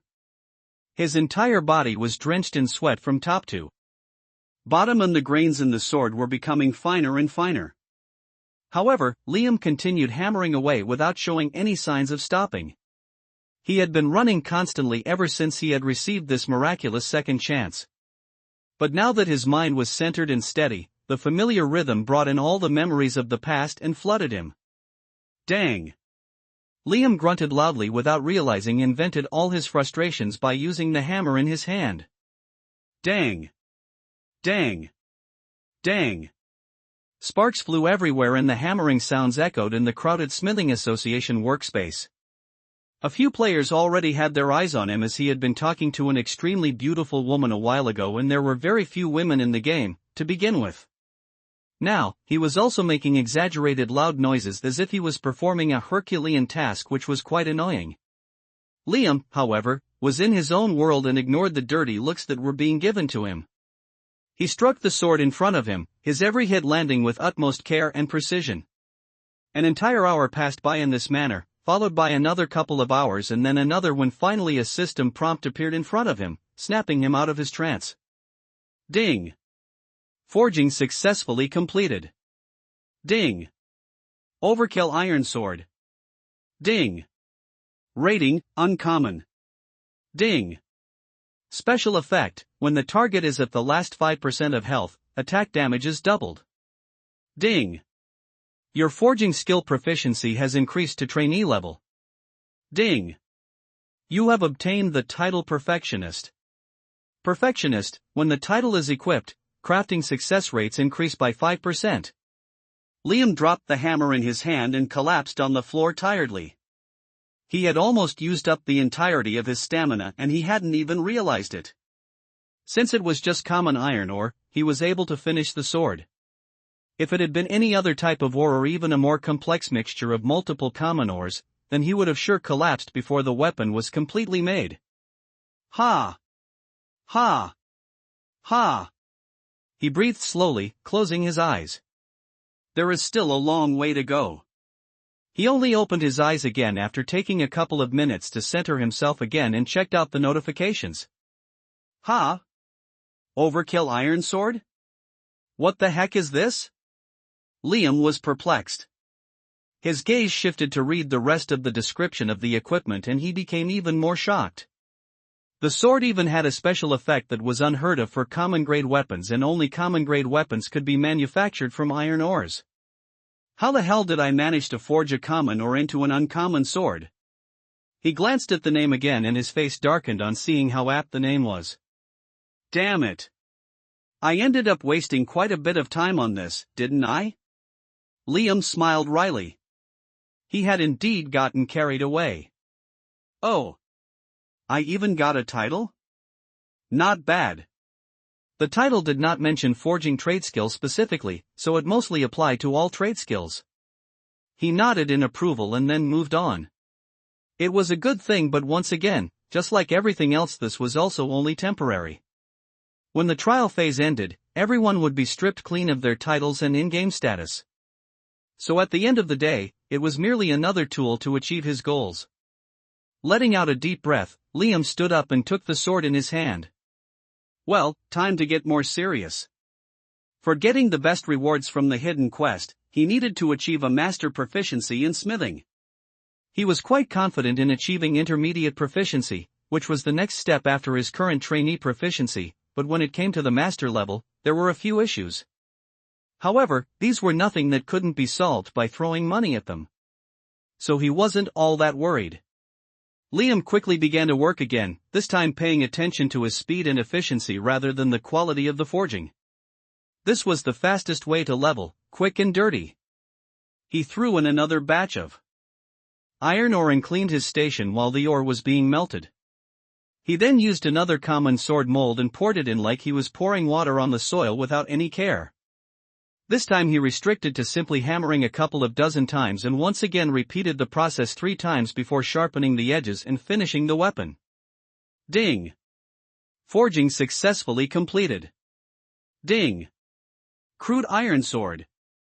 Ding! Rating, common. Liam glanced at the sword once. It looked lackluster, as if it was a piece of old equipment. Ha! Now, this is what I expected.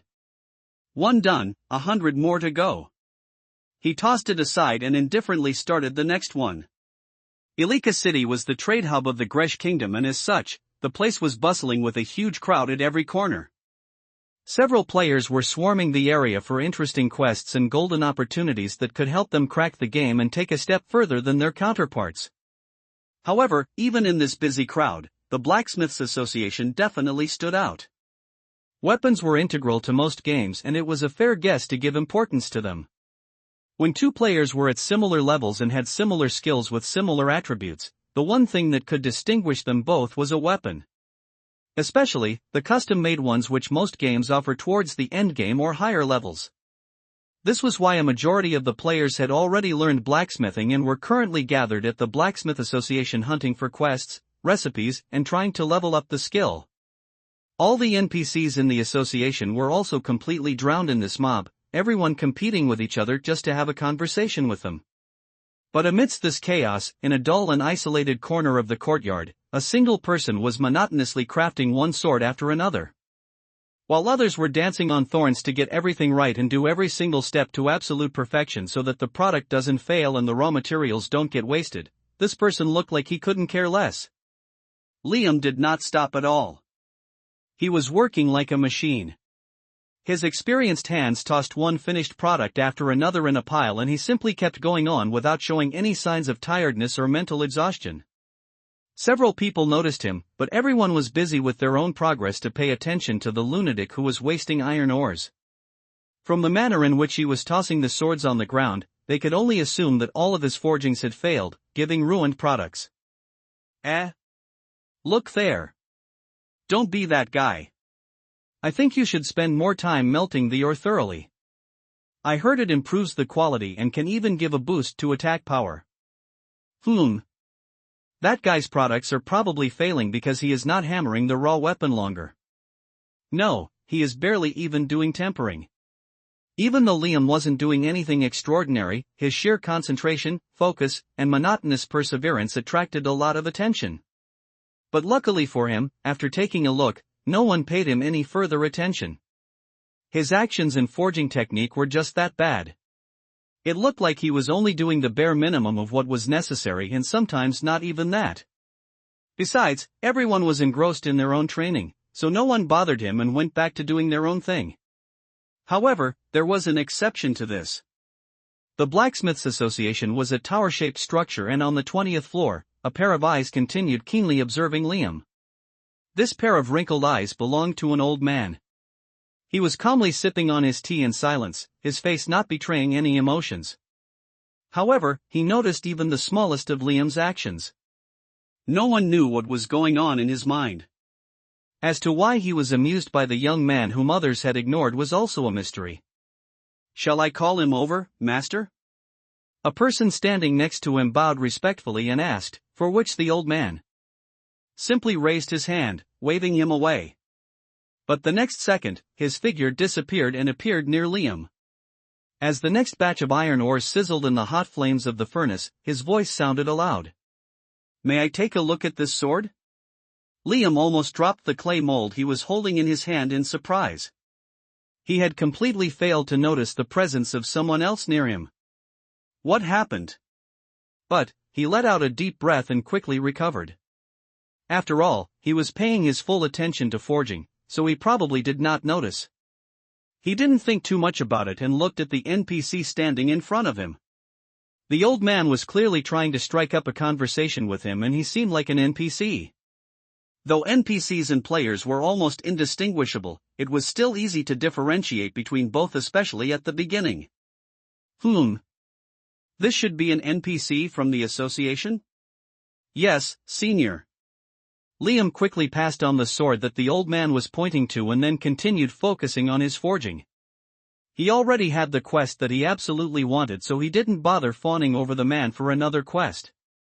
In fact, he hoped that the guy would leave soon so that he wouldn't be disturbed by a horde of rowdy, eager players swarming at the place where he was forging. The old man, however, did not share any of Liam's concerns. He leisurely ran his fingers over the piece of weapon that was merely common grade. His eyes glinted as if he was analyzing every grain in the sword that lacked any sort of special properties, and when he was done, his gaze surprisingly shifted to Liam himself. Ho ho! Almost immediately, a subtle flicker of surprise appeared in his face, which quickly faded away. "Lad, why are you in such a hurry?" the old man calmly asked. "Huh?" Liam was once again taken aback. If the person was criticizing his technique, he would have said something like, "Why are you not doing this, and why are you not doing that?" He could have commented about any of the forging steps as Liam was madly rushing through everything, but to ask why was he in a hurry, as if he could tell exactly what he was capable of. "No. I am overthinking this." Liam shook his head. He put his thoughts away and gave a generic reply, still continuing to hammer his next weapon. "Ah. Sorry, Elder. I am still a trainee. My techniques are not that good. Please forgive my incompetence. I hope that I have not offended you." While talking to NPCs, it was always best to show humility and respect, so Liam as well followed this blindly. He might not need any quest from the guy, but he didn't want to randomly decrease his favorability, especially with someone from the Blacksmith Association. So he ignored the actual question and gave a generic reply while not stopping what he was doing. The elder, however, did not seem to want to let him off that easily. "Not that good, huh? Then I wonder just how you managed to craft this one here." He. Among the dozens of iron swords scattered around, he reached his hand and pulled out the very first sword which Liam had crafted to perfection. Liam was once again surprised. What was going on here?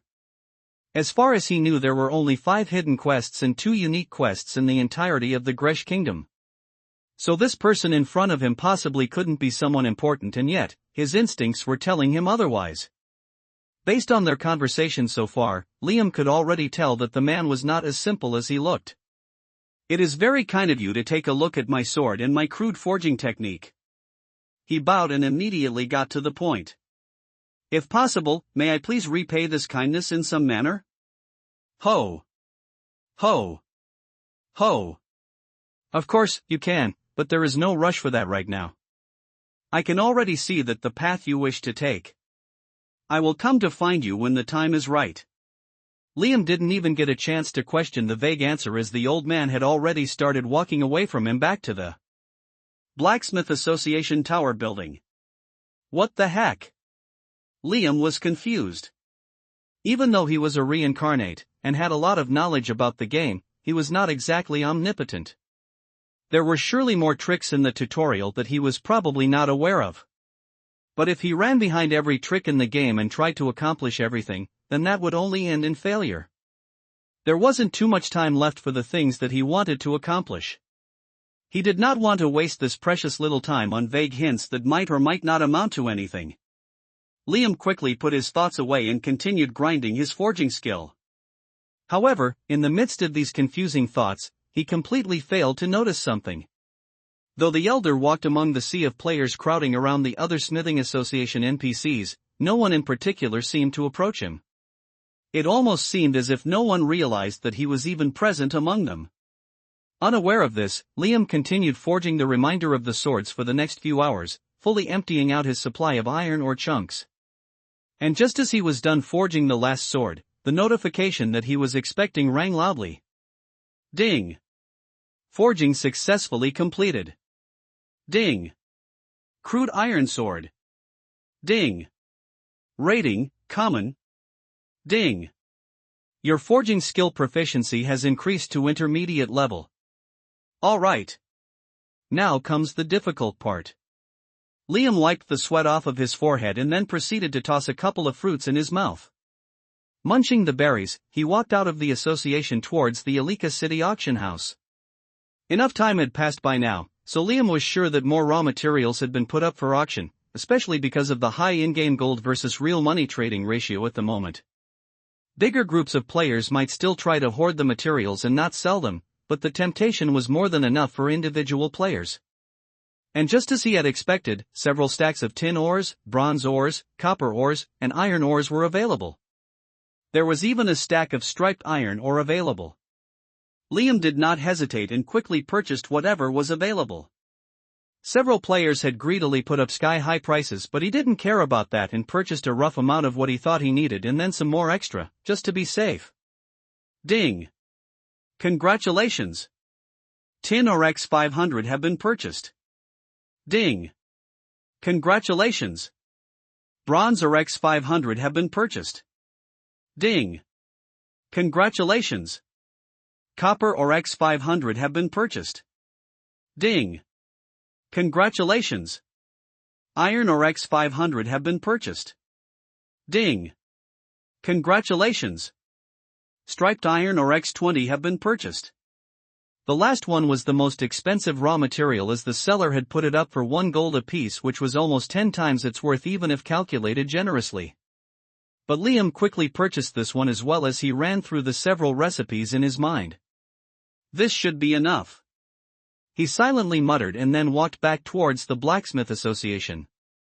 This time he didn't return to the courtyard and instead booked one of the expensive smithing rooms at the reception. He paid the 5 gold coins charge and booked the high-grade smithing room for a surplus amount of time. There was nothing too special about the room, but there was a variety of molds available, plus the hammer quality was rare.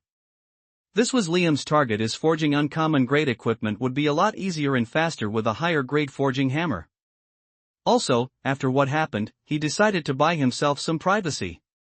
Just iron ores might not attract attention, but if he took out an entire array of ores and herbs, there would once again be unwanted people gathering around him. Liam did not particularly care about this, but for the current period, he absolutely wanted to make sure that he wasn't disturbed. This was crucial in order for him to complete the quest within the best possible duration, as this time simply speed alone won't be sufficient. He took a deep breath and once again started throwing stacks of ores into the burning furnace that slowly melted on touching the fire. 2 copper bars, 2 tin bars, 1 iron bar, and lastly 1 bronze bar. Liam added all the required ores in the respective ratio, and while they melted, he also added a few stalks of stone flour. Sparks flew as the herb quickly mixed in with the molten ore mixture, and the crimson color of the flour and the leaves spread quickly, making the entire mixture blood red. Liam carefully took this molten mixture and poured it into the mold of a sword. He then doused it in cold water and once again heated it before beginning to rhythmically hammer. In spite of the fact that it was borrowed and only for forging, he was still excited to be holding a rare-grade hammer weapon in his hands.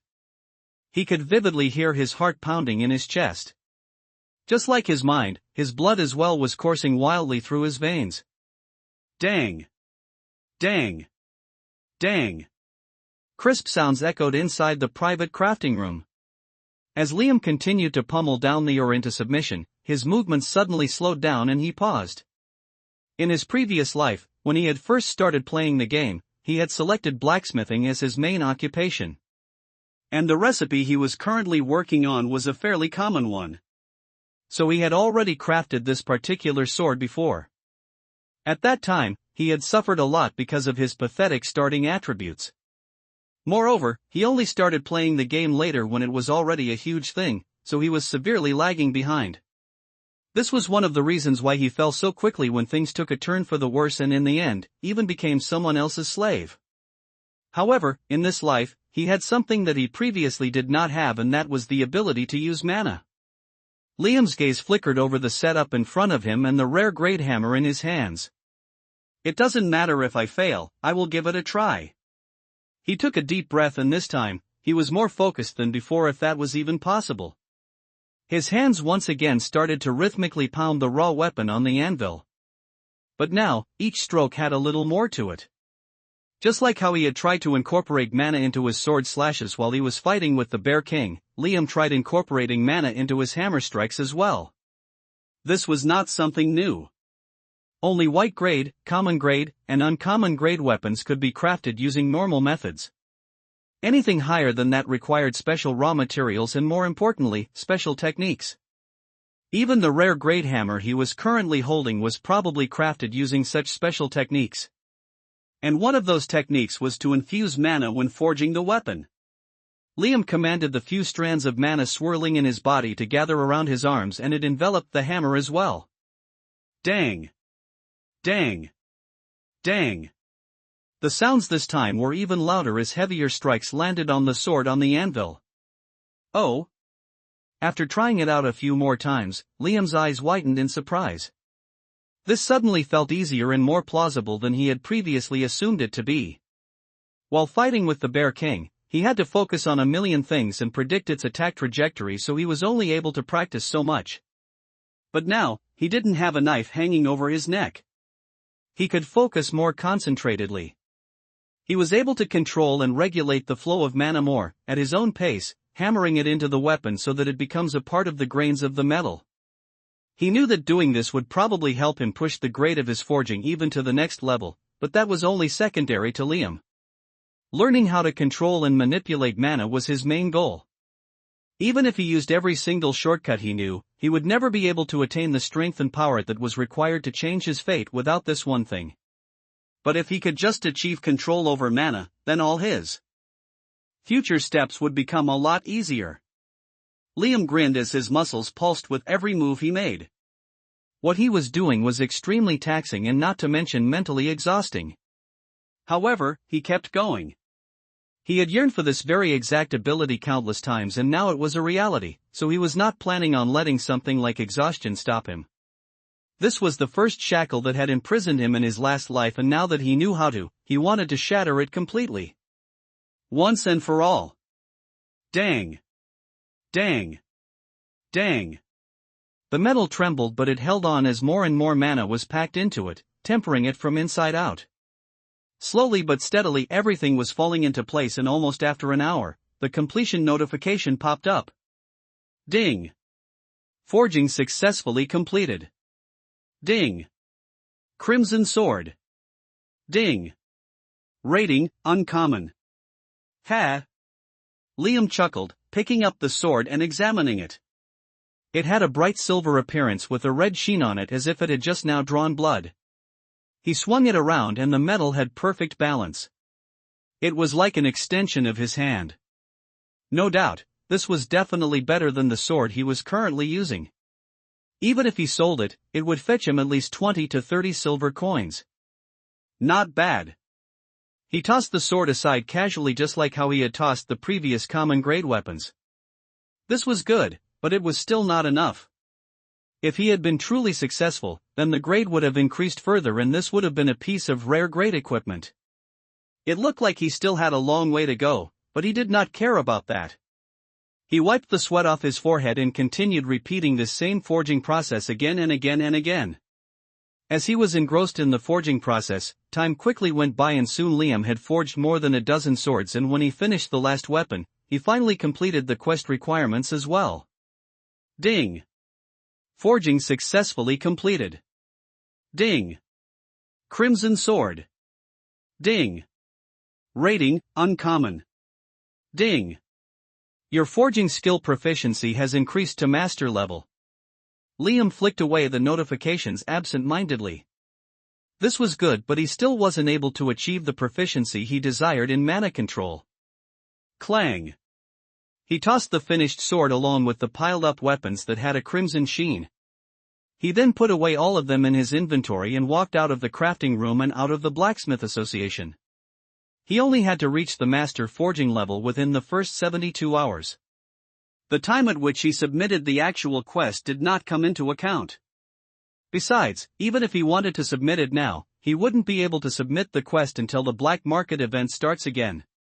So without bothering to do anything else, Liam simply walked out onto the streets of the city and exchanged a portion of his gold coins for currency. He then swiftly logged out. He had ended up spending a lot more time than he originally intended to, and it was noon the next day.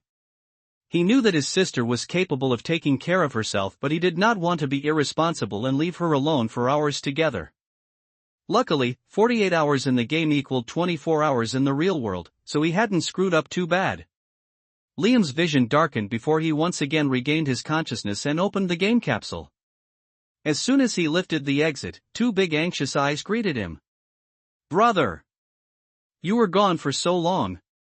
Are you all right? Ah, did something happen? He chuckled and patted the little girl who was probably the only one who cared about him in the entire world. Sorry to make you worry, Mei Mei. I am all right. I just became a little late. Did you eat your meals properly? Did you do some exercise? Nodding her head, the little girl gave him a quick hug and then ran away to heat up a plate full of food for him. Brother, you eat first. You skipped so many meals. Yes, madam. Liam pinched her cheeks and obediently sat down to eat some food. So what do you want to do today? He playfully asked her. Ah. I don't want to do anything. Please sleep and take some rest. Mei Mei looked flustered and quickly rejected the generous offer. Was her brother suddenly not human? He had played games all day and he looked so fresh and energetic instead of looking like a zombie. What? You don't have anything that you want to do? Liam chuckled. I have something in mind though. Can you guess what? He teased her lovingly. Ah. I am so confused. Why are you messing with me? Ha ha ha. All right. All right. It looks like you forgot already. Did I not tell you? We are moving to a new place today. Why don't you change your clothes and then we can leave? Ah. For real? Brother, are you serious? Mei Mei stood up in shock and surprise. She couldn't believe his words at all. Of course, she remembered this, but she assumed that he was simply saying things to make her feel better. She didn't want to bring it up and ruin the good mood. And now. A few minutes later, the brother and sister pair got ready and walked out of their small cramped apartment. Brother, this apartment is just fine. Do we really have to move? Mei turned to look at their small rented place and then at her brother's lonely back as she ran to catch up with him. She didn't want him to overwork himself and ruin his health just for the sake of a little extra comfort. Ho ho! So what you are saying is that you don't want your own room? You will miss me too much? What a crybaby!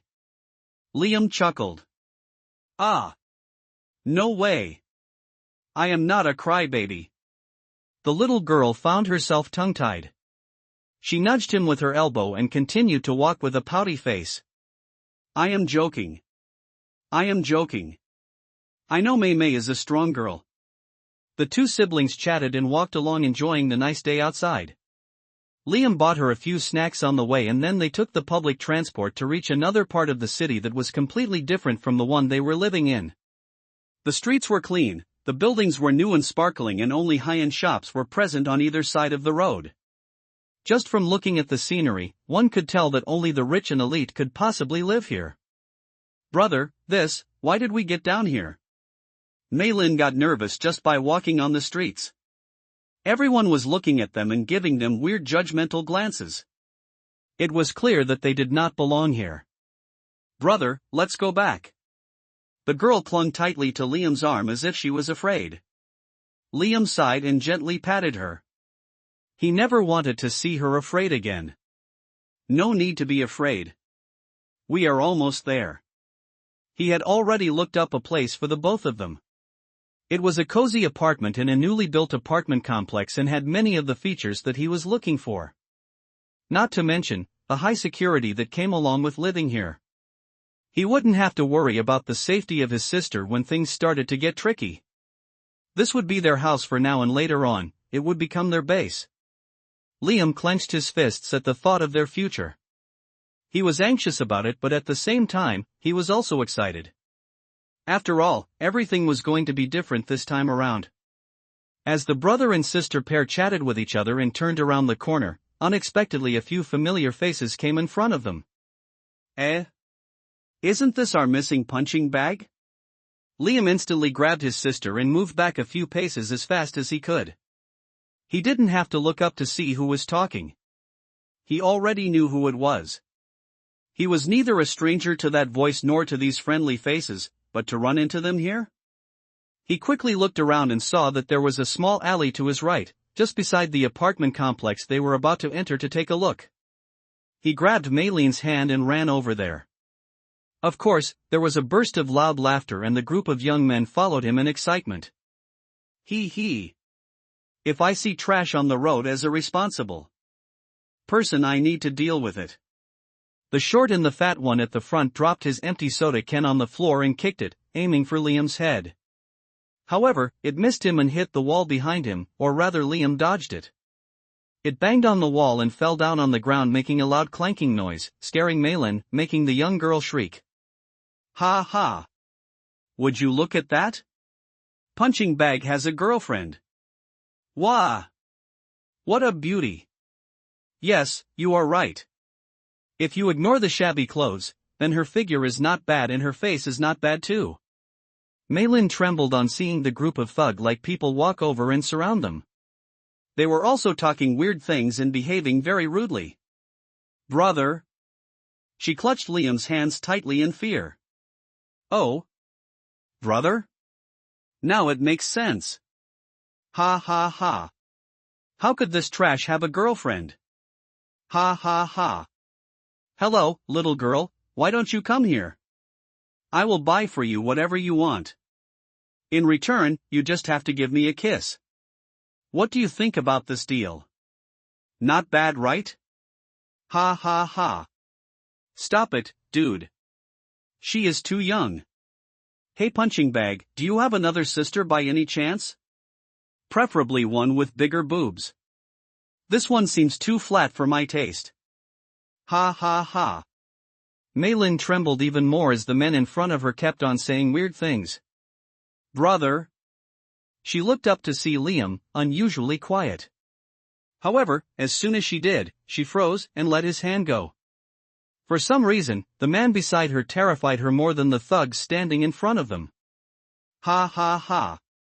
Did you look at that? His own sister thinks that this bitch is useless. Ha ha ha. You have got a good head on, kid. Why don't you run along and wait for your brother at home? He is going to play with us for a bit and only then come back. Hee hee.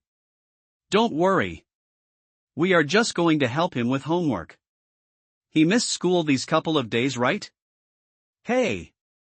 If you don't want to go, then feel free to stay back. Hee hee. We can teach you about some things. Maylin was not a frail young girl. Having somewhat recovered from her initial shock, she was able to look at everything more closely. Especially when the thugs talked about school, she instantly understood that these were the people who had been beating and bullying her elder brother all this time. All those countless times, she had helped him clean up his wounds. All her fear immediately disappeared and she gritted her teeth angrily, bending down to pick up a stone from the ground. However, before she could throw it, a hand grabbed hers and took the stone away from her, throwing it in her stead. And as for the target of the stone, it was not one of the bullies. It was rather a car parked on the street by the alley. Crash! The force with which the stone was thrown was enough to trigger the loud alarm, and immediately the car started making an ungodly blaring noise, attracting everyone's attention. And since it was the middle of the day, a few people quickly walked over to that side. Fuck! Let's just leave. Maylin dumbfoundedly watched as the people who had cornered them disappeared just like that. Brother, you. She looked up at her brother again, and this time, the scary expression on his face was long gone. Sorry. Are you all right? Liam gently smiled. They seem to have disappeared. Shall we check out our apartment? Maylin dumbly nodded, and the two of them stepped out of the small alley and went into the apartment complex. She still turned around to see if those people were following them, but it looked like they were really gone. Only after the gate of the apartment complex closed behind them, she sighed in relief.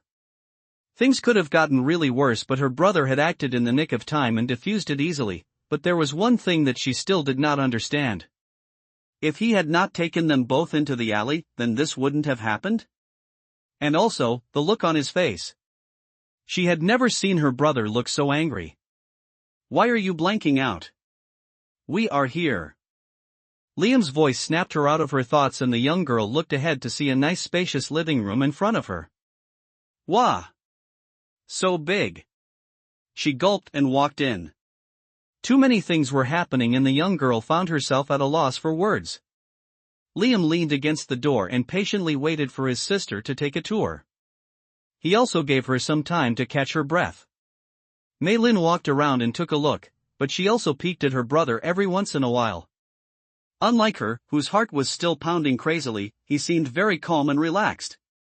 In fact, he was just like that for the entire time, as if they had just not been nearly assaulted by the bunch of bullies who had been terrorizing him for the major part of his life.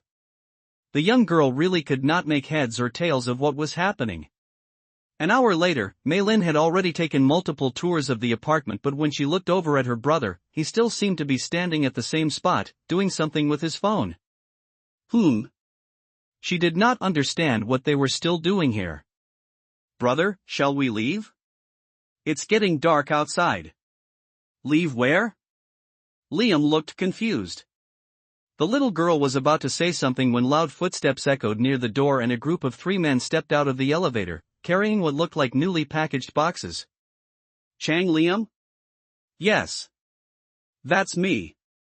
One of the men took out a bill of sorts and handed it over to Liam, who took a step away from the door, allowing the 3 men to enter the apartment and keep the packages inside. Come here, May. Don't stand in the way. Okay, but brother? Liam pulled the girl aside, and then the two of them stood outside the apartment in the hallway while the 3 men made several trips up and down and placed a bunch of boxes inside. Maylin stared at everything wide-eyed. She had absolutely no idea what was going on, and she finally couldn't stand the suspense anymore and blurted out. Brother, what is all this? Whose things are these? Ha. Doofus, are you zoning out or what? It's obviously our things.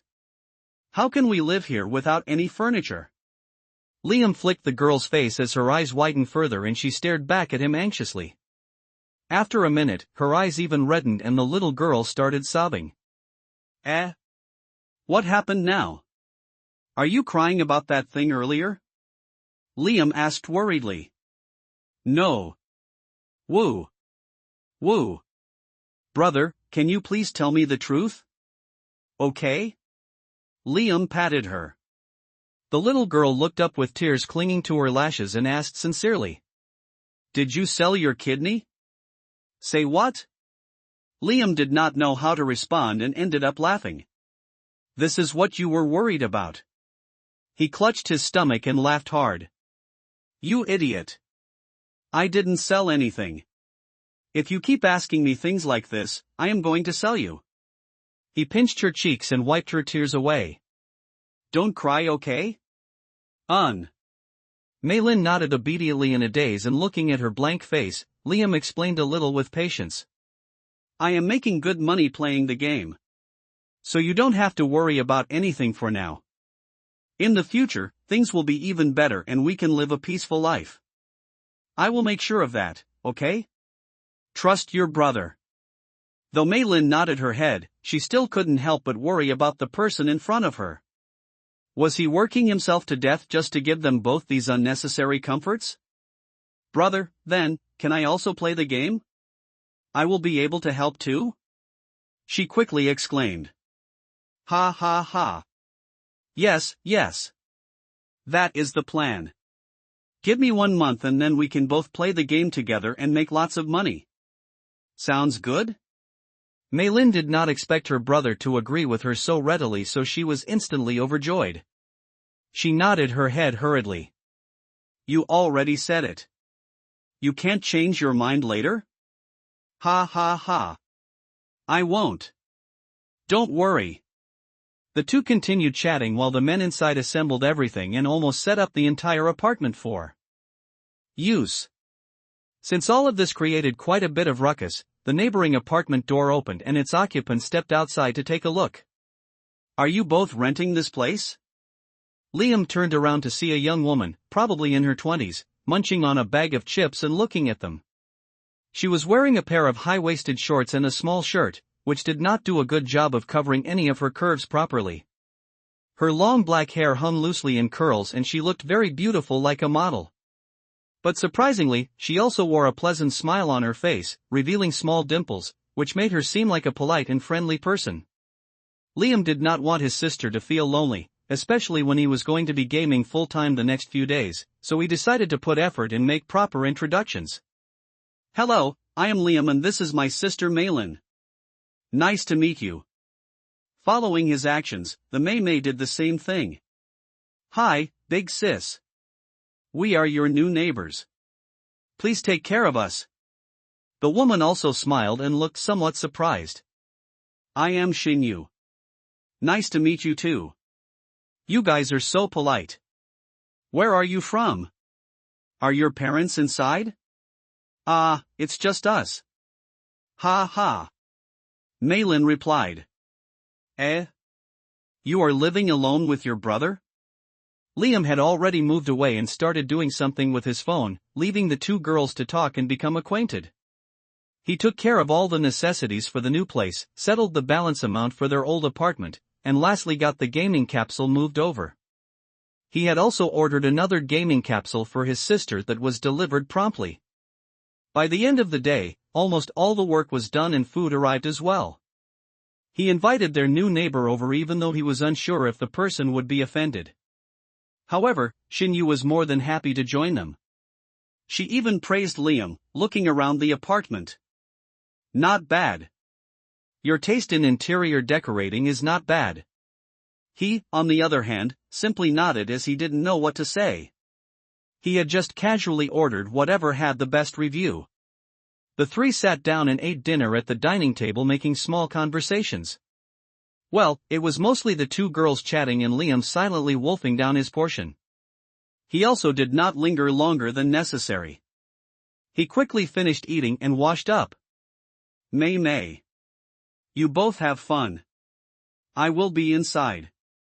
Lock the door properly before sleeping. The little girl nodded, while Shinyu switched on the TV and was fiddling with the remote. All right. I will see you both later then. Liam smiled and went inside his room, closing the door behind him. Mei, what is your brother doing? Shinyu asked curiously. Ah. He is a professional gamer, sis. There was a proud smile on the girl's little face. Oh. Is he playing that new game everyone is talking about? I am also going to try it soon. Apparently, it is very realistic and we can have cute animals as pets. Have you also played the game? How is it? Do you like it? Maylin shook her head. Ha ha. I don't know. I might play it next month. The two continued chatting for a bit, after which Shinyu left and Maylin locked the door just as her brother had instructed her. The apartment was a 3-bedroom apartment, so she had her own space now, and the young girl had a face full of smiles as she looked around her new room. Everything was brand new and shiny, and there was a soft bed, dressing table, study table, and also a desktop computer. Ah, brother bought all of these? She gulped nervously. A couple of minutes later, a determined look appeared on her face and she quickly switched on the computer to learn everything that she could about the new game. She didn't know if she was going to be any good at it, but she wanted to do her best to help out her brother who was carrying all the burden by himself.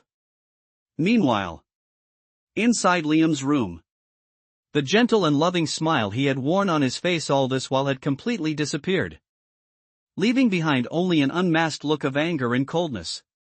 He silently opened the capsule and stepped into the game world once again, finding himself in the midst of a crowded street. Several players had entered the city and it was now much livelier than before. This was only going to worsen in the coming few days as Ilika City was one of the key places in the Gresh Kingdom. Liam, however, did not care about the crowd. He in fact preferred it. His figure did not stand out in the crowd and he inconspicuously walked over to a bridge that connected the two halves of the city. But instead of walking over the bridge, he went under it and opened a door which led to somewhere dark. This was one of the entrances to the underground sewage network of the city, and at least on the surface, it looked completely abandoned. There were a few rats that scurried over to Liam from some corner, which he quickly finished off with a swing of his sword. He kept walking deeper and deeper until he reached a particular place where there was another door. Liam did not hesitate and he opened this door as well. Surprisingly, this time there was no dark tunnel or a bleak atmosphere.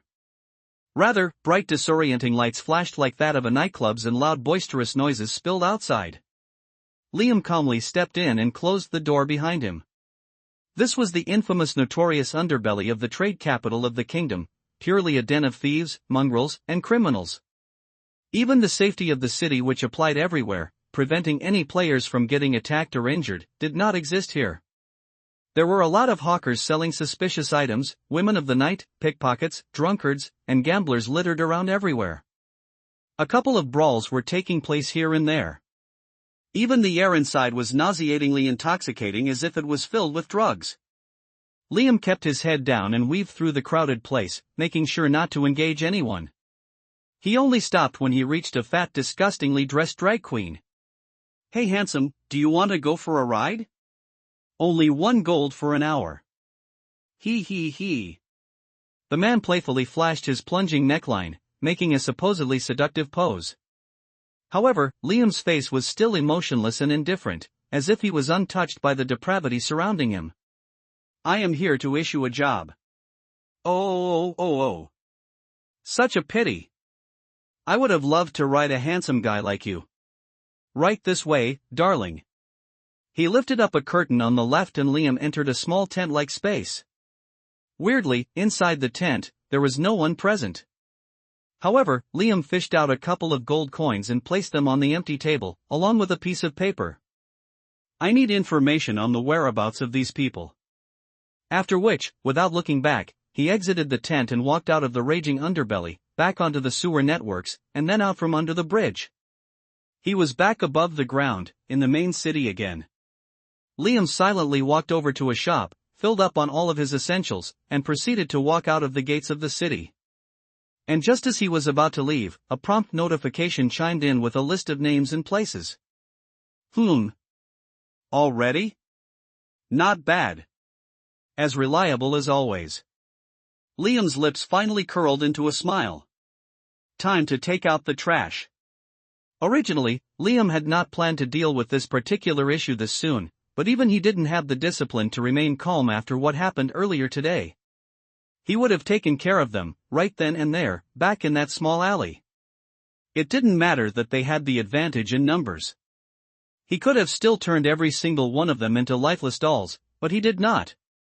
It took him every ounce of control he had to not do that and unnecessarily complicate his future and his sister's future. But that was his limit. Now in the game, there was no need for him to hold back anymore. He really did not have that much patience or self-control. Dude, this is an amazing quest. Oof. I can't wait to get the rewards. Yeah, brother. Your luck in this game is simply amazing. I think we should be the first one to land a chain quest. I don't think anyone else had triggered anything like this before. Aha. I am psyched. I am getting goosebumps. 5 young men were standing in a group and fighting with plague wolves, beasts that were affected by some sort of disease. Their skills weren't too bad and their group formation, as well, was good. 2 of them tanked all the incoming attacks, 1 person healed and the remaining 2 were damage dealers. Surprisingly, these 5 people were the same 5 bullies that always stuck together and had been making Liam's life a living hell ever since middle school. In his previous time around, these people were also one of the main reasons why he was forced to live as a slave, and his sister suffered a miserable ending. Liam owed a lot of debt to a lot of people and he did not intend to pay it all back this early, but these people went out of their way to remind him about it. So who was he to refuse their wishes? Unbeknownst to the 5 guys who were stalking a huge plagued ape, there was another predator stalking them at the moment. Liam waited patiently. He wanted to savor this. A couple of seconds later, the tank provoked the giant ape using his majestic roar, and the ape started running towards the group. Oh. Aha. Oh. Aha. A volley of attacks swiftly landed on the beast.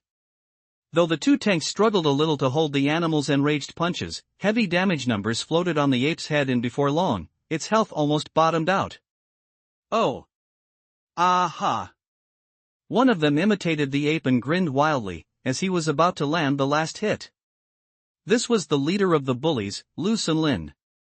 He dashed ahead and swung his hammer when unexpectedly a bolt of lightning landed and before he could attack, the ape already fell down on the ground, dead and lifeless. What the fuck? Who attacked it? Lu Sunlin turned around and shouted like a lunatic. Bro, none of us made any moves. One person answered. Yes, bro. No one did anything. Also, even if we did, we would have gotten the experience points because we are all in the same party. Another one pointed out the obvious. Lu Sunlin's eyes widened in realization. That was right. This couldn't have been done by any of his underlings. Him getting the last hit in had always been merely a sign of respect. So who the heck stole their kill? Was there someone else here? Hiding in stealth perhaps? All of them turned around and looked here and there, but the place was ominously quiet. Not even the leaves in the tree moved. Everyone was confused and remained silent, but their misfortune was not yet over. A smoke bomb landed in the middle of the 5 players and from it, thick white smoke started pouring out. What the fuck is happening now? Gao, use wind blades or something. However, the person named Gao did not respond and the next instant, a party notification sounded. Ding. A member of your party has died. Hey. Heal me. Heal me. Someone else shouted and a second later, another notification chimed in. Ding. A member of your party has died. Ding. A member of your party has died. Ding. A member of your party has died. Lu Sunlin wanted to tear out his hair. He looked around in a haze like an idiot, having absolutely no idea of what was happening. One by one all his group members were dropping like flies. Damn it. Damn it. Damn it. Wasn't everything going smoothly? What is wrong? Just what the fuck is? Ding! You have died. Just as Lu Senlin's body fell down, the smoke cleared as well, revealing 5 dead bodies on the forest ground and a bunch of scattered equipments. Of course, there was another person as well, the person who was responsible for everything. Liam did not know whether to laugh or cry. The smoke grenade's effect was only for 10 seconds, and within that time, all 5 had been easily attacked and killed. He did not even have to break a sweat in order to kill the group of people who had made his entire life miserable. How pathetic! Regret and anger filled his heart. If only he had stood up to them, if only he had been a bit better, then probably everything wouldn't have turned out the way it had. He let out a sigh and casually bent to pick up the drops. There was no point in thinking about the past anymore. His figure then blurred and he channeled his mana to his feet to increase his speed and then moved to the big cemetery nearby. This was the nearest grave and it was located near the neighboring village. This was also where Lu Senlin and his gang had obtained their quest. And this was also going to become their permanent graveyard. As the dead bodies littered on the ground became dust and dispersed into the air, the 5 of them promptly spawned at the village graveyard. And just as they spawned, guys, what exactly? Ah. Fuck. Again? Lu Senlin did not even get a chance to look at the enemy's face when the notifications poured in all over again. Ding. A member of your party has died. Ding. A member of your party has died. Ding. A member of your party has died. Ding. A member of your party has died. Ding. You have died. 5 dead bodies fell on the ground, one after the other, and a couple of seconds later, they disappeared, leaving behind only a couple of items. This time Lu Senlin was more aware that something suspicious was going on. So he opened his status screen to log out as soon as his consciousness returned. In the Evolution Online game, graveyards did not have any immunity and players could be killed just as they respawned. And they also could not log out until they summoned their status screen after they respawned and selected the logout option. So technically, if one managed to attack a person before they could log out, they can infinitely keep killing their target as long as they wanted, or rather as long as the other person's soul was still existent. This only came to be known later in the game, and by then graveyard massacres had become a common occurrence. This single loophole made all kinds of stealth skills highly valuable, as that was one of the ways players could escape from the potential graveyard massacre. However, the current players had no idea about these things, especially the 5 fumbling young men who were getting slaughtered right now mercilessly. Liam had no intention of holding back. It was inevitable that the strong trampled on the weak. The difference was that this time he was the stronger one. So why would he hold back? The people whom he was killing over and over had never shown him that same kindness. The world was never fair to begin with in this game, and the apocalypse that ensued only made this worse.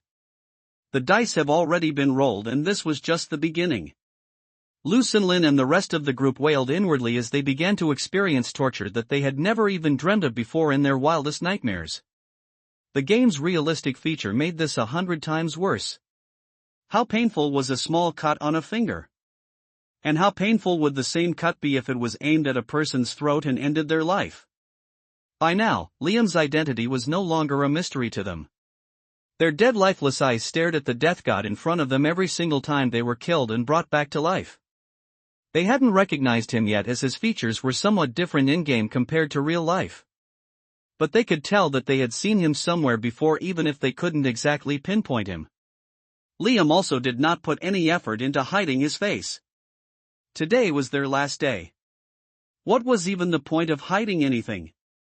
Only a small blissful smile hung on his face as he continued slashing his sword without batting an eyelid. Every time the 5 bullies spawned, his hand moved with perfect coordination and cut them down. All their equipments fell down one after the other, and after the first 20 times, their levels were also brought down to 0. Lu Senlin and the others were at the end of their wits. They had just started playing the game and hadn't really offended anyone, so they didn't have the slightest idea of why this was happening to them. By the time they saw that they had again become level 0 characters, some of them were secretly overjoyed. At least now this insane torture was going to stop? However, unfortunately for them, Liam was not a kind person. His target was never their level. He also did not intend to simply cripple them. He altogether wanted to erase their existence. The 5 naked bodies hoped and prayed that the god of death had departed, but when they respawned again. Slash. Ding. A member of your party has died. Ding. A member of your party has died. Ding. A member of your party has died. Ding. A member of your party has died. Ding. You have died. Phew-uck. Lu Xinlin writhed in misery. He hated that he was the party leader as he received all the extra notifications which made it even more painful. Weren't they already bankrupt, naked, and at level 0? What more did this person want? Just who the heck did they offend to bring this inhumane torture onto themselves? Out of nowhere, for no reason, a familiar face crossed Lu Xinlin's mind, but he put that thought away as he knew that it couldn't possibly be that loser. But now that he had considered it, a slight doubt arose in the depth of his heart, that too if he squinted his eyes, the person in front of him was somewhat similar. So maybe? But how could that loser possibly be so strong? He was just a fucking spineless worm. He did not have time to think about it anymore as once again another round of torture descended upon them. And to add to their already maxed out misery, another thing started to happen.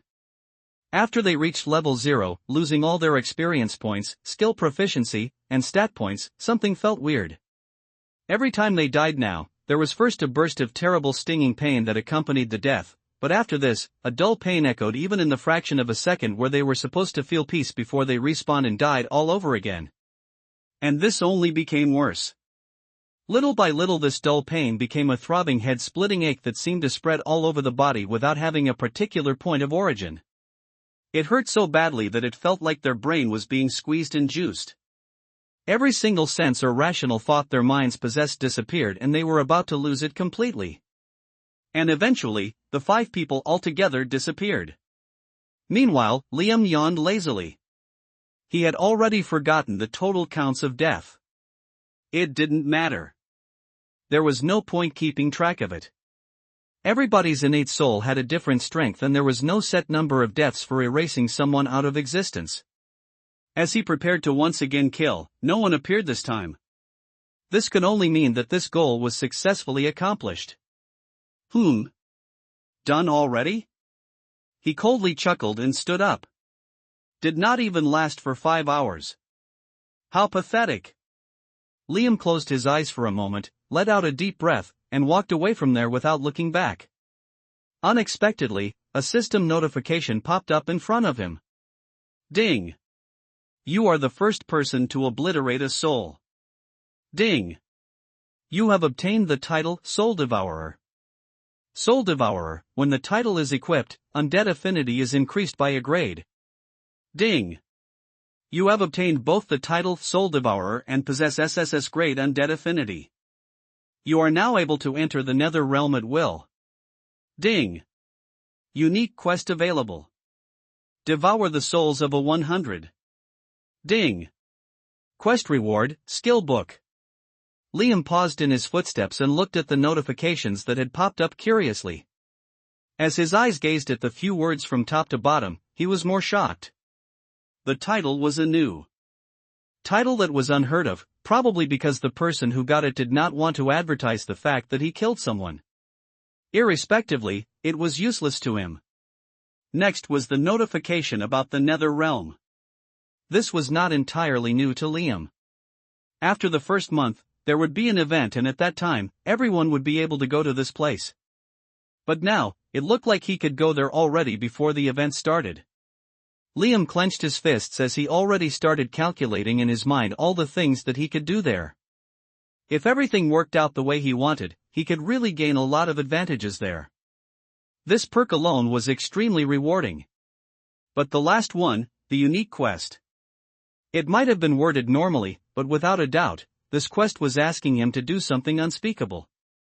Devour 100 souls, that means that I have to kill 100 people? Liam's expression only faltered for a second before returning back to its normal cold appearance. This was completely unexpected and he had not heard of any such quest even before. However, it was a unique quest. So he was not planning to let it go. Yes, he muttered without any hesitation. At the beginning of the game, every second and every minute was precious, but even then, he had wasted 5 hours dealing with a ghost of his past. He had to do this because he didn't want what happened on the street to repeat again. He didn't waste his time moving to a new apartment with his sister just to live alongside trash again. Trash needed to be taken out. Otherwise, it would only stink up everything. This had been his only goal. He had no idea that this would lead to something else, another unique quest at that. What were unique quests? They were quests that gave out unimaginable rewards. They were the quests that could single-handedly raise someone to the top. In his past life, there were even some rumors that there were only 10 such quests in the entire game. And yet currently, Liam alone possessed 2 of such quests. 100 people. Hoo! Liam let out a deep breath and squatted on the ground, scribbling in the mid with a small twig. Spirit Pet Egg, Forging, Perfect Foundation, and now the Nether Realm and the new quest. There were too many things that he needed to do and not enough time.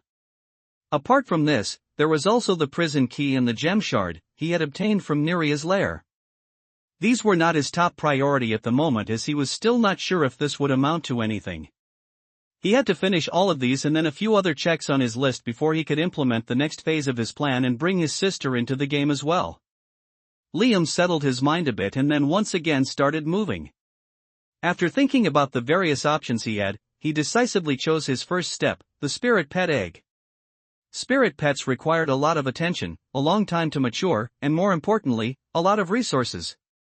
Since he was going to be traveling to quite a few high-leveled areas and places with thick mana density, he decided to hatch the egg first to be more efficient.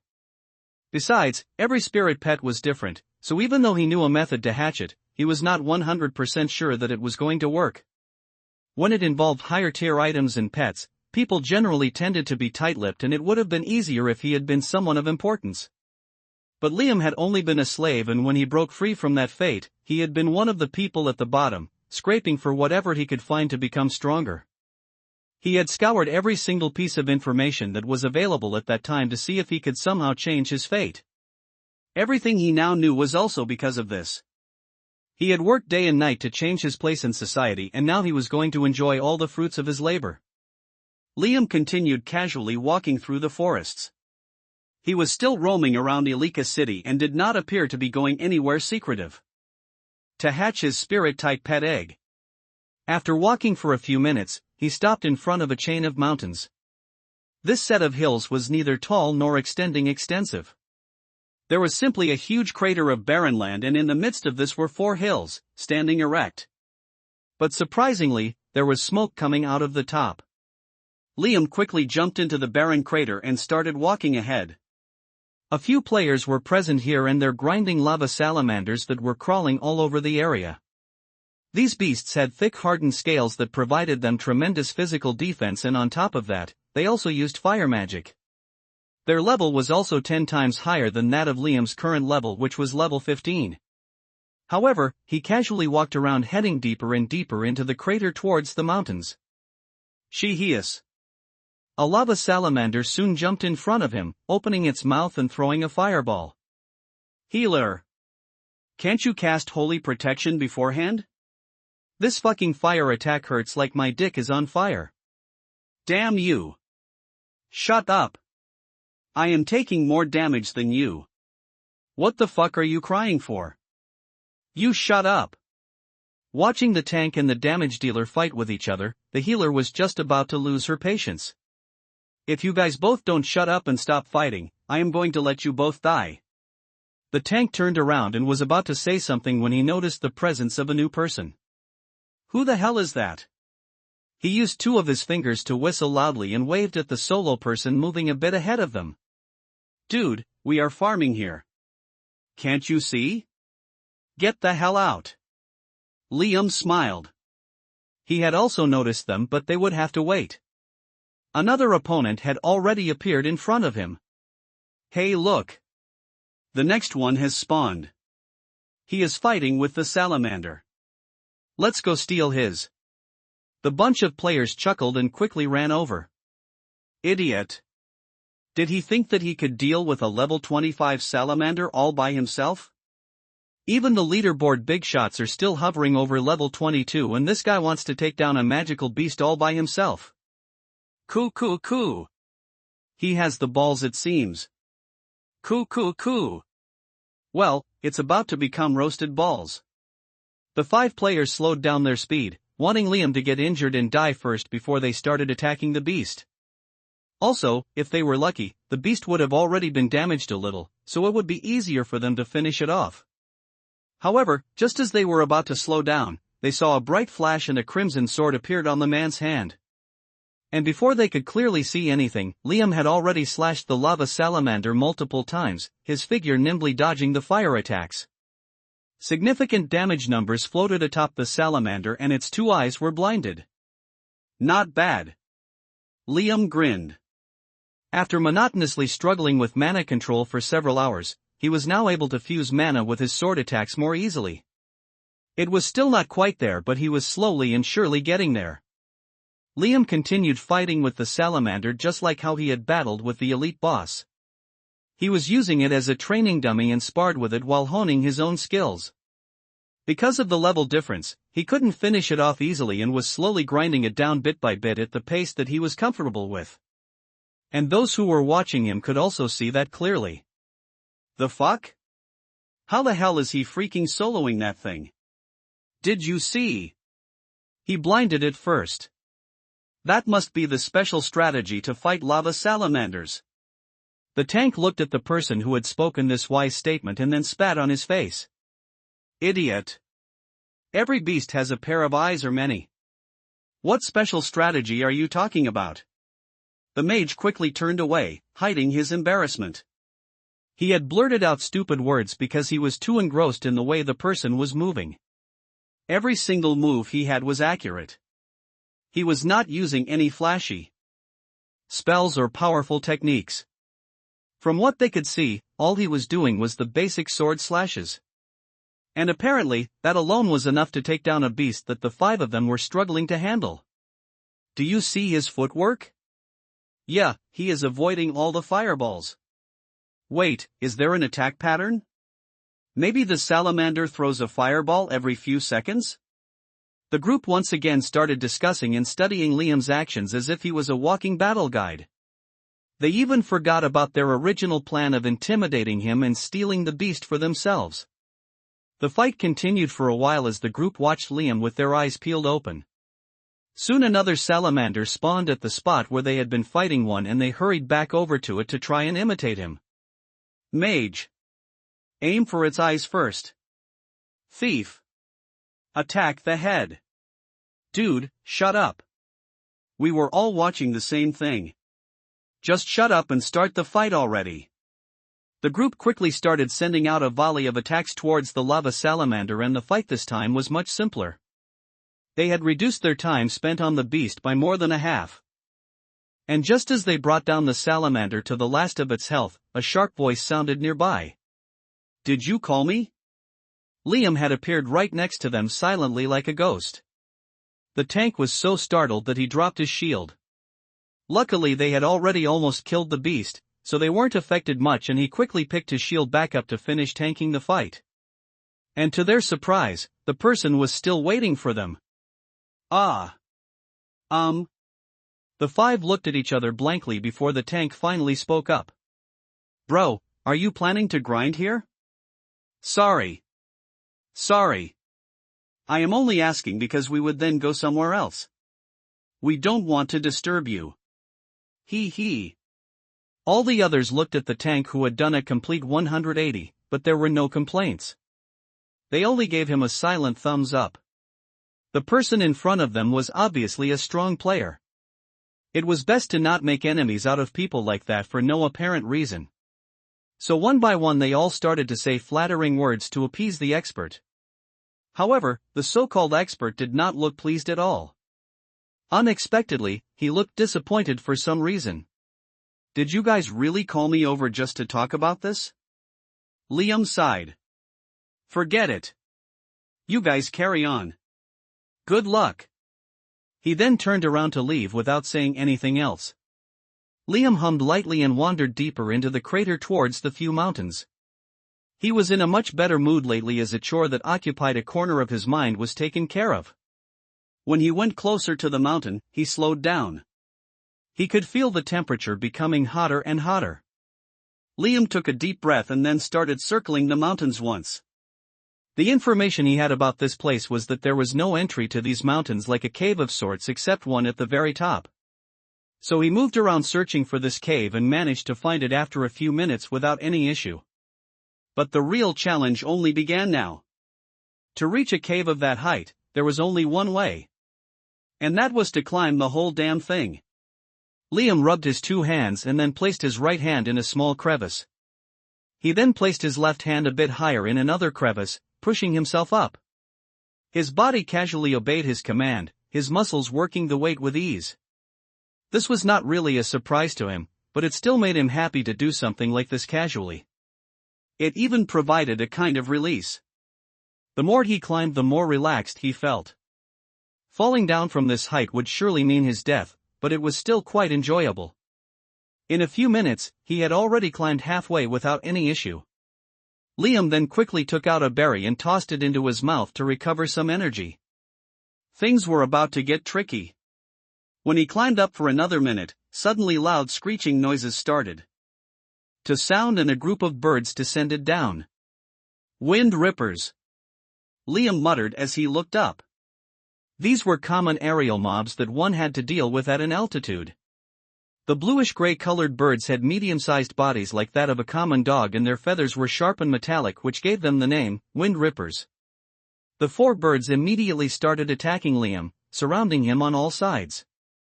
They did not seem to possess any special attacks, but their physical strength was commendable and they drew blood quickly. Liam was already prepared for this, so he as well immediately started attacking them back. And since he was dangling midair, he didn't plan on using this as a training opportunity. He quickly spammed some of his mage skills. Ice Shard, Lightning Bolt, Fireball. Damage numbers immediately began to float atop the birds and injuries on their bodies piled up. Their movements as well were disrupted, especially because of the slight freezing effect the ice shards possessed. However, Liam was also taking equal parts of the damage. He was after all clinging to the sides of a mountain and there was only so much he could evade from that position. But the birds were only level 10, so the damage he was dealing was higher than the attacks coming from the other side. Otherwise, he would have grinded a bit more and increased his level before starting this expedition. After casting the spells a couple of times, Liam noticed that Lightning Bolt had the highest damage numbers among the 3 spells he had, so he spammed it more. Is this because I practiced it a lot more? The fight continued on for a few more seconds when the birds eventually dropped dead, unable to handle the attacks any longer. Ding! 10 experience points have been rewarded. Ding! 10 experience points have been rewarded. 2 of them fell down along with the loot while the other 2 fell nearby, landing on the mountain itself. Awaken! Liam quickly muttered and the dead birds once again looked alive. They flapped their bleeding wings and flew next to him, waiting for his command. Liam nodded contently and then began climbing once again. If more birds come, he at least had these 2 to deal some extra damage and lighten his load. As he once again resumed the climb and went higher, soon another issue began to crop up. The sturdy wall of the mountain became somewhat difficult to touch as the rocks were sizzling hot. There it is! Liam chuckled. He grunted in pain as he took his next step, but he kept pushing himself, climbing further up and faster than before. With this speed, even with his physique, now he was starting to become out of breath. But this couldn't be helped since the slower he was the more the rocks burned his hands. At this point, just the act of climbing started nibbling away at his health. Adding to this, another wave of birds next appeared. Fwoosh! Fwoosh! Fwoosh! Their metallic wings sliced the air as they dived in to attack him. Liam paused with a bitter smile, once again beginning to spam his mage skills. The 2 undead birds fought on his behalf as well, but this time apart from the attack of the birds, the hot sizzling rocks were chipping away at his health as well. Liam knew that he couldn't afford to let this continue. He looked around and saw a bigger crevice and quickly swung himself up to hold that. Since the holding was firm, he only needed one hand.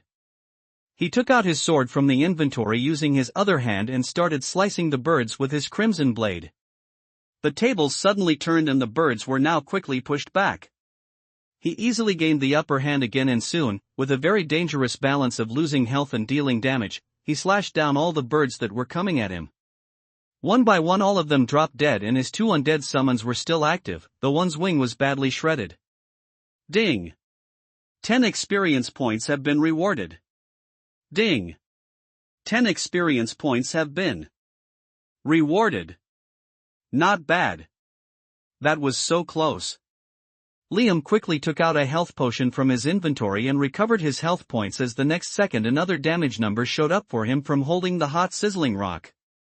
His hand as well was stinging with the pain of holding the scorching hot object. Fuck! He switched his hands and used the other hand to hold onto the crevice and looked at the dead bird sprawled. Awaken!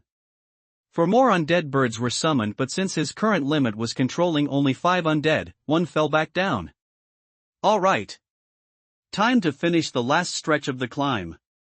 Liam sucked in a big mouthful of air and stretched his chest before sprinting upwards with a burst of energy. He was clearly pushing his limits, and for someone looking at him from the ground, it would seem like he was running up the mountain, rather than climbing it. He focused all of his mana on his hands and his feet, moving up with the utmost strength and agility that he could muster. This would be difficult even for him to maintain throughout the entire climb, but now he could almost see the cave opening, so Liam sprinted up without holding back. By the time he reached the cave, he almost crashed into it. However, he was not done yet as a huge bird stared back at him from inside. It was guarding a bunch of eggs near it and a silver glow covered its body. Twin-tailed Wind Ripper. Elite Boss. Level 15. Health, 50,000. This was the regular elite boss, Twin-tailed Wind Ripper. As one of the elite bosses in this area, it was obviously a famous one, and Liam was already aware of its attack patterns. Huff. Attack. Huff. He readily sacrificed his undead birds to catch a breath.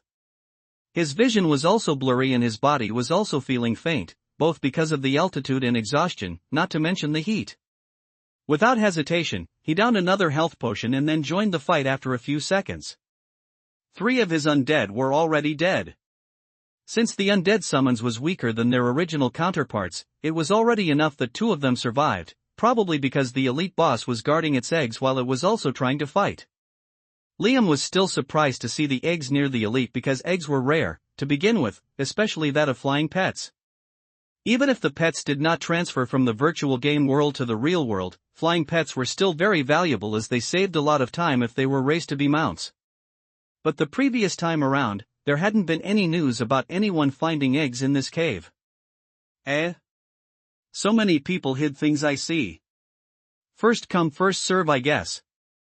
Liam grinned and then unsheathed his sword to deal with the huge bird in front of him. This time there was no other restraint and he was able to finally fight freely. Slash. Slash. Slash. The crimson blade flashed as he danced around the bird, especially from an angle as if he was targeting the eggs. Koa-ah. Koa-ah. Liam's attacks made the twin-tailed Wind Ripper's speed slow down and he managed to get in a couple of decent attacks. He continued attacking the elite, switching between using his sword attacks and lightning bolts. Compared to the Bear King, this one did not last long as the bird was trapped within the cave, unable to exhibit its full agility, which was its strong point. It was also guarding the eggs, which made it restless and unfocused. This has to be the easiest elite. Liam grinned. It was perhaps designed as a reward for the player who managed to climb atop the mountain first. But this was not his final target, so without wasting a lot of time, he quickly brought down the Wind Ripper to its final bits of health. As a last-ditch attempt, the bird tried to use everything it had and sent out blasts of sharp winds by flapping both of its wings. Liam rooted his feet to the ground and stabbed his sword into a rock crevice, strongly holding on.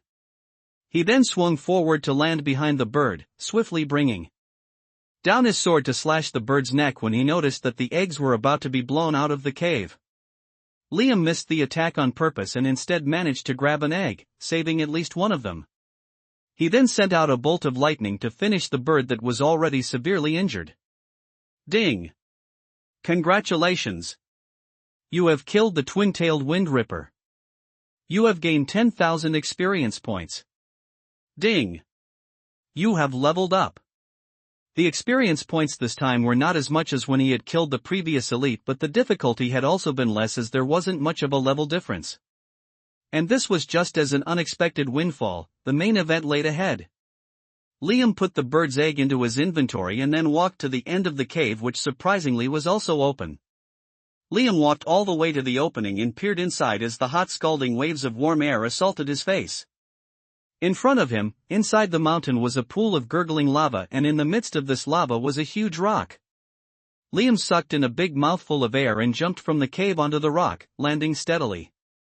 He lost a bit of health as the rock, just like everything else, was scalding hot, but he quickly emptied a flask of health potion to recover back his full health. Now let me see if this works.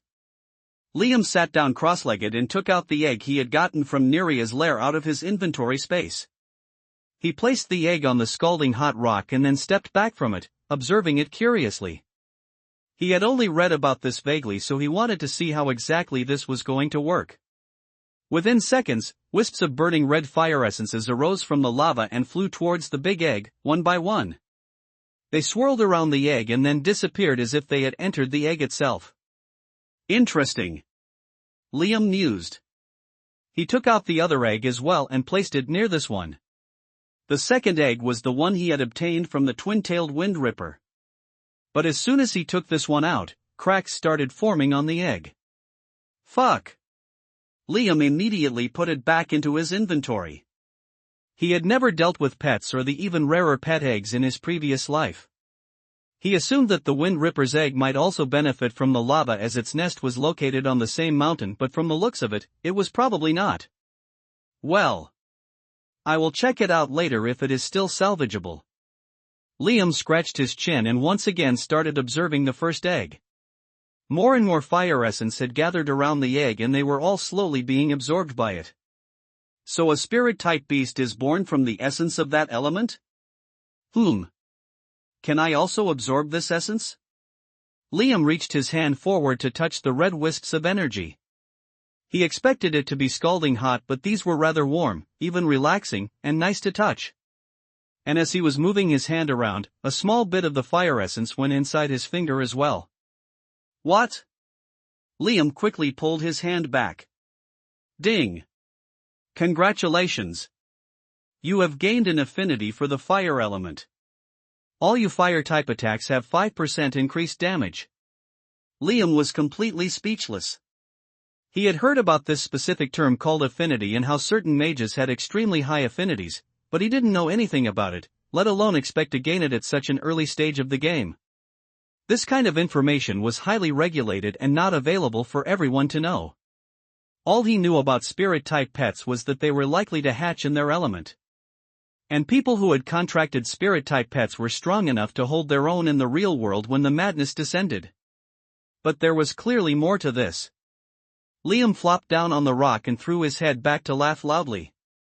It seemed like he needed to keep his eyes and brain working all the time. Even the smallest detail could apparently hold tremendous significance. He let out a deep breath and once again started hovering his hand near the egg. From what he could see, it was the egg that was acting as a sort of magnet pulling in all the wisps of fire essence. When he placed his hand directly over the lava, this did not happen. And he did not dare test it out by placing it inside the lava. His hand would probably be burnt to a crisp in a fraction of a second, and he did not possess any healing spell just yet. From what Liam could tell, it was clearly the egg that was kind of refining the fire essence from the lava, and he was stealing bits and pieces of it. This gave him an idea. Liam lifted the egg and sat down on the rock, then placed the egg on his lap. After which, he continued absorbing whatever essence that he could steal from it. He carried on with this for several minutes without any disturbance. However, as time passed, the lava started bubbling and gurgling more, and a hissing sound echoed in the pool of molten rocks and fire. Liam quickly placed the egg back on the rock and stood up. Surrounding him on four sides were four lava mambas.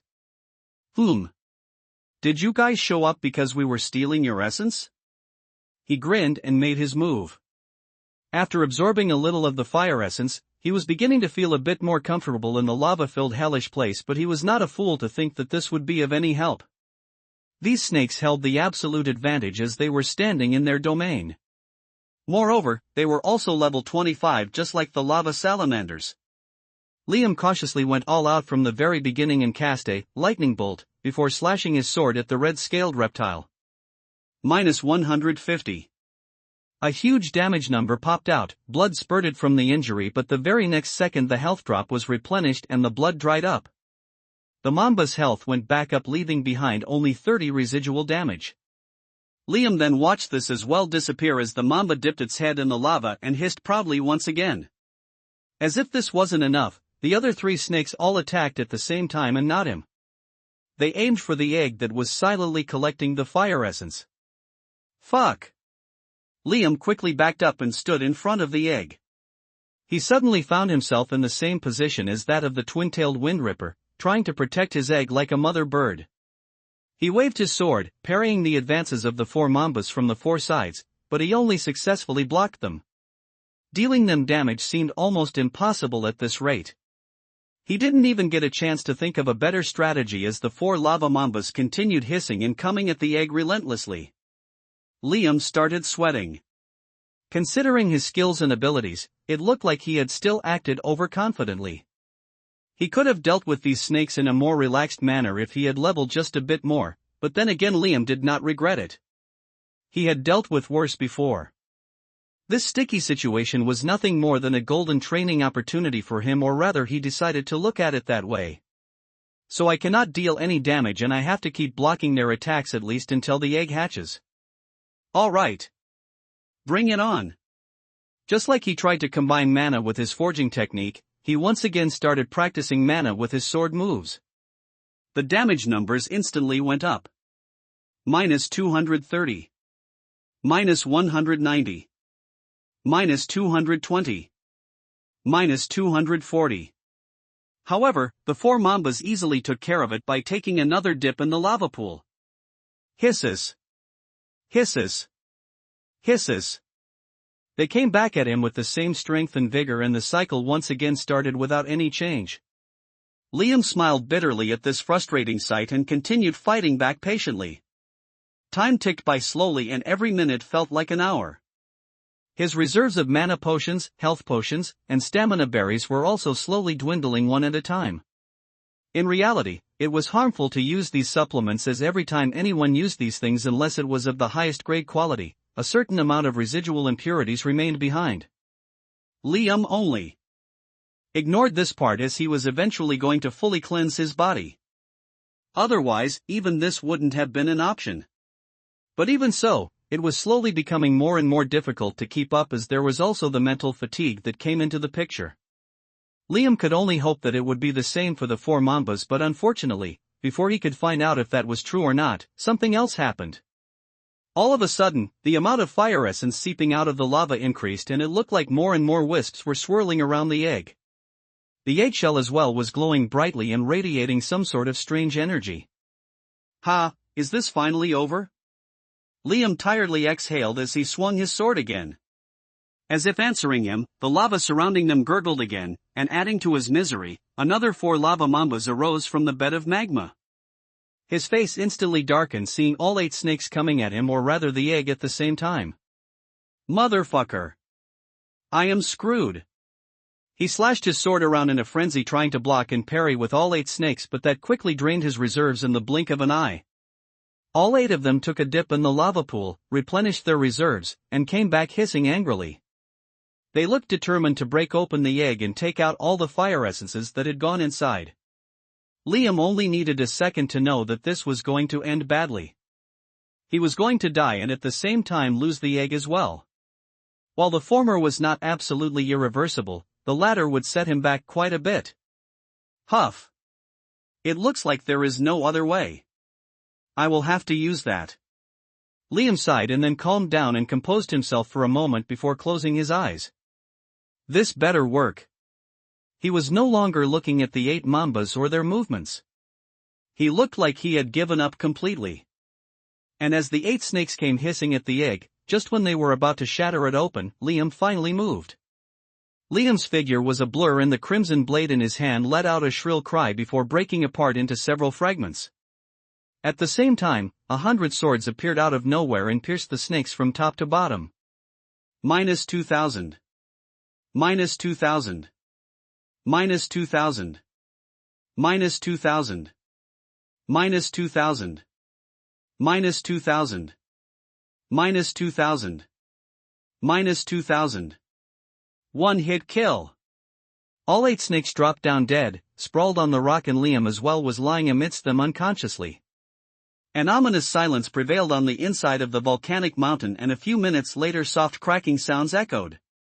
Kayuuo? With the sizzling heat waves constantly assaulting him, Liam was only unconscious for barely a minute. Besides, there was something wet and dripping on his face. He scrunched his face and stirred awake, feeling the wet sticky liquid all over his face and neck. And as soon as he was able to think clearly, he jolted to sit upright. Damn it! The egg! Liam's eyes widened as he was about to hurriedly see what was happening around him and if he was in any immediate danger when unexpectedly he came face to face with something else. A small creature was standing on his lap, looking up at him with its big white eyes. Kyuu! It purred, and before he could react, it immediately jumped on him and started licking his face like a small puppy. What the? Liam was baffled. He plucked the baby beast by the scruff of its neck and took a look at it. It was a fox spirit beast and its fur was a ruby red color. He stared at the creature for a second, and then lightly chuckled, as everything fell into place. So you are the spirit beast, huh?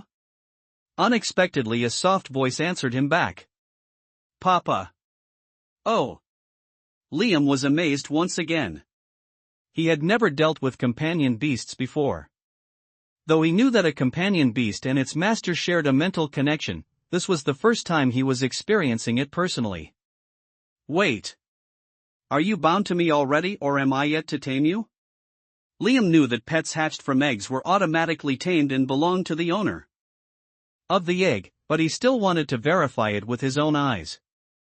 He hurriedly opened the status screen to check when a number of notifications bombarded him. Ding! 300 experience points have been rewarded. Ding! 300 experience points have been rewarded. These must be the experience points from the 8 lava mambas. He swiped them away and looked at the next few notifications. Ding! A new skill, Spirit Wrath, has been created due to your actions. Spirit Wrath consumes 50% soul strength. Million swords arise from the earth, each dealing 1000% damage to the enemy that had incurred the wrath. Cooldown, none. Ding! Your soul strength is too weak.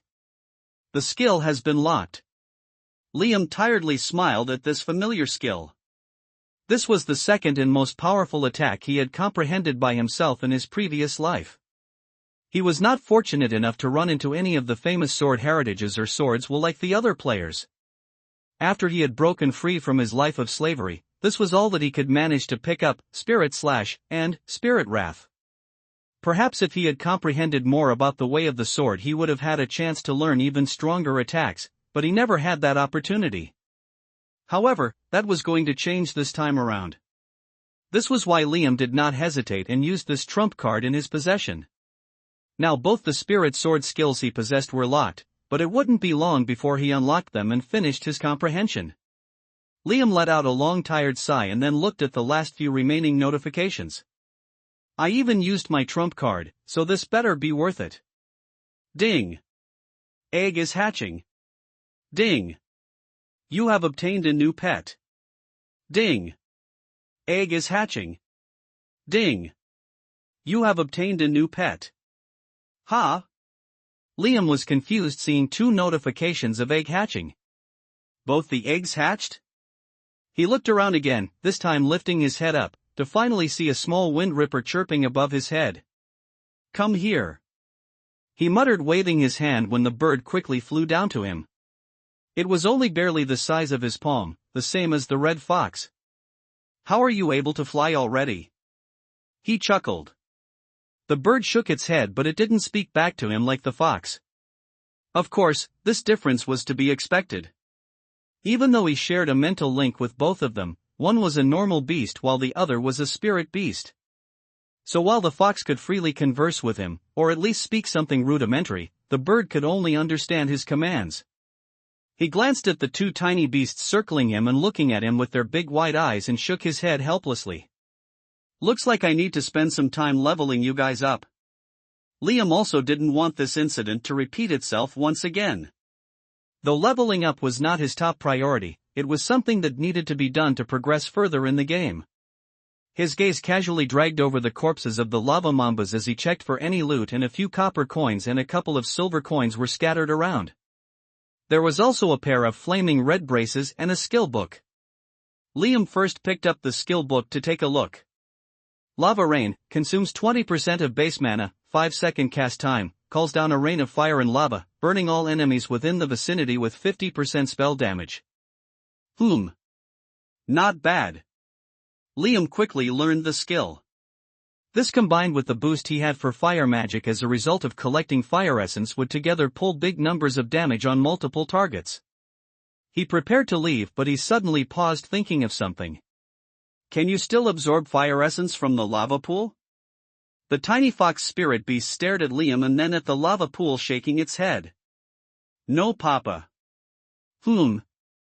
Is there no more fire essence in the lava pool, or you are no longer able to do that?"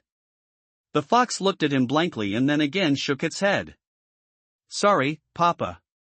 Don't know." The beast's face immediately changed and it looked down sorrowfully. Such a sight was capable of melting anyone's heart. Even Liam felt awkward. "Don't worry. You will be able to do it when you grow up." He rubbed its head gently and only then the fox brightened up again, smiling back at him with its extremely adorable appearance. "Tisk tsk. If I had known this beforehand, I could have planned this better and absorbed some more fire essence before you hatched." He flicked the fox's head, but the beast seemed to like even this and purred happily. Liam sighed at this sight and smiled bitterly. At times, looking at the beauty and marvel around him, it was difficult not to enjoy this life, but in reality, this was like the calm that came before the storm. He simply didn't have the time to entertain these two and show them the love and affection a baby beast required. "You guys will have lots of attention when I bring Maymay over. Until then, just be good." Ha patted the fox and then the bird. "Let's leave this place." Getting out of the lava pool was just as difficult as getting in here in the first place. Liam hopped on the small rocks floating atop the lava and then reached the sturdy rock wall of the mountain. These were even warmer than the ones outside and he was barely able to touch them without seeing a drop in his health. But thankfully, this climb was short as the cave jutted out at the top just a few hundred meters up. Liam sucked in a big breath of air before he started climbing up, or rather running up the mountain. He placed his hands and feet in a mad rush in whatever crevices he could find, holding on to whatever rock that was near, and climbed up as fast as he could. Even if he reduced his speed a little, he would begin to lose huge amounts of health rapidly. So he didn't hold back and only let out the next breath when he reached his destination. His pets, on the other hand. One casually flew up while the other hopped and skipped and landed softly next to him. Liam walked out of the cave, reaching the other end, and then took out a tool from his bag. It was a sickle-like weapon that had a long rope tied to it. He hooked it to the inside of the cave, securing it properly, and then began climbing down the tall mountain using the rope to slowly lower himself down. With the small fox clung to his neck, Liam climbed down, holding onto the rope and lowering himself bit by bit. The climb down was also much easier and faster compared to the upward journey. He was already back on the ground, standing on the crater before any more mobs of Windripper birds could assault him mid-air. Time to head out. Liam started walking with two little things hovering around him, one in the air and one on the ground. Coincidentally, the 5 members party team who had been hunting lava salamanders when he had arrived here were still wandering around the area. They all noticed him and greeted him as soon as they saw him. Much to their surprise, Liam as well lightly nodded back. Do you guys want to run a dungeon together? Who wouldn't want to be carried by a strong expert? Without thinking much at all, the tank immediately blurted out. Yes, sir. He even readily kicked out his own teammate, the mage, who looked back at him dumbfounded. Bro! My damage is better than this guy's. He immediately pointed his finger at the thief as he also wanted to shamelessly tag along and have fun. But alas, it was too late and no one was paying any attention to him any longer. He could only silently protest and watch as the others continued discussing. There is a dungeon nearby called the Moon Lake. We can run it. You guys can keep all the equipment drops and the money. I will be taking the skill books and the materials. Does that work? Liam suggested. He laid out all the conditions up front. The tank quickly nodded his head up and down and agreed. These terms might be disadvantageous in general but not in this case. In fact, they had also been grinding here for the past few hours so that they could enter that same dungeon. It was a level 20 dungeon and all of them were currently level 19 or level 20. However, a dungeon difficulty was always higher so they wanted to be at least level 21 or 22 before attempting it, which was why they had been grinding here. But now that Liam had asked them, they didn't want to let this opportunity go and decided to team up with the experienced player. Even if they fail, it didn't matter much as it was quite common to run a dungeon a few times and fail before finishing it successfully. Running it once with a skilled player would only help them a lot. Seeing that none of them had any issues and a ready-made group was available for him to insert himself into, Liam quickly finished the discussion. All right. Make a party and send me an invitation. He muttered and started walking out of the crater towards the Moon Lake dungeon located in the forests surrounding the Alika city.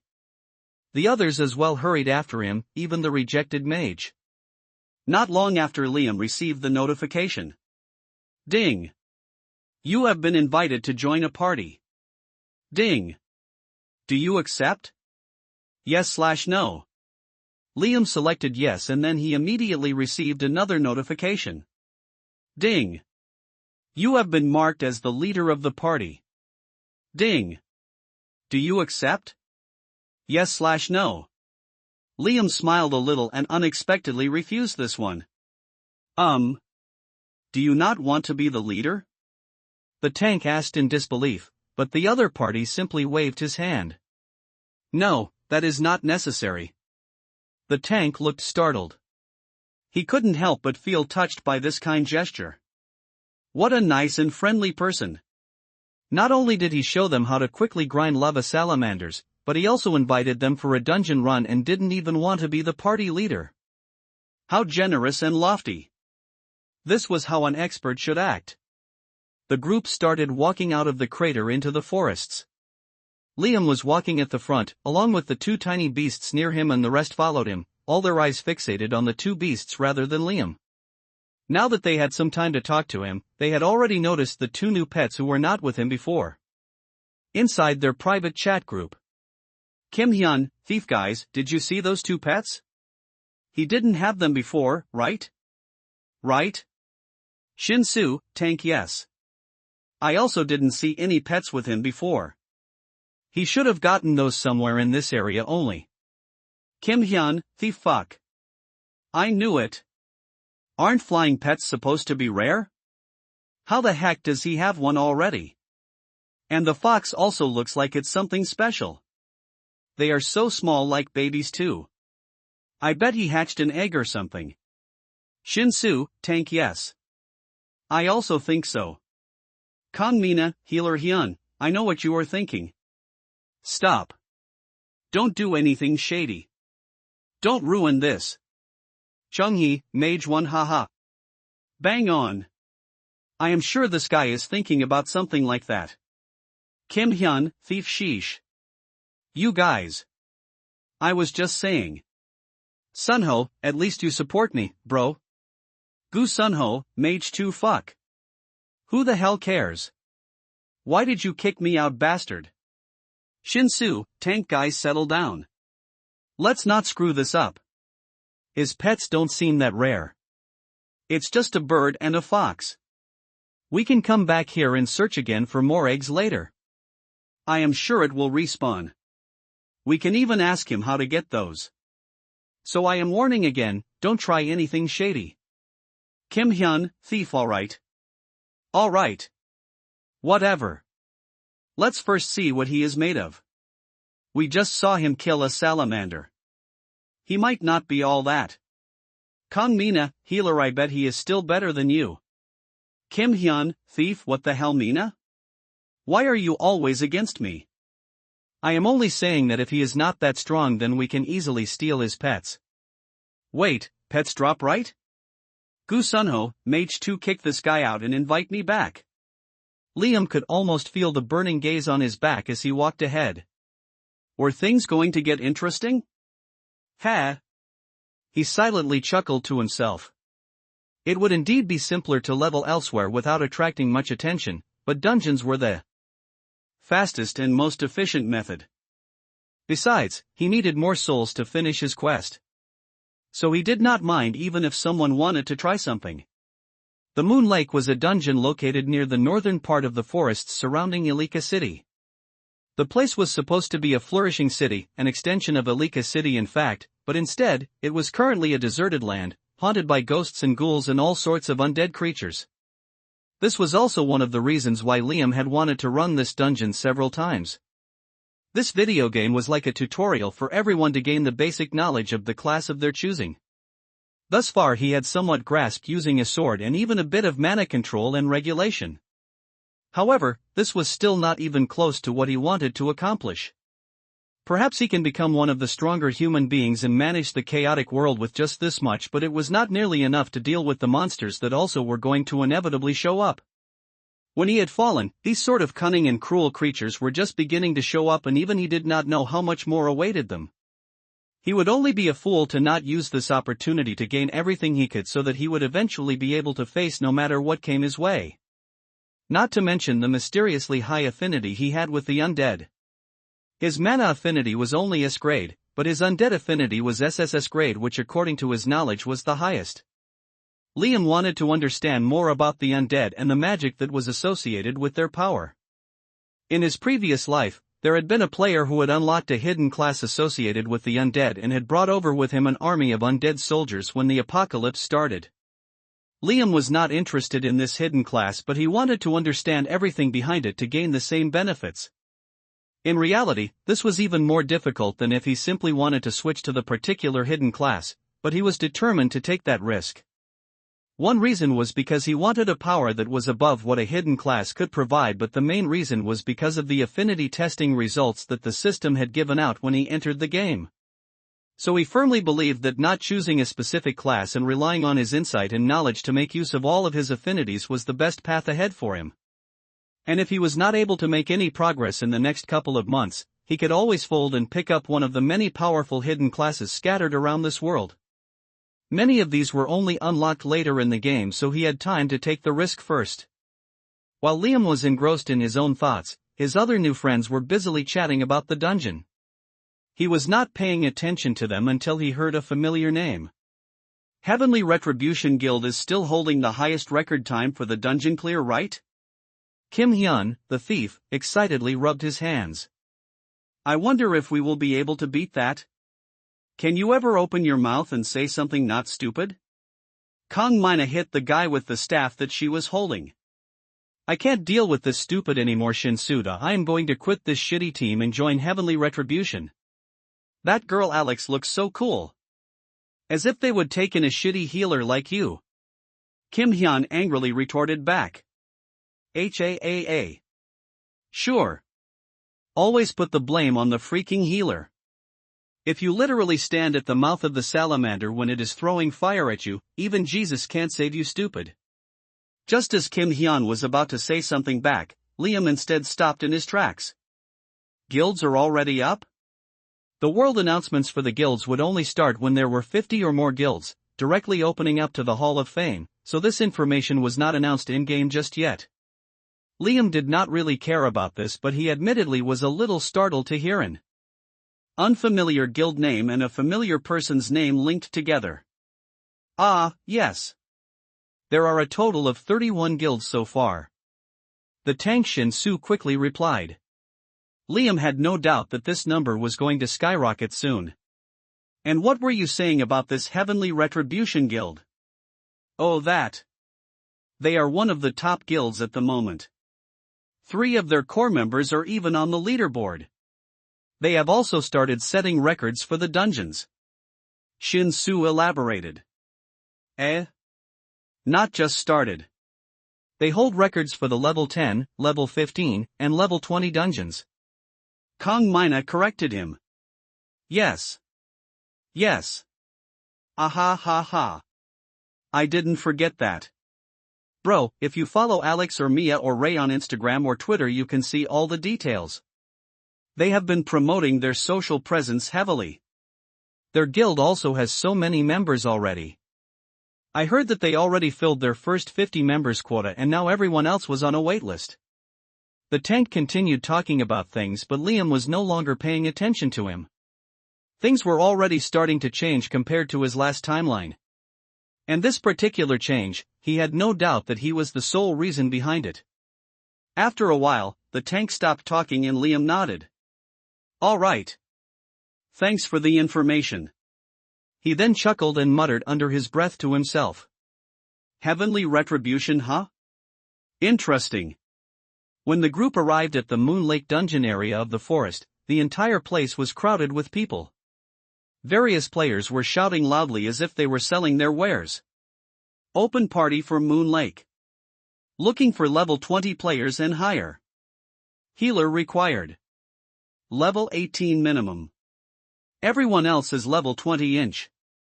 Tank required. Level 15 and above okay. Must have Dragon Roar skill. Level 15 to level 22 players were everywhere and many were grouping together to form parties to enter the dungeon. While the level 15 ones were looking to be carried, the level 22 ones were discussing rapidly, coming up with various ideas to break records. Even the group of Korean players currently walking along with Liam were discussing about the same thing. However, Liam had no such intentions, at least until the level 50 dungeons opened up. When a record was set in the higher level dungeons, there would be a sizable reward that included precious raw materials. And this could be looted every time a record was broken and set. In the past, this was one of the favorite methods of the top guilds to farm precious materials. They used these to craft powerful weapons and in turn used the weapons to break the record again. But below level 50, the dungeons were pretty much useless. At most, they were a tool of publicity for guilds to establish themselves. And Liam did not have any such plans at the moment. Establishing, managing and expanding a guild would take a considerable amount of his time that could be better spent on other things. Moreover, a certain amount of strength and power was required to command a guild. He hadn't obtained that just yet. Bro, isn't another mage better for the run? Gu Sunho scratched his head awkwardly and tried his luck again. But Liam shook his head. I am also a mage. So a thief is better. Mage, weren't you using a sword? Gu Sunho was left confused and all he could see was the dirty thief grinning back at him. Seeing that the two of them were about to go at it again, the tank intervened and gave the poor rejected mage a stare, preventing him from saying anything anymore. Kim Hyun. Gu Sunho. That's enough. Group is already settled. Let's start now. Is everybody ready? His words were like the final nail that sealed the coffin. The other guy could only sigh and watch everyone walk away, disappearing into the crowd. Multiple groups could enter the dungeon at the same time, but they wouldn't interfere with each other's run. So after a couple of people walked in before them, this group as well entered the dungeon portal that was a mass of swirling black energy. As soon as they touched it, they were instantly teleported to the inside of the dungeon and they found themselves standing on the deserted streets of a rickety abandoned village. It was nighttime and a chilly wind swept past everyone, further enhancing the ominous atmosphere that was prevalent. At first, everyone waited for Liam to give some sort of specific instructions, but he was just silently standing as if he was waiting for the run to start. After hesitating, Shin-Su, the tank, quickly began talking. He was not sure if everyone, particularly Liam, was aware of the mechanics of the dungeon. Just because he was a skilled player, it didn't mean that he had to have prior knowledge of this specific dungeon. So he gave him the benefit of doubt. So in this dungeon, there will be several mirages of the Moon Lake. We need to go to each of these mirages and essentially find out where the real Moon Lake is. The complete dungeon guide wasn't available online yet, but there were still some forums and threads talking about the various mobs. Shinsu elaborated on whatever was available online, adding on his own theories, but all throughout it looked like the expert was not paying him any attention. This clearly defeated the whole purpose of his attempt, as except for Liam they had all researched about the place together, so there was no point continuing with the explanations. Smiling helplessly, the tank waved his hand, signaling that he was going to start, and dashed ahead the next second. As soon as they took a step forward, a gust of wind blew and 3 wailing white specters immediately emerged out of thin air. Provocate, Shinsu was a bulky person and he was playing a warrior tank holding a shield in one hand and a hammer in the other hand. As soon as he attracted the attention of the 3 ghosts, the mage started casting fireballs and the thief rushed ahead with his dagger. Even the healers started chanting spells to cover the tank's health, preventing it from plummeting unexpectedly. Damage numbers began floating atop the specters one after the other. Their shrill wailing was especially hard to hear, so everyone subconsciously tried to finish the fight as soon as possible. They had almost forgotten about the expert who had come along with them. Only when the fight was going somewhat slow for the first mob at the entrance of the dungeon, something felt awkward and out of place and the tank realized that a member was missing. Ha! He turned around to look for Liam and saw that he was still standing at the entrance and doing something in the system interface without having taken a single step forward. Block, he yelled out his next skill in anger and continued tanking the remaining 2 specters with his teeth grinding together indignantly. It was fine if this person did not do anything exceptional and defy their expectations, but the least he could do was come forward and fight? Did he expect to be carried through the dungeon? Did they look like fools and buffoons in his eyes? The more he thought about it, the angrier he became, and just when he was about to completely lose it and shout at the other person, irrespective of the consequences, a notification popped up. Ding! Your overflowing rage has increased your physical defense by 5%. Shinsu was dumbfounded. There was something like this for the warrior class? He stared at the stat boost dazedly for a second before realizing that he had forgotten the main reason why he had been furious in the first place. Damn it! He turned around and pointed the hammer at Liam, shouting gruffly. Hello? Are you planning to join the fight or not? Especially with the backdrop of the 2 specters wailing loudly, his voice sounded very angry and vengeful. The other members of the team were also equally disgruntled, so everyone nodded, agreeing with him. But unfortunately, it looked like the other party was still not paying any attention. Liam only casually raised his hand and showed him his palm, signaling him to be patient. Shinsu's eyes twitched. He turned around and first focused on the fight, throwing his shield at the 2 specters.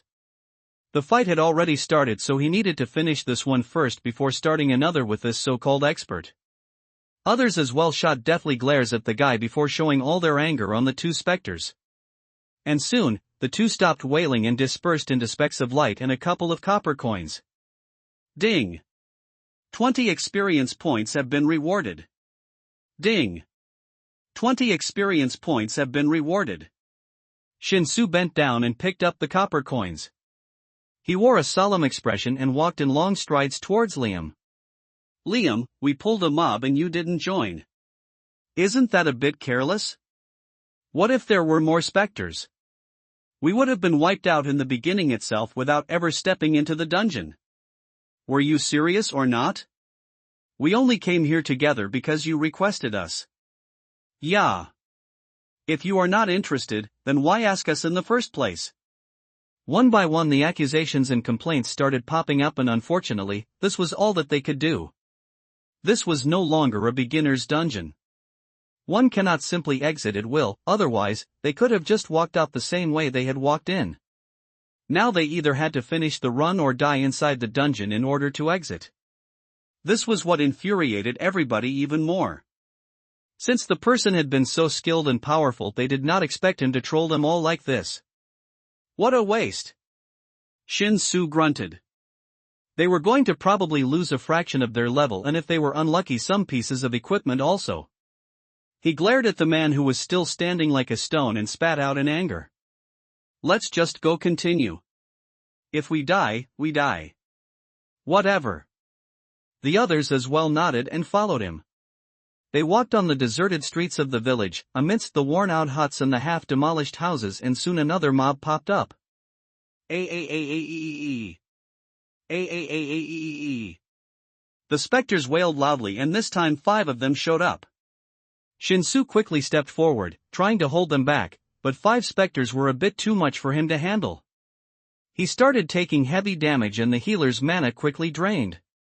The damage from the thief and the mage was simply not enough to bring them down fast, and their movements were all over the place. Fuck it. Looks like this is going to be a fast party wipe. Shinsu sighed and gave up. He could already see where this was going. What was the point in trying any longer? This was a difficult dungeon, and that was why they had continued leveling without attempting it, so how could possibly handle it with just 4 members? What a complete and utter waste of time. His health was about to fully bottom out when unexpectedly, a scorching ball of flame landed on the specter that was going to scratch him. -200. A huge and insane damage number floated atop the specter's head. Chunghee, what skill is this? How is your fireball doing this much damage all of a sudden? Shin-Su muttered in puzzlement. But instead of Chunghee, another voice sounded. I am ready now. Liam was calm and composed as he immediately defused the bomb that was about to explode. He tossed a health potion to the tank, and Shin-Su caught it with a surprised look on his face. Health potions were expensive commodities. Was it really okay to use one just like that? Fuck. What am I thinking? He quickly downed it as he was just a breath short of dying. You know, we wouldn't even be in this mess if you hadn't been simply standing like a rock. Stop talking and focus on the fight. Liam's words made the 4 of them want to stab him instead of the specters, but they did not have time to be angry right now. The wailing specters continued waving their huge sharp claws, or rather overgrown nails, in a frenzy, and the tank and the thief were having a hard time trying to dodge their attacks and fight back at the same time. The mage alone was not pulling enough damage to settle this situation, but all of it changed when Liam joined the fray. He did not take out his sword this time. He wanted to rely on mana more and fine-tune his mana control and understand more about casting spells. Fireball, fireball, fireball. Liam cast the same spell over and over again, each time picturing a ball of energy gathering and shooting out forward. He tried to increase it and decrease it at his will without worrying about the actual damage numbers he was dealing. And standing right beside him were his 2 pets, who were yet to do anything. The 3 of them looked quite relaxed and carefree when compared to the rest of the team, who were barely breathing and struggling to get a grip on the fight. Ding! 20 experience points have been rewarded. Ding! 20 experience points have been rewarded. Ding! 20 experience points have been rewarded. After Liam started sending out fireballs one after the other, the fight did not last long, and the 5 specters burst into specks of astral light one by one. Shin-Su and the rest of the team were too stunned to see this sight that they began to doubt if the specters were a mirage in the first place.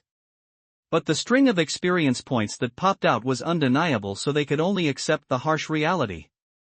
This was the difference between their skills and the skill level of a person that was above and beyond their imagination. Instantly, all the prior grievances they had about the person completely disappeared as if it had never existed before, and they could only hope that Liam did not hold any grudges. Ahem. Sir?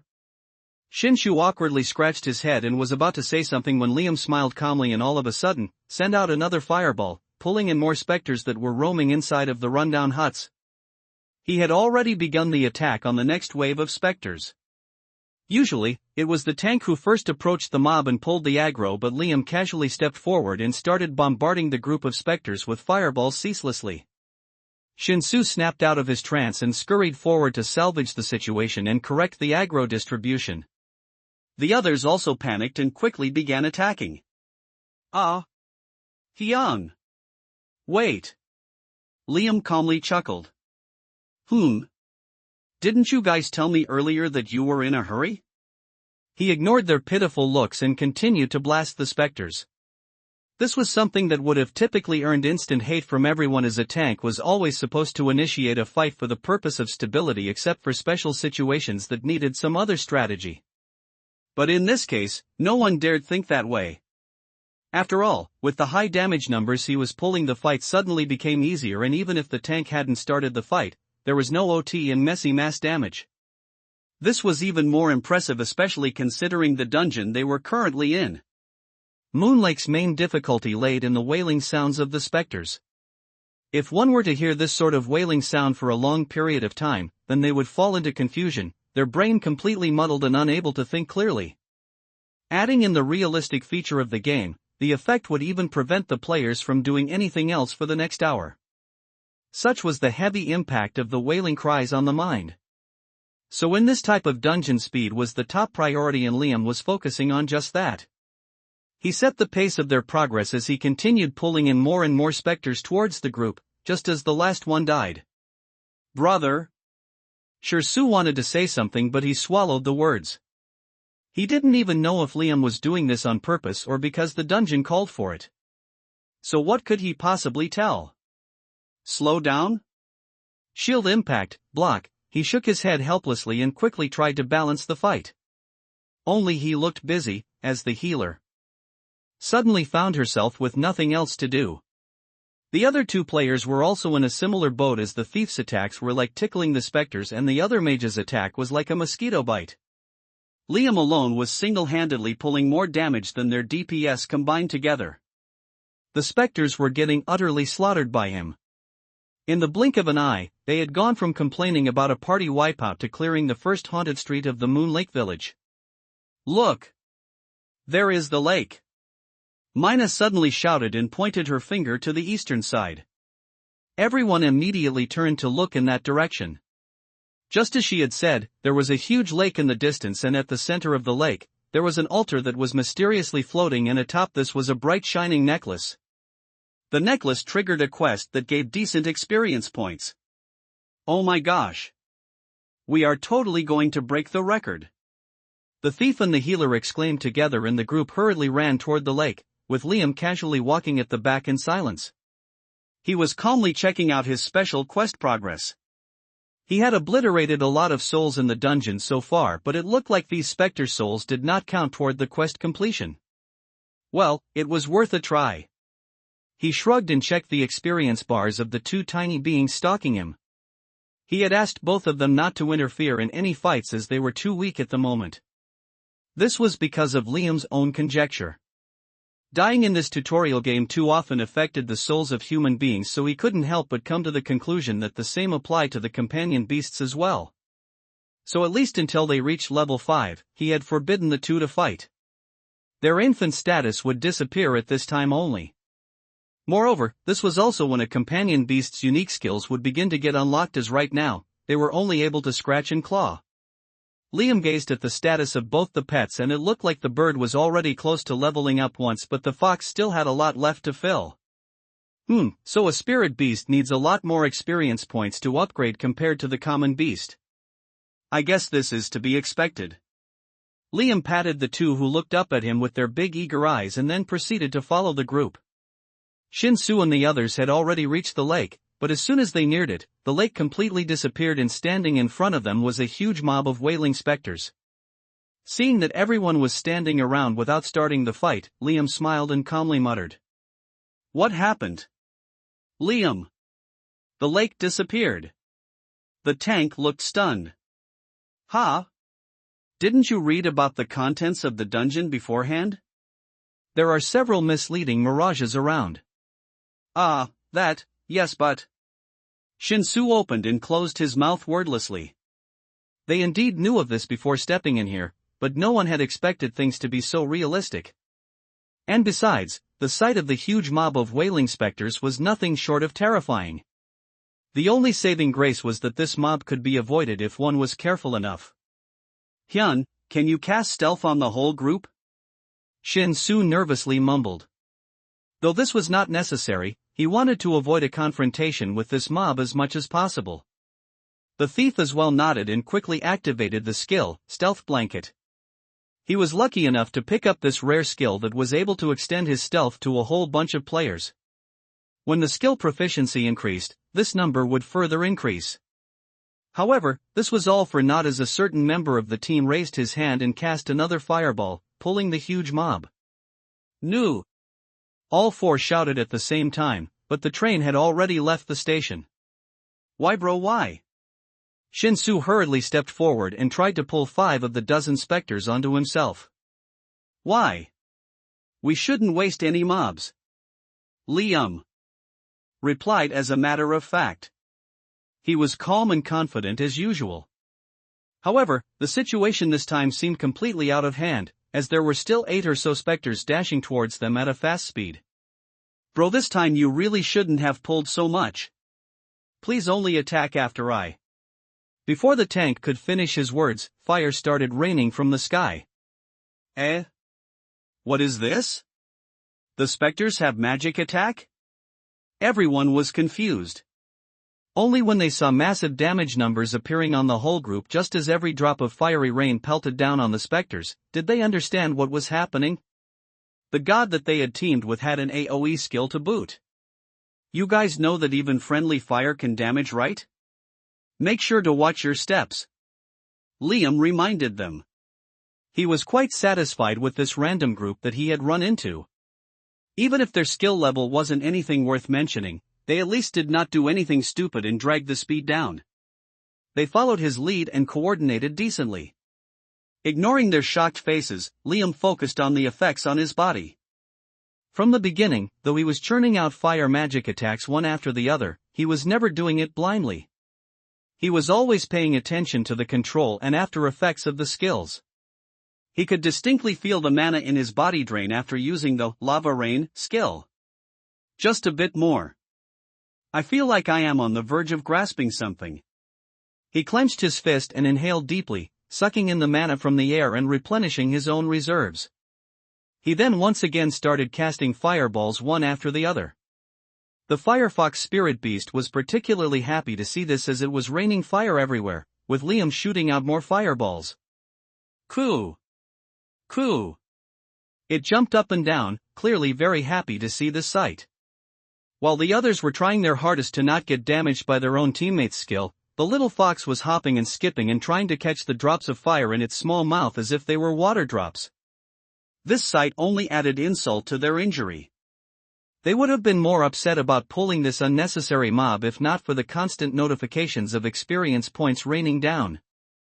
Their bars were filling up so fast that they began attacking back even more fiercely. They had also gathered a lot of money, and a couple of equipments just from this mob. "We already cleared this much, shall we head over to the street and check if the real lake is here?" Shinsu suggested and everyone including Liam nodded in agreement. The group started moving down the street when unexpectedly just as they had guessed, the lake really did appear in front of them, a few blocks away. "Let's go!" the tank shouted energetically. Everyone was full of joy as they ran towards the lake as fast as they could. However, just as they neared it, the lake and the moonlight dancing over it once again completely disappeared and instead, there was another nasty mob of wailing specters. Hearing their cries over and over again and again made their heads hurt. They could simply turn around here and run, but they already could tell that that was not going to happen. "Ah!" Shinsu looked up, only to see the rain of fire greeting them again. Bang! Bang! Bang! Bang! One by one the specters turned around to look at their target and they began rushing to the group, a big chunk of their health already taken away by the fire drops. Without using any of his other attacks, Liam continued relying on only these couple of skills for this mob as well, smoothly finishing the fight from start to finish. And at the end of it, the tiny Wind Ripper finally received its first upgrade. Its body and its wings slightly grew bigger in size. Before it was smaller than palm size and now it was exactly the size of a palm, one that belonged to a huge burly man perhaps. It was not much, but the other party looked at it with a yearning wondering when it was going to grow up as well. Soon. Soon. Liam shook his head and continued paying attention to the specters. One was almost close to attacking the healer so he focused on that specter and finished it first. Each Moon Lake dungeon run typically took around 3 to 5 hours. This was including any unexpected scenarios one could potentially run into. However, Liam's group was now already at hour 8. Except for him, every single member of the team was currently collapsed on the ground and resting. Their clothes and armors were fully drenched in sweat and they were clutching their stomachs in pain as if they had just run a marathon. The worst part was that they still hadn't tackled the final 3 mini-boss and the last boss of the dungeon. "Let's go. Get up," Liam muttered. He had just now been breathing deeply and focusing on the mana reserves in his body automatically getting replenished. Everyone had a mana regeneration rate, but it was far from enough. The key was to bring up this rate. Leveling blindly without concentrating on these factors was just a waste of time. "Boss, just 2 more minutes please." Shin-Su and Hyun whined at the same time. As gamers, they had been used to a certain level of comfort, and this ultra-realistic model of the game was killing them. Why did they have to replicate even the pain and the tiredness? Wasn't stamina stat going down enough? Did they really have to hone in on the actual feeling? Everything from head to toe was tired. They had run into several of these so-called mirages so far and without fail, every single one of them had been a disappointment. Of course, things wouldn't have been so bad if they had simply sneaked away without butting heads with each and every single mob, but unfortunately for them, Liam had other plans. "Ha! Come on. Get up. I don't think that this one is a mirage. Your fatigue and tiredness should be relieved as soon as you take a sip of the Moon Lake. You guys don't want it?" Liam chuckled and started walking towards the lake at the end of the street. The moon above shone with more brilliance and the lake waters sparkled like diamonds. Behind him, rustling sounds echoed, and without any other choice, the other members of the group dragged their tired bodies over. "Pest, pest. He is not lying, right?" The thief bitterly smiled and whispered to Shin-Su as the latter let out a long sigh. Even if he was, what could they do? All they can do and have been doing is looking at the experience bar filling up at lightning speed and consoling themselves. After level 20 it was extremely difficult to level up further. Even a single level required hours of hard grinding, but their experience bars were filling up quite easily. Liam's fireballs, or rather cannonballs, coupled with the presence of so many mobs in close proximity with no other competition from players nearby, made their progress a lot faster. But was this enough to justify this hard and painful grind for hours together? Wasn't it just a game? Why were they working so hard? The 4 of them continued grumbling inwardly. However, their hands and feet kept moving, not wanting to miss the opportunity until the very end. And just like Liam mentioned, this time when they neared the lake, it finally did not disappear. "Ah!" Kim Hyun couldn't bear it any longer and shouted at the top of his lungs as he drowned his body and his limbs in the lake, jumping into it hurriedly. "Watch out for mobs, idiot!" Shin-Su panicked, but nothing seemed to have been triggered, so the others as well rushed in and dipped themselves in the lake water. The cool waters of the lake washed the tiredness from their bodies and was very refreshing. Liam also walked over and drank a few mouthfuls. As soon as the lake water entered the stomach, a warm, nourishing feeling swept past the body, and all the physical fatigue and mental fatigue from hearing the non-stop wailing of the specters was fully erased. "Fuck, bro. This is amazing. How come we didn't find this in the forum? Ah, so tasty. This is the tastiest thing that I have ever put in my mouth. Che. Shut up and go that side. You are stinking up my space." The group immediately started playing like small kids and didn't look like they were going to stop anytime soon. Only when Liam cleared his throat threateningly, they reluctantly got out of the lake, one after the other. "The altar is on the other side, let's go." As soon as they arrived, loud clanging noises resounded, and 3 pitch-black wraiths descended from the darkness of the night, their chains dragging on the ground. The 3 wraiths looked extremely grotesque and terrifying, but after having defeated waves after waves of specters, no one felt any fear, and the tank quickly rushed forward. "I will get the attention of all 3. Only attack the one on the right. Let's bring them down one after the other." Shin-Su quickly yelled out the instructions and then strutted forward with his huge body. The 3 wraiths screamed loudly, and the next second a ball of swirling energy appeared in front of them, seemingly made of white and black gases. They tossed this at the tank and his health instantly dropped to 1/3. Fuck! How am I supposed to heal this? The healer immediately panicked. To make matters worse, the wraiths already started chanting something in a weird archaic language and the next set of balls appeared. No no no no. Arg! Shinsu activated all his skills preparing to block the attack, but he knew that it was still probably not enough to nullify this damage. If they couldn't withstand just 2 of their attacks, what was going to happen to the rest of the fight? He clenched his weapon and stood firmly, unwilling to be the reason they all failed when a sharp voice reminded him calmly. A tank doesn't always have to receive the attack. You can also dodge it. Move aside. I will tank this fight. Shinsu turned around and stared at Liam dumbfoundedly. In the spur of the moment, he didn't have any time to make any decisions. The only thought that was running in his mind was that this was insane. A mage can use a sword, sure, but how the hell was he going to tank? Did he even have the defense to absorb a single combined attack from the 3 wraiths? This was simply foolishness. If it was anybody else, he would have just sent a kick their way, asking them to shut up. However, this was Liam. So he instinctively stepped aside and listened to him.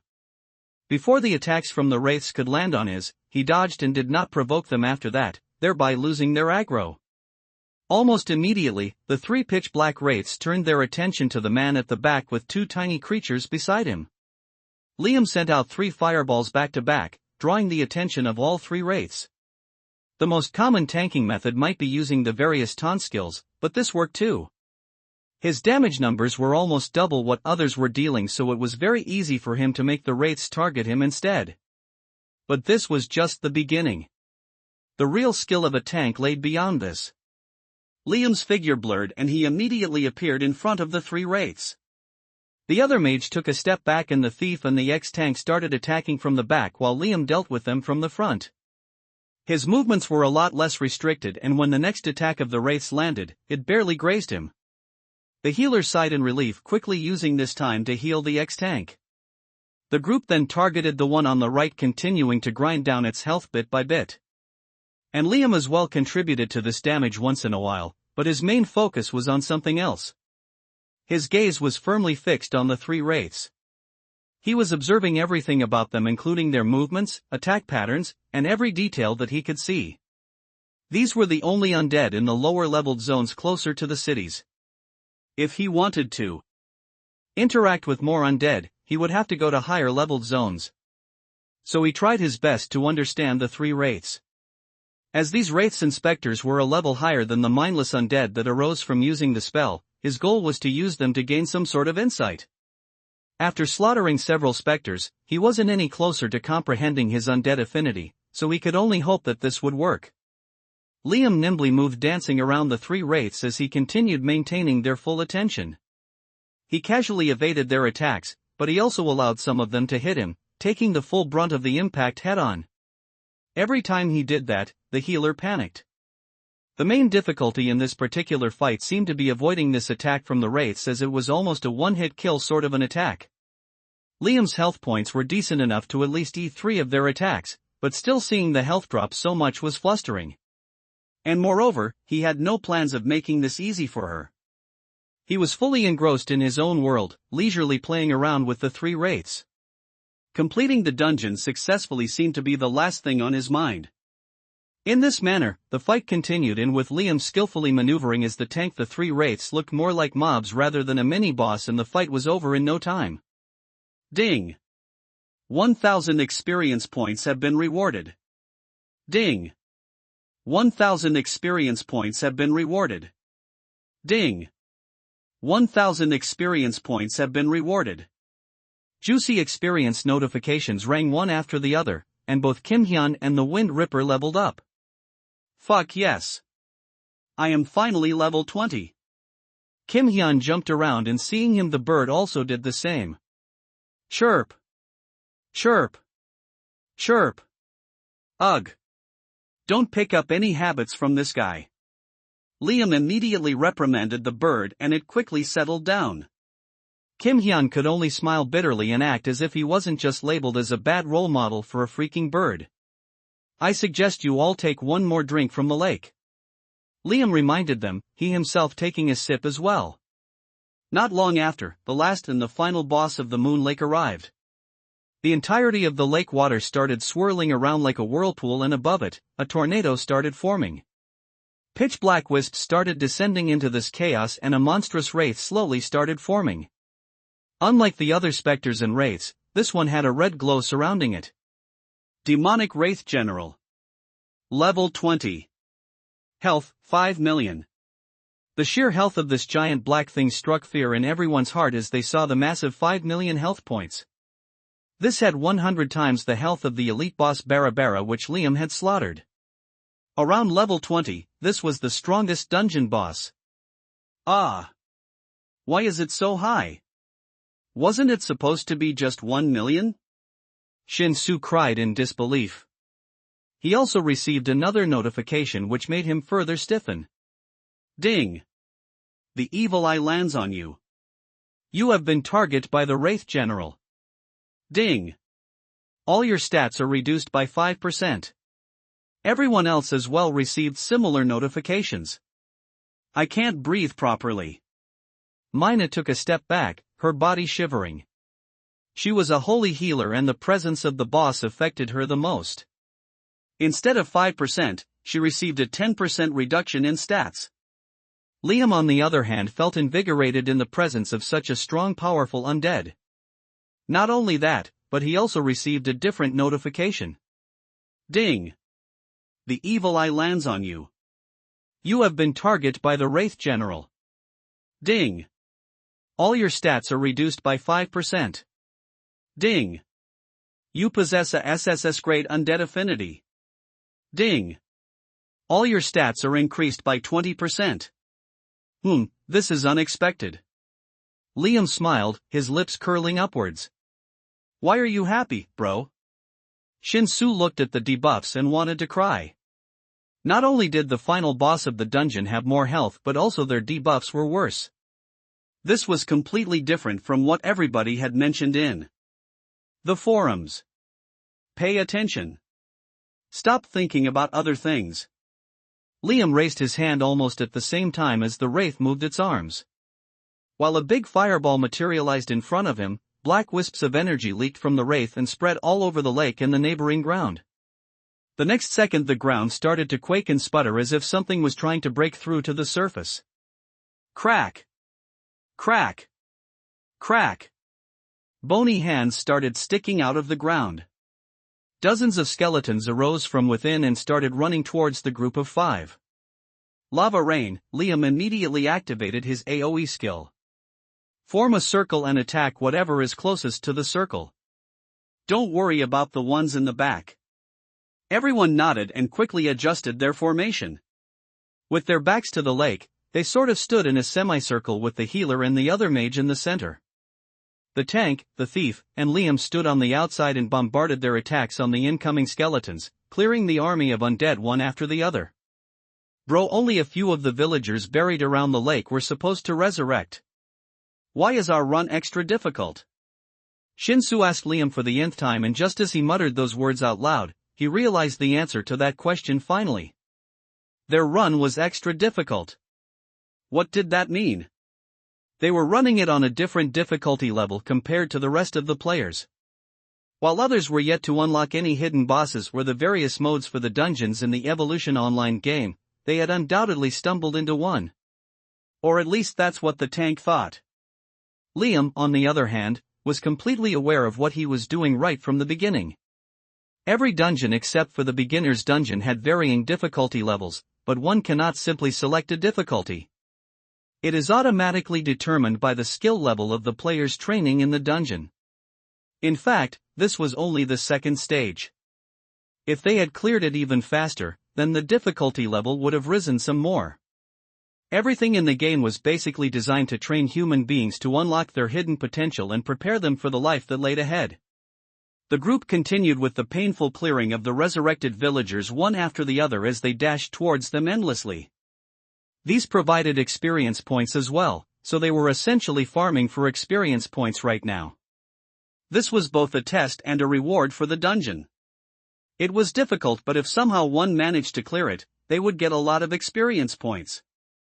After breaking apart a few of the undead, Liam took a second to cast his basic necromancy spell, Awaken.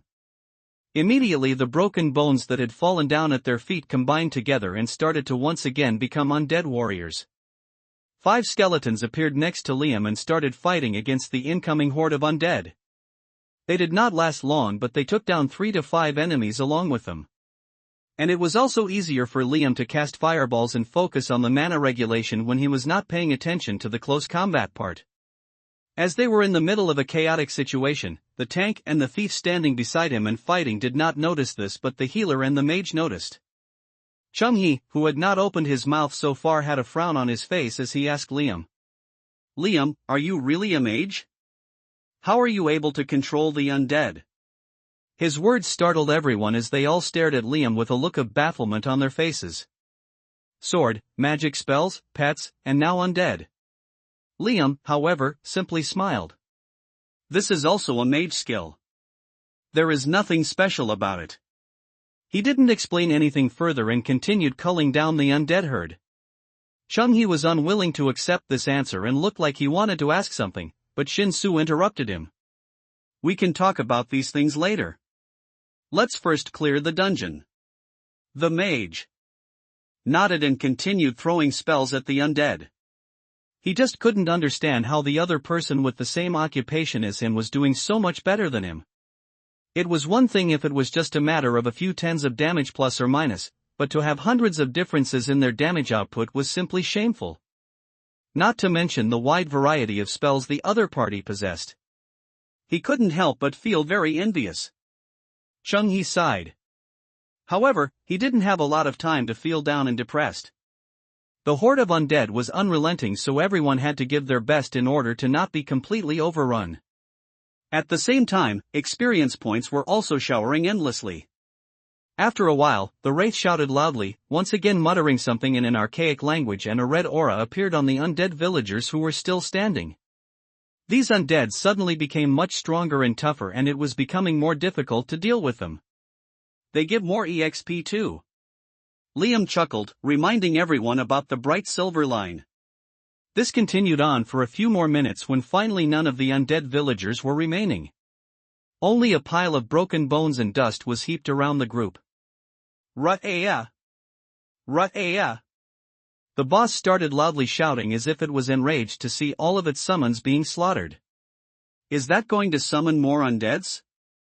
Shin-Su wiped the sweat off his forehead and nervously muttered. "No." Liam shook his head. "Watch its health. It lost a lot of its health while summoning these dead villagers. We should start targeting the boss now." As he finished explaining, he started bombarding the boss with more attacks, and everyone else quickly joined in as well. Fighting this boss was initially supposed to be extremely complicated as it swarmed the players with undead mobs while also attacking simultaneously. But now, because of the strategy and positioning they used, this became overly simplified and all they had to do was grind down the remaining health. When the big 5 million health bar was reduced to the last hundreds, the Wraith General started casting something once again, but Liam interrupted it by throwing a fireball right at its mouth. Spells could also be interrupted like this? Everyone was dumbfounded.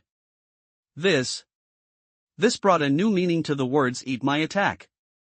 The Wraith was completely enraged and it screamed, making everyone including Liam shudder as its shrill voice assaulted their eardrums. As a last-ditch attempt, it hurriedly muttered something in archaic language and a red glow started appearing on Liam's body. Since he was dealing the maximum damage, the last attack of the boss was to possess him. Everyone noticed this and started panicking. They were so close to finishing this damned dungeon and that they had insanely worked hard for. How could this happen now? Mina! Shin-Su shouted and the healer started casting a variety of spells to recover him or cleanse him, but the red glow continued to darken. "Bro, try running around or jumping?" Kim Hyun randomly suggested. However, Liam was still standing. This time they wanted him to be as calm as always, but he had a slight frown on his face and was gritting his teeth. This made everyone even more uneasy. Shinsu could tell that the situation was not looking good. Just start attacking the boss with everything you have. It doesn't have much health left. Move. Move. Move. He shouted urgently. Everyone started pummeling the boss, and it was easier because the wraith had its attention on Liam. Their attacks were heavily debuffed, but it was enough to bring down the last parts of the boss. And before long. Ding! Congratulations! You have successfully defeated the demonic wraith general. Ding! 10,000 experience points have been rewarded. Ding! You are the first to clear Moon Lake Dungeon on hard difficulty. Your grand achievement will be etched in history. Shinsu, Mina, Kim Hyun, and Chung Hee were utterly stunned. Though they doubted that the difficulty was weird for some reason, they never dared to imagine something like this. Their no-name team had actually obtained a first clear. They had all gone up by a whole level, and the boss had dropped several glittering things on the lake shores. This was absolutely ridiculous. They had known all along that Liam was a bit skilled, but this was completely above and beyond. Even Chung Hee, who was feeling jealous earlier, now only had a look of reverence on his face. In fact, everyone looked at each other with similar expressions on their faces. This golden thigh. They absolutely had to cling to it. No matter what. And just when they thought that the surprises were over, another notification chimed in. Ding!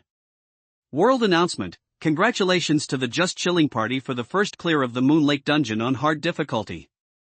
Party members: Shinsu, Kim Hyun, Kang Mina, Chung Hee, Chang Liam. Fuck. Shinsu dropped his shield on the ground. They got a world announcement. No one could believe what they were seeing. Everyone cheered and celebrated, as now their names would forever be on the walls of fame. And while they were celebrating, the person actually responsible for it had a frown on his face. Liam shook his head helplessly. He had wanted the wraiths, possess skill, to last for just a bit longer as he was trying out something, but these guys were too eager and ended up killing it. Alright. It doesn't matter, I guess. I should be able to get it the next time. He clicked his tongue and paid attention to the fox that was jumping up and down. This time both the bird and the fox had leveled up. It had indeed been a good decision to grind in this dungeon. Now just a few more rounds. As all the members of the team turned to look at Liam with big adoring eyes, he also had a smile when he looked back at them. Bro, shall we start another run? Liam chuckled. He had spoken exactly what was on everyone's mind. Shaking their heads vigorously, all of them quickly agreed, and Liam was pleasantly surprised. He shrugged and started walking back to the portal when Shinsu remembered the other important thing and quickly stopped him. Bro! The drops! Oh! I forgot. You guys go ahead and see what we got. Liam stopped and turned around. Shinsu became nervous as he felt the spotlight on him. What if he picked up the loot and everything was worthless? Ah. Mina, you are the luckiest among us, so you pick it up. Fuck. Since when? The healer wanted to curse loudly, but since Liam was watching, she squeezed out a smile and stepped forward to do the deed. Otherwise, if they continued arguing back and forth, she was worried that Liam might desert them for bickering and pick another group to run with. After all, they were just playing together randomly. 2 gold. The girl picked up the coins first and announced it as she did. Everyone gulped and waited for the next one, only to hear the girl shriek. A hawk. Oh my god. 3 rings. 2 uncommon and 1 rare. Ah. There is a skill book too. What are the stats? Quick. Quick. Han gasped, but Mina shook her head, quickly walking over to Liam. She handed everything over to him without any hesitation. Bro. This is all yours. She muttered with a shy smile. Liam chuckled and did not say anything to the girl. He calmly took the 2 rings and studied their attributes. Spectre Halo, uncommon rank. Intellect +3, agility +3. Undead Halo, uncommon rank. Strength plus 3, Agility plus 3. Wraith Halo, Rare Rank. Intellect plus 8, Agility plus 5. Additional skill, mana regeneration is increased by 2%. Great! It's not just uncommon rank. After reading the item's description, Liam was quite pleased. Rings were already good drops as there was no limit to how many rings one could wear. Most players roamed around with all their fingers covered by 3 to 4 rings each. On top of that, these stats looked quite good, and especially the rare rank rings attributes were good enough that it could be easily used until one reached level 50. The equipments in the Evolution Online game were categorized into several ranks starting from light, common, uncommon, rare, unique, epic, and legendary. Unique, epic, and legendary rank equipments could only be obtained from mobs in high-level areas, so getting rare rank equipments was quite good at this stage. However, Liam did not go back on his words just because of this. He had already told them that the equipment drops and money would be theirs, so he looked at the healer and muttered, "Show me your hand." Mina nodded and opened her palm, only to see him give all 3 rings back to her.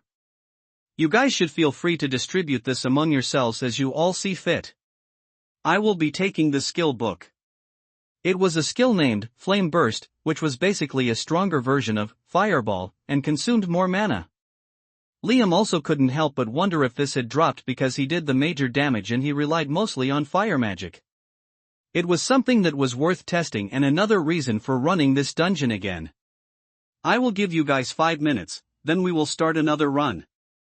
Since the outside of the dungeon was extremely crowded, Liam sat down on the first street ahead of which the dungeon entrance portal was located. Now when they were ready, they could simply walk out and then walk in. He also used this opportunity to check his current status and attributes.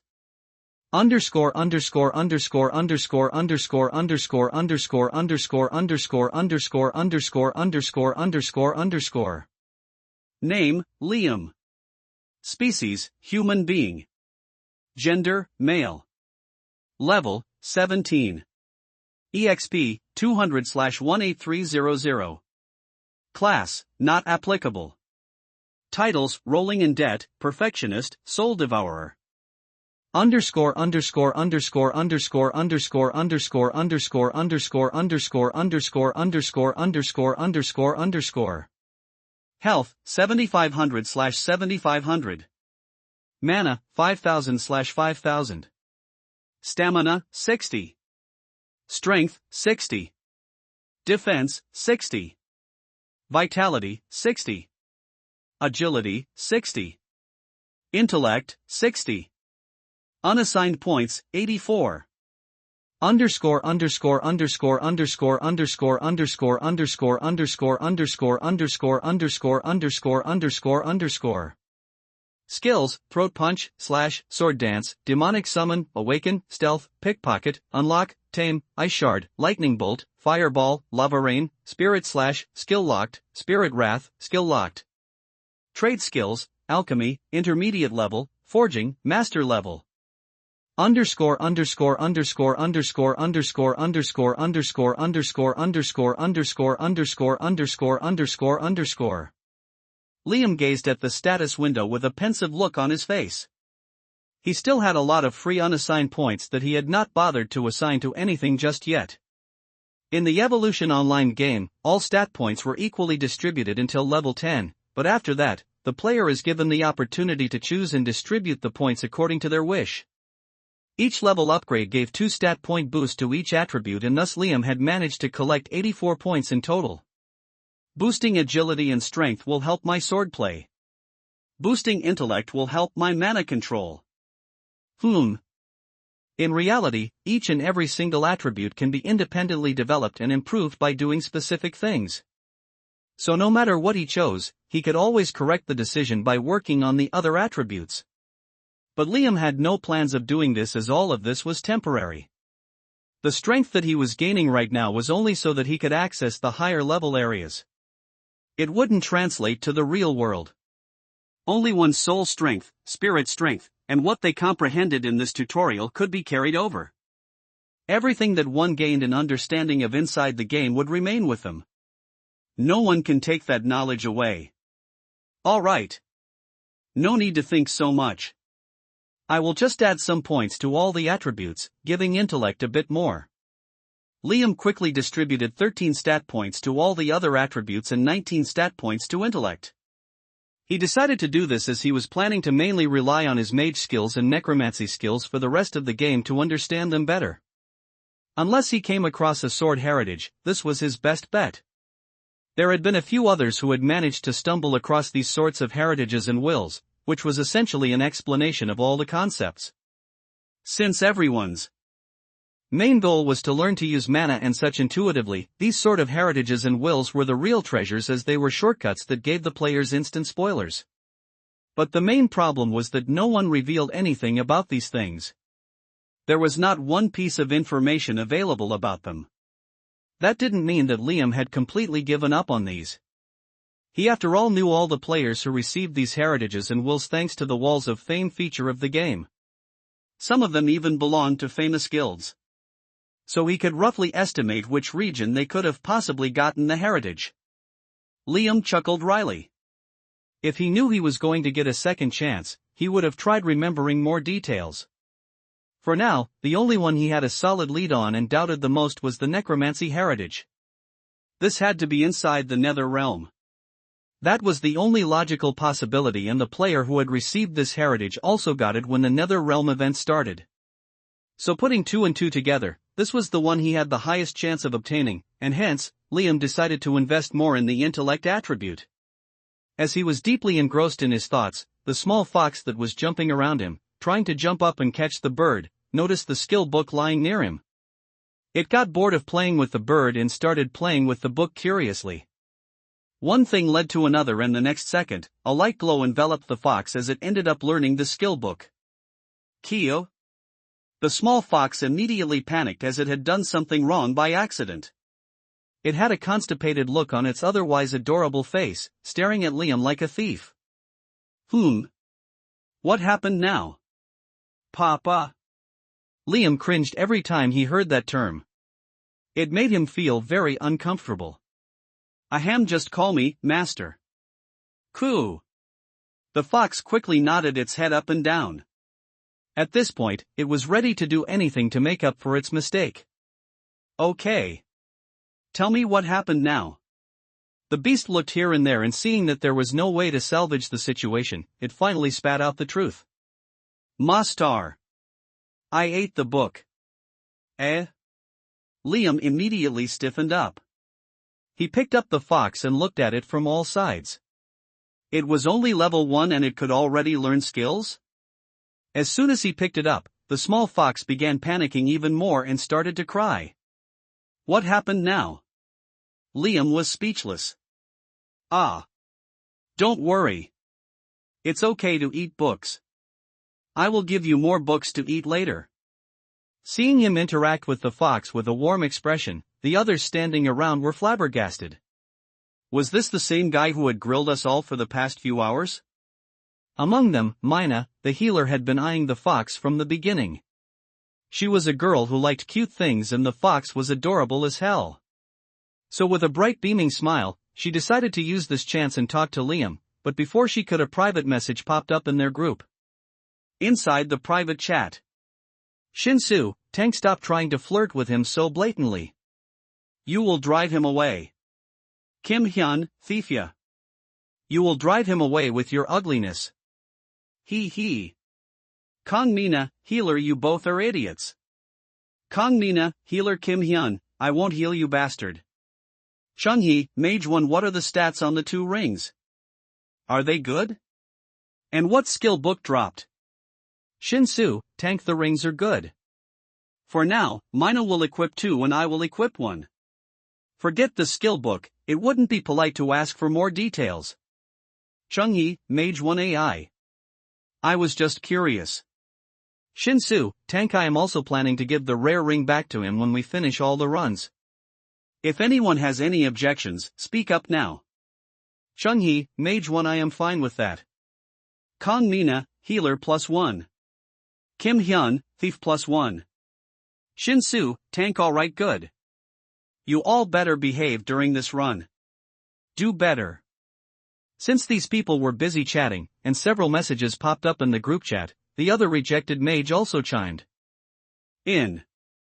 Gu Sunho, Mage 2, don't tell me. Who?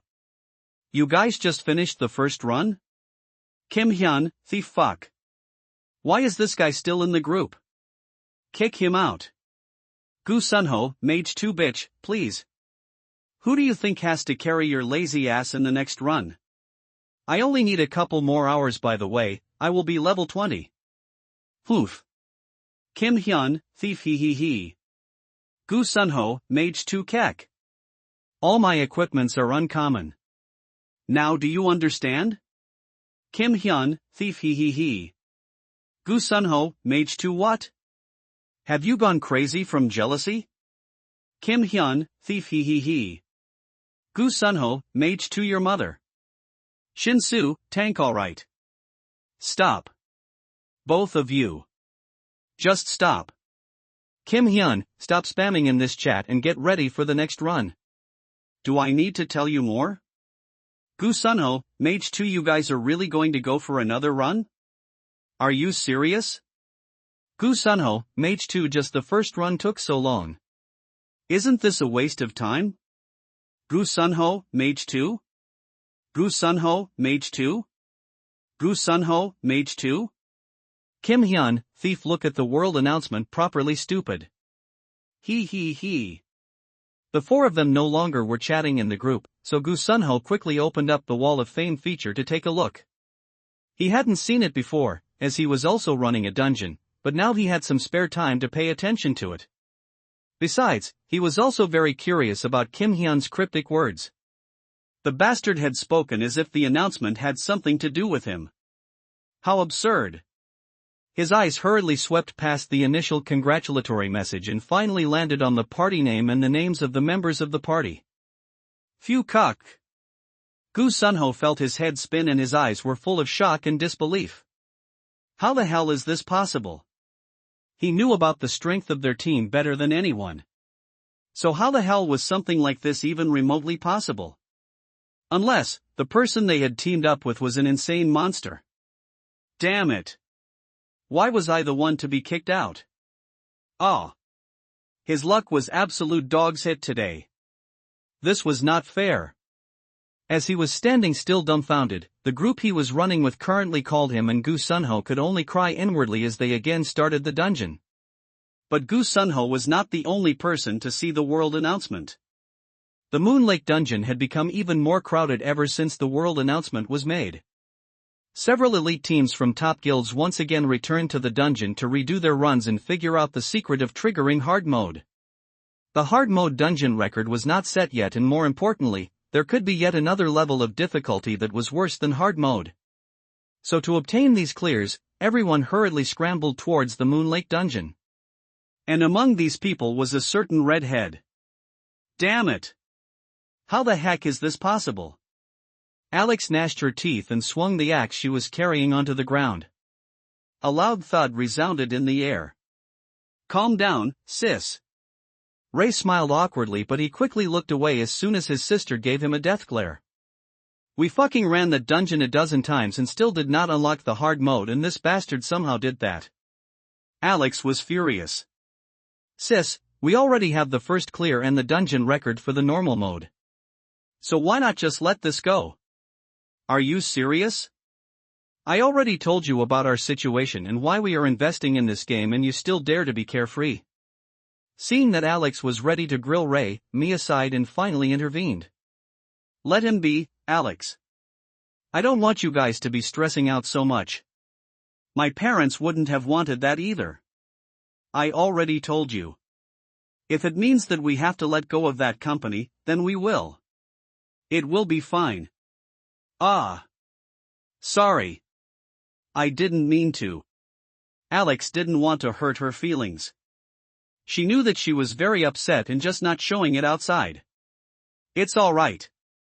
Mia patted her with a sweet smile and then asked. So what are we going to do now?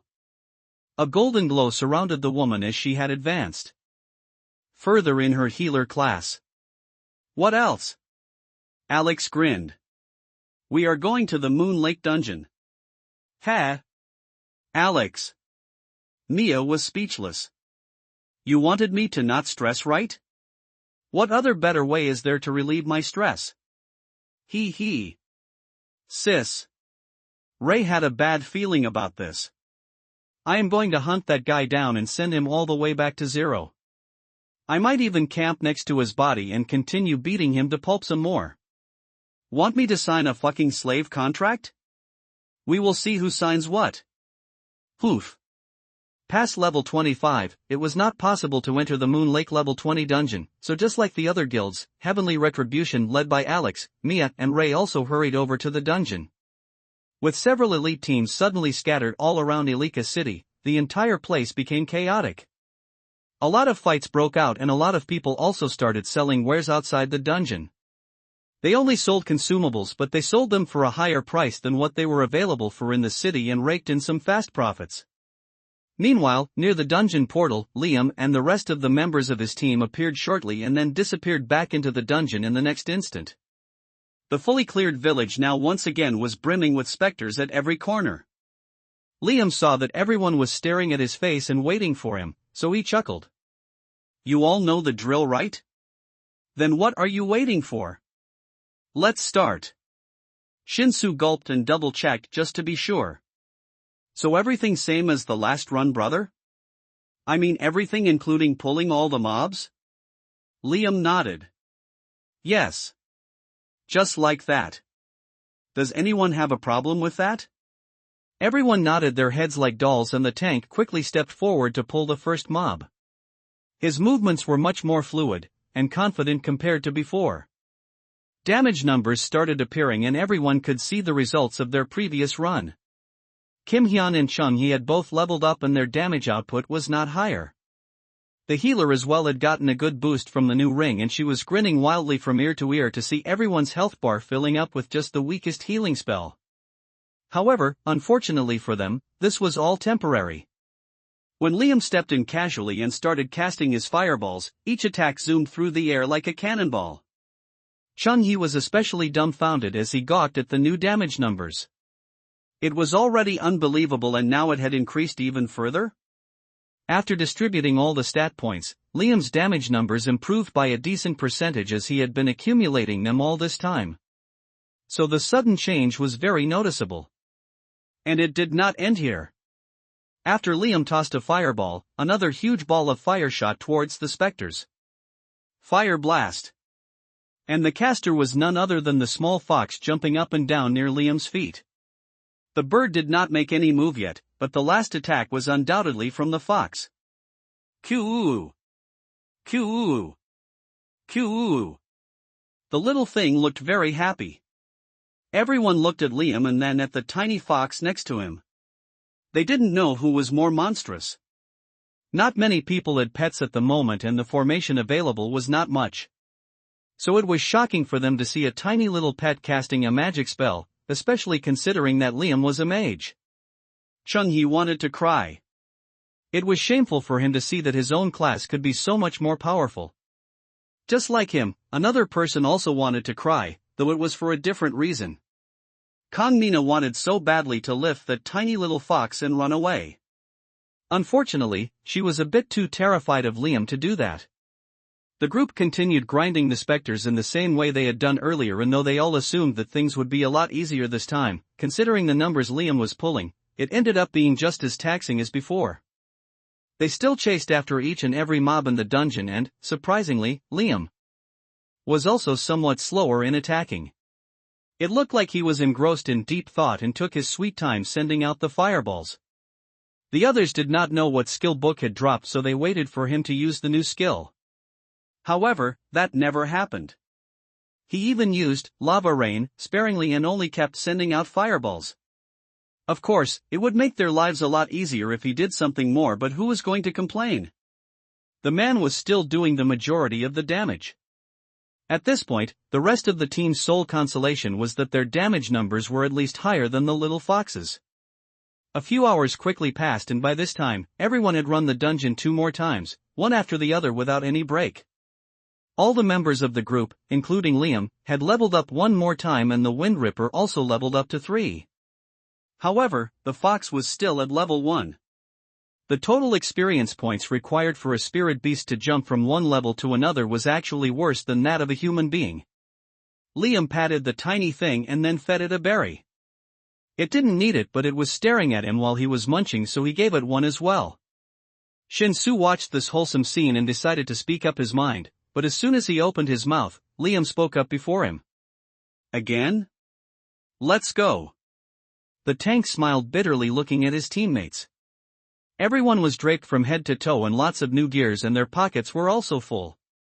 Liam had been very generous, and they had gained a lot, but still. They couldn't bring themselves to repeat the same thing over and over again, especially considering how difficult the run was every single time. Even though their bodies were fully recovered and their minds as well had somewhat recovered by drinking the lake water, it was still very stressful to undergo this sort of continuous strenuous training. This sort of thing was different from sitting in the same spot and grinding for hours together. They had to physically move and run and fight and perspire. This required discipline and a certain type of will to work hard.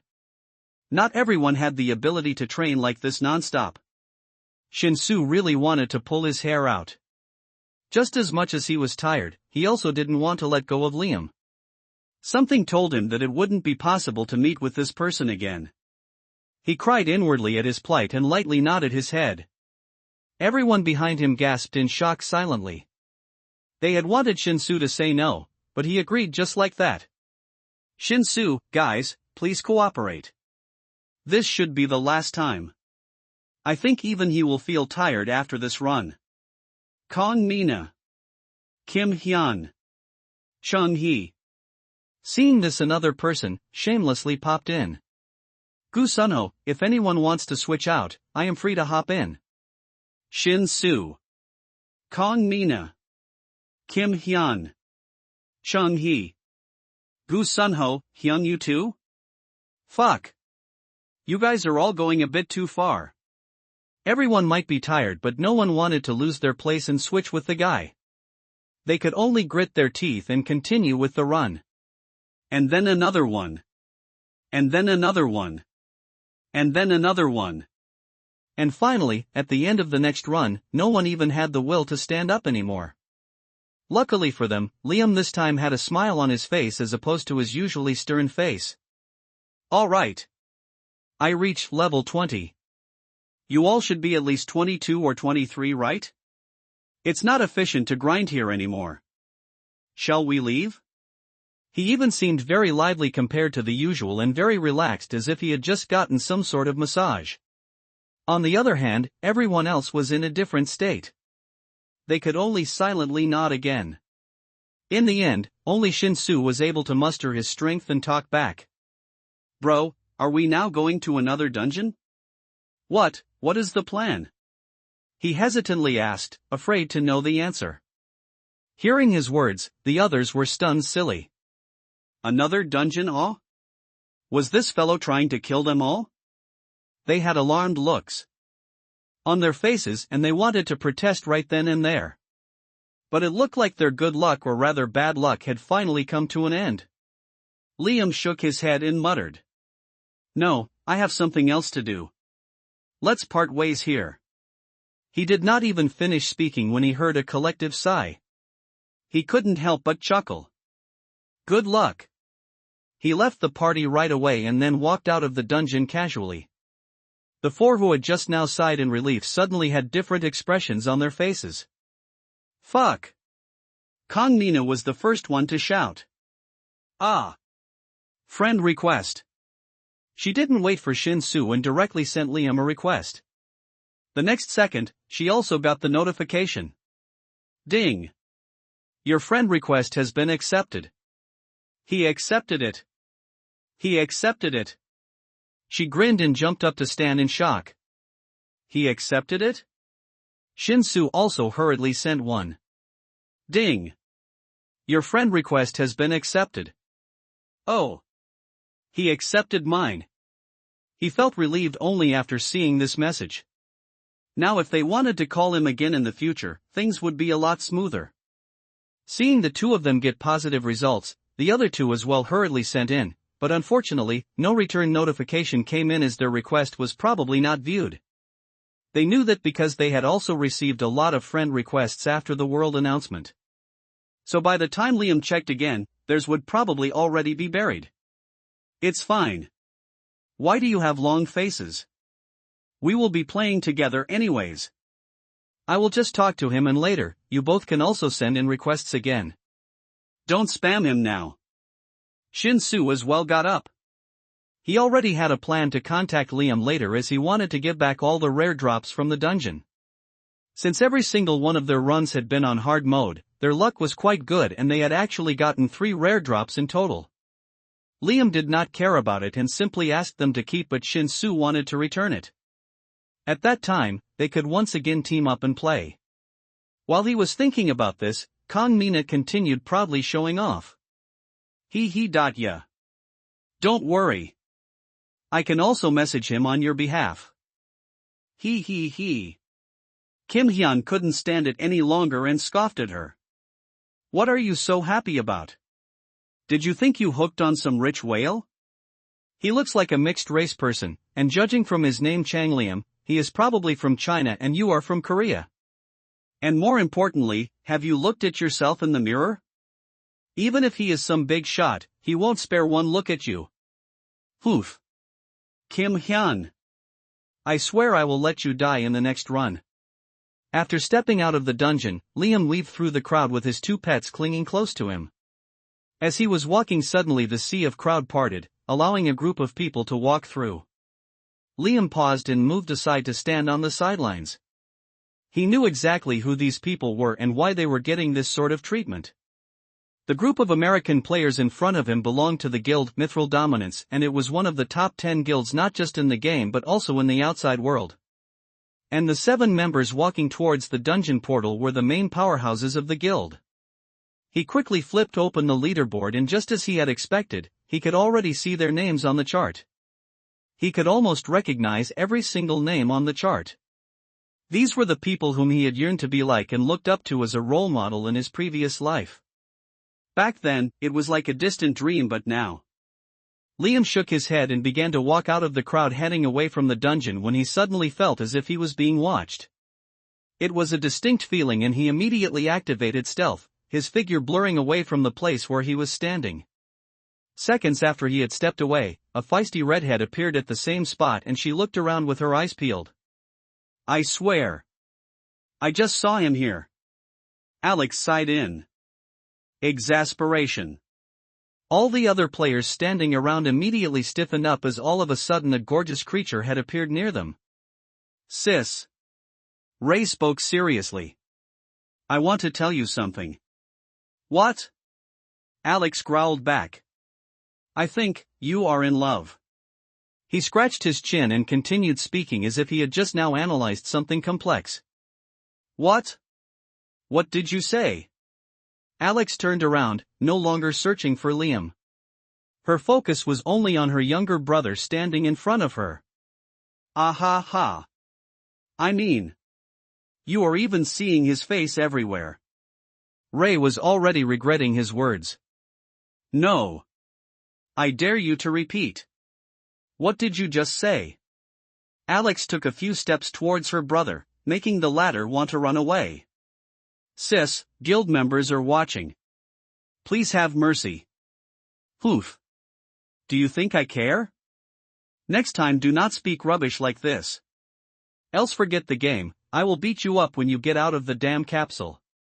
Alex took a deep breath, after which she returned back to her group once again, more calm and composed and with none of the earlier anger on her face.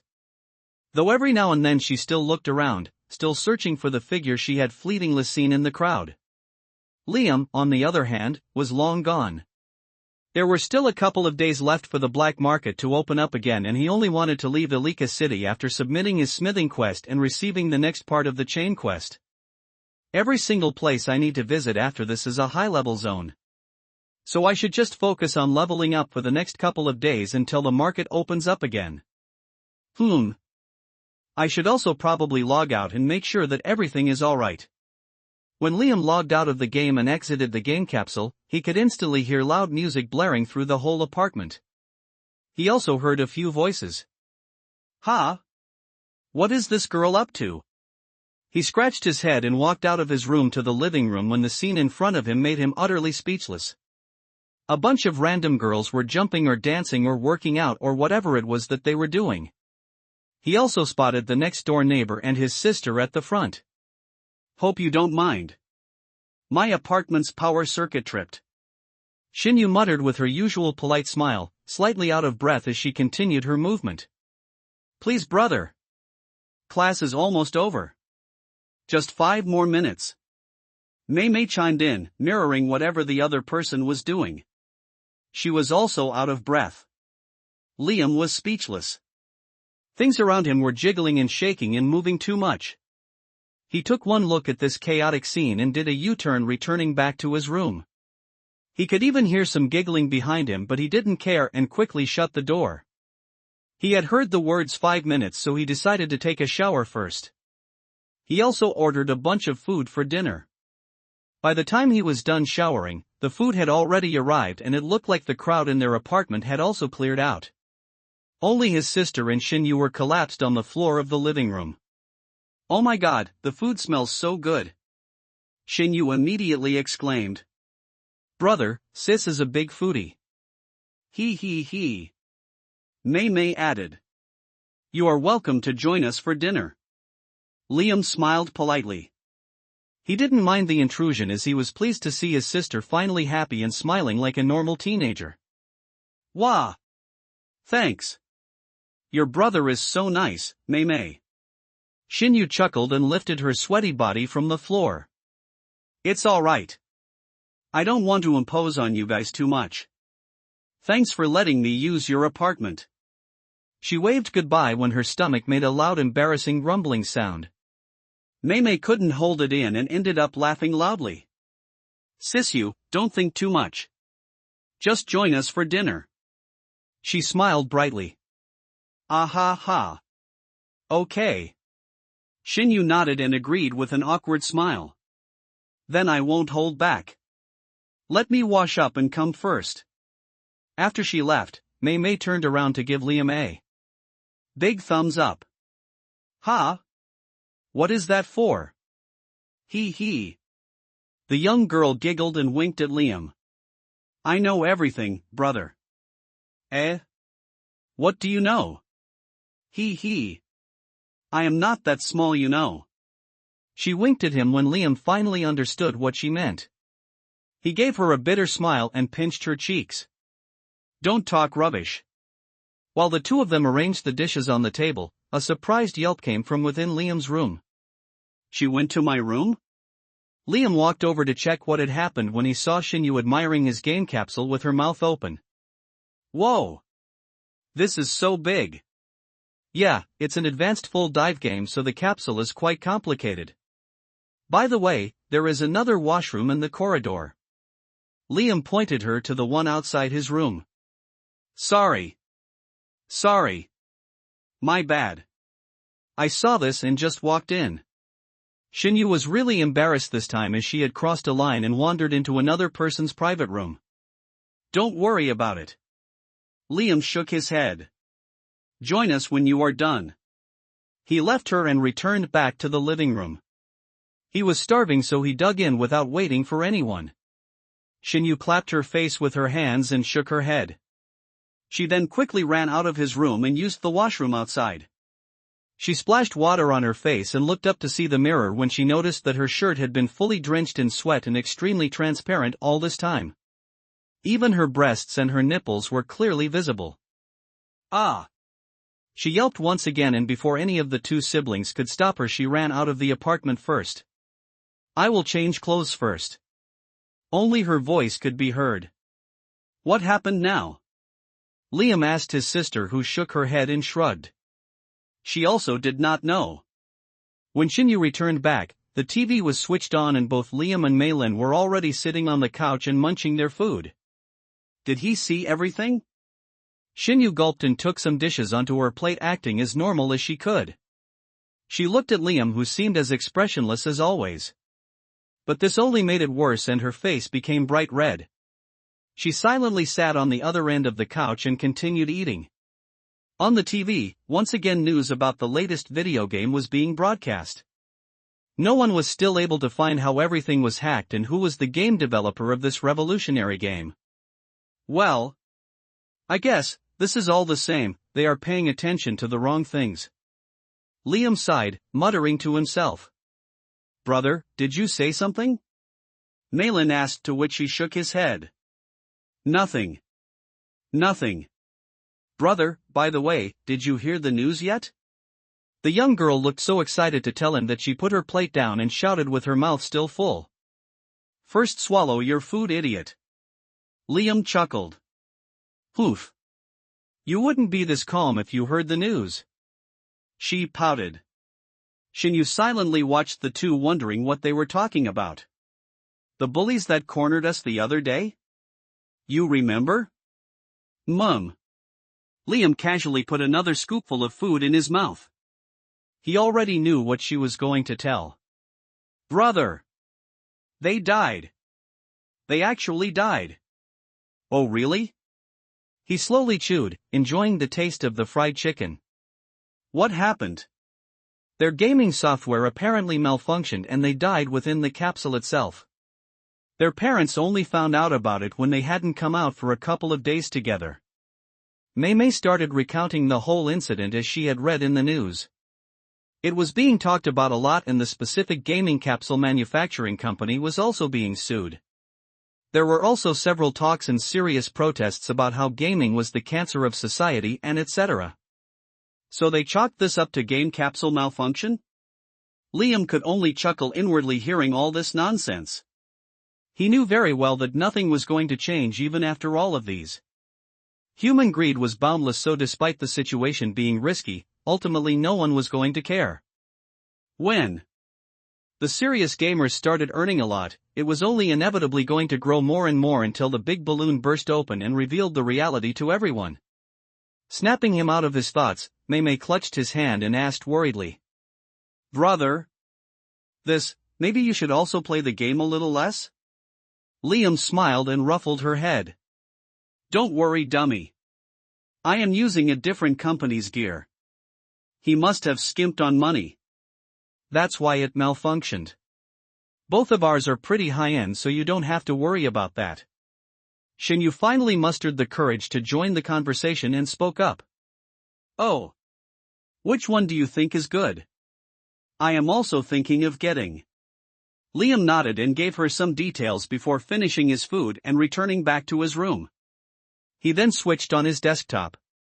He opened up the official website for the game, which was basically the most popular games website now manually made into the Evolution Online website by some of the gamers in the company. Since no other company came forward and claimed a lawsuit for doing this unlawfully, they continued posing as the official website. Liam signed in as a guest and posted. I died a few times in game today and I am feeling a bit sick when I logged out. Did anyone else experience this? I died a few times in game today and I am feeling a bit sick when I logged out. Did anyone else experience this? I died a few times in game today and I am feeling a bit sick when I logged out. Did anyone else experience this? He made the same post on a few threads and then signed out. This was it. He could only hint at these things, and just doing this was already risky enough. Otherwise, he would be subjected to the unnecessary spotlight that he didn't yet have the strength to defend against. Mei. Lock the doors properly before you go to sleep. After reminding his sister again, Liam then stretched his arms and let out a big yawn before getting back into the game capsule. Your brother is always this loving and caring? Shinyu asked enviously. She herself did not have any siblings, and her parents also kind of stopped talking to her and were cold and distant from her when she did not listen to their orders and study medicine. She wanted to become a dancer instead, and in the meantime worked as a personal trainer to make ends meet and support herself financially. Yes, my big bro is nice to me all the time. Mei replied, but after that, she grinned widely and then winked. He? Why do you ask, Sisyu? Ah. Nothing. Was just curious. Shinyu immediately became conscious again and turned her face back to the TV. Watching her actions, Mei became more excited and continued teasing her. He also doesn't have a girlfriend, Sisyu. He. Shinyu did not say anything and quickly stuffed her mouth with a spoonful of food. However, her beautiful face was already red like a ripe tomato. Meanwhile, back in the game, Liam looked at the two leeches staring at him and then patted them with a smile. Time to get to work. Q. The trio started walking around Elika City as Liam was trying to make up his mind. He had 48 hours plus another 48 hours before the black market opened up again. This was a significant amount of time and he needed to spend it properly. The most important task now was to level up, and he knew a lot of juicy spots to do this. However, he had a feeling that he could be spending this time better. He opened the world map in his system interface and gazed at the blackish dark red blinking icon near the right bottom corner. The Nether Realm. According to the details of the reward he received for obliterating those worthless souls, he should be able to enter and exit this at will. In his previous life, Liam had only entered this well past the event, and by that time everything good was already gone. He also didn't know much details about this place as he had hardly paid any attention to it, but now that his Undead Affinity and Demonic Affinity were SSS grade and S grade, it would be foolish to ignore this part of the tutorial. If he was simply going to be leveling, he might as well do that here and explore the Nether Realm at the same time to be more efficient. Without the details of the treasure spots and juicy Easter eggs, combing through a place like that was going to be a difficult job. So the earlier he started working on it, the better. He might be sacrificing his leveling speed a bit, but it didn't matter as he would also be looking around the place at the same time. Making up his mind, Liam pressed the blinking button. Immediately a reddish-black swirling mass of energy appeared in front of him. This was a portal. If I am not wrong, this should be a single-use portal. It should disappear after I use it until I summon it again. Liam carefully observed it first and then extended his hand to reach the portal. At the same time, he was also prepared to react immediately as he had no idea what awaited him on the other end. It wouldn't be anything that he couldn't handle, but Liam doubted that the system would go easy on him. If anything, it would be the other way around. He looked at the bird and the fox and pointed to the portal once before directly touching it. The two as well did the same, and the next second, all of them were pulled in. The lush green forests around them disappeared and they now stood on what looked like a vast desert, except the sands were brownish green in color. The sky above them was crimson, blotched with pitch-black clouds. Ding! You have entered the Nether Realm. Ding! You are the first player to discover the Nether Realm. Ding! 5,000 experience points have been rewarded. Ding! You have obtained the title Pioneer. Pioneer, when the title is equipped, drop rates are higher and experience points gained are boosted by 5%. Ha! This is a very useful title. Liam clicked his tongue and then opened the map on the system interface once again. It indicated that he was in the Zodal Empire in the Eastern Zone. If I remember correctly, this should be a demon kingdom. The Eastern Zone should be mostly demon kingdoms while the South should be beastkin lands. He gazed at the map which was mostly blanked out and tried to remember as much as he could. But his exact starting point didn't matter too much as necromancers were typically scattered throughout the Nether Realm. As he looked at the map trying to jog his memories, a loud thunder rumbled, snapping him out of his thoughts. Black raindrops fell from the sky, wetting the barren desert lands and forming small black puddles. Liam collected a drop of the black rain in his finger and flicked it casually. This was the trademark debuff of the Nether Realm. Players avoided this rain like plague as it not only decreased their stats but also sizzled and burned as it touched the skin. However, Liam currently did not feel any pain. He was also not injured. The drops that fell on him momentarily drenched his clothes but were later absorbed by his skin underneath, leaving his clothes once again clean and dry. The raindrops falling on his hands and his face were also readily absorbed, and before he could wonder why this was happening, he received the answer. Ding! You have been empowered by the Nether. Ding! All your stats are increased by 10%. Ding! You have been empowered by the Nether. Ding. All your stats are increased by 10%. Ding. Experience points gained are increased by 10%. Ding. Your pet 1 is inflicted by the nether. Ding. Your pet stats are decreased by 10%. Ding. Your pet 2 is inflicted by the nether. Ding. Your pet stats are decreased by 10%. Liam waited for all the notifications to roll in one after the other.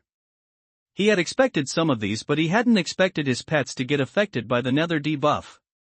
But now that he thought about it, everything made sense. One pet was the common type and the other pet was the spirit type. Both didn't have an affinity to the nether energy as he did. Well, it doesn't matter. My experience points should transfer over without any problems, so you both can still level up. As he looked around, wondering which direction to head in first, suddenly small skittering noises sounded behind him. Liam instantly turned around and unsheathed his sword by habit. But when he looked at what was making the noise, he relaxed a little. It was just a horde of demon larvae passing by. Demon larvae. Level 4. Health, 400. Liam glanced at their stats and they were just ants in front of him. You two want to try fighting them? He looked at the fox and the bird. He wanted both to be more accustomed to fighting. And that was something that needed to be learned and trained the hard way. There were no shortcuts. Otherwise, they would simply just be glass cannons leeching his experience points and nothing more. Coo! The fox excitedly jumped up and down. The bird was even more excited, eyeing the demon larvae that had the potential to become powerful demons as simply mere food. It liked that they looked like wiggling worms. Liam did not have to tell them twice and they quickly jumped into action. In the meantime, he continued to think about where to move next. But he also paid attention to what they were doing from the corner of his eyes.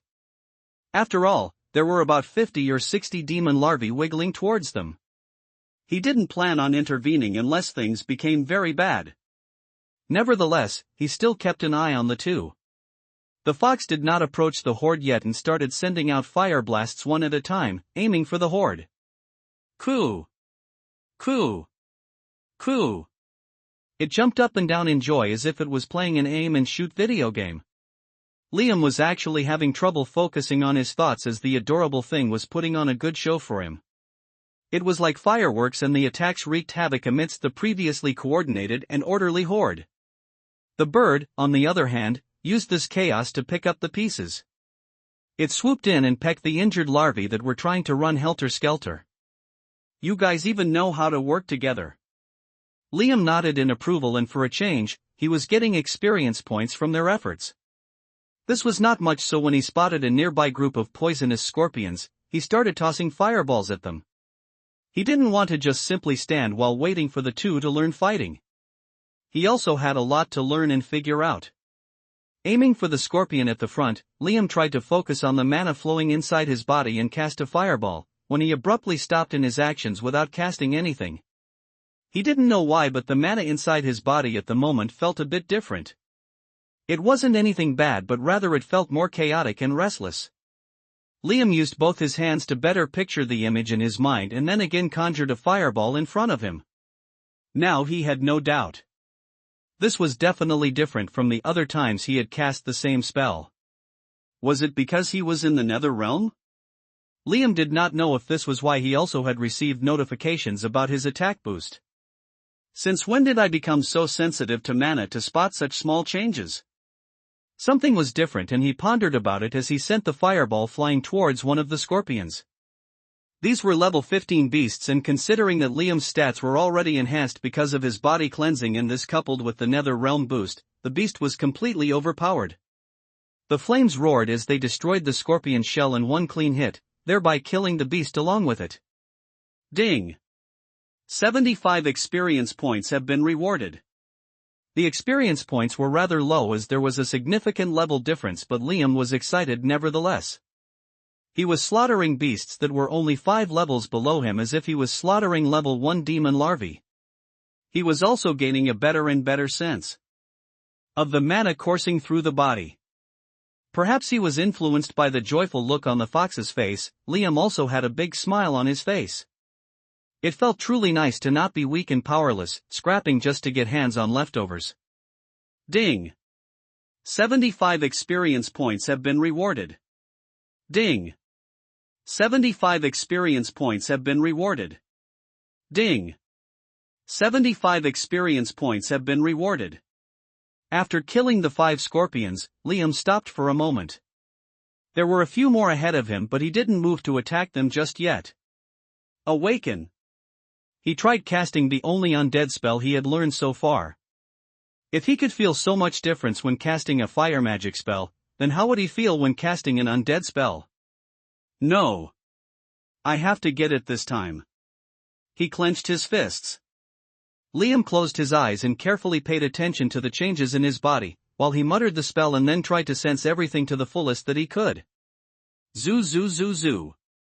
The roiling waves of mana crashed inside his body as they churned and circulated everywhere. They were turbulent and unsteady. As Liam tried his very best and followed this trail of thought, he suddenly caught the feeling of an unfamiliar presence. It was as if a black stream was intermingling with a vast blue river. The two did not mix with each other, but there were splashes which made them both more turbulent. Liam gritted his teeth and tried to focus more and grab this insight, but before he could, everything shattered and scattered like a glass vase on the floor. Damn it! He stretched his limbs in frustration. He almost had it, but it slipped out of his hand. He took a few deep breaths and calmed down. It's fine. Everything is just beginning. Calm down. I should not be hasty. After settling his thoughts, Liam looked at the 5 undead scorpions in front of him, all waiting for his command. The other 2 had also finished fighting with the demon larvae, so he whistled and started walking, signaling everyone to follow closely. The group wandered around the red barren desert for a while. Everything was cracked and devoid of moisture, and there wasn't any vegetation as far as the eyes could see. Every now and then the group ran into some lower-level beasts which either Liam took care of by himself, or if they were weak enough, he let the other 2 pets handle the situation. He didn't particularly use the undead as he was still training his spell casting, so they simply wandered near them like unused bodyguards. He only continued to use the fireballs one after the other. After a few minutes, Liam paused and realized something that he hadn't observed before. The mana in the nether realm was thinner. Mana was still there, and an adequate amount at that, but there definitely was a lower concentration of it in the air around. He wondered if he was only able to notice this because he had cleansed his body once. Other than removing impurities from his body, it had also made him more sensitive to mana. Even for a low-grade potion, he was seeing this much effect. Just how effective was a high-grade or a rare elixir going to be? Just the mere thought of it made Liam lick his lips in delight, or perhaps because he was parched after walking around in the desert for so long. Okay. This is not going to work. I need to find a viewing spot and get a grasp of things. He looked around and saw a small range of pointy hills in the distance. He walked over to it and then started climbing it. Thankfully, it wasn't too steep, so all his summons and his pets were able to follow him without any difficulty. They hiked for a while and then they finally arrived at the top of the tallest hill in the cluster. Liam looked around and sighed. The air here was much cooler. He also came prepared. So he took out a bottle of water from his inventory. The cool water felt refreshing and he drank several mouthfuls. As he did that, the small creature next to him jumped up in delight and ran towards something. Coo! Liam's gaze shifted to see the fox running to a small thorny bush that had some berries on it. Stop! Don't eat that! He immediately warned the furry ball of energy. He knew that nothing here was edible, and even the beasts were poisonous beasts. So most probably those berries were poisonous too.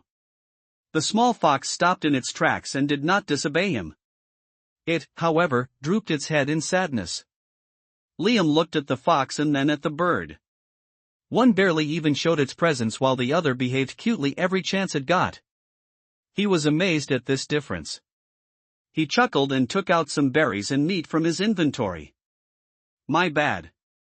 I should have fed you guys a while back. Both the pets instantly jumped onto the food while the undead continued to stand as if everything happening around them had nothing to do with them. After settling the matter of food, Liam walked back and forth, going to the various edges of the cliff and peering down and ahead to get an idea of the place he was in. Unfortunately, this height was still not enough and he could only see the red sand desert spreading across the horizon, interspersed with some hills and rocky terrain here and there. What the heck? He scratched his head, deciding to try his luck by climbing onto another cluster of hills nearby. As he was about to give up and climb down, suddenly a slight whizzing noise sounded in the distance and Liam turned to catch a glimpse of a red flare going up into the sky. Oh! That should definitely be a demon settlement. Liam's eyes brightened and he noted the direction before climbing down from the cliff. The fox and the bird looked reluctant to come down as the air above was nicer, but seeing Liam walk away, they could only follow him. The group continued their journey once again and before long they ran into a group of rabid dogs that had longer tails and horns protruding from their heads. There were totally 10 of them, all seeming to belong to the same pack, and they were baring their teeth at the big juicy prey in front of them. Rabid Hound. Level 21.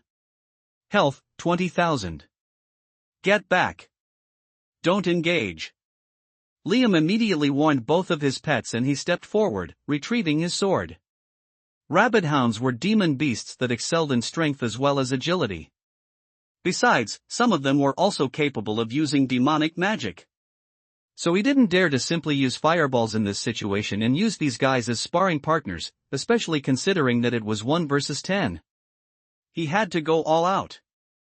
The pack of rabid hounds scraped their feet on the ground and snarled at Liam before bounding towards him collectively. Their ferocious snarling sounds were terrifying and the sight of an entire pack together was even more terrifying. Liam stood calmly, unfazed by the fact that he was outnumbered. Since he still had a couple of seconds before they reached him, he quickly activated his skill, Lava Rain.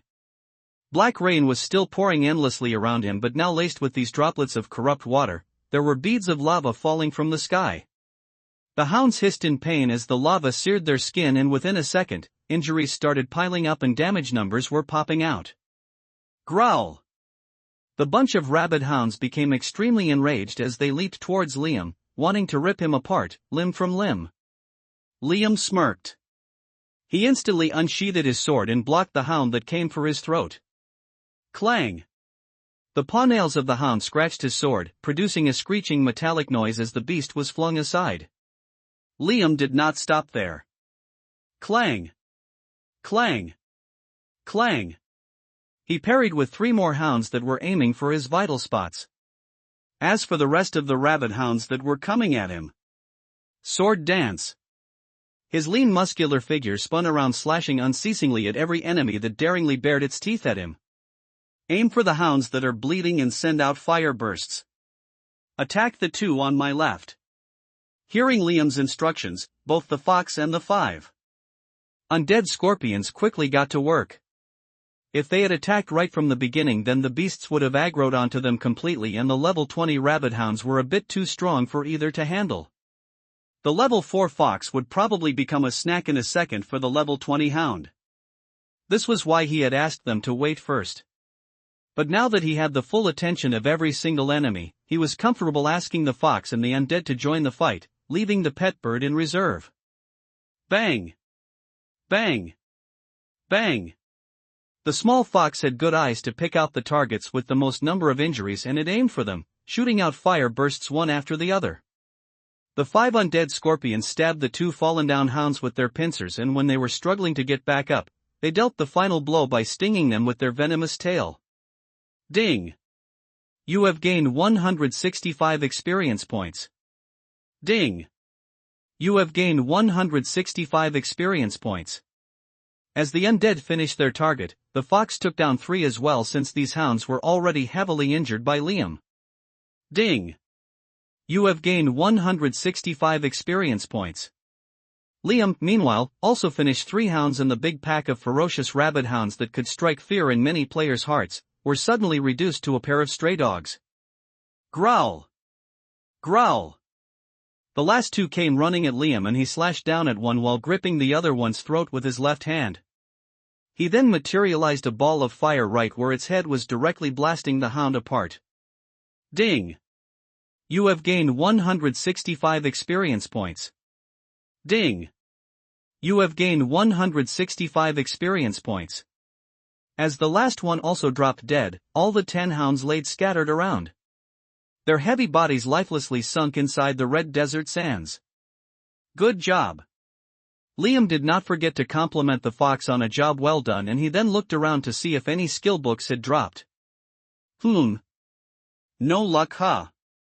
That's fine. He placed the copper coins that were nearby into his pockets and then also placed all the rabbit hounds into the inventory space. He then once again proceeded to walk towards the place where he had seen the red flare go up. Liam was still quite unsure of where exactly he was. Unlike the Gresh Kingdom map, he didn't know this one all too well, but if he reached the city or town, he had the confidence to at least vaguely guess where he could be.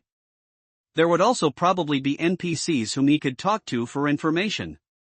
So he just had to reach a settlement. After a few minutes, the group reached the place without running into any other monsters, and Liam walked ahead to talk to the 2 guards standing at the entrance of the city. It seemed to be a small city juxtaposed in between rocky barren hills, and the 2 guards standing were also quite peculiar. They looked very gruff and angry, and they had scales covering their bodies. These were undoubtedly demon and beast hybrids. And as soon as Liam laid his eyes on these 2, he immediately remembered something important. The event. He had completely forgotten about the significance of the event that had opened up this nether realm to everyone. When the nether realm was opened for everyone, it was because the divine army wanted to use the chaos in the nether realm and massacre the beings of the nether realm. But in the end, only some of the human factions joined the divine army. The rest ended up joining the demon army. Now that this hadn't happened yet, there should be no other players or even many humans here except for Liam. More importantly, humans would be considered as a hostile party. Damn it! Should I not have tried to enter a settlement? Liam silently pondered. He did not want to be captured and massacred, his death made into a spectacle. More importantly, he didn't want to be imprisoned by some lusty demoness and used as sex slave, which was a very common occurrence in the nether realm. He keenly observed the 2 guards as they stared back at him, both observing each other's reactions. After a while, Liam decided to back away as this was his last chance. He was about to activate stealth when the demon beast opened his mouth, pointing his spear at Liam. Either shit or get off the pot, bitch. Which is it going to be? The demon beast hybrid muttered as he twirled his spear, still pointed at Liam. Liam was shocked for a moment. He is asking me to go in? This guy really did not have a problem with me being human? What the heck? He was very confused. Even after 2 lifetimes, he was still not able to understand some aspects of this world. What? Are you deaf? The other demon half-breed, who had scales on his upper body and something spindly on his lower body, covered up by his clothes, now started making gestures at Liam. He clicked his swollen thumb finger and index finger. Money! Money! Money! Do you have the copper coins? It will cost you 20 coppers to go in. Do you have it or not? The first one took his spear away from Liam's face and banged it on the ground. Ah. Yes. I have. Liam snapped out of his thoughts. This was the second main point about the nether realm. Everything here was cheap as hell. He fished out the copper coins and handed them over. Poof. You can go now. The demon half-breed stepped aside.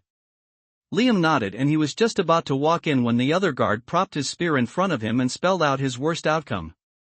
Wait a second. The guard started circling around Liam. Doesn't this lad look suspicious to you? He reminds me of those stinking uppity motherfucking. Nah, what are you talking about? This guy reeks of death. Can't you tell? Look behind him. Liam only heard that much of their conversation as the 2 demon half-breeds started murmuring among themselves, every now and then glancing at the undead behind him. Initially, Liam had considered dismissing these undeads, but now it looked like these were his ticket inside the city. He waited for a few seconds, but the 2 guards continued chatting, completely ignoring him. So he started heading into the city. He now felt more confident as he walked around. It looked like he would be able to get in and get out without any issues even though the Nether Realm event hadn't started. Liam took a few minutes to look around the city.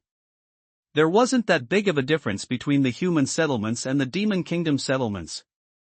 The buildings and structures here were cruder and the crowd had a huge variety of shapes, sizes, and colors. Liam was in fact the only human being in the vicinity. He was getting a lot of attention as he walked by, but no one dared to look twice at him as soon as their gaze fell on the 5 undead scorpions closely following him behind. The lesser demons and demon half-breeds scurried away, not wanting to butt heads with a necromancer.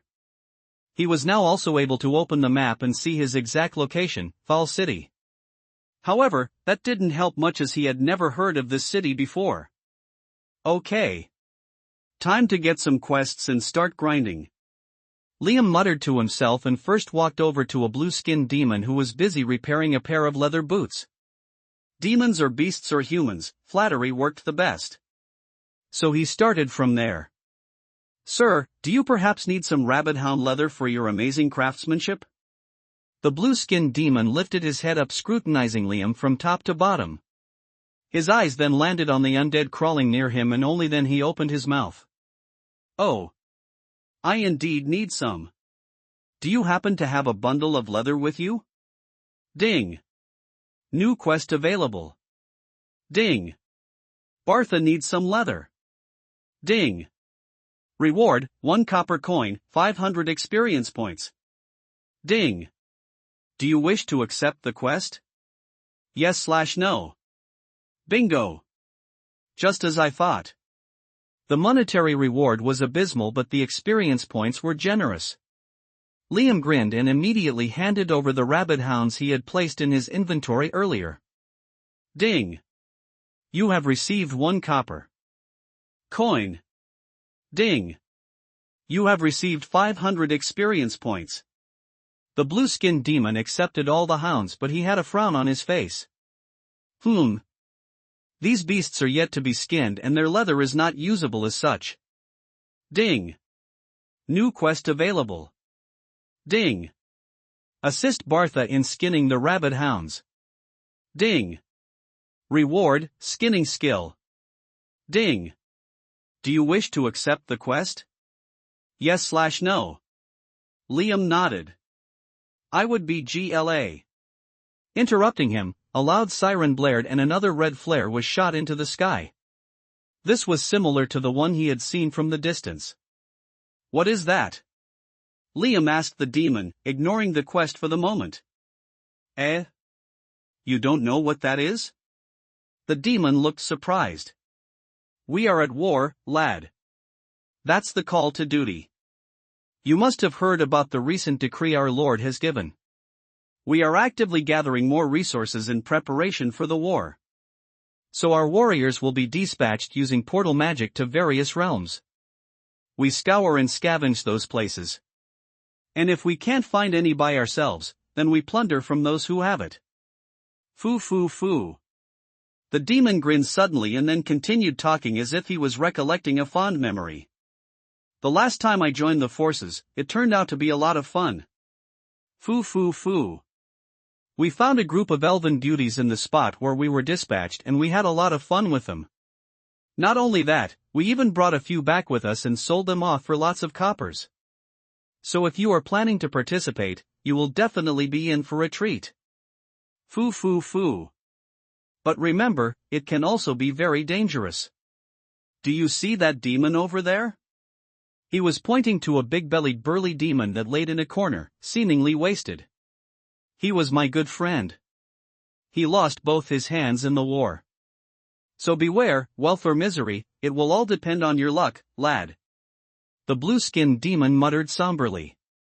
Liam patiently listened to him and when he was done talking, he nodded. I appreciate the warning, sir. I will keep that in mind. Things were slowly becoming more and more clearer to him. Though he hadn't heard about such a quest in his previous life, he still had a vague idea of what this was about after hearing the explanation. He now knew what he had to do to explore this realm more. And as an added plus point, he might even be able to explore more realms through these invasion portals. This is definitely worth trying. Liam clenched his fists in excitement and hurried. There was a tower building in the center of the city from where all the flares were being shot and the siren was being sounded. So Liam walked over to that area. He saw the crowd thickening as he approached closer and groups were starting to assemble. There were all sorts of demons in various sizes and shapes, mostly grotesque looking, and they gathered around in dozens. Liam cautiously observed everything before walking up to a tall and lanky demon who was dressed in leather and metallic gear from top to bottom. He even saw this one commanding a couple of other demons, and it was clearly one of the many in charge. "Sir, I would like to report for duty," Liam briskly declared. The tall horned demon immediately turned to pay attention to him, and it looked at him, especially at the few undead trailing close to him. "You can do magic?" the demon curiously asked. "Yes, sir." Liam nodded, only answering what he was asked and not giving away any other information.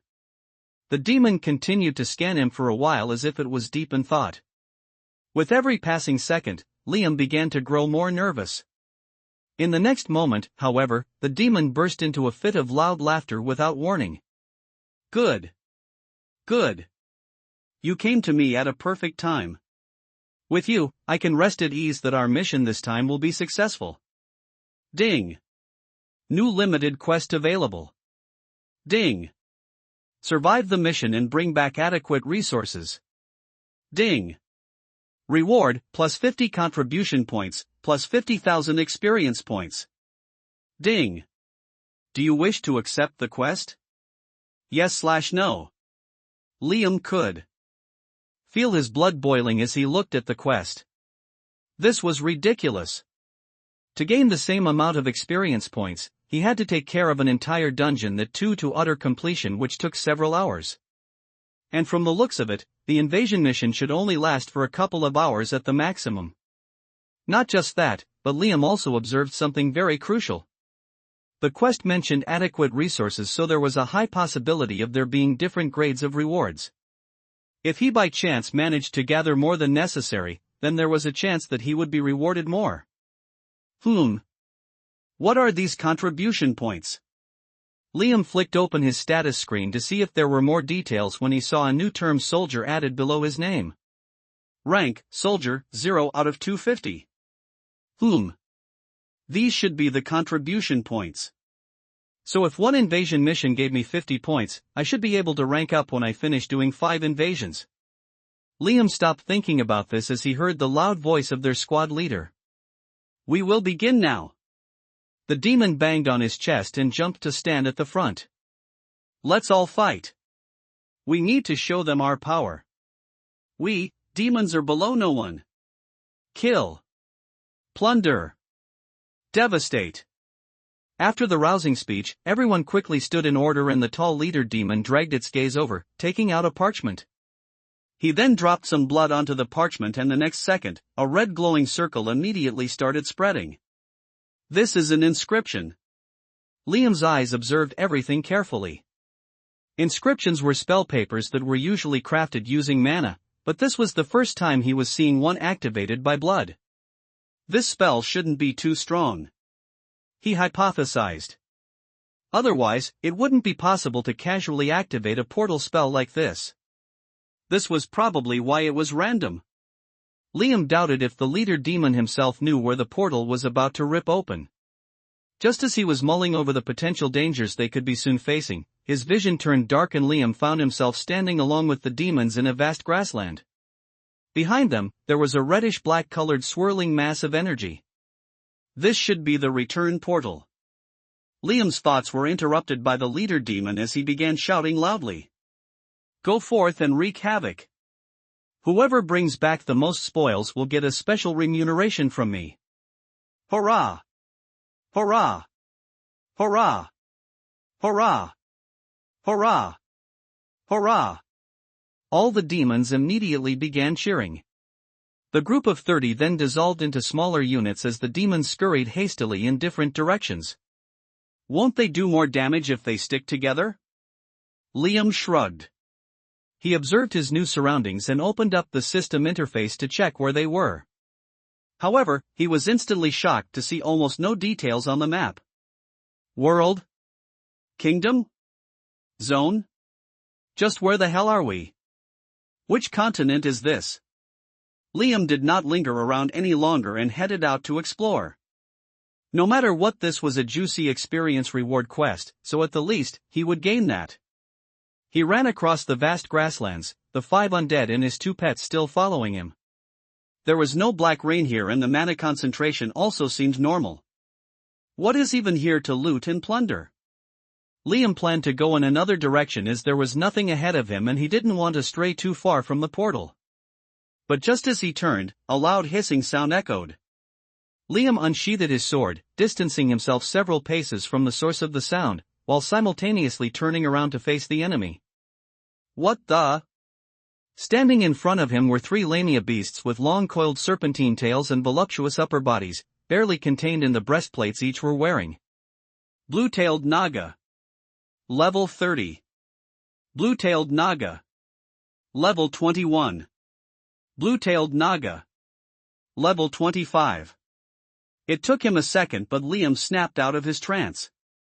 He would only be a fool if he was entranced by their beauty and not notice their level or long forked tongue laced with venom, flickering in and out seductively. So we are in the serpentine beast territory. Liam muttered inwardly as he already began to cast Lava Rain. You both run back and hide for the moment. The 2 pets quickly scurried away, obediently listening to him. These 3 Nagas were no doubt going to be tough opponents, probably the toughest he had faced. He was not even sure if he was going to be successful as there were 3 of them and there was a 10-level gap between the 2 of them. While the 3 were momentarily distracted by the raining fire which sizzled their skin, he silently entered stealth mode and circled the 3 women. Liam contemplated attacking the lower-leveled Naga first as his undead kept the other 2 busy. That seemed to be the only option, even though sacrificing his undead would probably only give him a couple of seconds. However, that should be more than enough to deal with a single snake. Casting a fireball, he dashed towards the woman standing at the center, slithering away from the lava droplets raining from up above. At the same time, his undead scorpions screeched and ran over to the 2 other lamias. The women did not stand simply, waiting to be slaughtered.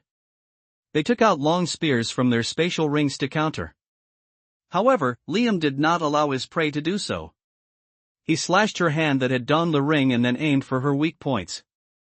He repeatedly slashed at the lamia who was hissing loudly in pain and frustration. The strength of her opponent made her too stunned to think properly. She became anxious and decided to use the best attack she had. Venom Burst. She cocked her head back as if she was going to spit out something, and Liam used this chance to cleanly sever her head from the rest of her body. He had been targeting this exact same spot for the past few attacks as her scales had been considerably strong, giving her a lot of defense. But as he repeatedly hacked her at the same spot, he was easily able to land that final blow, immediately ending one of the 3. Highest. Highest. The other 2 immediately became enraged. Demon! How dare you kill my sister? These can speak? Liam once again moved back several paces. He looked over to see that all his undead summons were already destroyed and scattered around as chunks of bones and decayed flesh. We can understand a demon's tongue, you fool. You will pay for your sin. The 2 lamias thrust their spears forward, aiming for his head. Liam grinned and easily evaded their attacks. He stepped forward to meet their attack with his own and slashed at the weaker of the 2. 2 against 1 wasn't too bad. The only attack he needed to watch out for was their venom. Gra-ah! You cannot defeat us. One of the 2 snakes shot forward towards him with her extremely agile body twirling behind her, the long coil aiming to wrap around Liam's figure. Liam quickly sidestepped to dodge the attack, but 2 sets of heads and tails were coming for him. He could no longer dodge this attack and spun his body rapidly, slashing his sword at every single weak point that he could reach. Sword dance. Sword dance. Sword dance. Liam could feel his stamina plummeting and he was taking a lot of hits as well, but those were nothing compared to the damage numbers that he was delivering to the opponent. Seeing that they were not going to be able to physically harm their enemy, the two lamias slithered and hissed loudly, releasing a huge cloud of venous breath. Liam had already prepared for this and moved back several paces.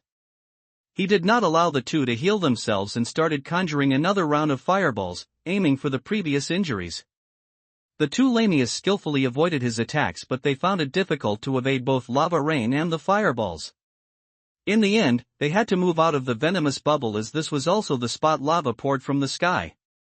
And as soon as they stepped out, Liam was waiting for them and he immediately slashed at the two, finishing the fight to completion. Ding! You have received 226 experience points. Ding!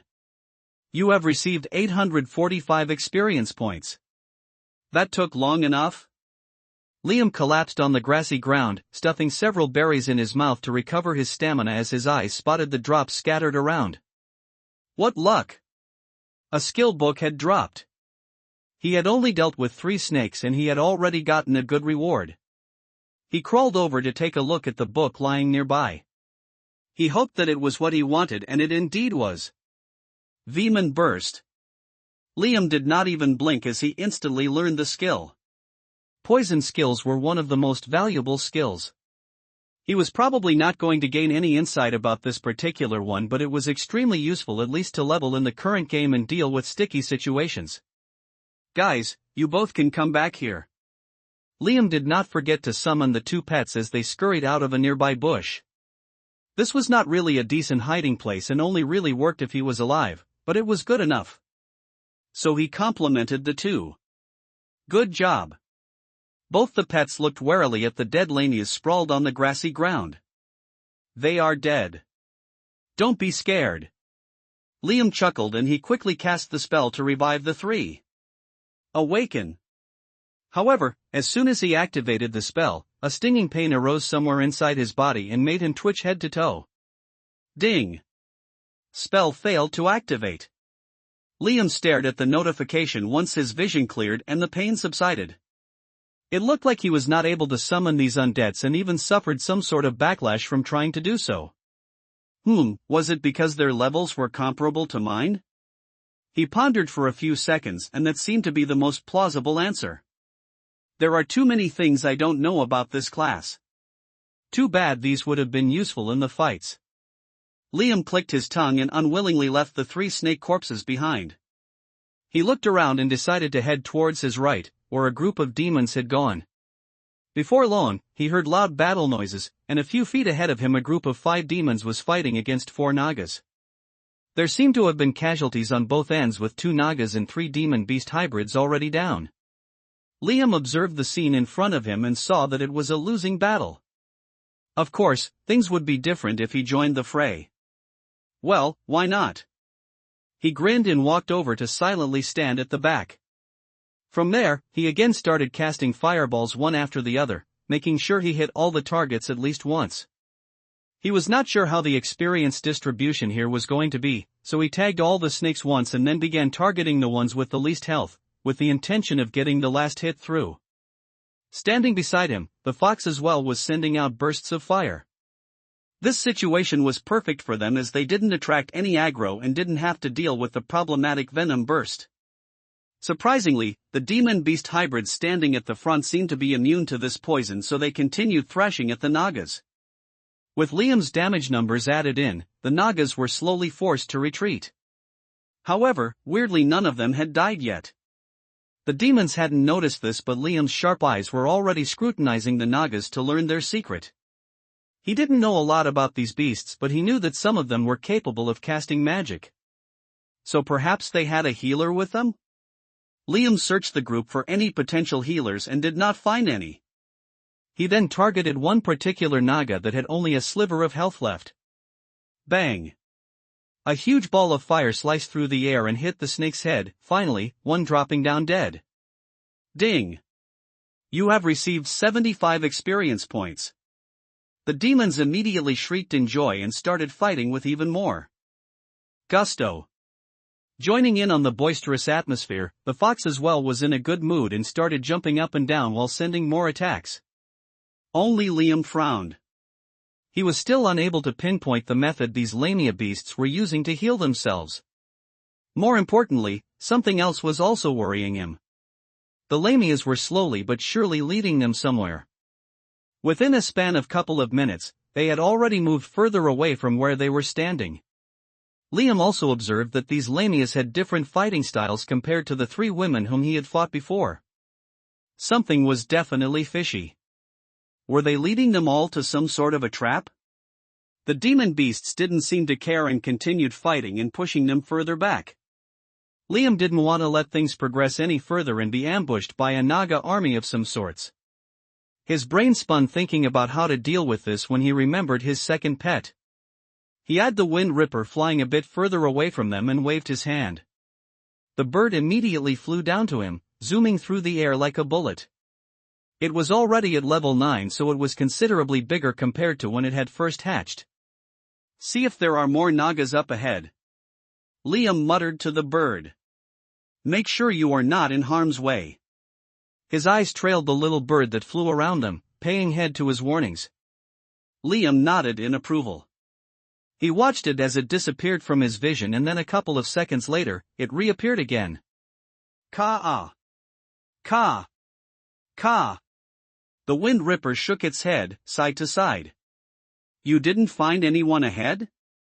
Liam was once again surprised. If they were leading them towards something, then, perhaps they were leading them away from something? Liam had a gut feeling that his hunch was right, so he decided to hang back and see what was behind them. He circled back to the area where he had confronted the 3 Lamias, and before long, he came across a group of hooded figures running away. But Liam stopped in his tracks and did not confront them carelessly. There were a total of 5 figures, and Liam was not sure if he would be able to take all 5 of them at the same time. If perhaps he had some help.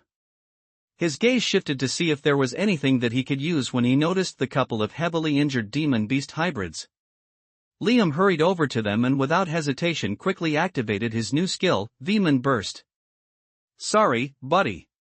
Nothing personal. You are just more useful to me dead than alive." He moved away so that he was not affected by the toxic gas. Kuhak! Kuhak! In just a couple of seconds, the 2 injured demon-beast hybrids choked on the venom and dropped dead. Awakened, Liam immediately used his skill, and this time it was successful. Perhaps because he had failed the last time and become successful this time around, he even grasped a certain fleeting sensation as he cast the spell. Okay. This ought to do it. Liam then hurried after the hooded figures with the undead and the pets closely following him behind. Kata kata kata. Liam focused his mana on his feet and sprinted across the grassy lands, circling the group of hooded figures. He then landed directly in front of them and blocked their path. Bang! He greeted them with a fireball, simultaneously unsheathing his sword. The 2 demon undeads as well jumped on the group from behind, finally catching up. They started frantically attacking whatever they could get their hands on. This combined with Liam's nimble and agile attacks, the group of hooded figures became completely flustered. However, to Liam's surprise, they did not fight back. One of them removed the hood, revealing a very handsome face. He was a level 22 Naga, and he was decked out in shining jewelry and armor from top to bottom. There was something about him that was different from all the previous Nagas Liam had faced. Demon! Halt! Let's not fight. What do you want? Who are you? I can give you treasures. Move. And do not block our path. Liam's eyes widened in shock. This was a dialogue, and yet a quest was not initiated. He knew that he had to be very careful here. It looked like there wasn't a particular set outcome, and what he says might probably determine what happens next. I am sorry.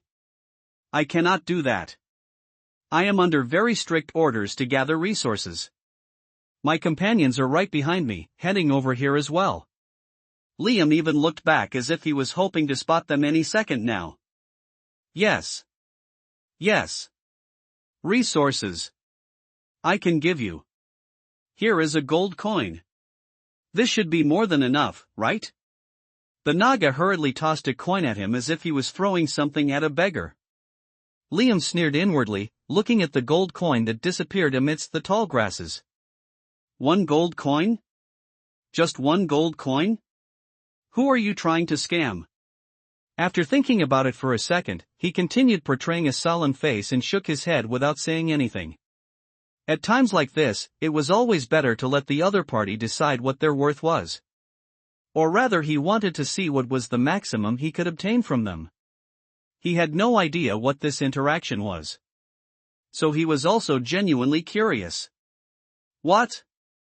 What more do you want? Here. How about 2 gold coins? Shouldn't this be more than enough? What more do you rats need? The handsome Naga started to become really agitated, and this time he threw 2 gold coins at Liam, more forcefully and more angrily. He looked very upset, but in reality, Liam was far more ticked off than him. This person was bargaining with him 1 gold coin at a time? Dream on. He shook his head again, and the Naga immediately hissed in anger. He was about to say something when another Naga standing at the center of the group stepped forward instead, interrupting him. Shut up, Razrarox. A woman's voice sounded. She removed her hood, revealing her stunning beautiful figure and an even more astounding face. The Naga slithered forward, her eyes betraying her anxiety. Stranger, we really need to leave now. The fate of our entire clan depends on this. I will personally compensate you. Generously. Please move aside. Liam calmly listened to the Naga's words, but inwardly he was very shocked.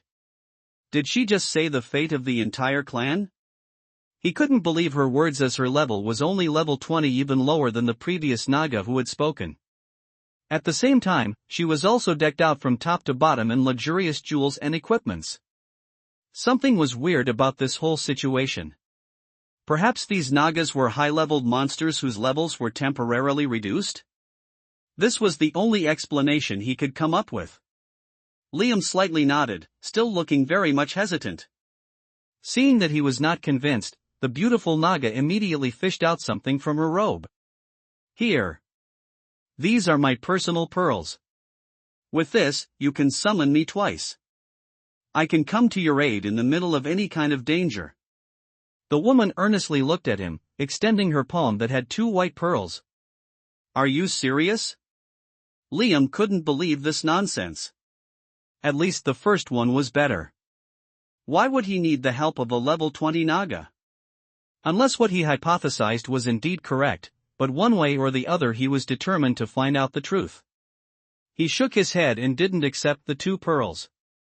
I think maybe you should use these 2 to save yourself right now?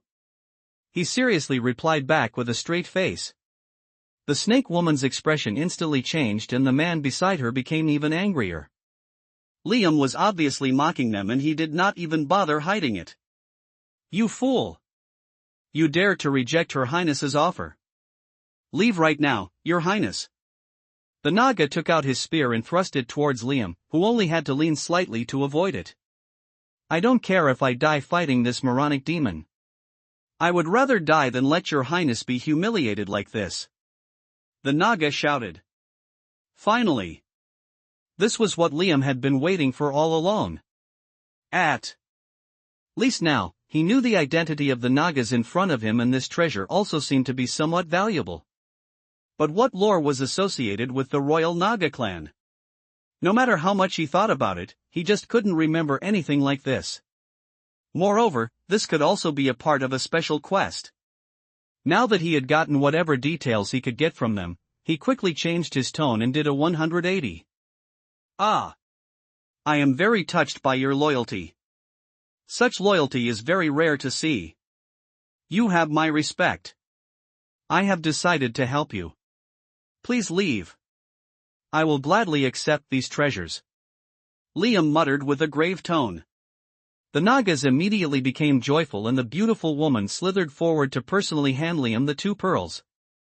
Unlike the others, she had a golden serpentine figure which was very eye-catching. Liam looked at her from top to bottom, carefully observing all the details, and as she extended her hand, with the 2 pearls on her palm, he abruptly gripped her hand tightly. Having not expected this, the soft hand tried to pry out his hold, but to no avail. You! What are you doing? Didn't we reach an agreement just now? The Naga anxiously hissed at him. Yes. Yes. We still have an agreement. I merely stopped you because you are forgetting something important. He let her hand go. Ha? What? Please remove all your cloth, armor, and jewels and leave them here. What? The 5 Nagas looked utterly shocked and angry as they glared back at Liam. Pervert! Get away from Her Highness!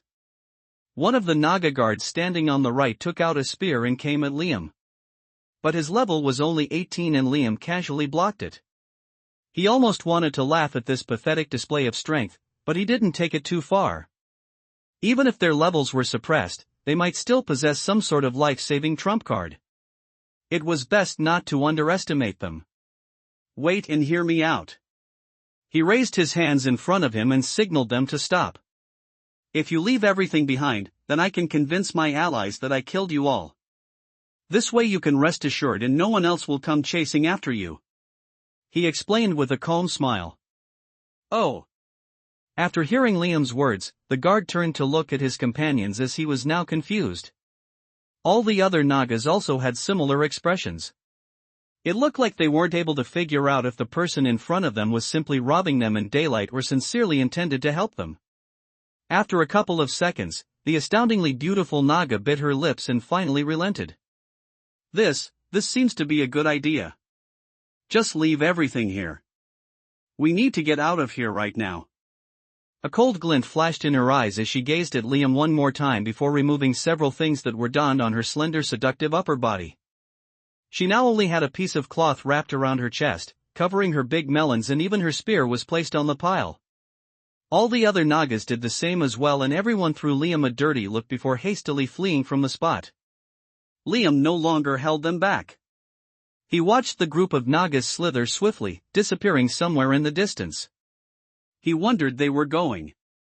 Well, that doesn't concern me, I guess. I should put these back quickly. As his 2 pets and his undeads watched him curiously, he pocketed every single item that was left behind by the Nagas. He didn't bother looking at these right now and just hurriedly threw everything in his inventory before the other demons could spot this pile of loot. He had no intention of turning in any of these as a war contribution.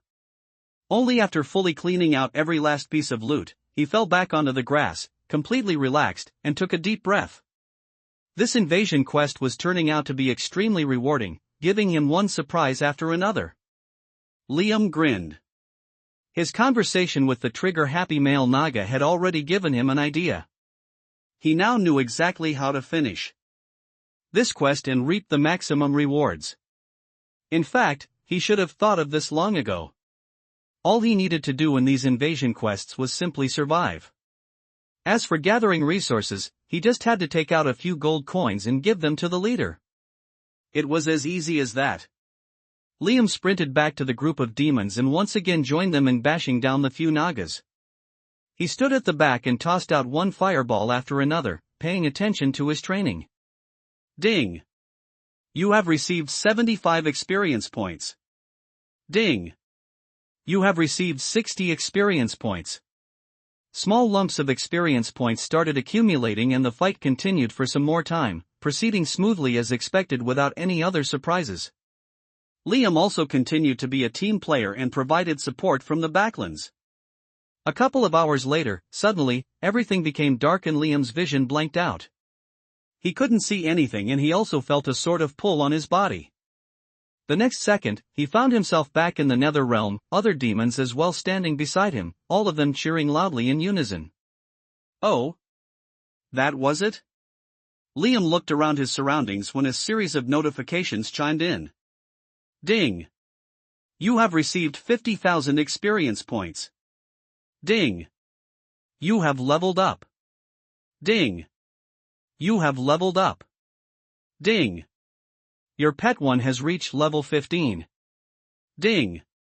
New evolution paths available. Ding! Your pet 2 has reached level 5. Liam glanced at the notifications calmly, but he was interrupted by the leader of the squad. You don't have anything to contribute, soldier? Oh. Liam was surprised by the hostile tone, and when he looked up, he saw all the other demons going up to the front to drop equipments and several things on the ground, making a huge pile. Yes. Yes. I do. Liam took out a single gold coin from the inventory and gave it to the leader. I only managed to pick this one up. He hesitantly answered. He wanted to test the waters first by starting small. And just as he had expected, the leader's eyes widened in surprise. Oh. This is a gold coin. Bravo. You have done well. You have done really well. You have made our Lord proud by collecting so many resources. Ding. You have been rewarded 100 contribution points. 100 contribution points for one gold coin? Liam grinned and called after the leader, who had started walking away. Boss. I also found this one. He gave another gold coin to the leader. The demon was perplexed. His huge nostrils flared in excitement. You have outdone yourself, soldier. You have shown true potential and excellence. Ding. You have been rewarded 100 contribution points. Another 100? Liam had in fact expected only 50 or so, considering that the reward probably capped after a certain limit, but clearly, if there was a limit at all, this wasn't one. He had to try again. Leader, wait a second. Ah! I found another coin. He shamelessly fished out another gold coin and handed it to the demon. Lad! How did you get your hands on so many gold coins? Ah ha ha, these were gold coins? I just picked them up because they were shiny and I thought they might be useful somehow. Ah ha ha ha. What a lucky fellow. You have such good luck and intuition. Your skills are also excellent. These are the traits of a good leader. I hope you will be able to successfully lead your own squad soon. Ding. You have been rewarded 50 contribution points. Ding. Your rank has been upgraded. Rank, Senior Soldier, 0 out of 1000. Liam saw that he was now a senior soldier. The points this time were lower and coincidentally they helped him level to the next rank as well. This should be the limit. 250 contribution points for one invasion quest. I should join another invasion quickly and see what these upgrades are useful for. Liam looked around and saw another demon squad assembling nearby. Since it was wartime, multiple squads were doing this day in and day out, in preparations for gathering more resources for the upcoming war. So there was no lack of teams to join in. He quickly approached the leader and the quest notification chimed in. The leader was in fact more than happy to accept him as he was a senior soldier. Ding. New limited quest available. Ding. Survive the mission and bring back adequate resources. Ding. Reward, plus 50 contribution points, plus 50,000 experience points. Ding. Do you wish to accept the quest? Yes/no. Yes. Liam muttered and joined the team. A few minutes later, the portal was once again activated and this time they were transported to somewhere dark and dingy. The demons started scrambling, trying to look around, and Liam as well materialized a fireball. If possible, he wanted to start fighting before his companions started dispersing by themselves. Luckily for him, the very next second a group of short skinny creatures ran towards them. Their heads resembled that of a rat and they had sharp protruding teeth. Kobold. Level 18. Kobold. Level 14. Kobold. Level 19. The creatures were not high level, but their numbers were not small. They continued pouring out from everywhere. Key. Key. Key. Key. Key. Key. Intruders. Intruders. The demons who had moved away from the group immediately ran back. Attack! Kill everything! The squad leader demon shouted loudly. And immediately, an intense battle erupted. This time it was completely different from the grasslands where they had landed for their previous mission. But Liam didn't mind at all. This in fact worked out well for him. He casually moved from his spot at the back and settled in the center, in the midst of the demons. From here, he started once again casting fireballs, the fox as well repeating his actions. He specifically aimed for the kobolds that had low health and were already severely injured. And bang! Ding! You have received 10 experience points. Bang! Ding! You have received 10 experience points. This is ridiculous. This has to be the easiest way to level in the entire game. Liam grinned from ear to ear. He had a lot of good things meticulously planned, but this was a pie that had fallen on his lap out of nowhere. It looked like those pigs whom he had slaughtered were in reality piñatas. He had broken them and the candies were still dropping one after the other, long after their eternal death. Ha! Liam chuckled. Can I reach level 30 in the remaining 48 hours? He began pumping out more firepower and sending the kobolds to their deaths faster. The Nether Realm was really treating him too well. The second invasion mission ended faster than the first one, or rather it simply seemed that way, since right from the start until the very end, the group had continued slaughtering kobolds one after the other. They had landed smack dab in the middle of their nest and there was nothing else that they could do. The gains this time were also not much, as the kobolds were just as poor as the demons. However, that was only for the rest of the squad. Liam, of course, handed over 3 gold coins and earned the maximum contribution point rewards and the experience points boost, also gaining another level. He was smashing through this laborious part of the game at an insane pace. Leveling in this manner was extremely efficient, quick, and not to mention addictive. As an added bonus, he was also able to train properly with so many demons tanking for him. Liam was fully pumped up and he did not plan on stopping anytime soon. After completing the second invasion mission, he immediately dived into another one. This time they had landed in an impoverished orc village. There was really nothing in the village except for mundane common items. These orcs did not rush to fight them either. In fact, all the orcs that were remaining in the village were either elderly or women or children. However, the demons still continued slaughtering and pilfering, and Liam as well did the same. If he hesitated here now, then he would be facing the same situation later on. Only the strong had the right to survive, and only the truly powerful had the right to show kindness. Since he was neither, at least yet, he simply slaughtered everything in sight, just like he had done before without skipping a beat. Ding! You have received 50,000 experience points. Ding! You have leveled up. Ding! You have leveled up. Ding! You have received 250 contribution points. Ding! You have received 50,000 experience points. Ding! You have leveled up. Ding! You have received 250 contribution points. Ding! You have received 50,000 experience points. Ding! You have leveled up. Ding! You have received 250 contribution points. After the kobolds and orcs, it was the goblins and lizardmen's turn to get wrecked, and in the blink of an eye, Liam was already at level 26.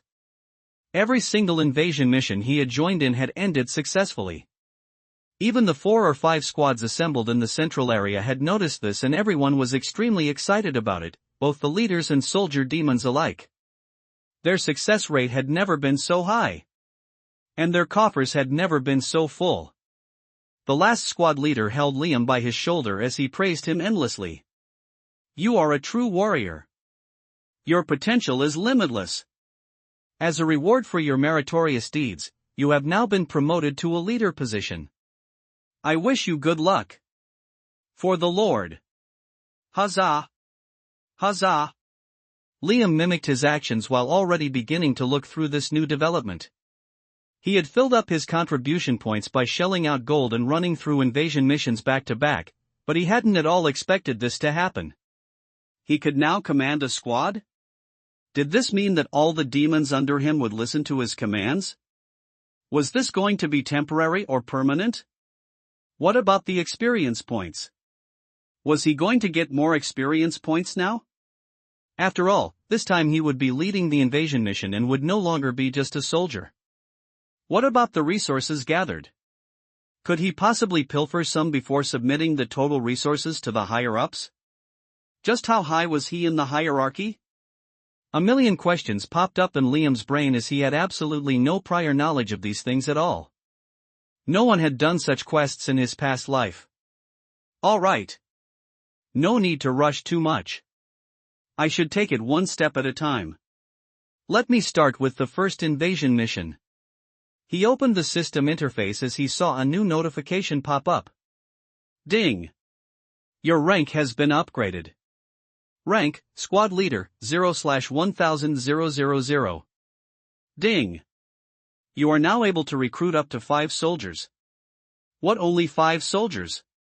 He was quite shocked as every single invasion mission he had participated in had at least 30 or so demons, which was why they were able to handle things easily. What was he going to do with just 5 soldiers? I need to talk to someone first and gather more information. Liam walked out of the crowd and started observing the other squad leaders for a while. The procedure seemed to be easy enough. They purchased the inscription for the invasion portal from a big bulky demon at the counter, where they submitted the resources as well. It looked like one was a prerequisite for the other, but Liam decided to worry about that later. After purchasing the portal inscription, the leader walked up to the front of the square. All he then did was clear his throat loudly and a dozen demons quickly assembled before him. Seems simple enough. Liam scratched his chin. He decided to do the same and imitate them. He went to the counter and tapped. I need an invasion portal inscription. The big bulky demon snorted coldly and looked up at him, his gaze very stern and cold. A newly appointed leader? He looked at Liam from top to bottom and was clearly not pleased with what he saw. Oof. It looks like these days just about anyone is capable of becoming a squad leader. What is with this attitude? Liam was amused. He waited for the demon to respond, but the other party returned back to whatever he was doing after he was done passing judgment.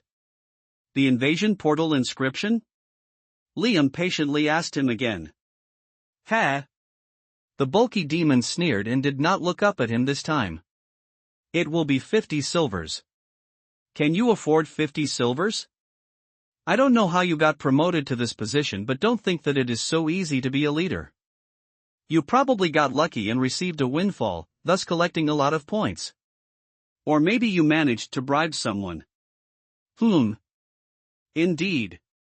We do have demons like you once in a while. Just give up and join more fights and gain more experience on the proper route. Or perhaps you wish to die a fiery death. The bulky demon started ranting and he didn't look like he was planning on stopping anytime soon.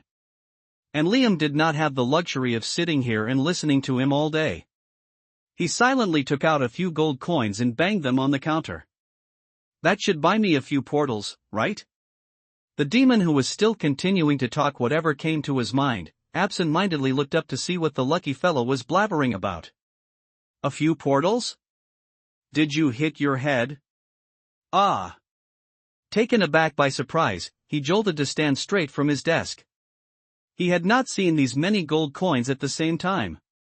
His eyes glistened with greed as he stared at the amount of wealth, and a thick tongue stuck out, the demon licking his dry chapped lips.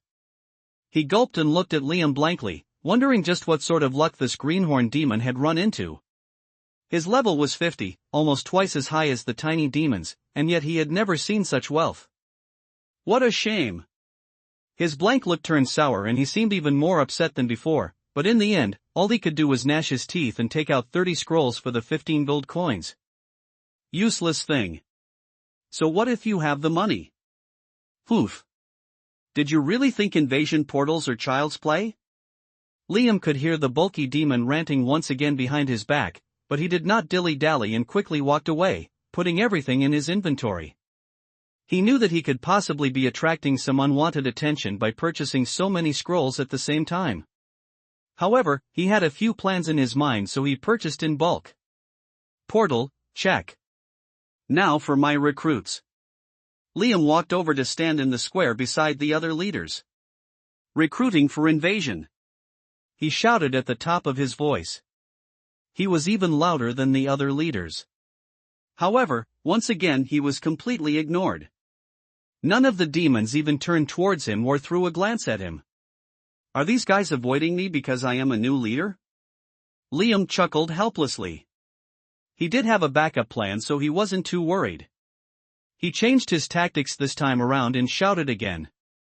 Recruiting for invasion quest. Need 5 soldiers. Paying 10 silver each. Ha? What the hell? Who is this new guy? All the demons finally started paying attention to him. A few even gave him the stink eye as he was clearly bribing others into helping him. But Liam didn't care as he got the result that he expected. Almost instantly, a group of demons rushed over and started lining up in front of him. Oops. I only need 5. Liam chuckled. He took a look at the group gathered and a sudden thought popped into his mind. He was not yet sure if he would be able to forge some sort of long-term contract with them. But if he could. You and you. Liam pointed at 5 young demons who looked considerably weak and inexperienced. How many missions have you guys been on before? None, leader. Same here. None, leader. Me too. Me too. I have also not joined any quest before. They looked worried, thinking that Liam was going to reject them. 10 silver coins was a lot of money for them. But he instead gave them a thumbs up. You guys are hired. What? Why would you choose a complete beginner? Leader. I have already completed several missions. You should take me. A few demons started complaining, disgruntled with the situation. Liam, however, simply shrugged. Next time. He did not engage them further and quickly started activating the invasion portal inscription. As soon as he did, a notification popped up. Ding! New limited quest available. Ding! Survive the mission and bring back adequate resources. Ding! Reward, plus 500 contribution points, plus 50 contribution points for each surviving soldier, plus 100,000 experience points, plus 10,000 experience points for each surviving soldier. Ding! Do you wish to accept the quest? Yes/no. It looked like the rewards for being a leader were double that of being a mere soldier. Moreover, there were also sizable bonuses which made this whole thing extremely rewarding. Yes. Liam grinned, rubbing his hands together. He was feeling both nervous and excited at the same time. For the first time in this new life, he truly had no idea what was going to happen next, and this pumped his body full of adrenaline.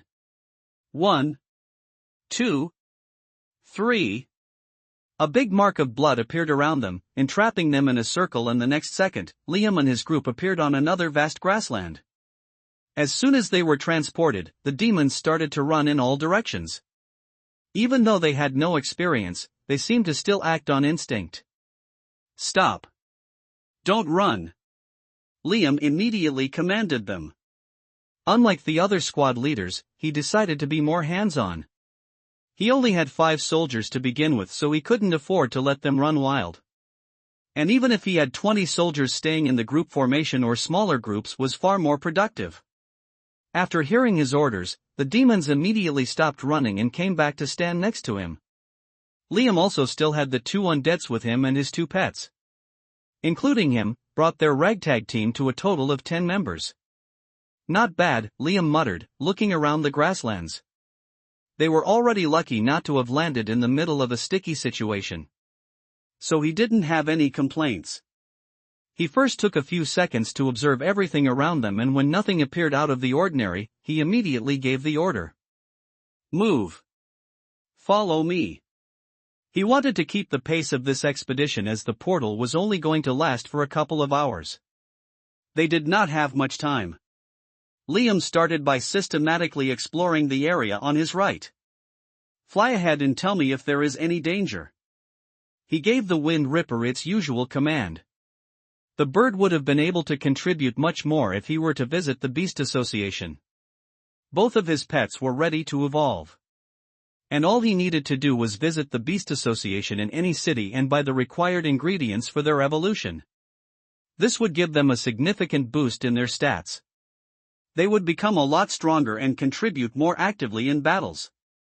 They would also be able to learn skills, or at least the Wind Ripper. The Fox Spirit Beast was already able to learn skills after all. Liam, however, decided to take care of this when his 96 hours window ended. He was able to enter and exit the Nether Realm at will, but he wanted to use this golden opportunity that fell on his lap to the maximum that he could. Things could change at any given moment, so he didn't want to take any unnecessary chances and test his luck. Then, later on, he could only regret this missed godly leveling opportunity. Let's go! Move! Liam commanded his small motley group of 5 repeatedly. The level 15 to level 18 demons could barely keep up with him, so he had to reduce his speed quite a bit. But Liam had his own plans. Despite its disadvantages now, he had a feeling that in the long run, it would play to his advantage.